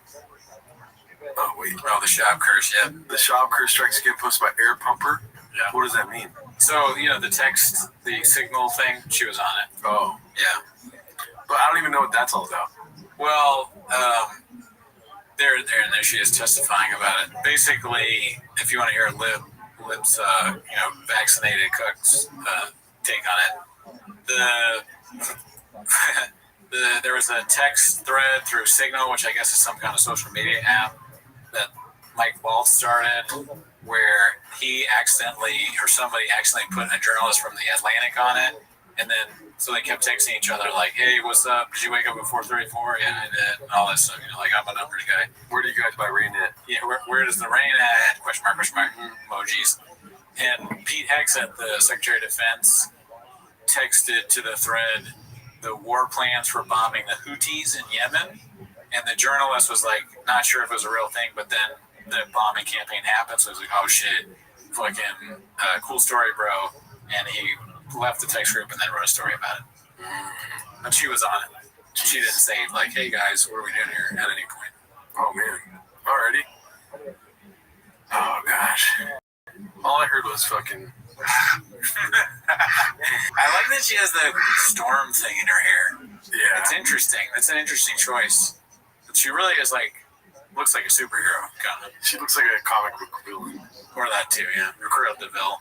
Yeah. She's killed some. She's also fucking hot as shit. I'm not scared to say it. No, she's cute. But if it's like she's killed, do you think she's killed more dogs than Sean? That'd be crazy if you find out that that's all your job is just killing animals in different countries. You're like, wait, that's what national security is? They're like, we know stuff you don't know. No, Tank. The CIA took Tank. Yeah. She killed Tank. Alright, let's see. This is posted by Don't Suck for all the homeless cats when you stop regularly watching T-Fat-K. Wow. Good question. I can fact that it was because I used to me and Joel, my homie Joel, we used to talk about T-Fat-K. No way. That shit was so funny. Well, dude, it was funny at one time. Yeah. I didn't listen to it in the Fox days, but you know that Bobby Lee episode where he talks about getting molested by a dude with Down syndrome? Yeah. Around that time, dude, the episodes were hot fire. They had Theo Von, Chris D'Elia, what's his name? Bobby Lee, and Will Sapp all the time. Yeah. And then I just stopped listening eventually. And then, fucking fast forward to Green Poppy, I found out about the Reddit, and I'm like, oh my god. And I watch all the Fox Days stuff where it's him beating up a dude for Triscuits. And how do I fit in that thing? One thing leads to another. We're doing the show. Yeah, that's a crazy. I didn't know the full story on your thing. I used to listen to T-Fat-K. I knew that. And I used to listen to Big Brown Breakdown because I was into UFC. I didn't see that. I had no idea when this stuff was going on that he had been doing Fox. Those old clips of him and Callan. I didn't even know that was going on. I became aware of Brendan Schaub because he put out You'd Be Surprised, and I saw people on Facebook, so that was a while ago, being like, "Oh, of course it sucks." That stand up. But when I heard that, and I'm sure it's before on the show, I really was like, those was haters beat. Because I was like, there's no way he's going to get some MMA guy. Probably bad, but not like what I know now. I had no idea. I was shot prepared for what I saw, and I still am not. And then Mark coming over the second time talking about it, I was like, oh my god, he's always been a bad guy. Yeah. He's just always been a bad guy. Yeah, he's just not a person. Yeah. But, hopefully. I will say he's fucking hilarious. Yeah, he's a great entertainer. Not always are people that are talented. It's never meet your hero situation, And we unfortunately have met him, without meeting him. Great guy. I feel like. Okay, this is called It's DeVry. It drives me nuts that Baba does not notice. Posted by Successful Egg 8345. I'm doing internship and I'm with DeVry College. DeVry College. Jesus Christ, the kid's an idiot. What's the note say? Yeah. All right. DeVry College. And then there's like other stuff. DeVry University. Yeah. You clearly have a learning disability. I am a DeVry graduate. DeVry, you learn the DeVry prepares you at DeVry. DeVry graduate. Check out DeVry. Check out DeVry University. DeVry brings. After going to DeVry, I learned so much at DeVry. Please come to DeVry to graduate from DeVry. What DeVry? DeVry. It's like no matter how much you search the internet, you will never find somebody saying DeVry. Yeah, you won't. And I always wonder, what does he have an accent or something? But his accent is just CTE. He has like an accent of someone with CTE. Damn, that's why it's DeVry. DeVry? At DeVry. Counting at DeVry. DeVry was the right way. DeVry, you're on your way up. DeVry, where everybody's Like, none of these people these are all people with like they have accents and none of them say he's DeVry. Yeah. Yeah, DeVry. I went to DeVry. I got a degree. DeVry instructors gave DeVry Technical Institute. That's what I learned at DeVry. At DeVry, you can earn an education. DeVry was the right choice. DeVry University. DeVry, we're serious about success. Yeah, where do you get the E's? DeVry. Wow. Alrighty. Like I would understand if debris was spelled like that, but with a Y. But it's not. Let's see here. Majestic Nobody posted the Majestic Nobody 5542. I'm skeptical B. So this is part of the video that he had posted. I don't know what that's in reference to. This is over here. It's hard for you to see. Oh, maybe the weights aren't actual at 45. Like those are smaller weights than 45. I don't know. Oh, man, why did they have to fucking? Oh, God damn it. Oh, like it's I think he's saying they're not actual plates. It could be totally redacted. Fake weights. Oh my God. Look at me, dude. Stack that over a week. I'm a gym rat. Strongest fucking guy on this podcast. Wow, dude. Fake weight. Imagine finding a gym with fake weights just so you could prove to the world that you could lift a certain amount. There's no way he did that. That's just too crazy. I don't know. It seems like a lot. I'd rather just believe he could do it than like get to the bottom of it. This is posted by ETIE 1986. Burn. As long as you're going and enjoying it, but seeing speed's a bit high. If 225 is that easy, the first 18 reps did nothing for you, pretty much. LOL. What do you say? Okay. Oh, he just okay. Okay, I couldn't see that. Roasted. Let's see here. Like fajitas? The origin story of Thief or Sutherland, posted by Chin Puller of Clips. Let's see this. Any thoughts? Yeah, you do it right. They're great joke here. It's more than a meal. It's very exciting. You order a fajita, you order them, and then a couple. Have you ever heard about this Laugh Factory video thing? Where they share videos of comedians and they hate it? It's like, from what I understand, unbeknownst to you, you signed something at the club. Yeah. But somewhere in that legal paperwork, they're allowed to take your material and post it to their YouTube. Oh, yeah, maybe vaguely. Yeah. And I think that's why, or Dave Chappelle talked something about that and said that he won't perform there again. Because remember when he was in his hiatus and they shared those clips of him in the green shirt, talking about The Secret? Yeah, he got pissed about that. Oh. Yeah, I remember those days. Yeah, that was what I watched all the time when I first moved here. Just you fucking Laugh Factory clip after laugh. They were like, they cornered the game on like random stand-ups. YouTube on, or stand-up on YouTube. Or Kevin Nealon show. Like, there's so many clips from that. Yeah. They Laugh Factory, they maybe fucked over comedians, but they made a good time for us. Months later, you bring them out, and it is loud. Smoke, it's like 4th of July. Everyone's like, oh my God, what is that? What the fuck is that? Big trail of smoke. Who got that? Who got it? That is an exciting meal. It's all over the place. Then they bring you the rest of the shit. Then it turns into an arts and crafts project. Another level of excitement. Tortillas, Italy's little sour cream, guac. salsa, you're just adding stuff. But whatever the fuck they bring out, you're gluing shit on it. Chili's or fajitas. It's like, those fajitas in the floor. What the fuck? Right here. Oh, you can shop thief or Sutherland. Yeah, that's what I call him. Dang. Wow, I love it. He's all like that. I'm all like, Crap out that and leaves. I mean, if I was Nick Swartzen, would you be mad or would you be like, wouldn't it be funny? I mean, I would, and now I would love it. At the time, maybe I'd be mad, but now it's hilarious. Like, I want Chad to do my whole life. That's what I'm saying. Yeah. Like, just like I do his. Yeah. Honestly, I'd be a real asshole if I called him out on that. I fucking do his act. Could be some shouts. I drink his milkshake. Let's see here. Papa showing up the haters. Okay, so this is the video that I was saying, my Showman 16. I think he speeds it up so.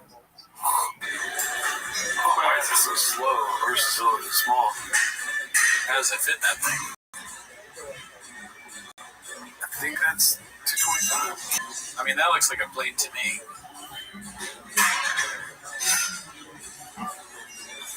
Also, the way that, yeah, I think that's real.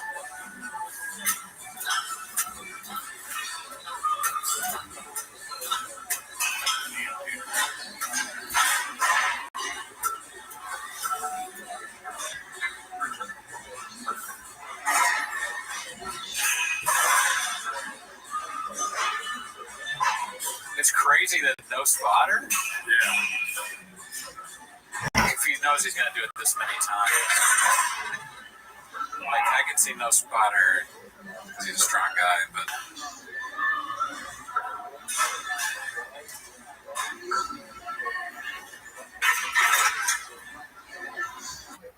Crazy. I don't know anything about weightlifting. Yeah, dude, that's beautiful. And then this one.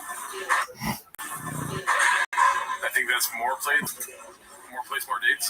Yeah, 3, yeah. How many of these maybe?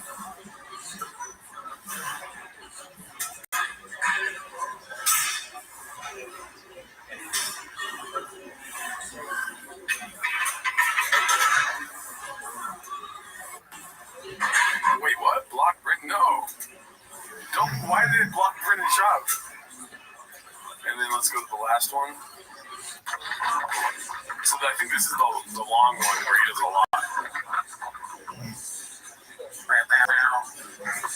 Filming himself for the gym. That's what we do.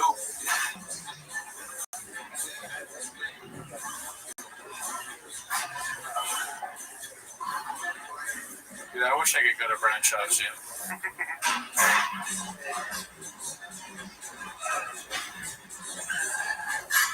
He's kind of doxing himself here. Or maybe they just let him go in because he's got a deal. Yeah. 4, 5, 6, 7, 8, 9, 10, 11, 12, 13, 14, 15, 16, 17, 19, 20, 21, 22, 23, 24.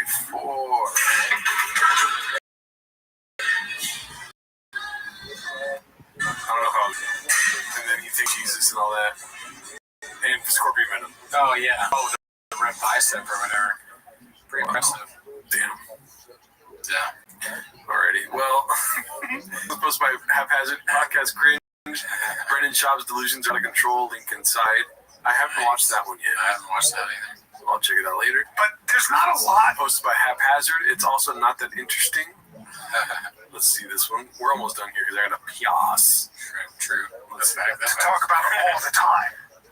Because you're busy doing things with It's your also children. not that interesting. Like, it's just even worse when people are telling you about their schedule with their kids. Like, unless it's your kids or you're on the same baseball team or in the same school, you really don't give a fuck. kind of just in your world, it's not that interesting. Was your kid on a travel ball team? Oh, he's in third grade. What's he doing recital? Like, we're all dealing the same shit. It's not that exciting. Oh, really, dude? Got to LA, and then straight to baseball. I was at baseball all day yesterday in Camarillo. The boys went 2-0. Tiger pitched well, hit some bombs. The boys are clicking on all cylinders. And then they got a game today. And they're on spring break, so they're chilling. Just delight. You know, to me, that's funny in two ways. I mean, one is the obvious one where it's like, you just did the same thing. You said it's not interesting. The other thing is, that actually is interesting. Yeah. Like, I fucking was at work and I was talking to my boss and I was like, how's baseball going with your kids? And I was very interested to hear the answer. As I am with most things like that. It's interesting to hear. So Bob was just very stupid. Yeah, dude, I don't know. I think it's him saying stuff on a podcast because he thinks it's interesting. Yeah. But it's like he has this weird thing inside of him that he thinks people want to hear that he's best friends with Bobby Lee. Or like that people think that that's not interesting. So he's like just trying to represent his. Probably. But it's also somebody that has fucking a weird ass brain doing this weird computation. Yeah, a brain that's been bashed. Mm-hmm. Oh well, what are you gonna do? Yeah. Let's see here. What else do we got? Obsessed, Complacent, Exhausted posted this. The revised and original versions of Brain Dead story of Thor challenging his 40-year claim. Did we already watch this? Yeah, we watched this one. Alrighty. Let's go to this. Death by 1,000 Cuts posted by Chin Puller of Clips. Maybe there's some sort of garnish on this dish. Let's see. Arlington, where Gringo Poppy was filmed. Wait, is that where that was filmed? The Dallas Improv, Arlington. I think so, yeah.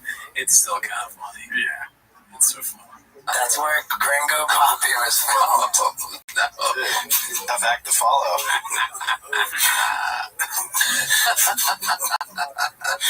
Pressure's on.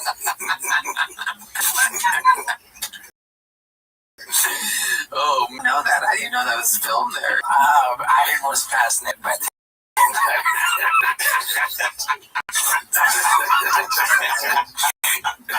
I even know where the construction paper came from. Oh my god.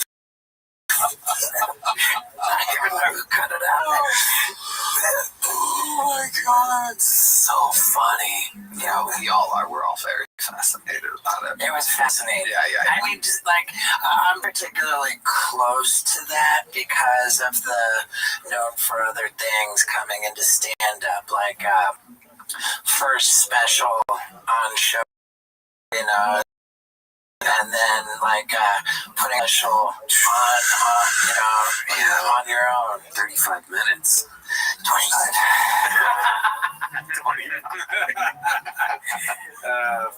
Was it really? 25. Oh my goodness. Yeah.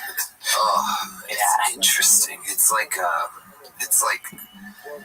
death by 1,000 self-inflicted paper cuts or something. It's pretty intense. This fight's gonna last a little longer, I think. You think so? Perhaps. Who fucking knows, man? I bet if he connects, you go to sleep, and then you death by 1,000 cuts. Fuck you, man. Wow, that's crazy. Brian can't be funny. Yeah, people sleep on Callan, but you gotta go. But notice how he wasn't going death by 1,000 cuts. I'm gonna squeeze you. I'm gonna squeeze you. You're my girlfriend now. This is posted by Appropriate Duty 930. Rogan, Bappa, and Gordo support Russia over Canada. You saw this? Nah. Oh my god, this is all over the place. Where's that at? I don't know. See if Jamie can find it. Fucking unbelievable, man. I'm super impressed. Montreal, UFC 315, May 10th. Wow. I won't do that. I don't go to Canada anymore. I don't. Nor should you. No, just I'd rather go to Russia than fuck yeah. Hell yeah. When they become the U.S., they never know. That's never happened. And I mean, that might be a joke, you know? Yeah. But you know, all the news, they're gonna, they're all running with it. Yeah.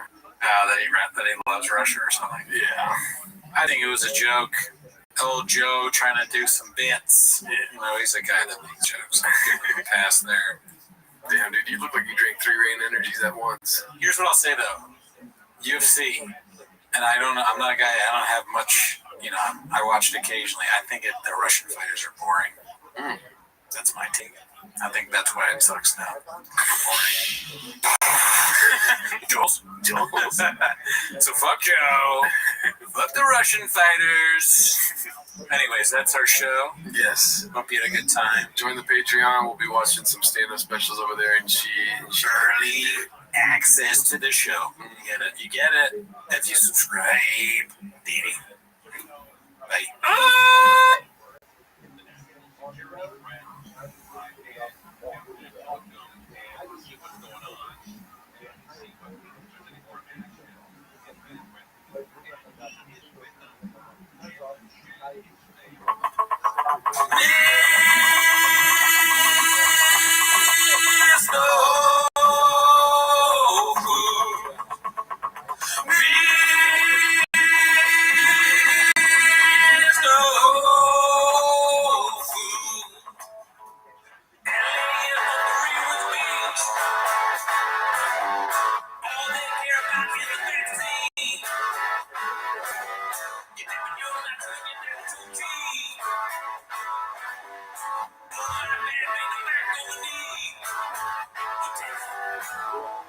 Stop for my favorite time of the week. When you get near Papa, try to speak. Release surprises today. You better watch 10 minutes of shop.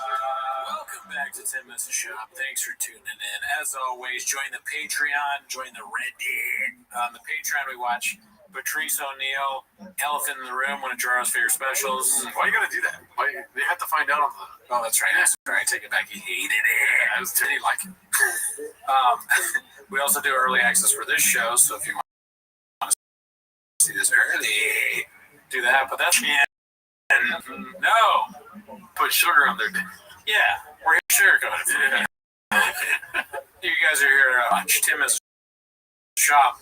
Start the timer, please. Alrighty, so the first one is posted by Caterpillar Hot 7539. It says, looks like Bappa also lost the race to the mothership.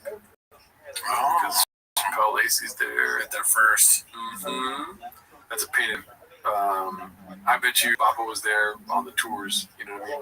Yeah, I mean, I'm sure he's been inside the building before. He's like best friends with Rogan. If anything, he was the first to get abducted. Whoa, by aliens. This is a mothership. All right, so I'll cut that part out. Let's see what's next. Promotion there.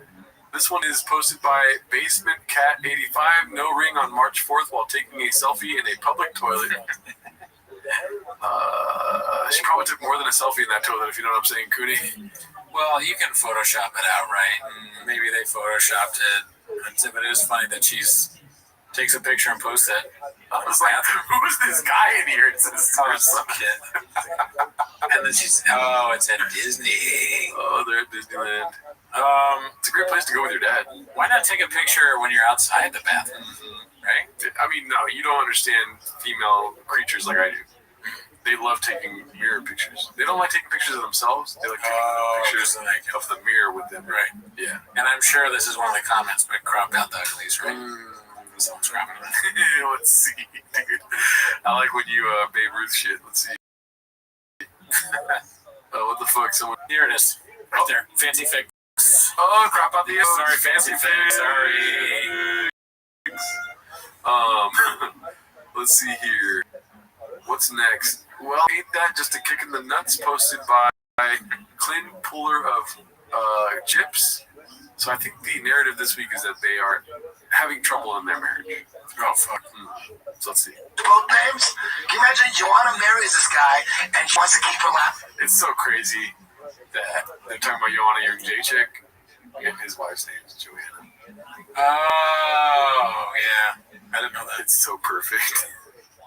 Both names? Can you imagine Joanna marries this guy and she wants to keep her last name, but his last name?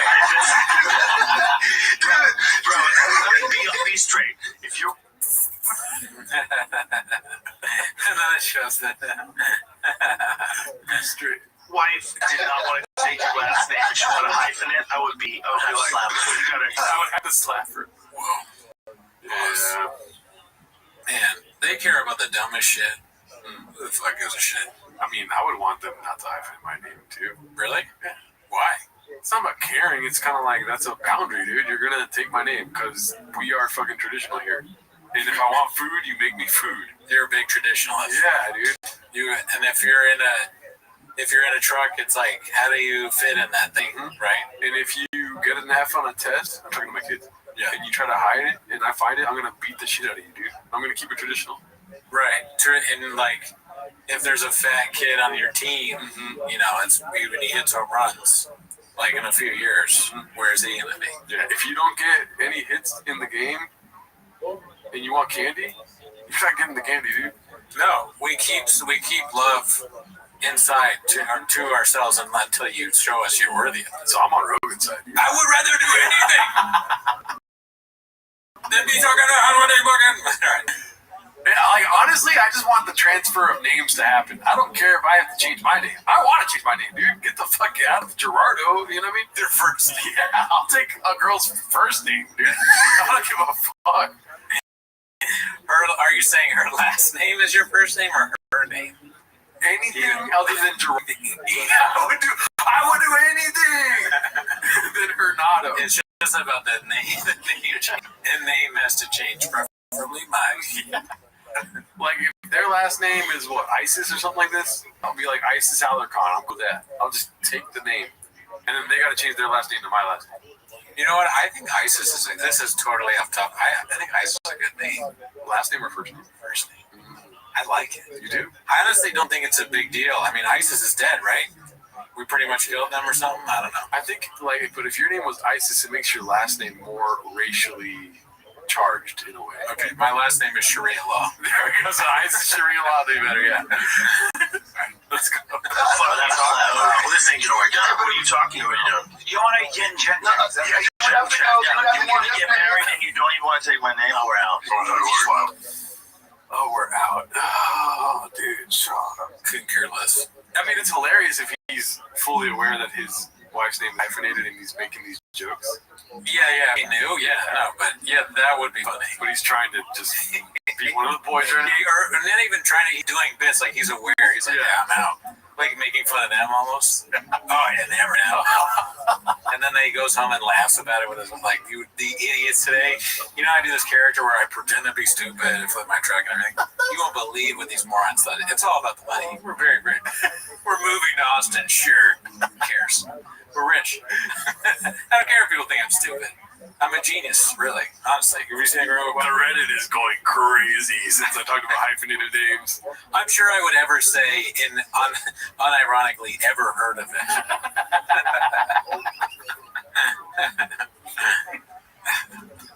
Yeah, Rogan's a fucking moron now. Rich, though. Very rich. Oh my God, come on. All right, let's go to the next one, dude. This is Papa Dude Trug Walks, posted by Simple Schmucks. You know, this is when it's pretty slow at change, but we just see nothing but reheats. This is a reheat for sure, yeah. But I don't know if you're catching what I'm catching. What happened? How long is this shit? It's long. 7 minutes and 39 seconds. Yeah.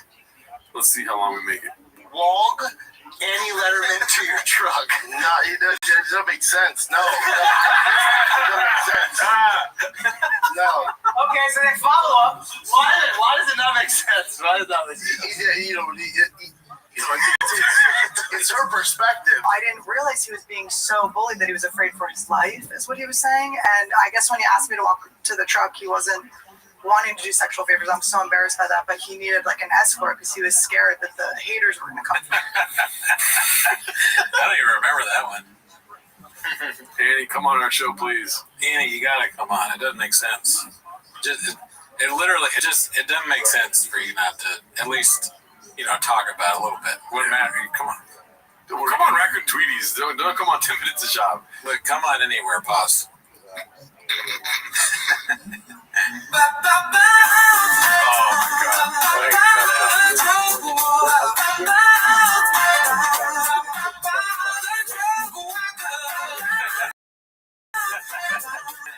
like this. Yeah.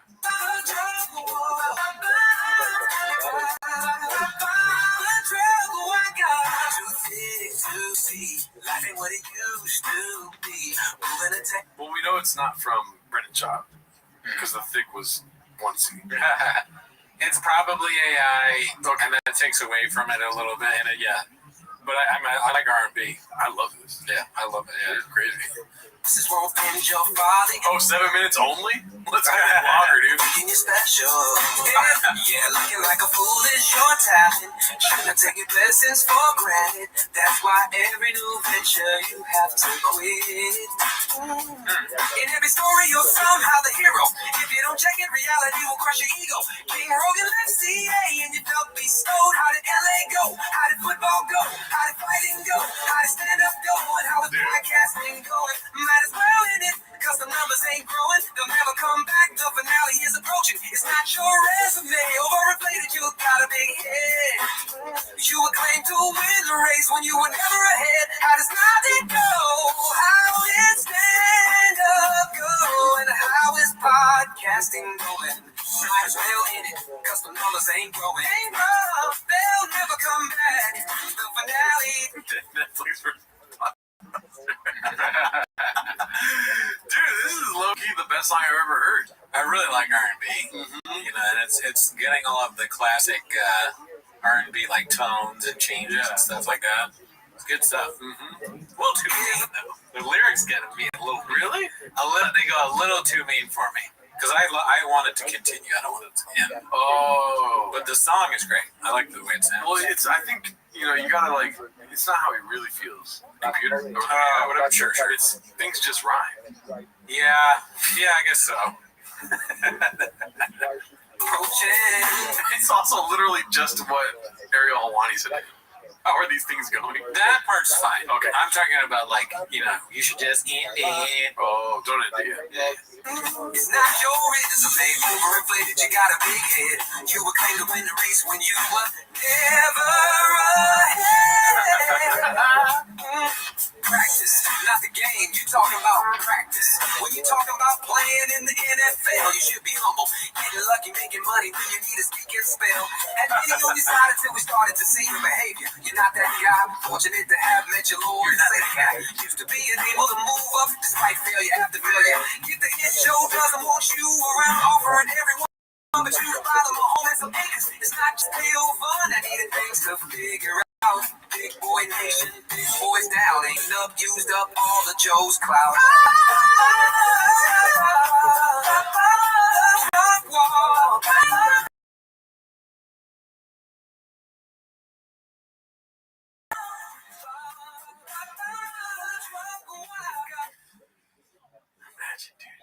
Imagine you go to work and you have to do this. And also, I'm gonna be honest with you, it's getting a little. Well, we're finishing it, but imagine having to go to work and just like dancing in a garage. Oh, I don't like any of that kind of stuff. You know, like the new thing with Jennifer Hudson where they have people walk and dance. I want to do that. I don't. I'm down. I hate that. Because there's like, imagine working there and they make you clap. Okay, see, that's where I'm sitting. But if I'm the guy going in and getting interviewed by Jennifer Hudson, your daddy's gonna dance, dude. That's not how he says it, right? Daddy's gonna dance. I guess because I feel like I would need to. It would be the funniest fucking Cooney dance down the aisle. You don't gotta do it every day either. You just gotta do it once. I wouldn't want to, but I feel more for the staff. Pretend like, yeah, oh, I hate that. That'd be so funny if you walk out of the dressing room and you're just pointing at the staff like, you guys are stupid. You suck. They wouldn't post it on X. Probably not. Oh yeah, it is getting long, but we're gonna finish it.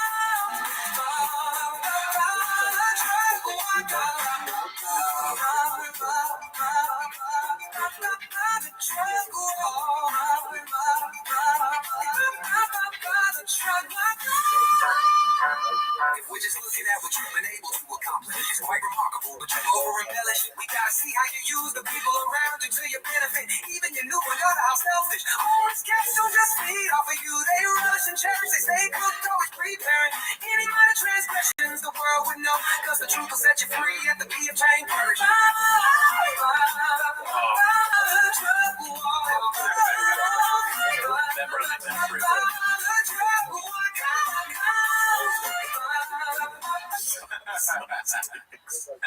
Okay, I'm back in.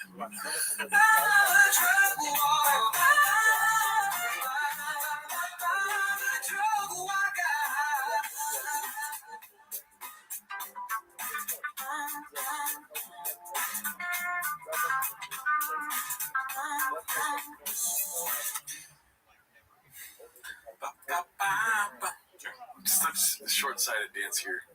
Yeah. You know? I mean, this is, there's a reason why our dads never did something like this. I'm so happy he didn't. Right? Yeah. The reason is it's redacted. Our dads wouldn't do this, even though they loved this. There's videos of my dad dancing as Caesar Milan. So there's that. Dancing as? He looks like Caesar Milan. He bought a shirt, what is it called? Blazer. That's very Caesar Milan. And he does dance like this. But it's not with this fucking dick tight suit. I have to learn to speak for myself. Good dude. Well, your dad doesn't look like fucking Caesar Milan, dude. That's fair.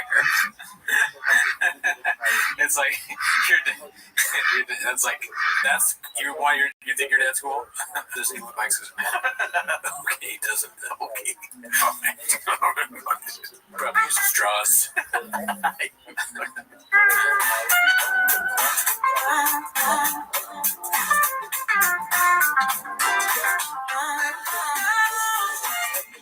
All right, we're done. There's 30 seconds of no more singing, then I think we're out. Yeah, this goes on and on. Check it out. It's great. It looks like the ending is some talking. Do you want to see this? I've never seen it. So this is the ending. It sucks that you can't sell tickets. Oh yeah, you do sell a lot of tickets. I forgot about that. And that's the thing. I don't sell merch. We come a long way, and I don't sell merch either. No, that's what he said. No, we've come a long way, and there's a lot. No, I mean, what are you gonna do? Dude, I could die tomorrow. I've had a great fucking life.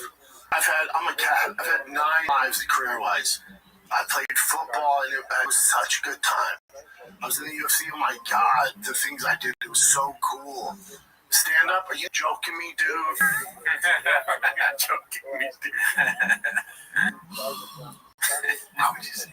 I don't know. He's a fucking master of cringe. This is, I think, around the time where I was like, we should probably stop doing this show because he's losing his mind. Yeah. They brought it back. I mean, he thought he was losing his mind, but then he didn't start doing trucking.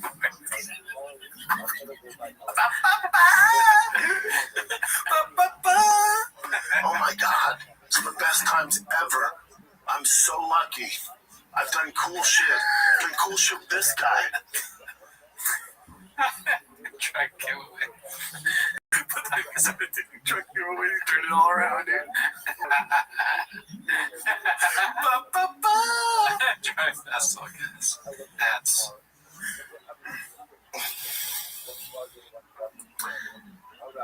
We've done cool shit.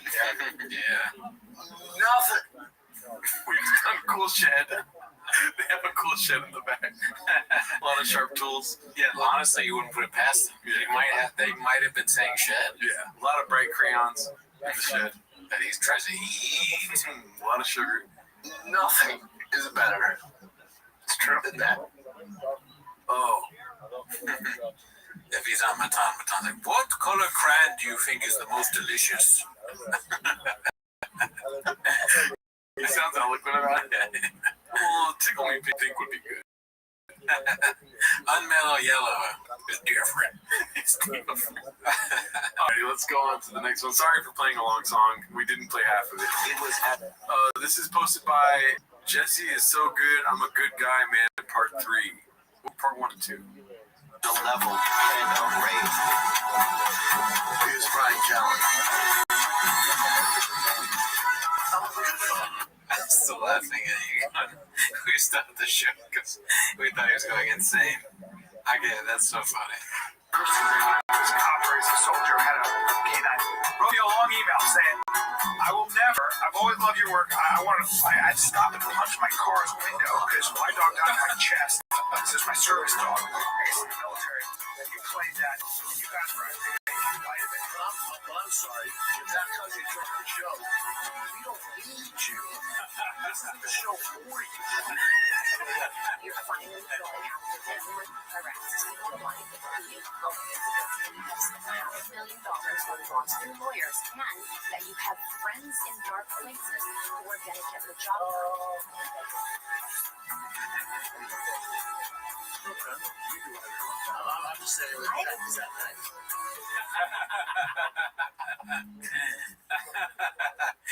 That's so funny. He thought he was going to win with that point. But is that nice? Like, did you think about whether that was like a nice thing to do? What are you talking about? Brian was just being nice enough. Yeah, was that nice? When he was yelling at Bobby Lee? He would take his career away. That nice, though. Do you respect when did show up as a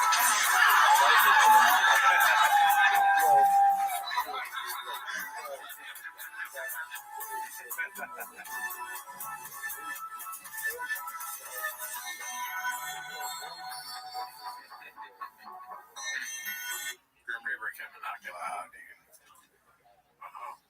It is like like kind of a cool con though, to be somebody that threatens violence all the time, but follow that up with I'm a good guy. You know? Listen, I will fucking kill you. But at the end of the day, I want to be your family. I want us to be brothers. Don't call me a pussy, because I'll kill you. But I'm a good guy. Yeah. It's always, it's crazy because he's such a nice guy. That's great. Not only will I kill you, but I will be unfazed and unscathed. Yeah, with the Diet Coke. It's funny. That's kind of funny to be like, I will be unscathed, like saying essentially that no harm at all will come to me. I can kill you. So why not just, if you're so confident in your fighting abilities, maybe a few punches, you beat them up and you leave them alone. Or because if they look like me talking to a 6-year-old, and I'm like, me and you, I'll fucking end you. Okay, you won't stand a chance. All right, I'll go unscathed because they're 6. But I wouldn't do that. If you're so confident that you can do that, you shouldn't do that. Yeah. Right? Yeah. Or maybe, I don't know. You have violence in your DNA. That's true. I do. Yeah. Let's see. This is posted by AB12. Is Theo trolling? Happy birthday. Oh my god. You see this? One of the hardest workers ever. That's really funny, but I feel like Theo's checked out. He probably didn't even know that thing, the white boy that worked too much. Oh. So this is a troll then, dude. That leads me to believe this is a troll. Maybe. What is he doing? What is who doing? Stand-up comedy. Oh my god! Yeah. I just noticed that. I'm dumb, dude. Yeah, no, that's... But why would... There's too many layers. I don't understand. Is this a recent thing Shaw posted? Or, Theo Von shared a picture of Shaw doing shut up, don't pretend like I did on purpose. Theo Von shared a picture of Brendan doing stand-up. Yeah. That's a troll. That, and then on top of that, he's got a motherfucking Sorghum bird, ground you walk on emoji. I forgot that. Somebody on the Patreon messaged me about that, and I forgot that was the Sorghum bird emoji too. One of the hardest workers I ever met. Met him. This is like way too many. Then again, Shop does have a lot of Shopisms, so maybe Theo just ran into 4 of them. I think it's possible that Theo is so checked out that he's like, oh, here's a picture of Brendan. But doing stand-up? But you could easily go to his podcast and screenshot him on the show now instead of when he was doing stand-up. Theo only has one picture of Brendan. Yeah. And that's this one. Mm-hmm. Maybe that's Theo's background. And he's like, it's just, I love this picture. Yeah. You know? Or maybe Theo's assistant tweets or does not write for him. And his assistant is homeless. Yeah. Because the Tiger Billy people talk to us all the time. Yeah. I forgot, yeah. The higher-ups tell us what to do, but like the interns and the producers and stuff. And we tell them to stop giving us money, but they don't. No, I don't. Yeah. Oh, you don't? All right, let's see here. This is posted by Various Concept 2615. So how long before he buys a separate shitting on Tesla for the last 2 years? Yeah. We talked about this last episode. I just don't see him doing it. I don't see him doing it. It is a truck, though. But it's fucking gas till we die, Doc. All right, let's see this. Photoshopped, posted by ETID 1986. That's good. Yeah. I don't know why that makes me laugh so much, but it's funny. You know there's a new post on Drive Fast All Gas, right? Oh, yeah. Yeah. I haven't watched it yet. I have it on my queue. Me neither. Let's see this. Okay, that's Bitcoin. Posted by Fantasy Flyer 3. Clan and Hot Chip are on the sub more frequently than many cats. They updated the description just hours after a fellow cat exposed them. Oh, they updated the description after a cat exposed them. There's only one picture. I wish we could see the before. Yeah, I don't know what, but that's interesting that they're doing that. They got nothing better to do. All right, so surprise, surprise. Okay, so something we're gonna be watching this week, I believe. This last week, Bert Kreischer's. That's how you spell it, right? Bert Kreischer. Okay, his special came out last week. Yeah, but we record on Mondays, so it wasn't even out yet. Yeah, I realized that too. Yeah. But we're gonna do that on the Patreon. Yeah, fuck me. This is posted by C-Man Dr. Venus. We'll be doing this special on this week's Patreon episode. Lucky is worse than Gringo Poppy. Scrolling through Netflix, when I came across Bert's new special, I've never seen him do stand-up, so I decided to give it a shot, and it's unwatchable. I don't want to see it, dude. I don't take this guy's word for it. Okay. Yeah. Thank you. Immediately he takes off his shirt, talks about sex, talks about sex with his wife, all while laughing every single time he makes a quote joke. End quote. I keep waiting for the punchline. I skipped through the special and it's mostly saying bad words and embarrassing physical humor. He even mimicked fellatio on the mic so well it gave Rogan's stool humping a run for its money. But what about Rogan's fellatio on the mic? Let's not forget that. This guy's he's sleeping on the conch, dude.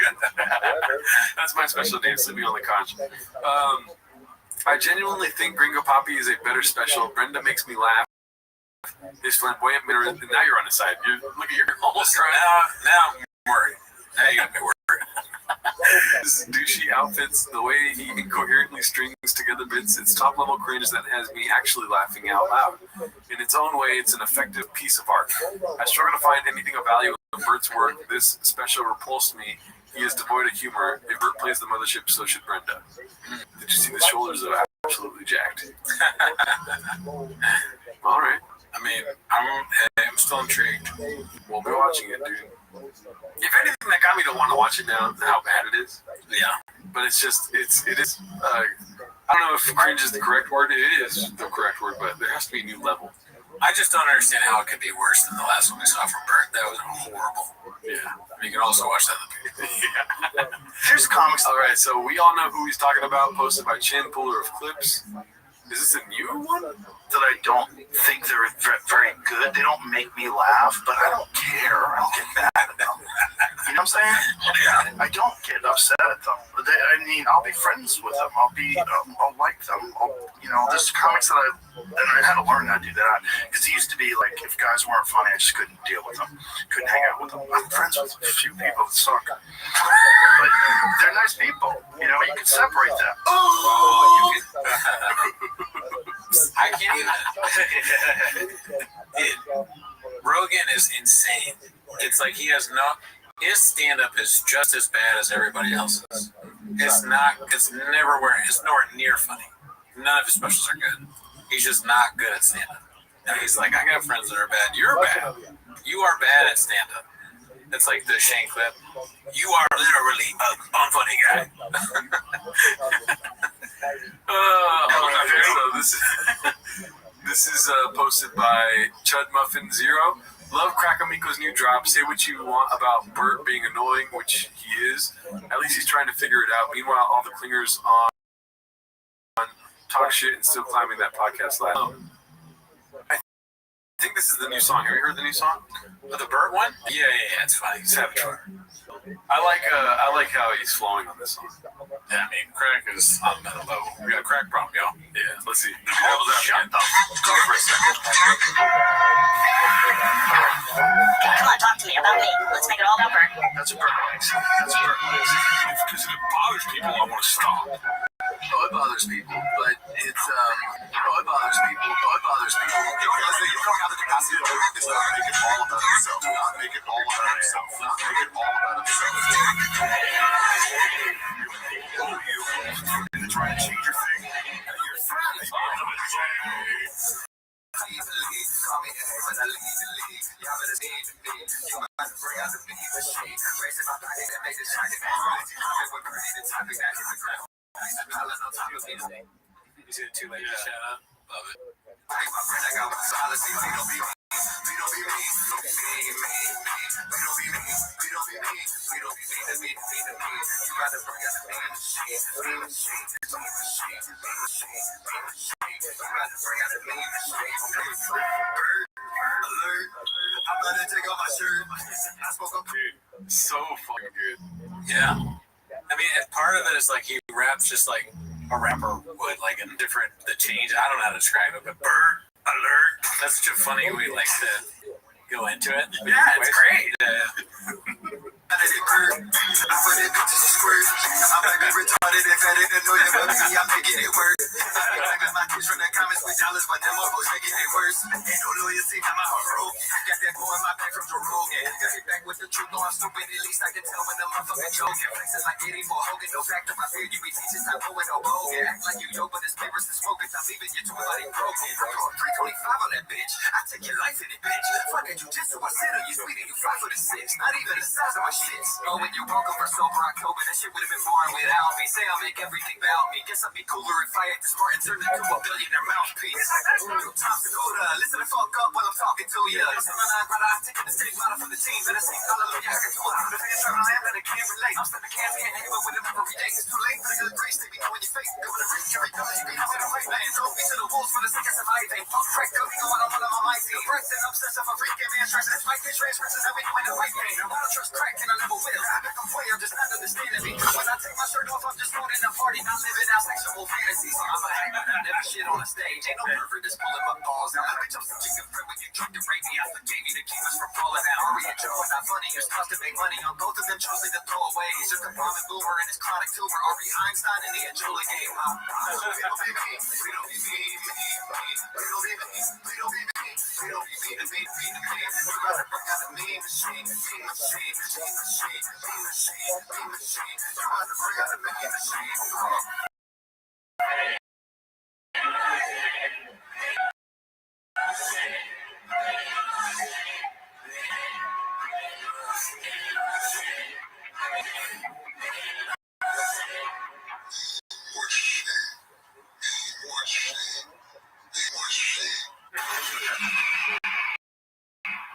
Amazing. Good shit. Oh, that was great. Fire savage. Yeah. All right, what else do we got here? This is posted by Shitty Tunic. Shifty Tunic. It's too far away. Clinton's dumb ass hasn't updated the Golden Hour Clips YouTube channel distributing the link in like 4 years.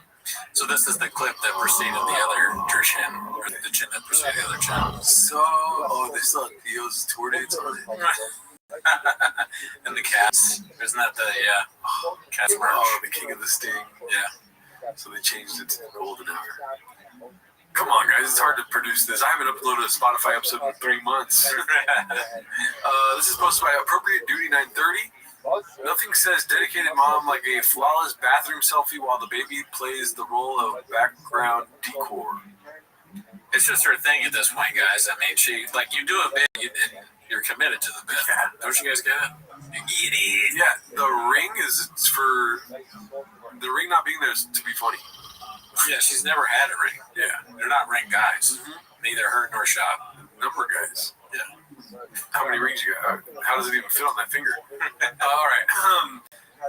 Chelly-Stastics posted this one. It's called 24 Views. 6 minutes, 24 views. Come on. The first Humvee 6.0 Power Stroke swap. Okay. I mean, when you're trying to break new ground, you're not going to just, like, get into it like that, you know? Yeah. It takes a rough 4 months to make this episode, so it's going to take 4 months to get, like, 100 views. It's a really good title. Yeah. And that's, like, half the battle is having a good title. First Humvee 6.0 Power Stroke swap. Yeah. Everybody's going to watch that eventually. Oh, this is so funny. The first comment is, hell yeah, I've been rewatching your last videos over and over again, waiting for the next video. LOL, God bless. Dude, somebody check on that guy. If that's a real person. I mean, that's probably me. And if you're a real cat, leave positive comments on here so that we keep getting this amazing stuff. Please watch. Yeah. Please watch Tri Festival, guys. Email. merch. Yeah, buy the merch. Giveaways, dude. You could win a Mustang. Sorry, you could win a Mustang. Mustangs. All right, this is posted by Dazzling Rabbits 3. Ask away. Ask us anything. T-Fat-K fans. I mean, they're just asking for it, aren't they? Yeah, they want participation. I don't know about doing that. It's a dangerous idea for them. Yeah. People on Reddit can be mean. This was posted by Rabbit023 LMAO. Jealous of you. Okay, so who posted this? Joanna. Jealous of you. The only girl who's be better than me will be my own daughter. Female boss success. Women are hating on her? Interesting. That's super to hear that. These are facts, she puts at the bottom. I should have just put a fax machine. Or Andrew Schultz's face. Yeah. Savage. Fire. This is posted by Jabist. Old episode. Steve Byrne tells stories of how big a scumbag Brian was with women, and they all share a big laugh. I mean, sign me up, Daddy. Let's see. There's a table full of girls at a Denny's booth, okay? This is Brian Cal 10 years ago. Hey, girls, just looking for a place to dump all this. Is that close to the mark, guys? That's my inside. That was my inside voice. I hit since the voice had inside my dog. Big old dog. Is that close? That's spot on. Yeah? Okay. Hey, ladies. Problems I haven't changed at all. White worms. White worms. Dude, he still does this. Hey, man. He still does this. Hey, Steve. You're out here. Yeah, Steve knew me back before I was married when I was... I was appalled. You're a scumbag? Yeah. What you're doing right now? Oh, no, I was in New York City. I didn't even know you yet. And I'm standing outside the comic strip with this girl. I was just like, this is like a New York City. This is great. Callan comes out. Doesn't even know asshole. Beelines to the girl. Hey, where you from? How you doing? And he's doing this ballet shit, and he does a pirouette on the sidewalk. I'm like, who the fuck is this asshole? And he's like, oh, I gotta go and do my set. And he grabs her hand. I go, dude, what the hell's going on here? Completely ignored me. Full on doing ballet, because you must have studied ballet or something. Yes, I did. You're a bully on the But he sized me up and he goes, Yikes. I mean, how many people do you think have said, who the fuck is this asshole about him in his life? Probably so many. I feel bad. I like Bird said it's too bad. You know, he's kind of being brought down in this by his association, but don't judge him. He's just telling it like it is. Dinner with Crystalia more than once. You know? Yes. Don't shoot the mailman. Yeah, don't shoot the mailman. But also, this was posted by Busy Middle 8108. Asterisk going through the books. Found it right here. Brendan Shaw. What does that mean? Let's see. Oh. No, but also it's like the Rogan example, right? Oh, the only reason people know you is because of Rogan, but whether it's you or me, right? It's like, man, you know how many people Rogan knows? So the only reason, if you see Rogan put somebody, if he puts them on, use his platform, is because he respects their work ethic. Yes. He's never, and go through the books, he's never put on anybody who has a shitty work ethic. Name one. No, you're right. In order to even run with that line, you better have your shit together. Otherwise, he's not entertaining. Would anyone describe Brendan Shaw as someone who has his shit together? Fucking his own wife wouldn't. Yikes, dude. That's funny. Why would you say all this? Just do your show. Yeah, you don't need to address the haters, B. Yeah. Post a ghost. You do this all the time. Oh my god, dude. Anyways, let's see this. Act like you own the plate. Posted by Constant Fool 2. Did he say that? Probably. Parasite, filmed by Papa Junho. One of the spiciest dishes of the decade. Hilarious. Good stuff. Parasite, great movie. Never seen it. Toe holds. What does it say? Act like you own the plate at the bottom. That's great. I hope he has some Yeah, Papa has an inside man at the UFC. He also says any facet posted by Haphazard. And this is a Haphazard classic where he just takes the first 5 minutes and he finds the chin right away, dude. What else you got? Do you want to get into that UFC thing real quick? Which UFC? Them like beefing with ESPN because remember what happened the last time we had a pay-per-view. Yeah, I'm not gonna say my source, okay. But go ahead, bring it up. I'll directly read this source. So I, for a hot second,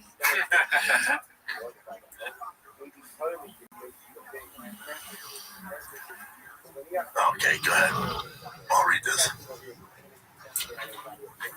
You want to read this part first? So it says UFC chief Dana is reportedly aiming for a blockbuster media rights deal worth billions with Netflix as a partnership with ESPN appears to be in bad shape near its end. UFC signed a $1.5 billion deal with the world leader in sports in 2019. However, the partnership has led to much frustration. Not really. Just this last one. UFC 313 earlier in March, the issues continued to cause problems with viewers, prompting White to address them in a post-fight press conference. Keep going down. Oh yeah, it made it to me they were having problems buying ESPN Plus. I don't know what happened with their platform night. There were a lot of pissed off people. Moreover, the UFC brass is reportedly unsatisfied with ESPN. That's not true. While the network is unhappy with the pay-per-view numbers being weighed down, not true. For UFC cards, as a result, the leading MMA pros said to be looking for a new home in 2026 if the mishap will continue. Reports have since suggested that Netflix is a front runner for the UFC media rights deal. Furthermore, the UFC is allegedly ditches traditional pay-per-view model. Not true in any facet. I told you guys that they will never do that. That's a proven concept. They would never do that.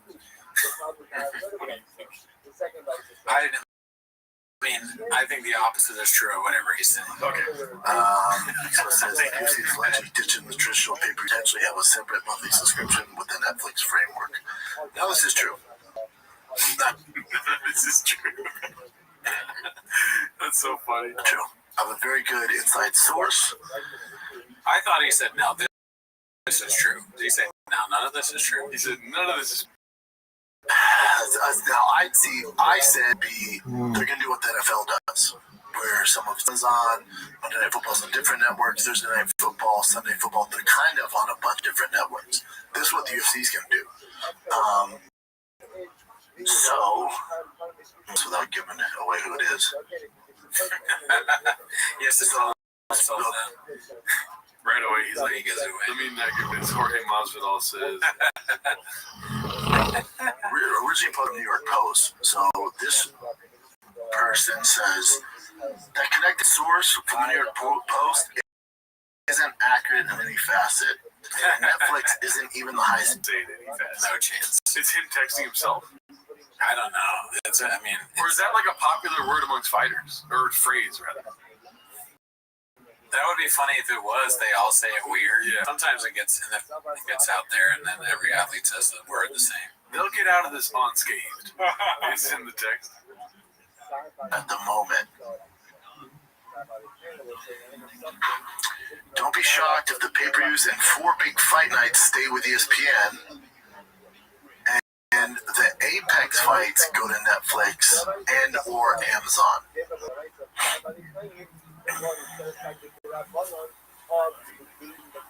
If the UFC wants that mainstream 24/7 coverage, they stick with ESPN, and the pay-per-views make sense there. The Apex shows will be on Netflix like WWE Raw.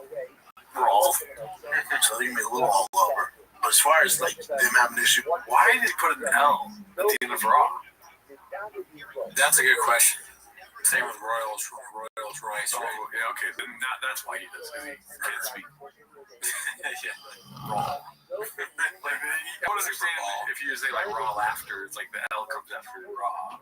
Raleigh, North Carolina. Raw, yeah, okay. No, I'm done. With ESPN, they don't. They understand. We definitely can't keep happening, but yeah, the UFC's gonna be.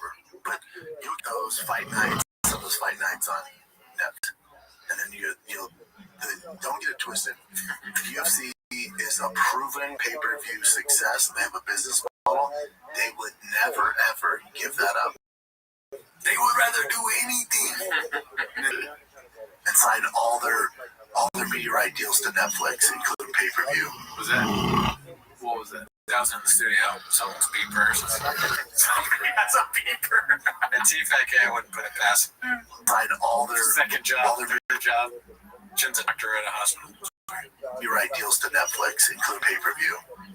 That's not a fire alarm. Oh, that's so funny. The fucking methane detector's going off. What was that? The battery is low on one of their many devices. Yep. On shop. It has an ankle monitor. He got arrested for a DUI. He can't go to Austin. In 4 years, it doesn't work out. And then like, oh, hey, remember that Netflix you were paying for every month? And it included our fights? Well, we're going back to pay-per-view. They would never ruin that. It's just bad business. Get that out of your head now. So all these reports are awful. I can guarantee you that. What else you got, Jim? I like when people act like crazy things don't happen sometimes. Yeah. They're like, they would never do that. That'd be so stupid. Next thing that Luka Doncic just traded to the Lakers. Yeah. I'm sure, whatever he's suggesting is insane. It's not. Yeah. The opposite is true. Alrighty, let's see here. He thinks people are like at newspapers just wasting their time, making things up. The whole paper made up. Fake news. Around rinks posted by complacent exhausted. And as I'm saying that too, I'm like, they probably do. Right? Oh yeah. Nothing is real. Let's see here. Honestly, for me, I don't want to say this, but since I have more protection doing that kind of stuff, if I didn't have any like her, you know what I mean? Well, you guys are fucked. Well, maybe scraping. So we got 2 circumcised, 1 uncircumcised. I'm glad we went over that today. Yeah, Jen has that though. Stop!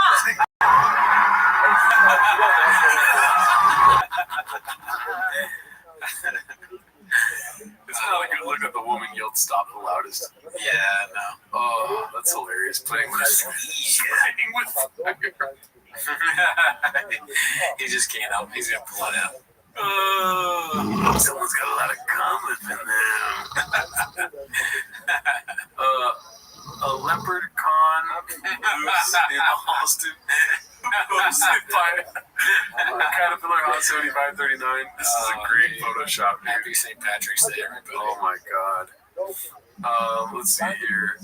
Got a leprechaun problem. This is posted by DC32. Homeless cats are spreading. Who was more pretentious? Bradley. You started crying over branching in front of that. Okay. I never. Tom anyone else cried ever. Democratic Republic of Brad. Man, other people reading this being like, what are they talking about here? Okay, buddies. Cinephile. Dude, cats are all over Reddit. Wow. Yes. Haphazard posted this one. Snake oil meets scorpion venom, long cathartic. Okay, so this is the last clip for the day. Shout out to Haphazard. Shout out. Giving us these long chins to clip on the show. Master of the chin. Let's see. Ready? 6 minutes, 27 seconds. I'm strapped in, dude. You strapped in? Double check.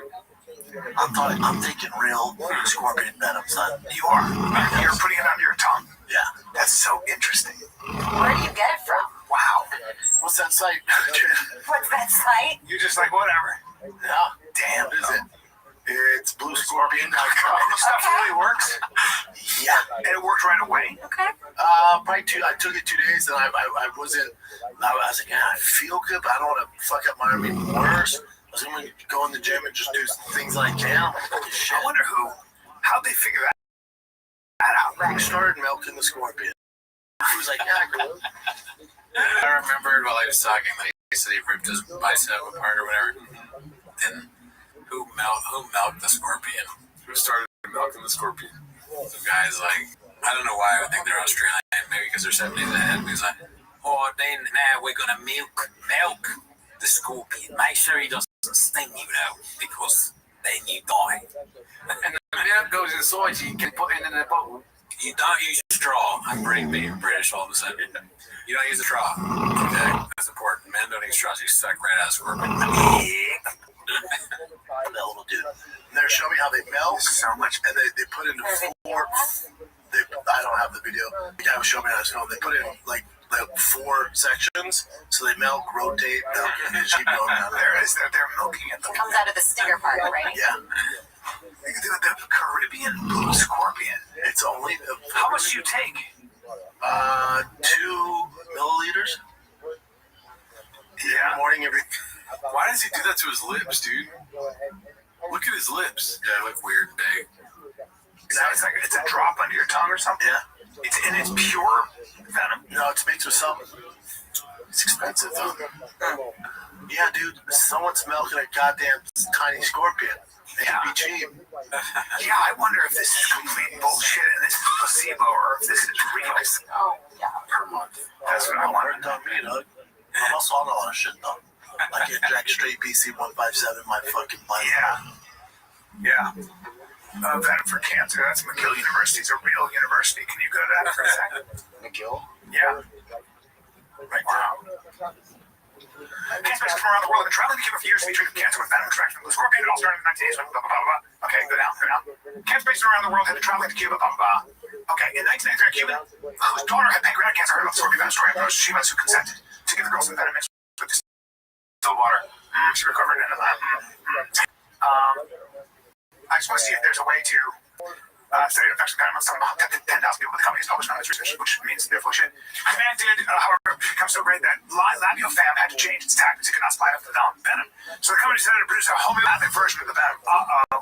That means it's not venom. Oh boy. So when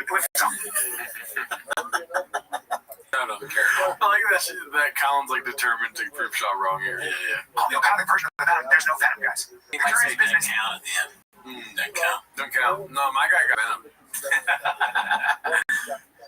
Here is that the homeopathic scorpion venom treatment even makes sense in the observed world of homeopathy, according to the tenets of homeopathy. If the homeopathic solution of the venom is to cure cancer, the venom itself should cause it. There is no evidence that it does. Okay. Under the name Vitatox, the homeopathic version is sold to Cubans for 4 cents and foreigners for $220. It is not backed by Cuba's regulatory Bureau of Health Protection. There may be something to the original version of the venom being effective. Perhaps strange to happen, but all we have are some anecdotes that are impossible to confirm. In the meantime, there are practitioners in several countries who offer the venom treatment to desperate people. Are they actually using scorpion venom? Who knows? Maybe someday someone will carry out proper research and find absolutely. Even if there's something to the story of blue scorpion venom curing cancer, the homeopathic version will not work. So you're taking that homeopathic version. Do you know what you're taking? For real? Water. That guy's an asshole. Go back to that guy.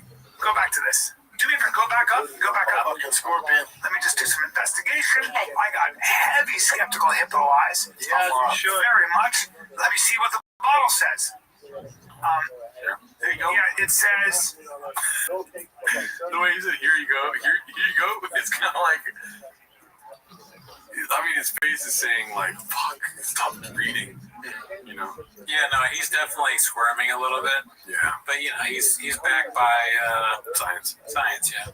Oh, it's homeopathic, so it's not venom. You're saying it's venom, but it's not. Well, no, it says blue scorpion. Okay, venom with APLS, methyl, and ruse tox. Okay. Well, I says with. Can you look at the ingredients, says please? Venom with. Yeah, keep back of it to say there's venom in it. Yeah, that's what I want to know. Is there venom? Active ingredients. There you go. Active ingredients. Oh, it's derived from venom of a Caribbean blue scorpion. It's composed of complex mixture of peptides, amino acids, and minerals. It is a highly diluted homeopathic form. Okay, guys, what that means is that there's no venom in it. If you look up the way they do homeopathy, it's literally just water. I mean, guys, that is such bullshit. What a bunch of bees. Yeah, but it's bee venom. He just wants venom. Homeopathic. There's no venom in it. Wow. Unbelievable. Well, placebo effect, Brent? Yeah. No, I feel like a scorpion. Yeah. God, that guy's that is a huge con. What bullshit? You're saying there's venom in it and there's no venom.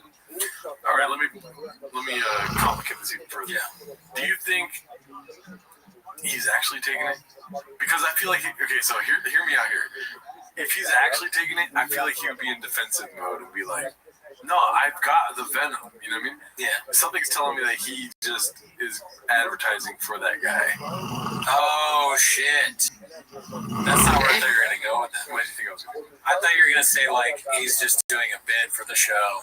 Oh, okay. But yeah, more likely, yeah, he's advertising for the guy, and his brain is so small, he has no idea where to go with it now. Yeah. He might just at the end of it be like, yeah, well, you think that because you're gay? He knows how to make himself look like the good guy. Yeah. If it's something that he's truly doing, you know what I mean? Right. He's throwing the guy under the bus. Mm-hmm. He's made the decision. He's like, well, I wanted to show for him, but that will look bad now, so I'm just going to throw him under the bus. It's a highly diluted form, meaning, like what? That there's none in there. Like, what are you doing? People are unbelievable that they'll just make a lot of money with some kind of it's literally a gimmick. You're spending money on the bottle. God, that's so bad. It sounds cool. Look at that guy. Who is that guy? Yeah, it does. Right? That's some Martino. Oh, God. Yeah, there's a guy like that out there who figured out a way to make money off of people who are just either desperate or too dumb to know the difference. Sorry, buddy. I didn't pay for it. It was sent to me. I know. There you go. Fucking Gerardo, nothing gets past you. Fucking big brain on Gerardo. It was about to be the new sure shot, dude. No, if someone told me I blew venom. You're usually crazy skeptical about this shit. Oh, I'm Venom bottles on the table. Yeah. Still skeptical. But if you're gonna set it, I'll try it out. I'm glad we looked into this because I don't want to promote this guy's product when it's not even I was real. promoting real venom. It's not even I'm real. promoting real blue scorpion venom. So if you find one, one gets stung with one. Right. And hopefully that you guy hurt, but maybe you get stronger. People always turn to humor because he's so funny to say, make their money off of basically bullshit. That's what that is. I've been taking water. Like there's no real venom in there. And it's like, and then he'll get shut down eventually or get found out, but he'll make millions. And there are people that are good at being con artists. Do me a favor. I hate to harp on that guy, but let's get off of him. All right. We're talking now. Everybody's going to think we're far right, racist. I'll just hold it. Peaches. Anyways, yeah, that was great. That was long, but it was good. Worth it. Rick, I've never seen it. Yeah, dude. Would you take scorpion venom? I think I'd skip it. Yeah, I don't think so. I'll just buy more water. Yeah, I mean, I got all I need right here, Eddie. Fucking sour gummy worm. Yeah, dude, that's facts. Nah, you haven't tried the orange dreamsicle, dude. That's true, I haven't yet. We're getting ready for it. Well, shout out to you guys. Thank you for coming through again, dude. See you next week. Join the Patreon.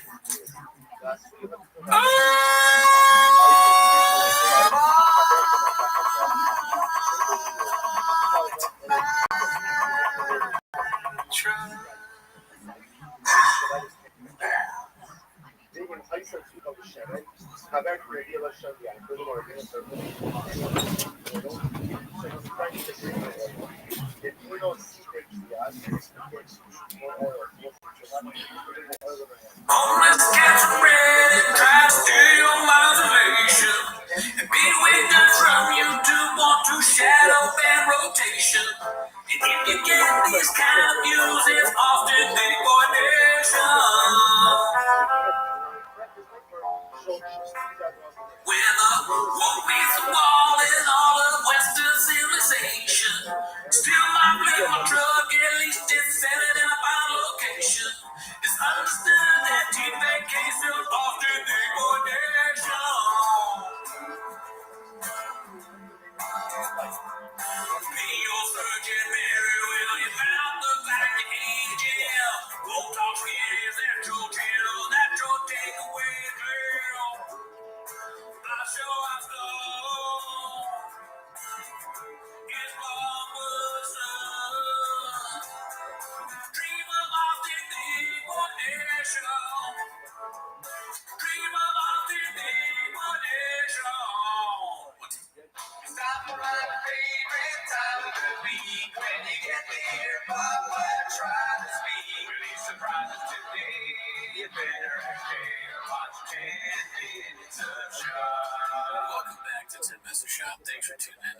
always join the Patreon. We do early access of this show.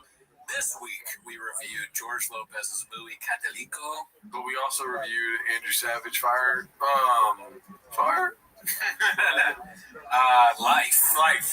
Life Fam. It should have been called Life, Fam. It should have been called Fire Babies. Yeah, he got emotional there, dude, for a little bit. But anyways, that's not why they're here, though, right? Right. They're here to watch Tim Has the Shop, so start the timer, play the chick clip. We're still waiting for Cowbell to drop a special so we can review that. Let's see here. Fail. The first one we got here is posted by MNUFC fan. No ring, dicey. That's what happens when you move to Austin. You lose your wife. Dang. No ring. Ring on the index there. Yeah, I mean, I don't know. It's probably a painted narrative, but it's just funny to write no ring. Yeah, I got no rings. Yeah, did you get divorced? No. You're just not married? No. I just don't really care much for rings, you know? Yeah, I mean, not a lot of guys wear rings. I don't care. I don't think it's blockbuster if you do. It's each to each his, or to each, how do you mess to each his own? 2 weeks, 2 votes. 2 for 3. 2 for 3. To his own each. 2 for 3 of his own each. My back itches. My back itches. That's how you mess it up. This one's posted by 12 Washing Beard. It's called one of my favorite reactions captured of the redact. 76ers hat. Oh, yeah, we talked about that before, dude. The pink 76ers hat. For whatever reason, I really don't like that. Dude, I'm so happy he changes his look every so often because eventually the look gets bad. Oh, yeah, it's fun. That is a funny bit to just constantly change your look. Yeah. It's a funny bit. Balenciaga shirt. All right, let's see. This is posted by Vote for Muck 13. My Spotify top 4. I'm built different. Lil Brows, Chin Suyi, Lex Friedman, Jelly Roll. Wow. How'd you do that, dude? I mean, I wouldn't mind talking to this guy about music for about 2 days, you know? It's almost like he hacked my Spotify. Don't even. I mean, stolen valid. Lil Brows. The only thing that is not on mine is Lex Friedman. Yeah. I mean, it's trash. Let's see what else we got. This one's posted by Complacent Exhausted. It's called Papa Shades, the fat 9-year-old slugger kid again, but then the reasons become. This is like an ongoing saga, him and this little fat kid. I have a guess. What? I think he's going to shade him because he's better than his kids. They're hitting more. That fat kid's hitting more home runs. Oh, yeah. Right? Or he hit a home run off of his kid. He hit a run off right off his kid. No, I'm saying, I know that's funny. That is funny. But I'm saying, like, even more, go more. Yeah, you're right. Brennan went in to pitch because it's little kids playing whatever, and that kid hit a home run off it. And his son's team lost because of it. That's fire. Let's see. And there's some kids, like the team we played yesterday, they play year round. They play 100 games a year. They travel. They're 9. They go to Phoenix. No, they don't. They play 100 games. I think it is year round. I think travel ball, yeah. Damn, at 9? I've always been a T-ball kid. Freaking Washington, they go to New York, they go to Texas. It's all, they play year round. Maybe not year round, but year round, yeah. 100 games. That's damn, dude. No wonder they're so good at baseball. Practice is good. Do you like your freedom? I did practice. I wanted to just mess up. Practice is perfect, and I said good. It still works. Perfect is practice is good. Perfect is practice. No, that doesn't. Yeah, you're right. That's a good one. Just don't think that's the way to do it. And boy, these kids are good. And their baseball IQ's through the roof. And damn, they're good. They're making little mistakes. And you got the 150-pound kid who's not keto hitting home runs, you know. And it's okay, buddy. You're not. It's a heyday after this downhill. But those kids crush it. I just don't think it's the way to do it. I don't. I think if you look at the pros, you talk to the pros, like, no, man, you gotta play. You gotta be diverse. Does it ever happen to you where we start watching the Brendan Schaub clips and the energy of your life gets drained from you? I mean, most of the time, yes, but my energy is also already drained. You're right. I got graves. I'm tired all the time. Like my eyes started twitching when he started talking. Really? Yeah, dude. And I'm like yawning in my inside trying to keep it up. It's killing you. You should. The doctor is probably like, you're describing the symptoms, and it's like, oh, you've been watching Brendan. Do you watch any podcasts? It's like an ink blot test, and then they have an iPad and it's a clip of Brendan Schaub. Oh my God! You do an ink blot test, and everything is Schaub related. Damn. Like a psychiatrist doctor is what you're thinking of going to. That would be a good sketch. T-Fat K fan. Just Netflix, Blockbuster, BFJs. Gimme. It is. You gotta play basketball, football. I still work on baseball, but it can't be just baseball full time. So you're gonna burn them out. These parents, Mookie Betts. I know, he's very good. He played a lot of other sports. That's just my 2 cents, man. Tiger's in a bit of a drought right now. Hitting keeps lifting his head.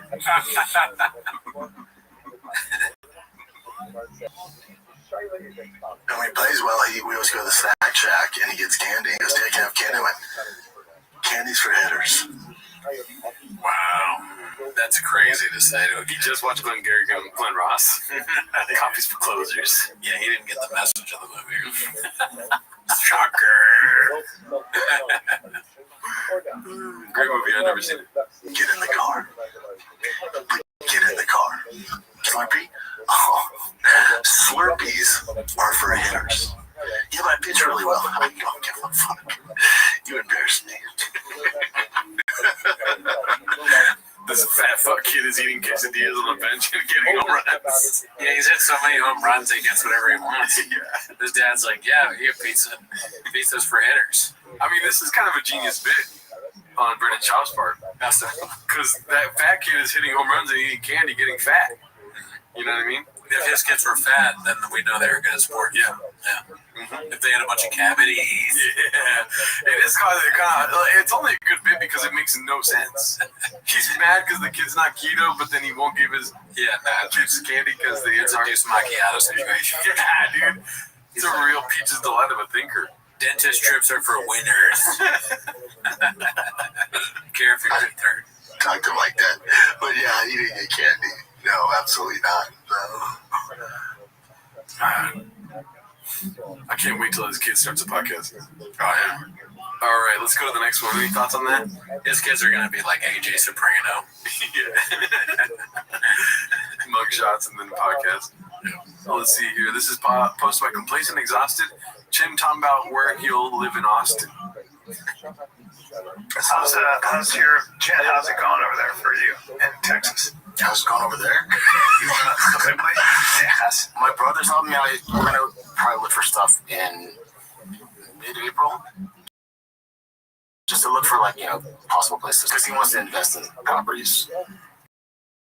Yeah. So he might buy a place. He's gonna support me if I want to get a spot. Like, instead of me renting, I'm always throwing away money. Yeah, paying somebody else's mortgage. Yeah, so basically he's saying, let's look for some spots. So that's like condos, you don't have to worry about the yard work or whatever, and then just find something that he always wants to do whatever I'm doing. Like, he wants to be a part of it. So that's cool. My brother, he's awesome. Yeah. It's awesome. So that's in April, but that's still, it's just around the corner. Oh, yeah. Yeah, we're set in March here. I know. Yeah. Why are you smiling like that? So I'm trying to figure out how we're going to do this podcast for the month. There's some breaking sad news. Norm Macdonald passed away. What? No fucking way. From what? I haven't seen him. Just getting blown up. I saw him probably this morning, right before COVID at the comedy store. Yeah, I didn't know he was a degenerate gambler. He was like, oh man, I forgot about that shit, dude. That's pretty hilarious to say that immediately. Yeah. What is because his brain is so small. He has no control over what he says. that just it's like you're watching something, it's a chink clip, and then all of a sudden, this clip gets T-boned by this clip. Yeah. Your truck's spinning around and flips over. Yeah, for sure. Where you are anymore. The fucking SOS is going off in the truck. That's like your car is flipped over. Are UFC fighters asking you if you like Moana? You're like, what's happening right now? I mean, the chain clip. My only thoughts is, oh, your brother rich. You know, his brother's gonna buy him a condo. That's very nice. He must be doing well. That's cool. They got one of the best podcasts also, so it's not just his brother, it's also shit. I don't know about that. I think his brother is, and then obviously the thing to think about is Shop doing a racist impression of his brother buying that thing. Do you want to see my impression of Chin? Sure. You don't think I'm rich? Good. Maybe as he eats condom fish, though. Doesn't sound like a rich man activity to me. Sure, no. I didn't do the accent, by the way. You didn't give me props. Oh, good. Yeah, that's growth. I mean, but things to bet on and shit. I was like, what? We were glad that we had the opportunity. Oh, dude, even have a conversation, even though it was some terrible betting picks. I still love it. I'll be at the Bud Light event center. That's right outside the arena where the Spurs play. It's not beside it, literally connected to it. It's a strange brain, you know. Yeah, it's one of those things where we're all in comics in a sense. You stop doing stand-up as much, but I'll watch like something that I did way back then. I'll be like, I quit immediately. Like if they showed Brendan Schaub that clip, he probably was like, I'll stop touring. I'll stop altogether, dude. Maybe. I don't know if he'd have the same reaction you would. You're right. Definitely a weird take from him. Mm-hmm. But what do you think about that? Brian Callen saying, how are we going to do this show? Oh, yeah. Kind of out of nowhere, honestly. We were just talking about Chin's living quarters. I think it makes sense. It's sort of a joke. He's like, Chin's the whole producer. He's not going to be there for a month. So he's like, I'm just thinking about how we're going to do this show. It's sort of like a throwaway. I don't think I would read into it. This is the greatest show on earth. It's not going to stop. You're right. P.T. Barnum never stopped. The show never going to stop. I hope the show stops. Yeah. I know, I really do. I really want TFK to stop. I think it'd be better for everyone. I think podcasting would gain more credibility and, press. And we can stop doing this. That's fucking awesome. That's so funny. It's a curse. Like, we're cursed. We can never stop. How are they go? Yeah, dude, no. I think if TFK ends, I would be so happy, dude. I mean, they're not going to stop posting content. But TFK ending would be fucking. We can say that we killed it. How would they stop? How would they keep posting content if they stop? You think Brendan Schaub's not going to post to social media? Oh, he will, but not as TFK, right? No, I'm talking about Brendan's going to post content. The shit's coming out, dude, whether you like it or not. If TFK stops, I'm going to move to Austin and become a stalker and try and get him to do a TFK with me. I'll be here for you dressed like a cow. I'll do anything. I'll be here, Brian. Yeah. I'll do whatever it takes. All right, this is posted by Paul C2, one of our guys. 30x entries. I guess it's if you buy the house, new sinks installed, fresh fish in the tank, not the dog. I'm gonna die if I don't sell this house. That's funny. Oh wow, you get 30x entries. Wow. That is good. Small. It comes in 3XL. That's crazy. Wow. Are there any other bits we've missed? I don't think so. I don't think so. No. Damn, there's like hidden bits in this shit. Drive fast, all gas, up, go. Shout out to Paul C2. Oh, I didn't realize it was Paul C. Political stuff. Is this something I sent you or no? I don't. Oh, no. Sent me a clip from them, but I didn't see this one. I was just watching this video before we started here. Post by King Demo. Bob on the Rogan Sphere Comics Catching Strays. Dude, I love Alba and Preacher. Alba and Preacher are great. Shout out to them. Political stuff. One of his biggest faults is the fucking, the Rogan Sphere comedians. Like what Cat Williams said, Joe Rogan and 7 comedians that were never funny, right? That would be like me being on Joe Rogan.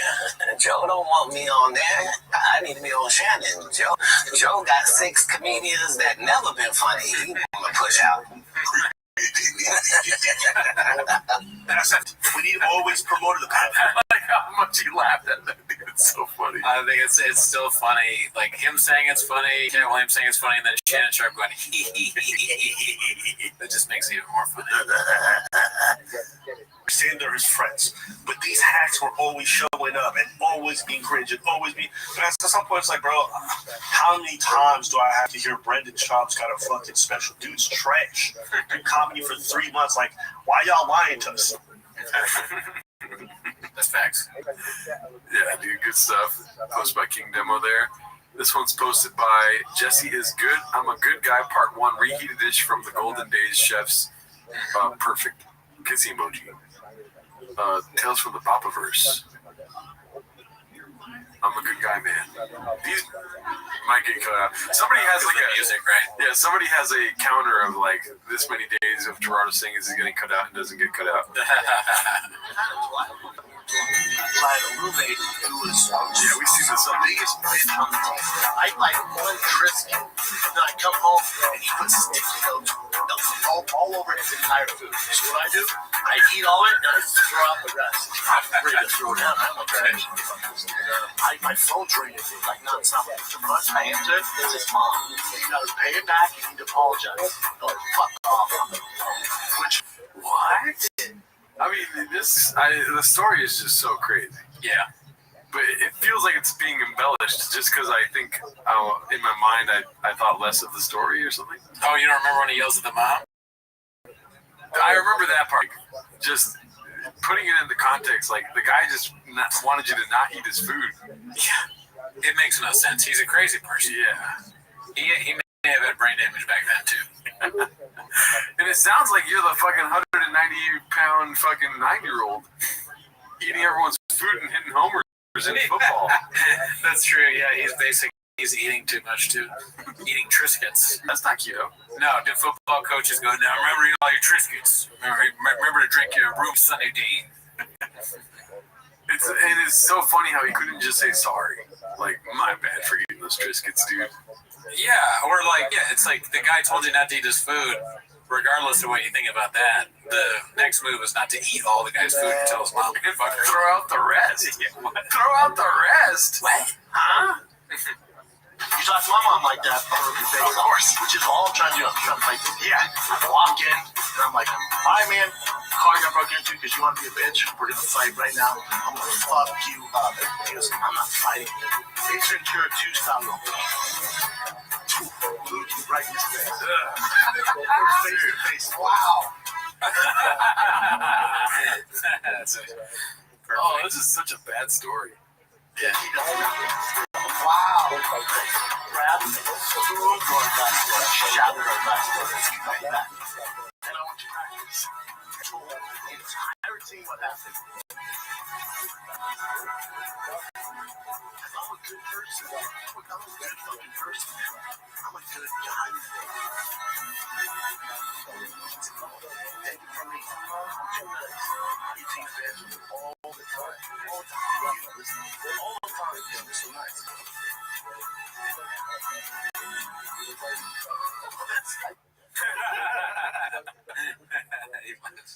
Oh, jeez. That was well done. Wow. Shout out to Tales from the Papaverse. Classic. Let's see what else we got here. Remember when my dad... This is posted by Complacent Exhausted. Maybe don't publicly body shame other people's kids as well. Papa. Let's see here. I remember when my dad bought that Neapolitan ice cream, the Napoleon ice cream, right? It was like chocolate, vanilla, strawberries, and it was strawberry, chocolate, and vanilla. And I hated the chocolates for Nazis, and I loved the strawberry. I remember I ate all the strawberry. I used to eat all the vanilla and strawberry. I remember I came home from school. I was probably in 4th grade, and I was chilling on the couch, like, my dad was, he worked 9 to 4, worked his ass off. Came home, probably was fiending for some strawberry ice cream. Goes in there. He goes, "Brad," because I was always the ice cream kid. And he goes, "You ate all the ice cream?" I go, "I only ate the strawberry." He goes, "God, you fat pig." But not like mean. It was like, "God, you fat pig." And he's like, "God, you fat pig." It's like, God damn, dude. And then walked off. Yeah. Oh, dude. Really? Oh, tattooed on the heart. That's a brand. That's not a tattoo. That's a brand. Poor little fat Patrick, dude. Yeah, Yeah, certainly you gotta be careful. Certainly. Yeah, especially being all fat. Yeah, it was tough. It's kind of rough. Oh, I know. I was like, I would never say that to my kid. And that gave me like body. Sticks with you, right? Yeah. You don't remember it. Right. I remember it was yesterday. We were playing this team the other day, and this kid, he's 9. His parents should be in prison. He's severely obese. Obese. As a kid, you hear that. Like, a kid won't hear that, but if he did, he'd be like, what is severely obese? He wouldn't even know. Brennan's so stupid he can't insult people. Like, what do you call me? Severely obese? What does that mean? My name is Nick. Are you speaking a different language? 150-pound kid who's not keto, hitting home runs, and it's okay, but you're not. It's a heyday after this downhill. But like your glory years are right now, and you're 9. And this little fat bitch.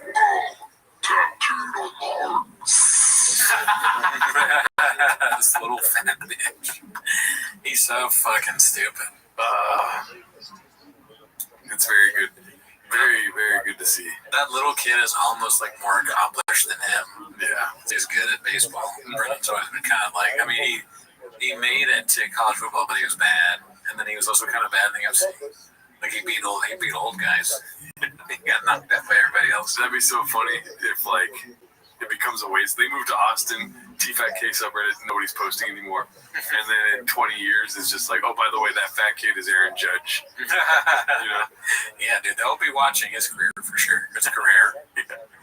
Let's see. So I want to do it. Post my favorite podcast. Posted by King Demo. Before Papa was a gearhead, he was a sneakerhead. You can keep them shits full clip. I like to skim past my gift, though, dude. Yeah, it ain't here. Yeah, where's it good? It's your fucking idea. Where is It's it? not an idea. There's in my yes, in the box, dog. And it's also a pretty good investment. But in your crypto, I hate to be shitty. Tell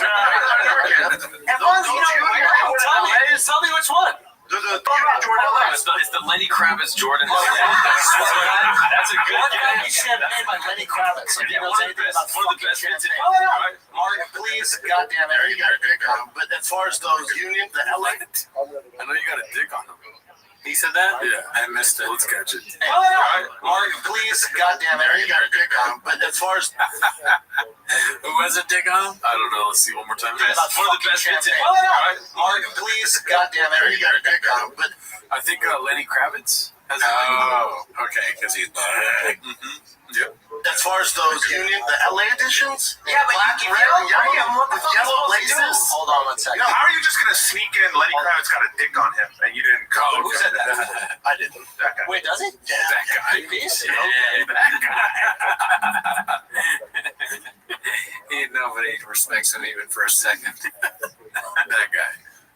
He's doing a concert in leather pants, no underwear. Look at the size. Let's look at size. What are you, size 12? Go and bring up size 12 on StockX on those. Let's see. The Union is Oh, y'all about to get great. a show in a skateboard shop in LA. They always do the best collabs. Oh, You put the yellow laces in. Those are the best Jordan ones you can get. I'll be honest, keep them shits.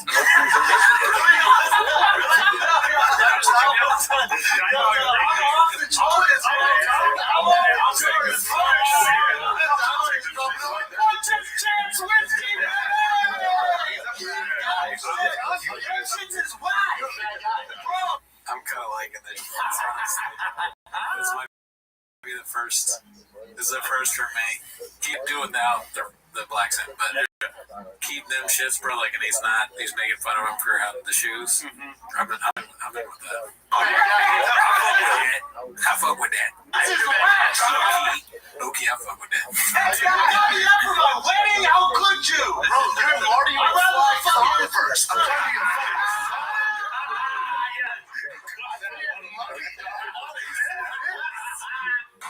Trying to be humble and all that, but those.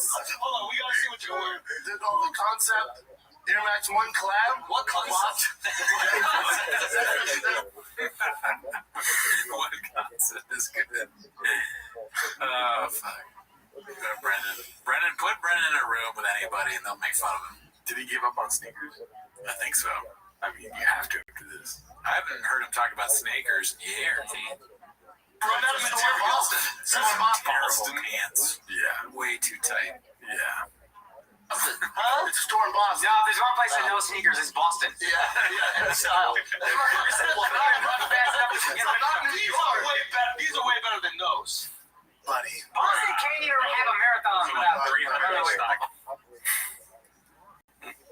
All the shoes seem fine to me, honestly. Even Brandon's shoes, I would not kill for some shoes like that, dude. Yeah, they all look like nice shoes. I don't see an issue here with the shoes.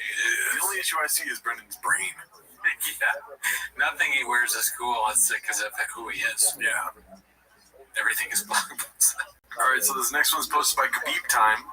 Papa's goals: failed football player check, failed fighter check, failed comedian check, failed podcaster check, failed car guy. Join Zanabella's shop. Me praying my husband achieves all his goals so I can buy whatever I want. It's that. Interesting. Rough. All right, let's see what's next.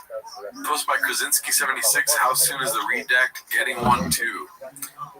I can't see him doing a fucking reverse on this. I think he's too into the whole drive fast, all gas, no electric stuff. I think for sure he's getting an electric.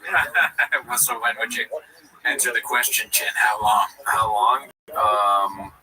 I need to see numbers. So I need to see where their numbers are at right now on PFATK. Right. The numbers tell you everything when it comes to shop. He is a numbers guy. I'm not even sure you're allowed to drive a Tesla in Texas. Unless you're Joe Rogan. He has a special pass for it. I think, but you're not listening to what I'm saying here. You follow the numbers. Sure. As soon as it dips a little bit, now already dipped. They're in a dip. Oh yeah.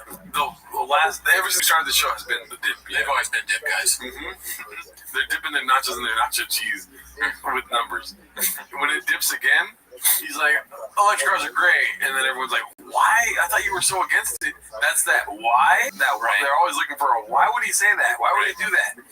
They're looking for an Adam Ray. It's the extra sleeve in his pocket. Mm-hmm. He's got something up his pocket. Yeah, no, he's got something up his pocket. Yeah. He's got something up his pants.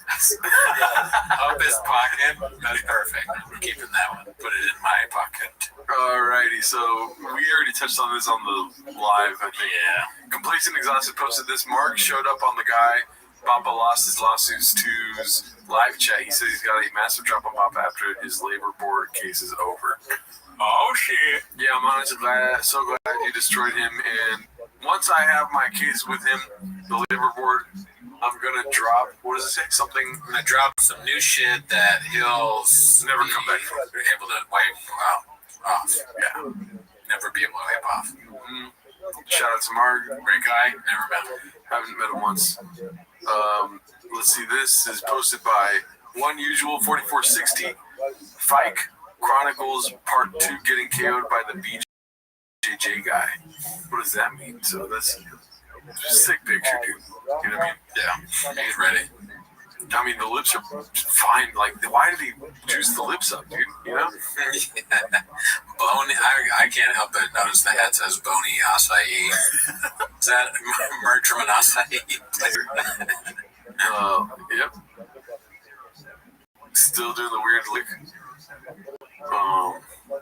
It looks like he's got, why does he have Brazil on his? What is the BJT? Yeah.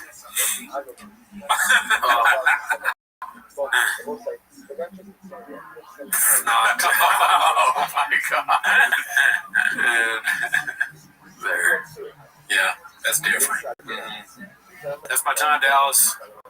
By the way, everyone's commenting like the 315-pound bench press. Mm-hmm. I thought that was like insane. I thought that was a lot. People were like, I did that with one hand. In the 315 pounds? I mean, not literally, but I'm saying like they're saying that it's super easy to do. I mean, if you're strong, sure. Yeah, but no, it's not a super easy thing to do. I'm benching like 80 max, dude, right now. I mean, well, you're I know, I listened back to it, and you're definitely counting wrong, because the bar is 45 pounds. Okay. So you're lifting more than you think, but I think you can probably lift more than what you're doing, because, like, do 25. I'm doing 85 pounds. So you're doing, how much? 2 10s on each side. You can do more than that. I cannot do more than that. Yes, you can. Dude, no. We'll go together. My arms are twigs, not branches, dude. I'm like this. I'm like that much. I don't know. Maybe I think that's a false narrative. Dude, putting 45s on each side, 45 plate on each side, I can't imagine. You have to work your way up to that. Yeah. But when you just gotta do it. Whatever. I'm trying every day. Squat the rack. Plates more days. Squat the rack.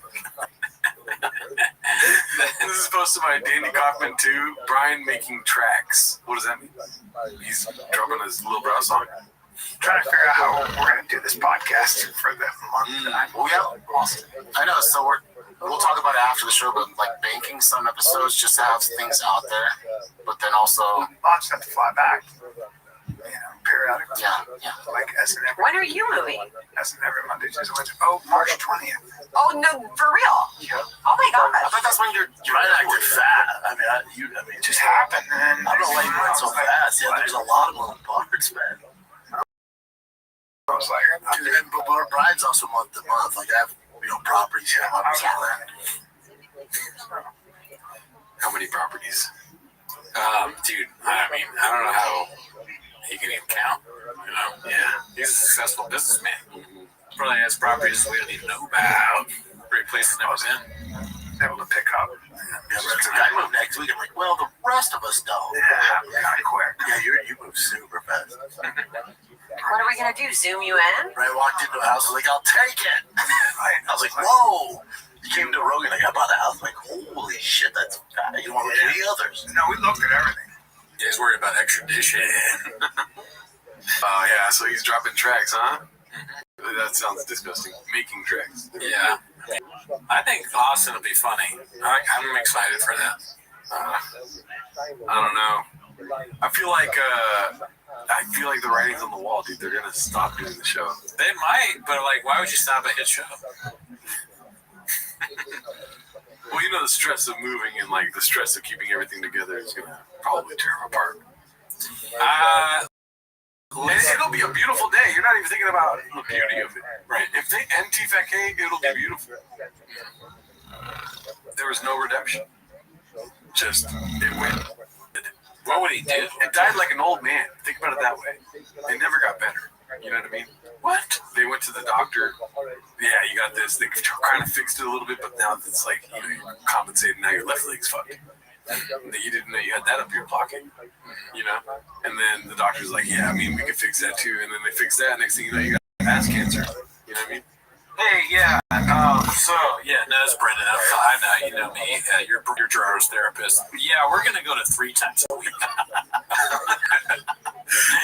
I made sense. You just don't want to listen. No, it's not that you didn't make sense. Just art. Oh yeah. It's a beautiful thing though. It's good, like an old man dying. It's an analogy. You ever heard of it? Dude, come on, brother. We're gonna make it 4 times a week, actually. Yeah, no, maybe every day. We'll see after 4. Okay, yeah. When an old man dies, nothing gets better. We're gonna do 7 times a week. 7 times a week. Yeah, we're gonna need tater tots there. We're gonna need more days of the week. Throw me in there too. I'm gonna come. Please don't come. Oh, let's see what else we got here. Posted by Khabib Time. You see this pull up next to you on the road. What's your reaction? Oh fuck! Oh shit! Is this Photoshop? Like huge excitement, honestly. Wow. Toyo tires. Those are some fucking. I love Toyo tires, dude. What is the fighter in the kid in Japanese? Jumping the shark, dude. They're gonna go to Cowboy. They're gonna fucking turn everyone off. I feel like you only get. I'm not smart. I didn't graduate college. I didn't move to Texas. I'm not this kind of guy, right? Sure. I feel like you got one chance with Texas people, dude. You move in, you can't go overboard, dude. Yeah, we get it. We're cowboys, dude. It's fucking sick. We love it. Stop putting on cowboy hats. You're from California, Maybe. I don't really know Texas people. I just know Austin is the best place for comedy. Mothership, never heard of it. Vulcan, never heard of that. Kill Tony, ever heard of that. Yeah, but Brendan's not a comedian. He's one of the best that ever did it. Not a comedian, though. Not anymore. Now he's a podcaster. He's one of the best that tried to do it. What does he have in podcasting? Black belt. Yeah. Yeah, but they don't care about black belts out there. They care about fucking, what do they do? The rodeo? Last week. Yeah, they did that rodeo. They want a brown lad. They don't want a black belt. Okay. Don't kill me. We're moving Austin. I've suggested that many times. No, Chop as a rodeo clown. Yeah, that'd be great. That'd be pretty funny. Yeah. But I don't know if he'd risk his life like that. Brian might. Brian has something to live for. Incredible. Oh, I'm telling you, dude. I'm making sense here again. But it's just like an old man dying. Just kidding. I'll stop with that one. But dude, they're gonna go to Texas. Brian's not gonna like that. Brian doesn't want to be to Texas. He wants to leave this. Listen, dude. When you make a geographic move, now I graduated college. Okay. When you make a geographic move like this, you want to leave somebody behind. He's gonna let silly in California, dude. He's gonna go to Texas and be like, nah, out here, we're Lone Rangers. I gotta go lone wolf on you, Brendan. And then he just does stand up every night. Fucking shit. Yeah. I mean, he probably will do more stand up because that's like the only place where he can. Right. And that's perfect for him because they're all stupid. That like Rogan to put him up all the time. But what do you think about this out Texasing Texas, dude? They're gonna go overboard. Is my probably. Who cares? It's gonna turn off Texans. The other point of me. That's what I'm. It's connected thoughts. It's not one thing. When did they ever turn anyone on? Oh, dude, come on. Texas isn't like far more stupid than the rest of the country. Just kidding. Let's see. I think we did. Oh, Jesus. Complacent, exhausted apologies to your eyes, but Mark says he has a recording he's going to drop in the summer after his labor case. I hope he comes through on this. Stream hell, we had Hella Marley in here. Brendan Child, former handler. He was in here. Says he's got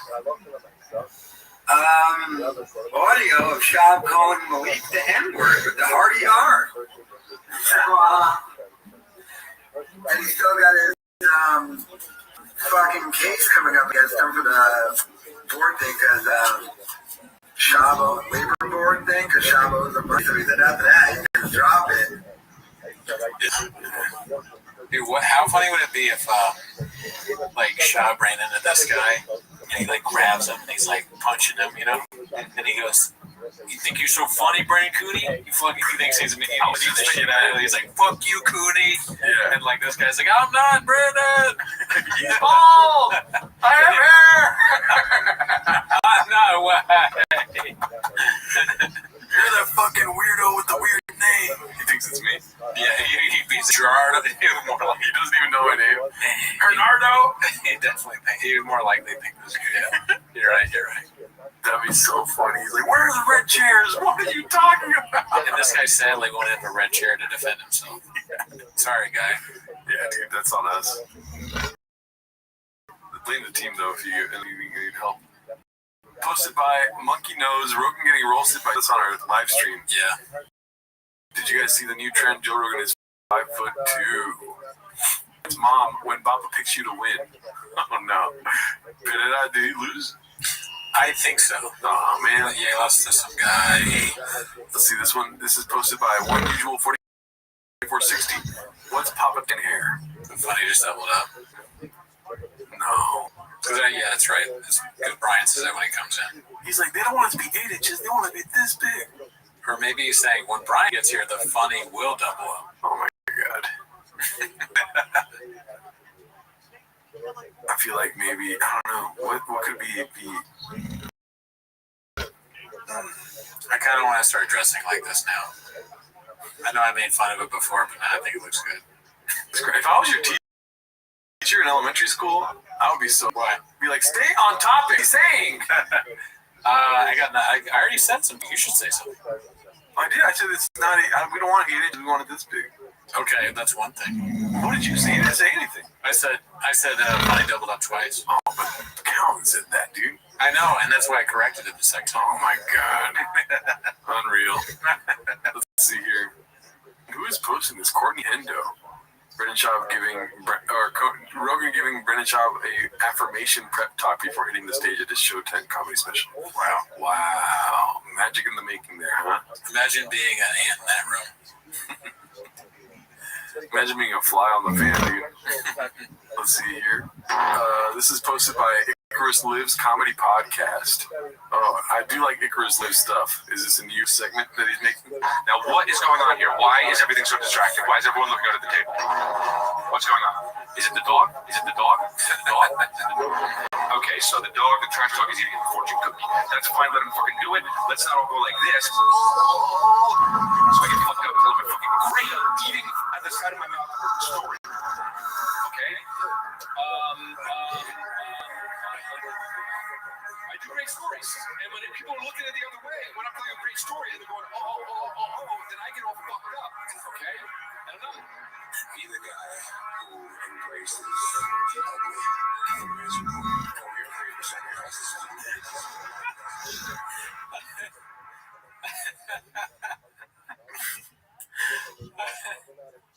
Oh, fuck. I just said this is so funny. Chris D'Elia getting mad. He's telling some story and he's so mad that there's people, I guess there's people who work on it, with like they're looking at a dog eating out of the trash or something. Because he interrupted his story, and they left it in. Edit that out. If you learn nothing from TFNKs, edit things like that. I feel like that was an old clip, though. It looked like an old background. Maybe, yeah. So that was pre-LA Times. Oh, fuck. How long before we see Slojo posting with one of these? Moderate Weirdo posted this. Lamborghini released 5,000 baby strollers. Oh my god. Yeah, we saw this one earlier. Brennan Schaub just had a heart attack. Yeah, you gotta buy that. You don't look at something like that and go, next. $5,000. Easy. That's an old lady. This one's posted by One Usual 4460. Always been into fashion beat. This old too. Oh, such a bad shoe, huh? Yeah, that's the worst ever. That's the worst I've ever seen. Oh god, dude. Star Wars. She dressed him like that in hopes that he wouldn't cheat in it. Yeah, that's the only thing I can think of. Facts. T-Mobile didn't even want to be there. How's that mouth fitting there? Looks like he just lost a fight. Yeah. Oh, that's rough. That's a rough life, huh? Yikes. Who do you think? So bad he's good. Posted by I Give Free Tickles. What? Nick, going on here? He's the worst comedian of all time. The worst comedian of all time. Oh man, it's dead or alive. It's got to be either Dan Niner or Tom Myers, and I say that as a term of it. There's an endearment there, right? I don't want to. I don't know either of those guys. Right, because they're the worst comedians of all time. I'm saying like well-known comedians, like not super famous, okay, but like so most overrated. Not even overrated. Like I can think of a guy running a podcast who he's horrible, but everybody thinks he's horrible. He's a fighter. Is it me? No, you're not. Oh my god, you're talking about me. You would prefer that, I guess. Go ahead, yeah, he's a big, strong fighter, and everyone's afraid of him. Nobody's afraid of him. Yeah, it's me, dude. I know. Okay, besides you, then, like somebody they gotta be a little well-known. A well-known comedian. Who's the worst one? I don't know. There's a lot to pick from. Who's the worst comedian? Because that's the thing. If somebody's so good, I'm laughing at how bad the comedy is. You know what I mean? No. It cycles around and becomes good. Not so bad they're good. Just so bad they're bad. It's like I don't have room for that shit in my head anymore. It just falls out. If somebody just sucks and I can... Hilarious. You know, if you don't know Dan Nine, check out the Dan Nine. What would you search to get the Batman thing? Dan Nine and Bane. Maybe try to Google search Dan Nine and Batman. Watch that. That's a scary guy. Yeah, he's fucking the worst. He is the worst comedian ever, probably. Mm-hmm. Let's see here. This is posted by Caterpillar Hot 7539. Best dish wins, go. Whitney Cummings, Brendan Schaub, Lex Friedman, and Joe Rogan. She looks like she's dressed like the Riddler. Yeah. You know? Just terrible, dude. She has them hostage, or they're her henchmen. This is like the waiting room at a fucking terrible Botox center. You'll try to get past me, my guards, Batman. Three penguins and poison ivy. Poison ivy. That's what it is. 3 months. Yep. Let's see here then. One of the worst. Luke thinks Bert isn't one of the 250 posted by Lumumba. Luke is naming the water, dude. Entertainers Alive was also at UFC 313. Oh, fucking God, I saw this. And Mikey loves this guy. And I saw Bert Chrysler just. It's the worst picture. Dude, by the way, I mean, Long Island, the guy's the worst, right? It's funny, I saw him sit in front row and someone said he's going to take his shirt off. Yeah. He's got one bit. He's taking his shirt off. He's the most disgusting man alive. Where's a drive-by shooter when you need one? Damn. Luke goes vicious. Yeah, dude wants to Mangione, this guy. I'm just saying, I'm just thinking out loud. He is, dude, if there was ever a question, can you be rich and famous without having a shred of talent? Bert Chrysler answers that question in the affirmative. Oh, wow. Wow, be cool, Luke. The machine was funny. That was awesome. Wow. We still gotta watch The Machine on. Love it. What's it called? On the Patreon. This is posted by King Demo. Bopper really knows how to suck the energy out of a room. Let's see this. There you go. You see the guy from Ghost Adventures? Wife got arrested. She's hired. Buddy. Me too. Adam, you know? Yeah, I know all those. Well, it's Aaron. It's Aaron.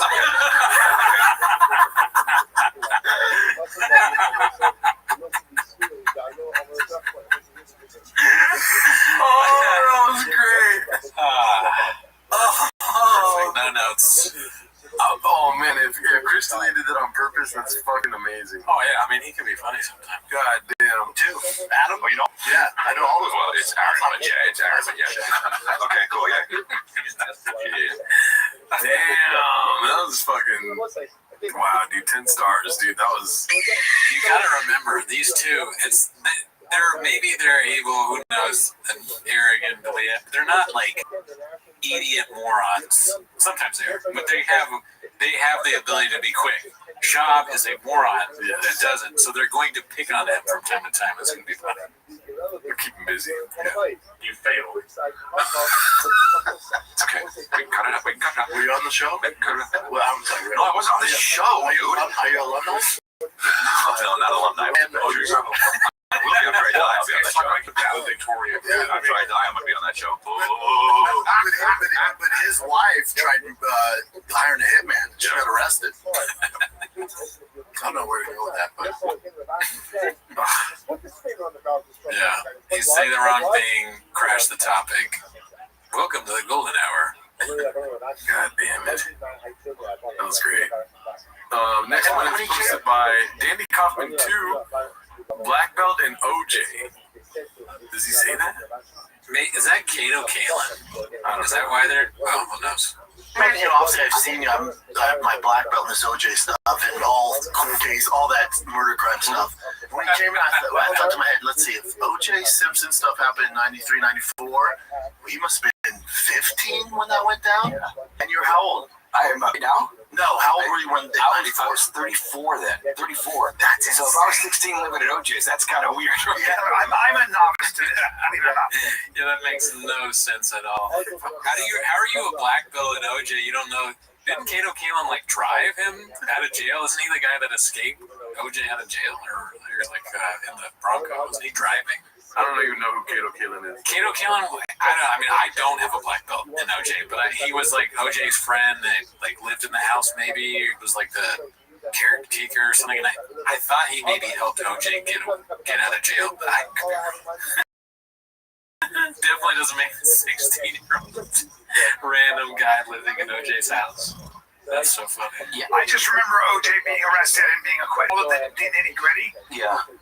when the cops came to you, you were like, OJ's plane went down, and then found out that it was Nicole and the other gentleman who passed away. Was your first thought? I didn't know Ron Goldman. Fuck, dude. It's OJ. No. So the theory would be that he was stalking her because he was suspecting her. She was fooling around on him, even though they were broken up. I think what was going on is that she finally at this. Yeah, I don't have any idea, but I do remember Kato Kalin, and Kato Kalin did stand up at Flappers. Oh, wow. He does stand up now. That's hilarious. Yep. Oh, my God. Black belt. Let's see here. One of the 250, huh? Posted by MindlessNet821. I just posted Bubba. Shane Gillis gets called out by Louis C.K. for being greedy. Patreon and podcast ads. Posted. Oh, Brendan Shaw liked it. Wow. Let's see what's next. Andrew Tate got invited to UFC before Brendan. Posted by Curious Concept 2615. Good. Caterpillar Hot 7539. Conspiracy. Brendan Shaw believes UFC 313 pay-per-view issues done on purpose by ESPN. I don't know why. Probably that's facts, though. It's probably facts. And then I tore my bicep. This is posted by Danny Kaufman 2. Papa injury report and treatment plan. Here we go. Oop, why does it do that? And then I tore my bicep, I told you. Lifting a Hummer with 4 tires. First time you've been injured I've ever met you. What? Come on, man. Have you ever seen a torn bicep? No, that sounds horrible. It's fucking god awful, dude. I bet. It sounds horrible. All the fighting you did, I know. I was being a dumbass. I was in the shop. The other 3 tires I exchanged, all right. Took them on and off. And I was at a weird angle. I figured I could do it with one arm because I'm bam. And my bicep went, today it was cold out here. And the pop was just, man. And that's what happens as you get older. I don't know if it was old. No matter what kind of shape you're in. As you get older, you will be in a position where your tendons and everything else is just a little bit more fragile. Yeah, it's easier to pull. But then also I pull on muscle too, so the tendons are like, hey, bud. Look, as a guy, exactly. Your tendons. I like the idea of his body talking to itself, but it talks the same. His biceps like, whoa, bud. Hey, my guy. You think that's what his hamstring said? Yeah, race. He said, hey, my guy. My guy. Bubba. Whoa, be cool. Be cool, Brennan. And don't necessarily get strong. So how you do it is how you warm up when you're 58. I promise you. 58, man. It's weird.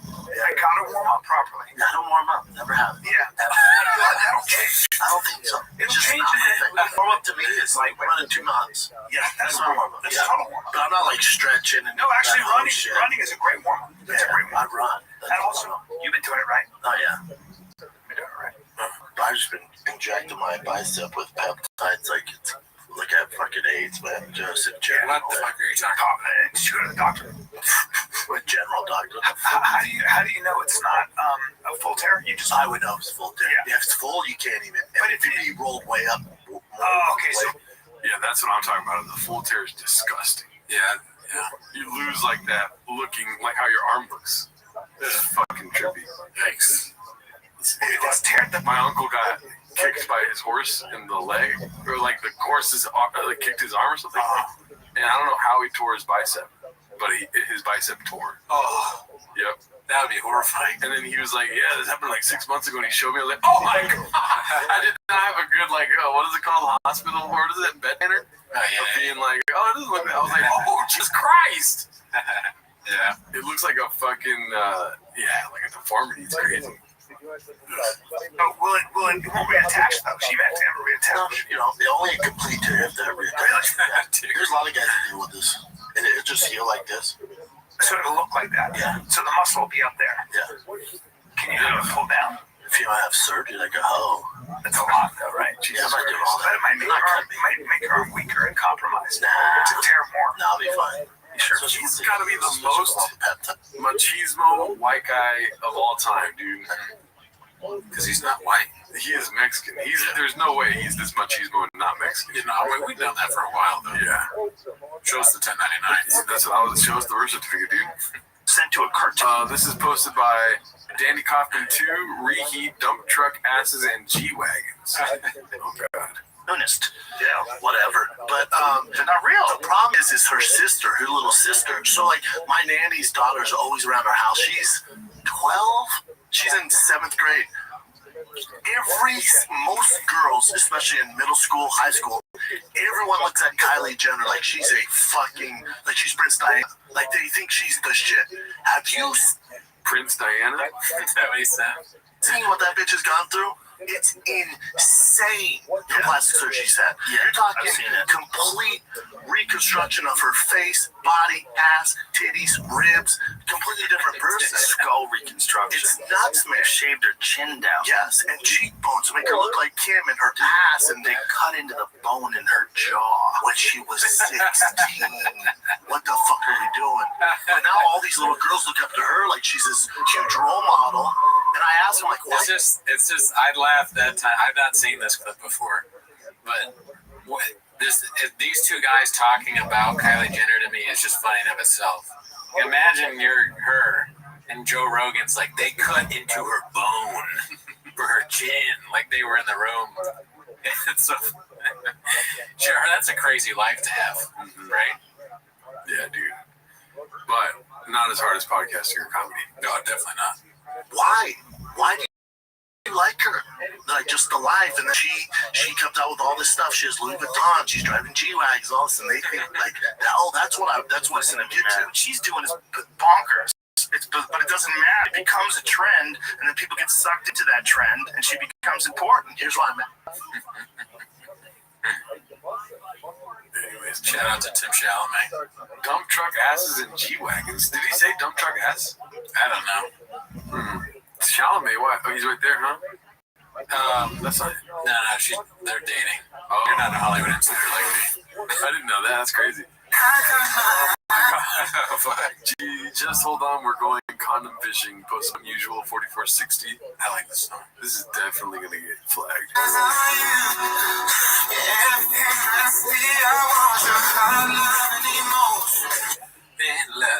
not gonna lie, dude. I would be so mad if I was Chin.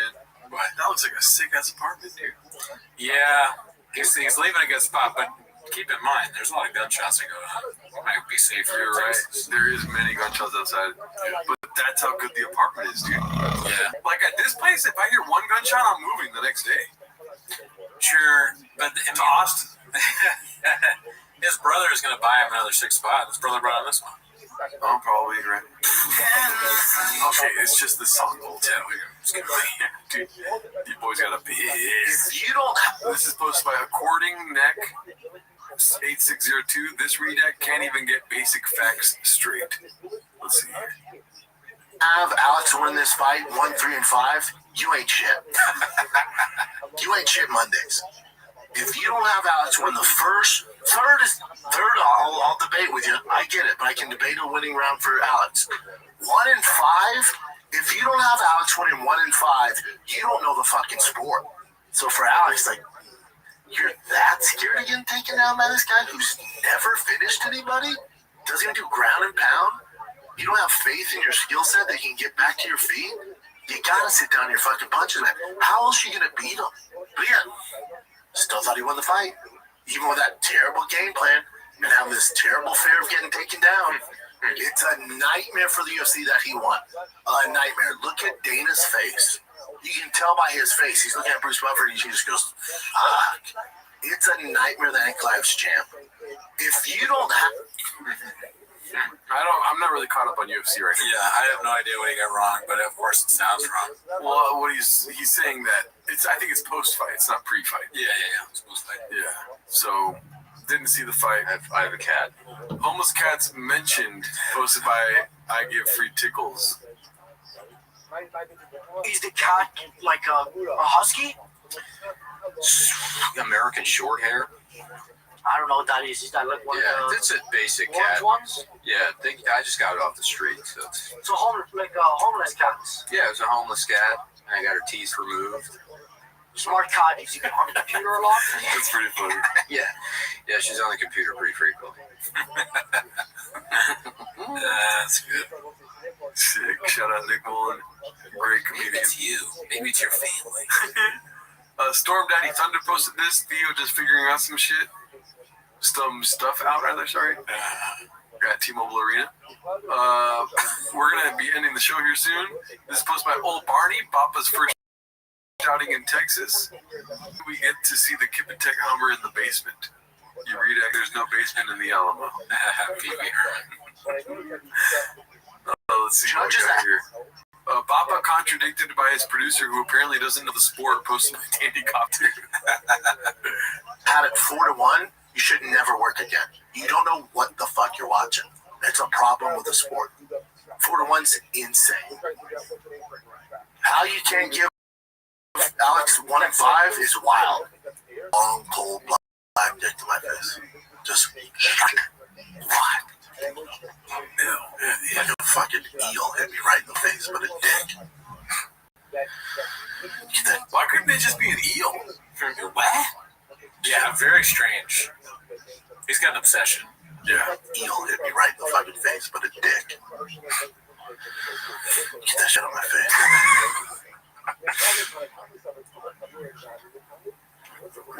How'd you score, Case? I had Clive winning 5. I thought he won. I mean, I wasn't surprised when he won. It was just boring. It was a lot of clinch in the later rounds. That's Hank Clive, though. Like, that's his style. No pushback. Alrighty, well, that's it for this week, dude. I gotta piss like a racehorse. All right. Join the Patreon. See you next week.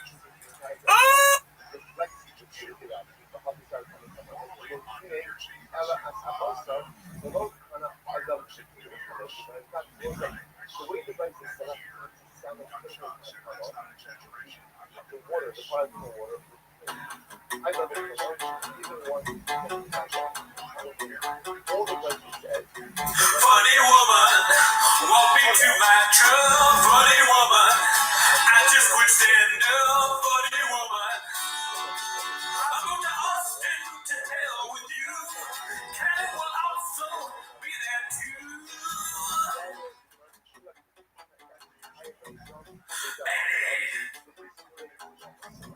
Funny woman, forget the ad read. Funny woman, I just blame the team. Funny woman, hey, you let Netflix as can be. Here's the devil emoji. One take. Stop for my favorite time of the week. When you get near Papa, try to speak. Release surprises today. You better watch 10 minutes of shop. Welcome back to 10 Minutes to Shop. Thanks for tuning in. As always, join the Patreon, join the Discord. This week we did Andrew Schultz's Life, right? You might know him from, he's a big anti-vax guy and very political these days. But we watch this stand-up special, watch him school up the bed with that baby shit, bro. Like, you know what I'm saying? Like, he had the baby and shit, but it was hard. You know what I'm saying? Bam. Big mistake. Fast facts. Anyways, that's not why they're here, though. They're here to watch 10 Minutes of Shop, so start the timer, play the chain clip. Okay, so for the first thing we got today, it's posted by 8-Inch Redact. It's called Big Sean with the Volume Punch. Why'd you stop fighting? My best friend told me to. Why'd you start stand-up? My best friend told me to. Why name your kid after a city you have no connection to? My best friend is from there. Why are you moving halfway across the country? It's where my best friend lives. Damn.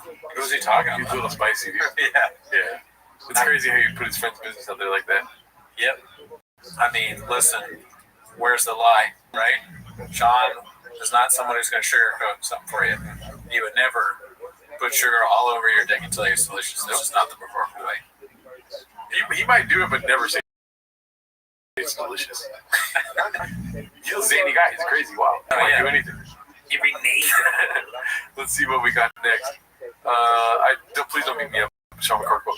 This is posted by Roll Matt. It's called Not a Draw. The ship looking a little chunky, not gonna lie. This looks like me after a Lucky Boy burrito. And with the cowboy boots on. Yeah, I mean, like as we said before, I can't wait to see Shab do the.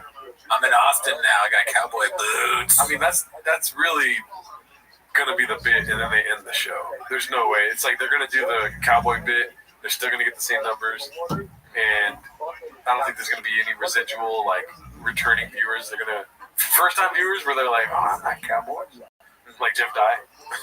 They'll go on there and be like, who motherfuckers ain't cowboy? Talking about man on earwigs. I don't know, maybe, but he also, I mean, like nobody doubted the truck thing when he switched to trucks or the fish thing. He's very good at taking over a bit and doing it well. Right. Right? Like, I mean, Tony, you see him, when he had the cowboy suit on, he kind of looked like a cow. Like he had white and black. Yeah. It wasn't a good look. He doesn't have the build for it, you know? But Shab, look at cow. that doesn't produce anything. Yeah. Shab, though, I mean, he's just somebody who gets really into stuff. Yeah. So I'm interested to see that you're doing trucks now, but what is a cowboy? You know, cowboys usually ride horses. Yeah. But maybe, you know, what Chop's spin on like 6-shooter fucking revolver, you know, like lassoing. Yeah. Callan's a pro at getting hit by a leather guy. Yeah. That's, I mean, I don't know why. That guy's dressed up kind of cowboyish, right? Yeah, he was dressed like a cowboy. So they just do that again, stack that over a week, you're toast. I pray to God the first guest they have is Adam Ray, and they're all dressed like cowboys. Yeah, I wouldn't wear this. You know? Wait, that's a good one, Wyatt. Wyatt. They get Sean's so dumb. He could try. It was like when they get there, he's like, "We gotta get Wyatt Earp." Whatever you say, Crockett. Yeah, damn it, Davey. Shop's list of guests involves Davy Crockett, Wyatt Earp, fucking. I don't know, that's all the Cowboys I know. Buffalo Bill, John Wayne. John And I told them, okay, John Wayne. Cowboy Cerrone. All right, let's see what we got next. Hopefully a video. Nope. Yeah. Big mistake. Trouble in Paradise, price cut. Bad Peoria posted this one. It looks like they are going down 252,000. Dude, stack that up over a week and we might be able to buy this house, dude. That would be my dream. 7 bathrooms. Yeah. Wouldn't have any problem with if you have a little too much tiger thing. You wouldn't have to pee in the sink. 7 bathrooms, he still pees in the sink, huh? A lot of sinks to pee in, though. Think about it. I mean, you're gonna see sinks. It's like, oh, I gotta pee. You want me to go to the fucking toilet? There's a sink right here, Daddy. What stands out to me about this is the constantness of everything in his life, like degrading in price. Like it's always the thing with Shop is you gotta wait for the deal, right? You don't buy the Tiger Thick basketball donut jersey at $40. You wait until it gets to $8. It's just like the stock market. You buy it a low. Yeah. You know? Sell high. Sell high. It's GameStop. Shop's whole life is GameStop. Yep. And people won't let it go. They want him to continue. Oh no, just like GameStop. Yeah. So you wait until the fire deal. Wait until his house is being sold for $7. 80% off the house. It's the same. It's like Tiger Thick. All right, let's see what we got next here. Looks like a video, Clint Chick. It's Chin isn't moving to Austin, posted by Clint Puller of Chips. Is this true? Let's see. Get that hair here. Get used to that, fellas. This is the last legs of being sick. And the last legs of this show. I know what you mean. Welcome to the after. Welcome to the after. What's that weird joke at the beginning, dude? The beginning of the show. Wow. That's rough. I know how Chin feels though sometimes. You have that nice little bit, deadpan. You know what I mean? Right. Like, both of our brains are like, supercomputers. Rogan says all the time. Oh, yeah. We're like, we would be Luka and LeBron on the same team, me and him. It's kind of like you got some issues. You need a big man in there. Right. How does he fit in there, though? Sure. But boom. They didn't get it. That was a joke. Now it's hilarious, dude. Oh, yeah. So he's got fail-safes. It's so fun. Like, he's so bad at producing.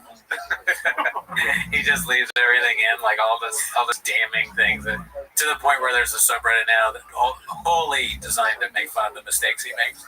but he's very good. Definitely not the last legs of this show. Chin just told For us. me, I mean, for me. Chin just told us he's not moving to Austin. He's going to stay here and invest in our show. Yeah, we love it.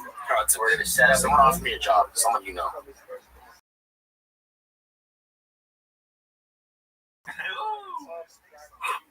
Connected in a way.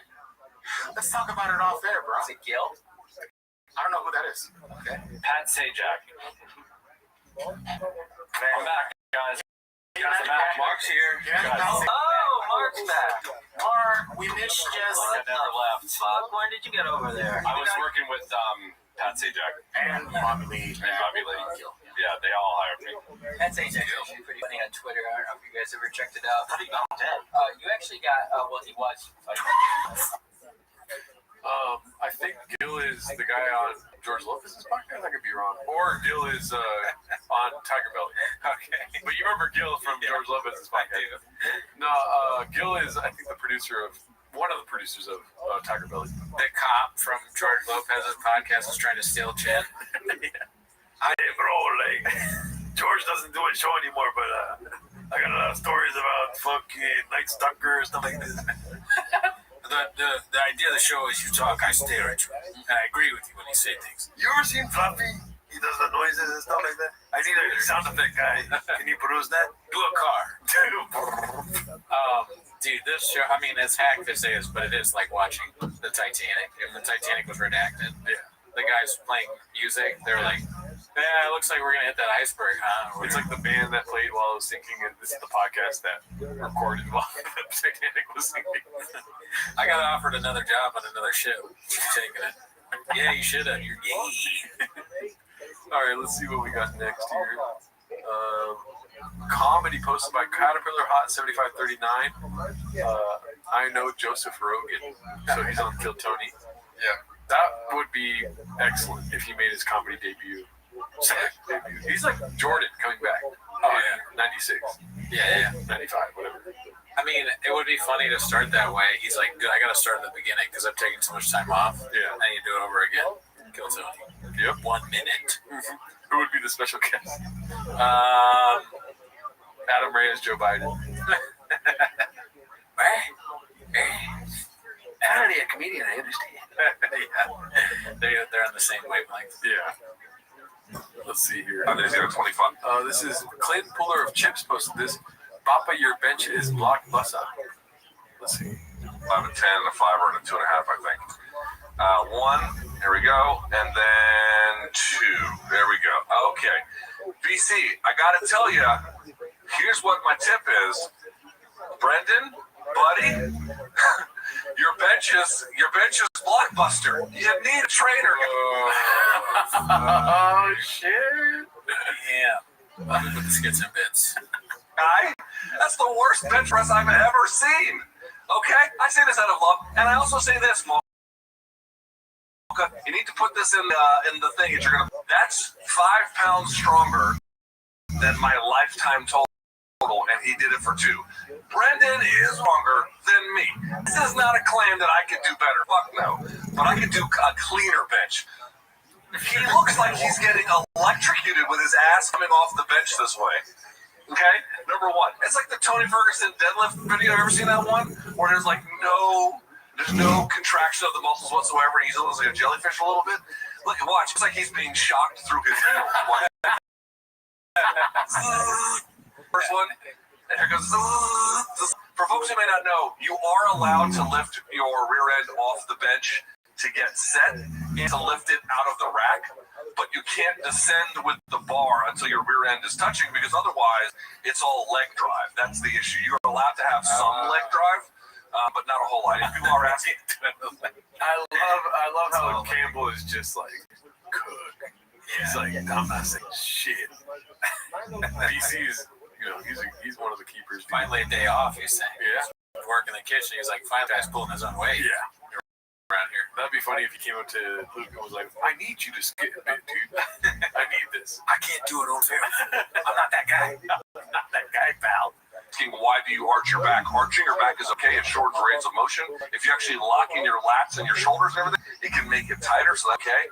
But BC, That's a poverty bench, buddy. Terrible form. And listen, I kill everyone else when they've got terrible form. I've got to kill our friends here at Showtime. Brendan, terrible. He's strong as fuck. It's a terrible bench, buddy. The worst one I've ever seen. Killing Showtime's Phil Sims for his pull-ups wasn't enough. You gotta go. No, I didn't kill him. The pull-ups were fine for working out, but if you don't hit full lockout, it doesn't count. Like, it doesn't count. I don't talk shit. It doesn't count. He doesn't even do it on purpose, or maybe he did. Oops, sorry about that. If you don't hit full lockout, it doesn't count. Like, I don't talk shit about people that can put up 4 plates. You know, it's a 4-plate summer for Brendan. So what are we doing here? I mean, putting up weight. I mean, you know, look. That's facts. I like the rambling that he does when he just throws in a skin and bit. Yeah. I mean, all of the Shabbatisms are just so funny in and of themselves. You can put them anywhere, anytime, any fasting. They work. They're proven. It's just the way it is to be. Dude, we got this next part. Oh, fuck yeah. By Icarus Lives. Let's see this. Hell yeah. You know, you're saying. they're not worth it to 7, but he should do a thing for the gyms called All Legs, No Chest. He only uses legs. All gas, no fast or something. Hello, and that ball. That's how we say it. It's so funny. That's how we say it in Denver. I don't know. That's what I'm saying. Is it really? Yeah. It's all that. But you say milk too. Yep. It's I.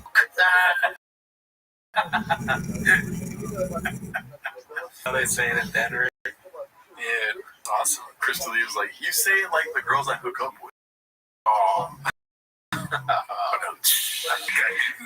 Transmit the whole thing. Somebody beat half the vowel out of him. Yeah. Oh, God. The guy's down to 2 vowels. I know.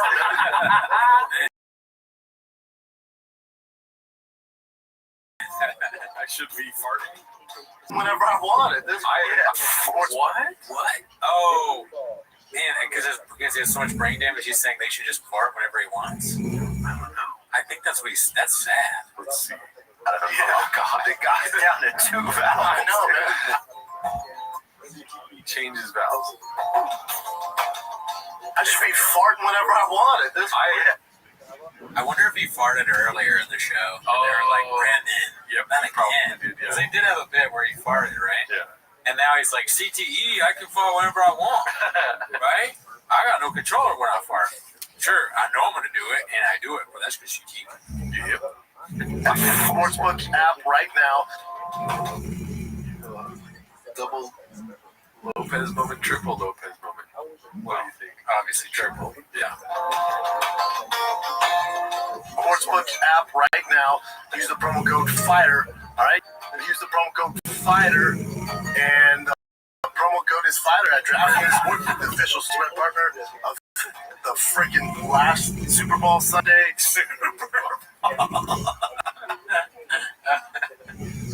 Oh, man. Good old classic shop, dude. And you know they're the official sport fighter. But you guys need to get hit by your dads a little bit more. You guys need to get like an alcoholic rage beating, and then you'll start fucking learning how to have, nuts. Actual funny response. Redacted response. Yeah, no chance. No, not funny? Yeah, hey. I mean, if it's redacted, it's funny. Yeah, I mean, anything Shab says is funny, so it's like, these questions are playing 4D chess with my mind. So, I don't know. I think some of the experts might have some questions about that, but you seem to know what you're doing. Yeah. That actually might have been actual funny response. It's hard to tell. Yeah. Man Slime's still unconscious. I write this.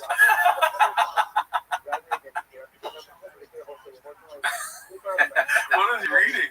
I do not know. Bro, I've been telling you about D-Lo since backpack. Man, Dana, I told you I gotta see that man live, bro. That makes me think of, like, what if Brendan did narration for books? You know, they have books and they have, chapter 1. Like, Tim opened his car and he drove to work that day. Yeah. That's Brendan Shaw. Chapter 1. Tim done gotta go. Yeah, that's perfect. Tim done gotta get out of the house. And he went slime. I'm conscious. I just love Brent telling you, D-Lo says come back. And it's the Count of Monte Cristo. By Alexander Dumas. All right, damn, dude, that was great. I missed those. Those are very good. Let's see. This next one is hosted by Financial Skin 4969. Got to make sure the AMG logo is peeking through still. I mean, you know, we're gonna get these story posts every now and again. Right. Because I've been up since 3:30, way before her enemies, dude. Yeah, that's a little much, you know. You can get it closer to 4:34. You're right. Stack that over a week, you're toast. Because you got to sleep sometimes. These people, they're hustle people. They're shops. They're selling their house. They're moving. Yeah. They got business ventures, selling all their furniture and all that stuff. But listen, take some time for yourself. Yeah, you don't have to wake up that early to crap out the others. Right?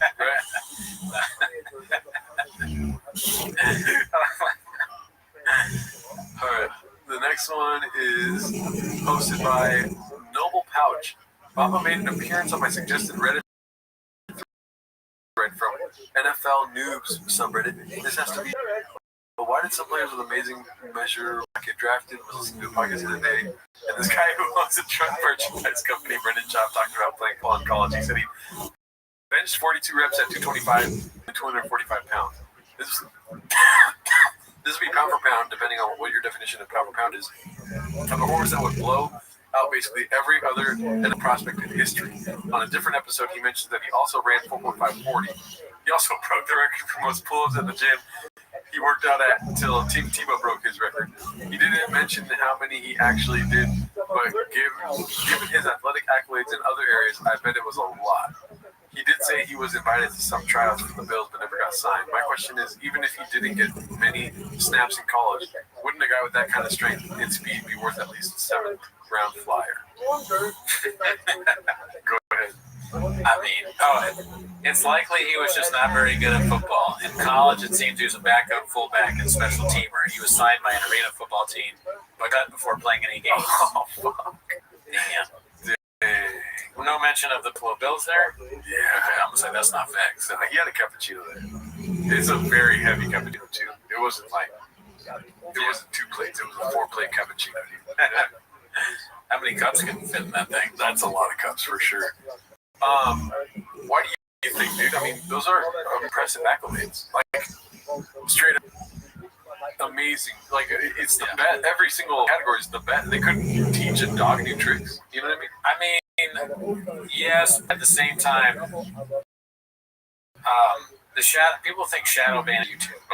The shadow banning has been around for a long time, and the shop probably fucking pissed off the wrong guy, because you know he's always been pranks, those Triscuits and all that stuff. He fucking did something that pissed off the guys up there, and they were like, fucking, and then Chubb had to bet on himself. He pissed in Goodell's sink. Yes. Yeah. Damn, shouldn't have done that, huh, Chubb? Let's see. This next one is posted by Vivid Humor 3752. House of Baba taking dents. The price of the home has been reduced by 252,000. I mean, I hate that that's their takeaway, but I just want to see it down more, so like we can get closer too. Somebody suggested we buy the studio. I'm thinking about it. Probably gonna be expensive. So let's see the next one. Chin leaving the show and staying in LA, posted by Important Jeweler 67. We might have already seen this. Here. Get used to the last legs of being sick. We've seen the last legs of this show. In a way. Let's talk about it off air, bro. Yeah, we saw. Damn. Who do you think is the guy that hired him? Hire Chin? Although wanted to hire him? It can't be Theo. Good. It's not Tiger Belly, but he said it's adjacent to Tiger Belly. So adjacent to Tiger Belly. So it's not Bobby Lee, but it's adjacent to Trash Tuesday. Yeah, they actually are. I think Pastor and Kalila are still making contact. Okay, could be. I actually thought Kalila for a second somewhere in the part of my brain. Let's see. I'm gonna look up Trash Tuesday really quick. Can they afford Chin? Are they doing well enough that they have the numbers? Let's see. Trash Tuesday. 11 days ago they posted. Oh, so they're still posting. Good for them. Yeah. Sound a little bit sick. Oh, my voice. Okay, let's see. The last episode they posted was what? It's 4 days ago. Yeah. Whoa. Is Jen on the show? Is she a host? Which one? The other girl. I know her. Okay. Interesting. Tight. So they're still around. Good for them. Keep it up, girls. We might have to get these urge. Happy happy National Ladies' Day. Although that's today. To you all. Shout out. Shout out. Let's see here. The next one is posted by Dandy Kaufman. Everyone else sent gym pics for the TRT sponsorship, and he sent the replacement buggy car guy pic. Oh yeah, look at that. Yep. He looks thick. He doesn't want to. Yeah, he doesn't want to show like he doesn't have a Bradley Martin pic, right? He does. So he has, but he has him on the. He's a car guy. I will say, I don't want to piss you off, but that's a small car, dude. Yeah. You know? I mean, come on, dude. No, I mean, don't say what I think you're thinking. It's just how does he fit in that thing? You fucking asshole. God, dude, that's me right there, dude. This is what's inside of you. Your violence in your DNA. Oh yeah, yeah, dude. This is how I am when if you test me.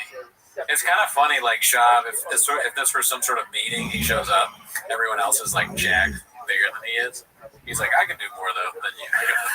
The world's strongest man. Cool story, bro. Yeah, no thanks. No thanks. Stack that over a week, you're toast. Yeah, this is like one of those things like a screen capture, pick the strong person. Yeah. And if you pick Shav, they think you're a robot. Yeah, dude. Why is this in color, too? He doesn't follow the rules. Yes. Redacted. Wow, that's crazy. Yeah. Let's see what else we got. Posted 2 days ago by Riff Raff Alley Cat. Daddy's got getting a check. Didn't he make it seem like it was some crazy amount? We don't want 5,000. Mark Hunt rejects UFC's antitrust lawsuit settlement. Damn. Oh, wow. So peanuts. Papa got $5,000. Just peanuts. I need more. Let's see this one.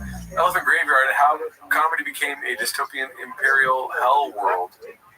Posted by Haphazard. We gotta watch that later, dude. Yeah, no, those are long, great videos, but yeah, it was my first time seeing that out, so I'm pretty happy about that. Yeah. Let's see here. Dazzling Rabbit. You posted this one. Bill's alumni. This is 25 at 25 reps at 18 reps. So that's stack that up. That's a lot of weight. At 41 years old. It is like on me on the show, I said that I lifted weight that was way. The Raccoon Tweeties, also Raccoon Tweeties, I also claimed to lift weight that was way over what I actually lifted. I did lift that. Yeah, at 37 years old. Yeah. I should put a picture out like this. Yeah. Photoshop, yeah, dude. Send that to me. Bookmark it. You're on your own, Papa. The athleticism different. Like this is posted by Chin Puller Clips. Baba making fun of an obese child with weight shoes. Obese. even we were playing this team the other day, and this kid, he's 9. His parents should be in prison. He's severely obese. severely obese. He's severely obese, and his parents, man, should be in jail. And when he's talking to them, dude, like the parents, they're probably they may not even understand him enough to be offended. Who's obese? What's obese? Based? Yeah, is that good? He's severely obese. But if he gets a hold of the ball, it's a fucking home run. And this little fat hilarious. Little fat wow. They call him LBF on the field. I like it better. LFB, fuck. I like it better when Chop is like, come on, bud. Like when he talks like that. And I told him, hey, listen, your bud, buddy. That's more when he's like calling a kid a little fat bitch. Yeah. What's better, little fat bitch or little bitch fat? I think actually the first one. I think little bitch fat would hurt me more, I think, as a child. I'd rather be a fat bitch than a little bitch. You know what I mean? Oh. No, so you're right. I'm agree. Yeah. Just went yard like 3 times, and everyone's jogging this kid. I'm like, his parents should be in prison. There's also no other sport you can play. Right. And they're like, he's so athletic. Like, name another sport that fat kid can play. There's nothing. His footwork's not good. He's not quick. His footwork, he's 9. There's a lot of footwork in baseball. He just happens to be big and can swing the bat. Right. Yeah. So what would you do for a kid like that? You work on other shit? I put him on keto. I understand. Do you? Bitch. It would be just feeding him taquitos. I'd rather do anything than fuck this fat kid eat healthy. The mom's like, we eat taquitos every day. You know, Shaw's gonna hate that.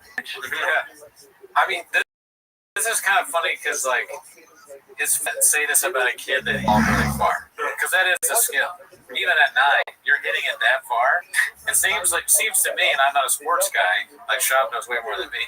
But if you could just get him on a diet or eating healthier and maybe working out at 9 a little bit, if he's really, really fat, he may have some potential there. Right? That'd be hilarious if we show the kid that he's just skinny fat. He's like not that fat. Shab just being mean to a child. Because I think back to when I played baseball, I was terrible at baseball. I mean, I know you played. You're good. You're great. That was pretty bad. I wasn't terrible, like you say. I was bad. I was like serviceable. Okay. So I'm thinking, parents think if like somebody shot type of me, there's nothing that he could say like this kid. He's bad. He's slow. He's bad. He's stupid. You know, like just go off and on. Like he would say some pretty bad stuff about me because I also would not hit the ball very far. Yeah. Stack that over a week. All the Cheez-Its at night, all that's out the window. Like, have a little discipline, buddy. Because right now you're dominating these 9-year-olds because you're 200 pounds. Right, yeah. But as soon as everyone gets the growth spurt, you're fucked. Like, your glory years are right now, and you're not. What a crazy thing to say. I beat him to death. I mean, he's just doing bits and having a good time. Stealing another big source of joke. Probably none of this is real or is sourced from another person's experience. I didn't think it was bad until the kid ate his own mother. Right. Okay. So the next clip is posted by Haphazard, the end of the fish era. Oh, fuck. You got rid of them air ones? And then, do you think you were smoking 3 because you're stressed about the Texas move? Because here's the thing about you and I, we don't really think about the details. Like yesterday, my girl goes, I talked to the moving truck. Oh, cool. You know, Daddy's done all the heavy lifting with the finance. He gets me every time. Daddy's done all the heavy lifting, bud. She goes, I talked to the moving truck yesterday. I got, she goes, what did you want to know? How much did you tell her? To move our stuff? She goes, your fish tanks, they are like, and then the fish, and then to do all that. You hear the number? It's about $8,000. I went, what? For everything to get the tanks? She goes, no, just the fish tanks. They're so big, and they got to make sure they don't break. I'm like, looks like I'm not gonna have fish. Looks like I'm not gonna have fish. And I went, for that much money, I could build 4 times the size of the tank of this one. That's right. And just leave this here. That's right. You guys, I'll give those. He doesn't give a fuck about animals. Well, that is a crazy amount of money. Yeah. But, he's going to give us fish back, just like the dogs. Wow. He's going to put the fish in plastic bags and drive across country. If like a goldfish, these expensive ass, like exotic fish. It's just a fish. He's telling them they're all dead by the time they get wherever they're going. Oh, that air one was a lemon. Dude, the fish, like the actual fish themselves, when they hear I'm going to be left here, they're thank you. Because that redact transporting us is going to get us. I would rather do anything.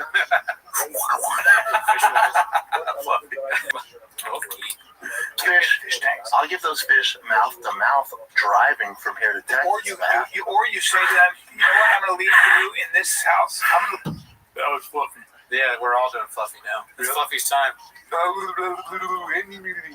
Was that underwater? Yeah. Oh, mama, Whole Foods. That's what fish thing. Yeah. Sorry about that. They should throw in fish noises into those like nicotine ads that he does. Yeah, I like nicotine too. Sound like I said the N-word. Leave you these fish. You get fish. You'd have to be a special owner because they're special fish, and You have to stay on them. Now, there might be somebody, but then my boy Brian, who helps me take care of the fish, he has a giant pond, and they would just be so free out there. Let them be free. Yeah. Because I'm the same. Brian's like, I don't want your fish. I have so many fish in this pond. Right? I mean, Brian, it's so confusing because I was like, Brian Callen? Oh, yeah. Brian's probably going to force poor Brian to. And then the arowanas will eat his fish. Yeah. He's a menace to the fish community. He always has been. Yeah. Thank you. But back then, with the moving, right? Like, so when you said, let me ask you this. You know, we have to fly out with the kids and they get an interview for my wife is so good at this stuff. So when the contracts come to sign, when I tell you I don't read word one of that, I just go on the docu-side. That's it. I'm like, okay. And I haven't been like the move, not even a little bit have I been involved in that. No, I don't even. No. I'm not a details guy that way. No, I do the major I stuff. think about the big numbers. The major stuff I'll do. The house. Can I manage the numbers? What's my monthly? Yeah, I'm gonna get into that. The neighborhood, schools are good. It's the baseball team. Check. Yes. And then the rest of it, it's like today you were like, when are we gonna start the studio? I'm like, well, we're looking for a studio now, so probably May. Oh, interesting, because I'll be there in two weeks. Yeah, I'm moving March 20th, so yeah. Oh yeah, we didn't even talk about this. Yeah, we'll figure it out. We always do. We gotta send Brian Johnson down. Shane has to go to set everything up. Like, that's not a fast. No. We'll figure it out. Oh, we always do. Damn, dude, they fucking better keep those red chairs. Oh, yeah. Well, I mean, if they're smart men, they will. Yeah. You know what I was thinking? The dog comes in to remind. He came into the shed just to remind me, like, hey, I know you're getting rid of the fish, but you love me. I'm a good dog. Don't leave me here. The fish are like, don't believe him. Yeah. Don't worry about it. Yeah, it's so unorganized and ridiculous that seems like a dog would do a better job of organizing this podcast. I don't know what that was. Maybe that was Skitsy Bits, but you see his face. I always do. I don't know what that was. It's like Easter eggs. Yeah. And then that one part of the podcast where I did that face, thought about killing the fish. Damn. The fish died in that moment. Yeah. Their life was decided. Let's see here. Only 3 products. DFAG is deceased. Damn, well, I'm glad I got this hat while it happened. What the hell? $40 still, huh? Oh, they got peaches left. How redacted do you have to be to buy a keychain? Next week we get like 20 keychains. Yeah. It's not even marked out anymore. That was posted by Caterpillar Hot 7539. Oh, come on, dude. We just watched this last week. Posted by Sniffler, talking about tub thumping.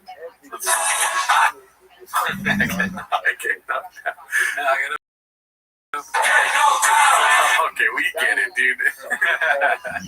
Caterpillar Hot 7539 posted this hanging out in Austin with Macomedy Harrow. Oh, that's not real. Nope, not a chance. Not a sign of shot anywhere at the Comedy Mothership. Not yet, at least. If we do find holes in the bathroom doors, we got problems. Speaking of sport, this is posted by Haphazard. Did you videotape that? Okay. What do you think the context is? Something crazy, unbelievable that Shop did, maybe? Okay. I just want to read to everybody the text that Joe Rogan and I got this morning from you. And it just came out of nowhere. I woke up and I went, oh, and this is what I got. This is Brendan texting Joe Rogan and I. I'm so goddamn strong right now. It's a problem. I just did on bench 220. So they text like, yeah. I mean, that's kind of what I expect their group chat to be, honestly. That doesn't surprise me. Do you think he ever says, all right, my man, to Joe Rogan? Oh, yeah. Listen here, bud. Listen here, pal. It's a problem. It's a problem. 25 times. 2-minute rest. Then I did 315 5 times, 2-minute rests, and 225 22 times. That's insane. Insane. That's insane strength. Insane. Did you videotape that? No, I should though. But I should do it so people can see. Yeah, Bro, it's just weird to set the camera up, on the stand. No, you should because I know you do that, and I know you can do that, and I know you have done that. But I want any doubters to know and see, because it's like, well, I like how you laughed. He's like doubters. Yeah, like we're gonna die. He's gonna kill us. Brian wants videos so like he knows how close we are to death, right? We think these red chairs will protect us, but this man can lift 300 pounds or whatever it is that many times. A little scary. Stack that over. All right, because that's crazy. That's That's combine shit. That's high level combine shit. Oh no! What motivated me is Jay last night because the combine's on right now. It might have ended, but we watch all of it. I said, "What's the highest numbers on it now?" I watch all the combine. That's redacted as shit. That might be what? That's gotta be going wet. 225 tight end. Jay texts me. He's like, these are the linebackers. He's like, I can beat all those. Jay's like, really? I'm like, yeah, probably twice. Like, I bet I could do it within a set twice. That's why I did it. 225, 25, 22 times? 25. Then I rest. 25 times. 315, 5. That's so much. Do you know how much? That's so crazy. And then 315, 5. And then I went back to 225, 22 times. And I continued with my workout. Nuts. And I sold comic books. I mean, listen, I believe he believes it. But to believe what he's saying, you have to think that he knows how to do math. You know what I mean? It's what I think it's I think he's like, dude, 2 45-pound plates? What does he think that is? Bro, I have no idea. You just had to think about it right now. I'm just as bad as him. I don't know math. I don't want to do it. And then also on our episode, right, with Tweeties, I made a ridiculous amount that I said I did. And I didn't know the weights. Yeah. I mean, so 245 is 90 on one side, and then 180 altogether. And then the what is it called? The bar? Yeah, probably like 25 pounds or something, right? The bar's 45. Alrighty. Stack that. So that's what? 45-pound plates? That's like 500 pounds. See what I'm saying? Damn. It was just with confidence you believe it. It's not 500 pounds. Yeah, no, it's not at all. No. But he believes it. Yeah, you know what I mean? We probably should get the numbers. I mean, I don't doubt anything that Brennan Schaub says. I think if he really wanted to do it, he'd probably lift 700 pounds. Well, I was playing the devil's concubine. And for what? To be the strongest baseball player? Why do you think you're so strong? Is it because you never stopped working out? But genetics and all that, I know. But, like, that's weird. Yeah, and then, yeah. You've never not worked out? Never not worked out. Like, ever since the only time, must be. Yeah, and the only time I took it off, and I've been injured since fucking, I don't know, elementary, but the only time I took off is when I did stand-up. I had like 8 to 9 months where I just drank and did stand-up. So so I took that time off. I hated myself. Yeah. And I was like, I need to be my kid's superhero. And then I got back in the gym seriously. Yeah. Peptides, TRT, and your boys fucking. It's that TRT and peptides too, right? Stupid strong. It's fucking. It's retarded. I said. But you know what it is? You've always been really strong. Yeah, but I said, you know what it is? I'm getting rest. I go to bed at 9. Yeah, I wake up at 5. I have a routine. I'm eating good. I don't drink anymore. That not drinking is really good. And also just happier overall. Like I was a knucklehead, dude. I've been a knucklehead for a long time. Yeah. So it's just like getting my life together. So when you ask me when we go to Austin, you'll be at the mothership all the time? Probably not, dude. Yeah. I mean, I'll check place. Obviously, I'm gonna support you when you're there. Dude, I'm there. When you're there, I'm there. Yeah, fast. But as far as like when you're doing your weekends or whatever, and if Rogan's there, I'll go say what's up to the boys. But as far as like, he's always there, dude. If Rogan's there, if you're there, I'm there. But other than that, if there's like comedy going on, I'll check it out. Right. Like my life's so different now, dude. Yeah. Different. Nice. Well, I'm proud of this guy, dude. Yeah, I'm glad he's not drinking anymore. And, Texas should be fun. Mm-hmm. It may be, dare I say, a special time. Yeah. Let's see here. This is posted by Money Loan 1864. These are two things that grinds my gears with Bappa lately. Announcing loudly on earwaves that he told and texted Rinks that he needs to move to Texas for comedy, but then suddenly makes it about himself and buys a house before Rinks did. He used that announcement as a facet to hide the fact that he already decided to move to Texas first, but was too scared to admit it before Brian. Facts or savage? Sounds about right. Okay. Sounds dead on.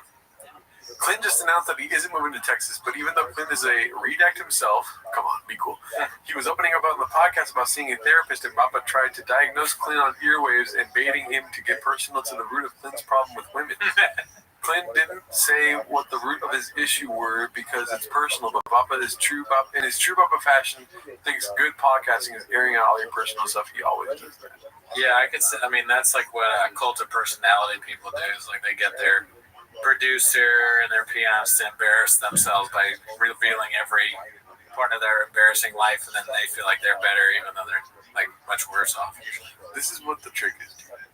You say something on the podcast that's true, but you twist one thing, dude. So it's the whole thing is not true. Yes. And make it something silly. Yeah, that's like when I was saying that I only lifted like, I don't know, 215 or whatever. I lift 245. It was so silly to suggest that I would only lift that much. That I never lifted 215. It's like, yeah, it's so silly, dude. I know. I'm a silly guy. I've always been a silly guy. Yeah. I'm a numbers guy. Yeah, like if you want to tell a true story on a podcast, just at the end put a Sharpie in your ass. You know? Yeah. That's how you get away with it. Dude. Yeah, dude, and you've done that before. I mean, yeah, right? I've never done that. Yeah, never any time. Not a chance, B. What are you talking about? All right, let's see what the next one is. Okay, that's a promotion. Complacent, exhausted posted this. It makes no sense that Brian seems completely over T-Fat K and The Shadow. What's The Shadow? The band? Oh, okay. I mean, that's probably the only Shadow they reference, right? Now you'll snap after I told you fucking. Listen, we had a conversation about it. Yeah, I mean, we'll give you the idea, but your boy has carry through.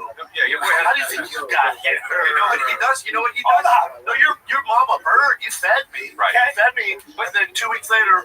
No, don't say 2 weeks later. I'll say 2 weeks. You're on my back. Really You're on my back.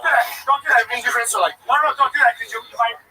yeah, I like the wires, dude. I hate your pods. They fall out. I lose them. Ridiculous. You use wires? Hey, bro, the new iPod Pro. 4 times richer than you, and I still wear You're wires. 4 times richer. The iPod Pros, just because my show got canceled, it's actually I'm not happy about a lot of stuff, and that hurt my feelings. 4 times richer. Like, I have nothing hurt my feelings, and that made me. I don't want to do the podcast anymore. Like, I don't want to do the podcast. But you have to. Damn, dude, I forgot about that. That's such a dick thing to say. And then the have to thing, it's like, that's not funny. You gotta, after you do that, even if it lands afterwards, you gotta be like, hey man, I fucked up. Sorry about that. Sorry, dude. Sorry, I got big dick, dude. It's not funny at all. Just a consent. It's just fucking. I've been suppressed for so long. Oh, fuck, It's okay, Brian. Elon Musk. Dealing with a lack of ventilators, they're dealing with a lack of hospital beds, and their rate of infection is coming down a little last 3 days. how would they do me?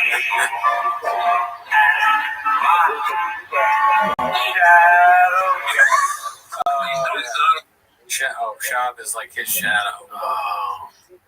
All bad news. And New York is 15 times worse than the next state closest to it, which is really interesting.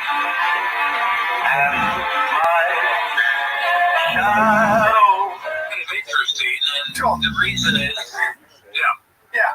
No, that makes sense. because New York is more global than any other state, especially He's like copying other people, I guess. He copied Joel McHale. New York City, of course. Right. I don't know Okay, that's true. I'm gonna have to get back to the podcast, but I appreciate the insight. No, how come we think comedy? Go. He's a genius. Yep, I think. So, yeah, I mean, good chin clip from Complacent Exhausted. I was trying to think of something to say, but I had nothing. Community note was wrist wraps. Has wrist wraps on it, posted by Dazzling Rabbit 633. One for the boys. Breaking. Adesanya's ex-girlfriend Charlotte Powdrell cries her eyes out after paying him $500K for taking him to. So, no, no. Do you know the story? No. I saw this earlier, so I immediately was like, that doesn't sound real. You know, like I was like, there's no way that's real, probably. Yeah. So there was a story on Adesanya broke up with his girlfriend, right? And she sued him, saying like that they didn't get married and like they were dating so long that she like still owes him alimony or something because they were dating so long and gonna get married. So he owes her money, right? Yeah. But he has never taken any of his winnings. They are all in his mom's name. So when she sued him for that, she had so much money that he's getting $500,000 from her because she has more money. It makes no sense. Like it's because they're banking off New Zealand law, maybe or something. But I remember being like, that's laughably ridiculous. But Sean's like, hell yeah, dude, crack open a Bud Light. One for the boys. Too bad he's not white.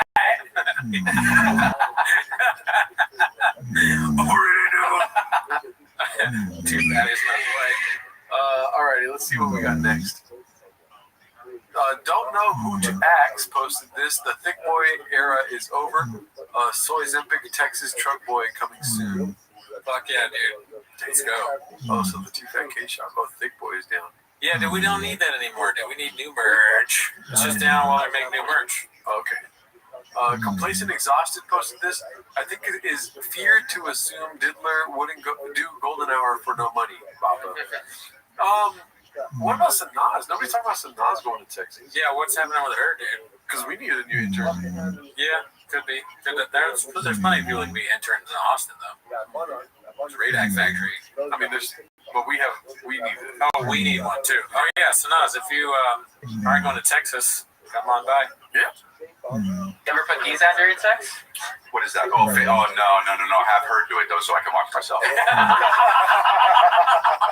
I just, because it's fucking dope. And I don't get to see me, looking in the mirror is the same. I want POV of me. I want to know what it's like to make absolute love with me. Just this big white. Yeah. Yup. Fucking. Built this city. Your turn. Electrifying. Fucking Mr. Sit Back, relax. Dude, I'm just enjoying the show, baby. I'm doing all the heavy lifting here. Your turn, dude. Go, what you got, bro? I'm over here talking about fucking, my dates. I will be in, Chris, go ahead, come on, what you got to the table? What you got to bring to the table? He's like, please. Now I'm being serious. I need you to say something, please. I can't do this all myself. God. What do you got, bro? I'm fucking. I bring up goggles. I brought up goggles. Well, no, I brought up goggles. Oh, no, you brought goggles, and I said I like goggles. I know, because I fucking tossed it out there and then birthed the fucking great thing. And then my thing is, I jump on opportunities. What you're doing is you're letting me jump on opportunities. That's what I like. You jump on an opportunity here, bro. What do you want to talk about? What would you like to talk about? That's exactly what has been happening. Yeah, bro. The bomb theater. Yeah. Bad comedy theater. Not funny theater. Crickets theater. Crickets theater. The Crickets Theater Tour with Brendan Shaw. Alrighty, that's Chris D'Elia is living in his own hell for sure. Yeah, we see a lot of that. We haven't seen it for a while. To focus on that, but yeah, I mean, he did what he did, and now he's learning from it. Thank you. You enjoy freedom. So the next clip is posted by Complacent Exhausted. It's called Little League Opening Day. Jets were hired for a flyover to make it special. Bappa is appreciative. Wearing your Dodger shirt now. Disaster. It's fun though. They had opening day this weekend, and they had 4 jets fly overhead for the opening ceremony. I was like, hey, bud, how much did that cost? Yeah. I saw those jets. Yeah. I was like, what are those doing? They're the opening day at our Little League. Yeah, because I think I live Yeah, you live right there. Yeah. And they put out smoke. Mm-hmm. Now, I thought it should have been red, white, and blue smoke. It was just gray smoke. When the camera... So funny thinking that. John, you just hear a dog? I don't think that actually happened. Okay. I mean, it's still, whatever it is, great. Great. Been red, white, and blue smoke. It was just gray smoke. When the camera... It did look like he was looking at the dog. John, you just hear a dog howling in sagebrush? Well, I think that's when I'll be gone. That's my guard dog. Oh, it did happen to the show. See, you weren't redacted enough. I give Chip too much credit, dude. Yeah, dude. He thinks he's a King Corso. What is it? Okay, thanks. It's just a package. Yeah, I thought the smoke should have been red, white, blue. It's just great. What? The fucking package at the door stopped the whole show. We already got these guys in red chairs talking about our squeaking. Now we're talking about packages? That means that, like, beforehand, Shab is very, like, militaristic about, that's the wrong word to use, but you know what I mean? Yeah. He's like, very, like that about packages. He's like, you gotta tell me right away. And they're like, shall we get this? Even that's on the show, he's like, we're in the show. Put the fucking package away. Put my dick pills somewhere else. What's your dick pills? It's a big box that says dick juice.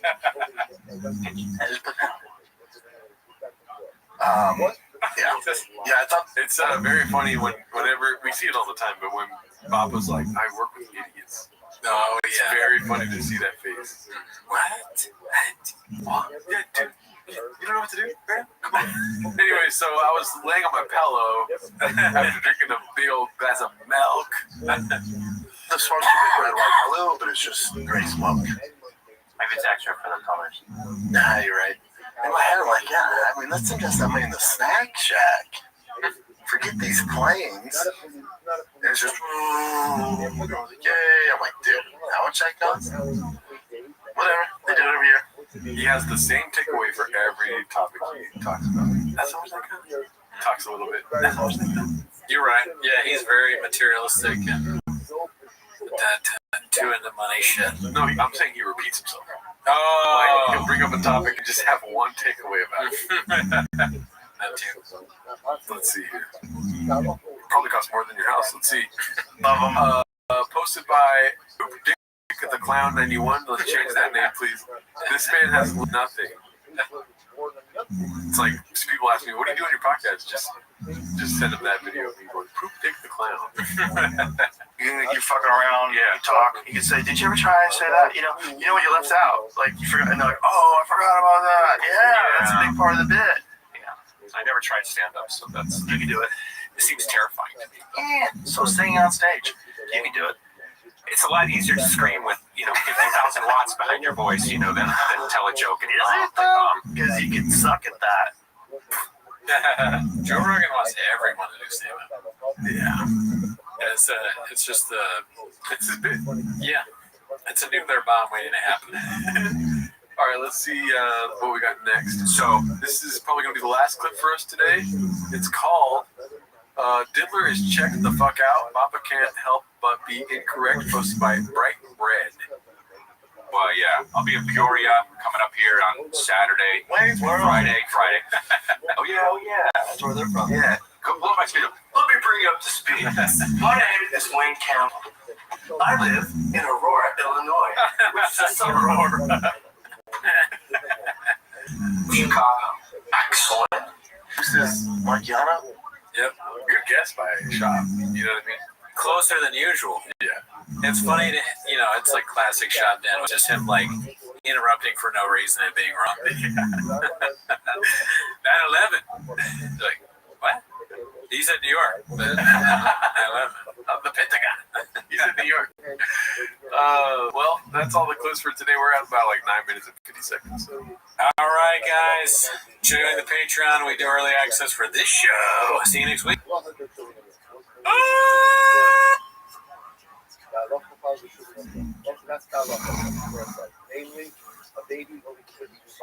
Stell dir mal vor, deine Küche, modern, stilvoll und fugenlos. Keine langweiligen Fliesen mehr. Kein ewiges Suchen nach dem richtigen Look. Alles, was du brauchst, um deiner Küche Charakter zu verleihen, findest du bei Rückwand 24.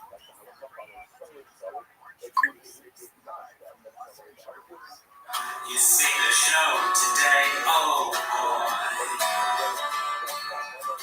Jim's a lucky man who I don't pay. And though his work is really bad, I keep it on staff. I saw his Instagram. He ate a condom of fish. He didn't know about gunshot. A crowd just stood still. They heard his song before. Nobody really sure he was just doing a bit. I saw a beady guy, oh boy. He was rolling like a cub. Comments colored lane. And I agree with them. Rollerblade style. I do want to stop for my favorite time of the week. When you get near Papa, try to speak. Really surprises today. You better watch 10 minutes of shop. Welcome back to 10 Minutes to Shop. As always, join the Patreon, join the Discord. This week we watched Gerardo. What did we watch? We watched Hannah Burner's comedy special. We write it down. Yeah, right at time. So you want to know what we thought about. Also, we do early access for this show. But also, on today's episode, we have our good friend ASW, Alan Strickland Williams, who has an album ran through that just came out. Alan? What's up, y'all? It's out on vinyl. Digitally, get on Bandcamp, whatever you got. Get the vinyl. Look at this. Nice. That's cool. Oh, you don't have a record player? Just hang it up, man. Look at it. How many dudes kissed you on the face? There you go. It's all fake, man. You can't believe anything. We got some one-liners. We got some dark stuff. My closer's about the shooting I was in. We got drug stuff, sex stuff. It's cool. Lay off the eggs at the grocery store. Treat yourself to something real nice. Yeah. AlanSugarWilliams.com. Hell yeah. Yeah, dude. So, but this actually is not the reason. Yeah, if you don't have a record player, it's like, that's your takeaway? That doesn't even fit in there. Anyways, that's not why you're here, though. You're here to watch 10 Minutes to Shop. So start the timer. Play the cheat clip. Okay, so the first clip for today is from Joanna's Instagram, posted by MMUFC fan. Happy birthday, son! But here's a picture of me. Oh, fuck, that's good. That's also me. It says, a special birthday for Tiger this year. He didn't want a party or gifts. He wanted to celebrate his B-Day with his family in Chicago. Yeah. Okay. Yeah, that's not where they're here, dude. They're here for this next chin clip. Okay. This shit was wild. I watched a video on it from Podcast Cringe. Shout out. Never heard of him. This is posted by Haphazard. One of our guys. It's called Callan has been telling people that T5K might end soon. You guys had no clue about this. What? You started the show with panic? There's fear in my heart now. Fair. They start coming in and taking away things from your guys' side while they're doing this episode. Guys, it make you get up and take the chair out. No, not the chairs! I was going to drink that eventually. I swear I was going to drink the rain. The orange creamsicle. The guys moving the chairs are like, why do you keep calling them cheers? You don't get it. All right, check this out, dude. I told you to remind me. I'll do this off air, but we can do it here. What? Okay. What the fuck, dude? All right. How do you start like that? How do you, dude, the stuff that Chin leaves in is outrageous. Yeah. Well, I mean, it's giving us something to talk about, so. Yeah. It's actually pretty cool. Yeah. Wait, I just right. realized that you, so does he. Yeah. That's It's awesome. all a bit. Awesome. Everything you see while you're here will be a BIT. Oh, I should have worn my stupid fucking shoes today. Oh yeah. Sorry. Sorry. You drink out of those shoes. Everything is a bit. That behind Crooney is not that small. A mutual friend of ours, apparently talked the other day. Talked to him and he goes, man, I talked to Brian, so, I mean, how long do you guys think you do firing the kid? I'm like, what? He goes, yeah, clearly you guys don't like doing it. And I go, They close up on Brian. Clearly you don't like doing He's like, what? He's like, whoa, what? How could you say that? Dude, what are you talking about? Are you fucking at babies? Oh man, Sean's posture is driving me. It's very childish. It's very like, wait, yeah. I'm gonna look at my phone. Yeah. I don't want to be in class. Yeah. Come on, man. He's just too perfect, man. He's just too good. You gotta do this show forever. Y'all can never. We'll have to watch old clips. Thanks, stop. huh? You're talking to Brendan, man. It's me. He goes, yeah, I know. It's, it's running a short leash. You guys gonna stop doing it at the hospital? So you're running a short leash? And why is he establishing that you're talking to me, Brendan? Like, is that implying that he never quits anything ever? Like, oh no, he's saying that I'm part of the show. How are you going to tell me we're going to end Gotcha. Yeah. Okay.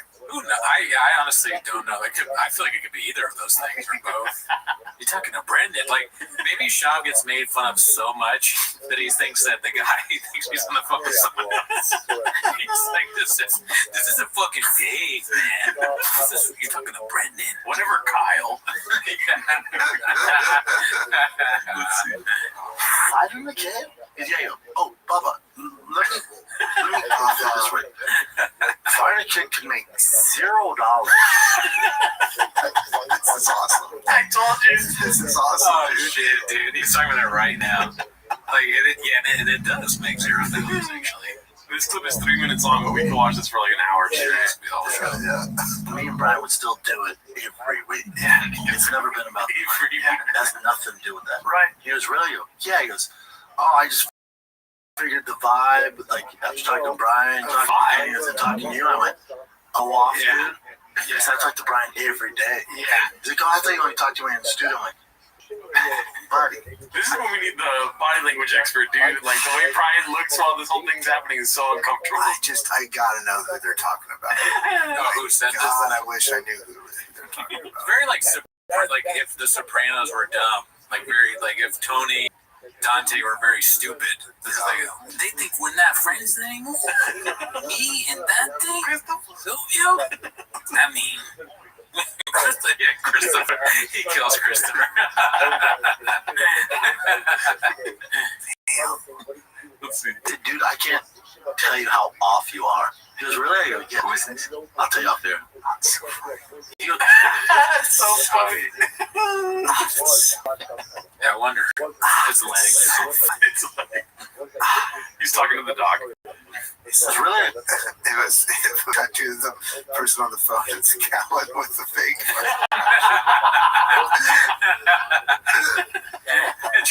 Yeah, so it's me, Andrew Santino. I guess you should be the show. And then Andrew Santino costume. I just picked a name. Oh, but you're taking right because I said you either taking what I'm saying out of context or what Brian's out of context. I said we're not talking enthusiastically because I said I can't emphasize it. Or maybe when he's talking to us, there's just issues. Maybe I don't know. I never said that. But he was like quiet. I'm like, you just show up. Wait, that's hilarious. Yeah, I never said that. I never said that. Oh my God! Put a light detector on both these guys right now. Great. Is it 8 inches? To Austin together, dude. Yeah, I told him, I said, Brian bought a house before me. Hey, Jordan, do you think, what are the chances of you getting Max J out of this one, though? Oh. Is he going to leave that out? You've already seen it. I've already seen it, yeah. Maybe not. Probably not. But he could have used one. I'll tell you that right now. Yeah. I mean, it would have been more truthful. Mm-hmm. That's actually a good point. I'm saying myself, I made a good point. If he had said XJ, says XJ, that means it's true, and he's not said it once. Right. Okay. Think about it. Or you know what though? Because you know Shop is playing. You're playing Monopoly. He's playing Check. Whatever. Right? He's playing Candyland. Yeah, you're playing Candyland. He's playing chess, dude. He might be trying to end the show by making it about Brian. Okay. That's that fighter mentality. Yep. Yeah. Savage. Yeah. Manipulating the kid, dude. That's cool. You know what I mean? Let's see. I never thought he was going to go. I'm like, dude, he bought the house before I did. Yeah. Now we're doing. Both have houses. Oh, yeah, he's doing the voice. He's doing the Brian We're moving in together. We're moving to Austin. We started a commune in Austin. I'm gonna squeeze you. Every time I feel like that, I'm stealing from Robbie. The squeeze you thing is so funny, dude. I want to squeeze you. Shout out to Robbie, good one. I like too when he does the just had I lost it, but anyway. Oh fuck him. Let's see that. That one. When he double of the funny. Double of the funny. Yeah. That's what I always think of when I'm like, okay, we're gonna double up the fucking Austin. Like, it's not over. Yeah. Thanks. It goes strong. Yeah, isn't that weird? Yeah. I was like, oh, you're so off. Different ideas. Weird, right? Why in the fucking world would you broadcast this to me? This is so crazy to keep this in. Love it. Absolutely fantastic. Enthralling. It makes no sense why you would ever include this. What? If I think of right now, we just started talking about how you are going to quit. Quit. Like, it doesn't make any sense. Why would you do this? Yeah, well, it's all about magic mind at the end of the day. So you're trying to get those sure shot numbers up. Let's see. Yeah, you know. Very interesting. Gina, how are you feeling about Texas? Now that it's getting real. I told my parents yesterday because they came to visit me. I did get a call from Tim's got to move to Texas to be right. Oh my God. This is so crazy. He has a good relationship with his family. He's moving to another state. This actually makes me feel really good about my life. That I'm not in a position where I have to move to another state because I've attached myself to something like that. Oh man, that's crazy. They owe their life to one guy. Everything about their life is revolving around Brendan Schaub. So funny. It's kind of like with the Joe Rogan comics, but instead of having to be Joe Rogan's sidekick, you're Brendan Schaub's sidekick. Yeah, they're not going to move to Austin. They're going to move to Pflugerville. That's a good Texas joke if you're in Texas. Pflugerville. No, he's like, I can't wait to get out of here. No, everyone's cool with it. Yeah, like I said, I haven't got pushback from any. It's a few people expected, but for the most part, everyone's stoked. I don't have a wife, I don't have kids. Like, you need the perfect child. This is like he's 85 years old. He can make his cooking videos anywhere, dude. Yeah. There might be less gunshots. Yes. Better neighborhood. Give it a shot. So, yeah. You get any pushback on your friends or family? Oh, no. All right. Oh, no, I don't have any friends or family. Most people are like, you didn't go before. You don't really friend? He's like, none of my wives care. God, Callan is so checked out, too. It's just like, he's hating every moment of this. Yeah. Why do it on the show? Why did Callan not ask for it to cut out? Yeah, that's what I'm saying. Probably caused a fight or something.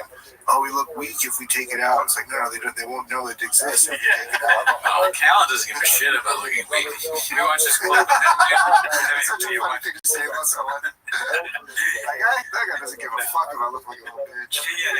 Yeah, not at all. And Callan has no pride whatsoever. He let a guy hit him dressed as a cow. Right, yeah, I saw that. But beyond that, we watched this clip of Callan. They do a prank on this porn show that they actually went to. It was some sort of OnlyFans show, and they do a prank where this ex-boyfriend comes in and he's like, yo, what the fuck you doing here? Why is she here? And Callan immediately runs out of the room. Really? Yeah. I would threaten the producers to take that out. Dude, I would be like, take this out, I'm suing you. I think I'd be like, boner alert. So I'd be like, let's see here. Yeah, that's right. That's right. Our boy AJ from Dole was like, I can't believe Brian's going. I can't believe Brian's going. Like, yeah, man. Yeah. Come on, man. Let's go. Come on. My only issue with all of it with you, there's a million things you have to figure out. The studio, all this shit, but we'll figure all that out. Yeah. The kids are stoked, but I just don't think they realize the magnitude. They don't yet. But they'll get, kids do, especially boys, they adapt this quickly. Well, especially all the finest teams, stuff like that. They'll end the season in May, so we'll leave after then. You'll get yourself a Tesla. You'll be driving around, and it's gonna be great. Not never. That part was funny to me. He said not never. Does that mean he will? Yeah, he's definitely getting a Tesla. Drive Tesla, I guess. I feel like they should have to prove that the show's not ending. They should literally have to move to On Together and make it like a road trip, like document it. Yes. And then they're in a truck, but they're still in the chairs. Like they're driving it, they're still in the chairs.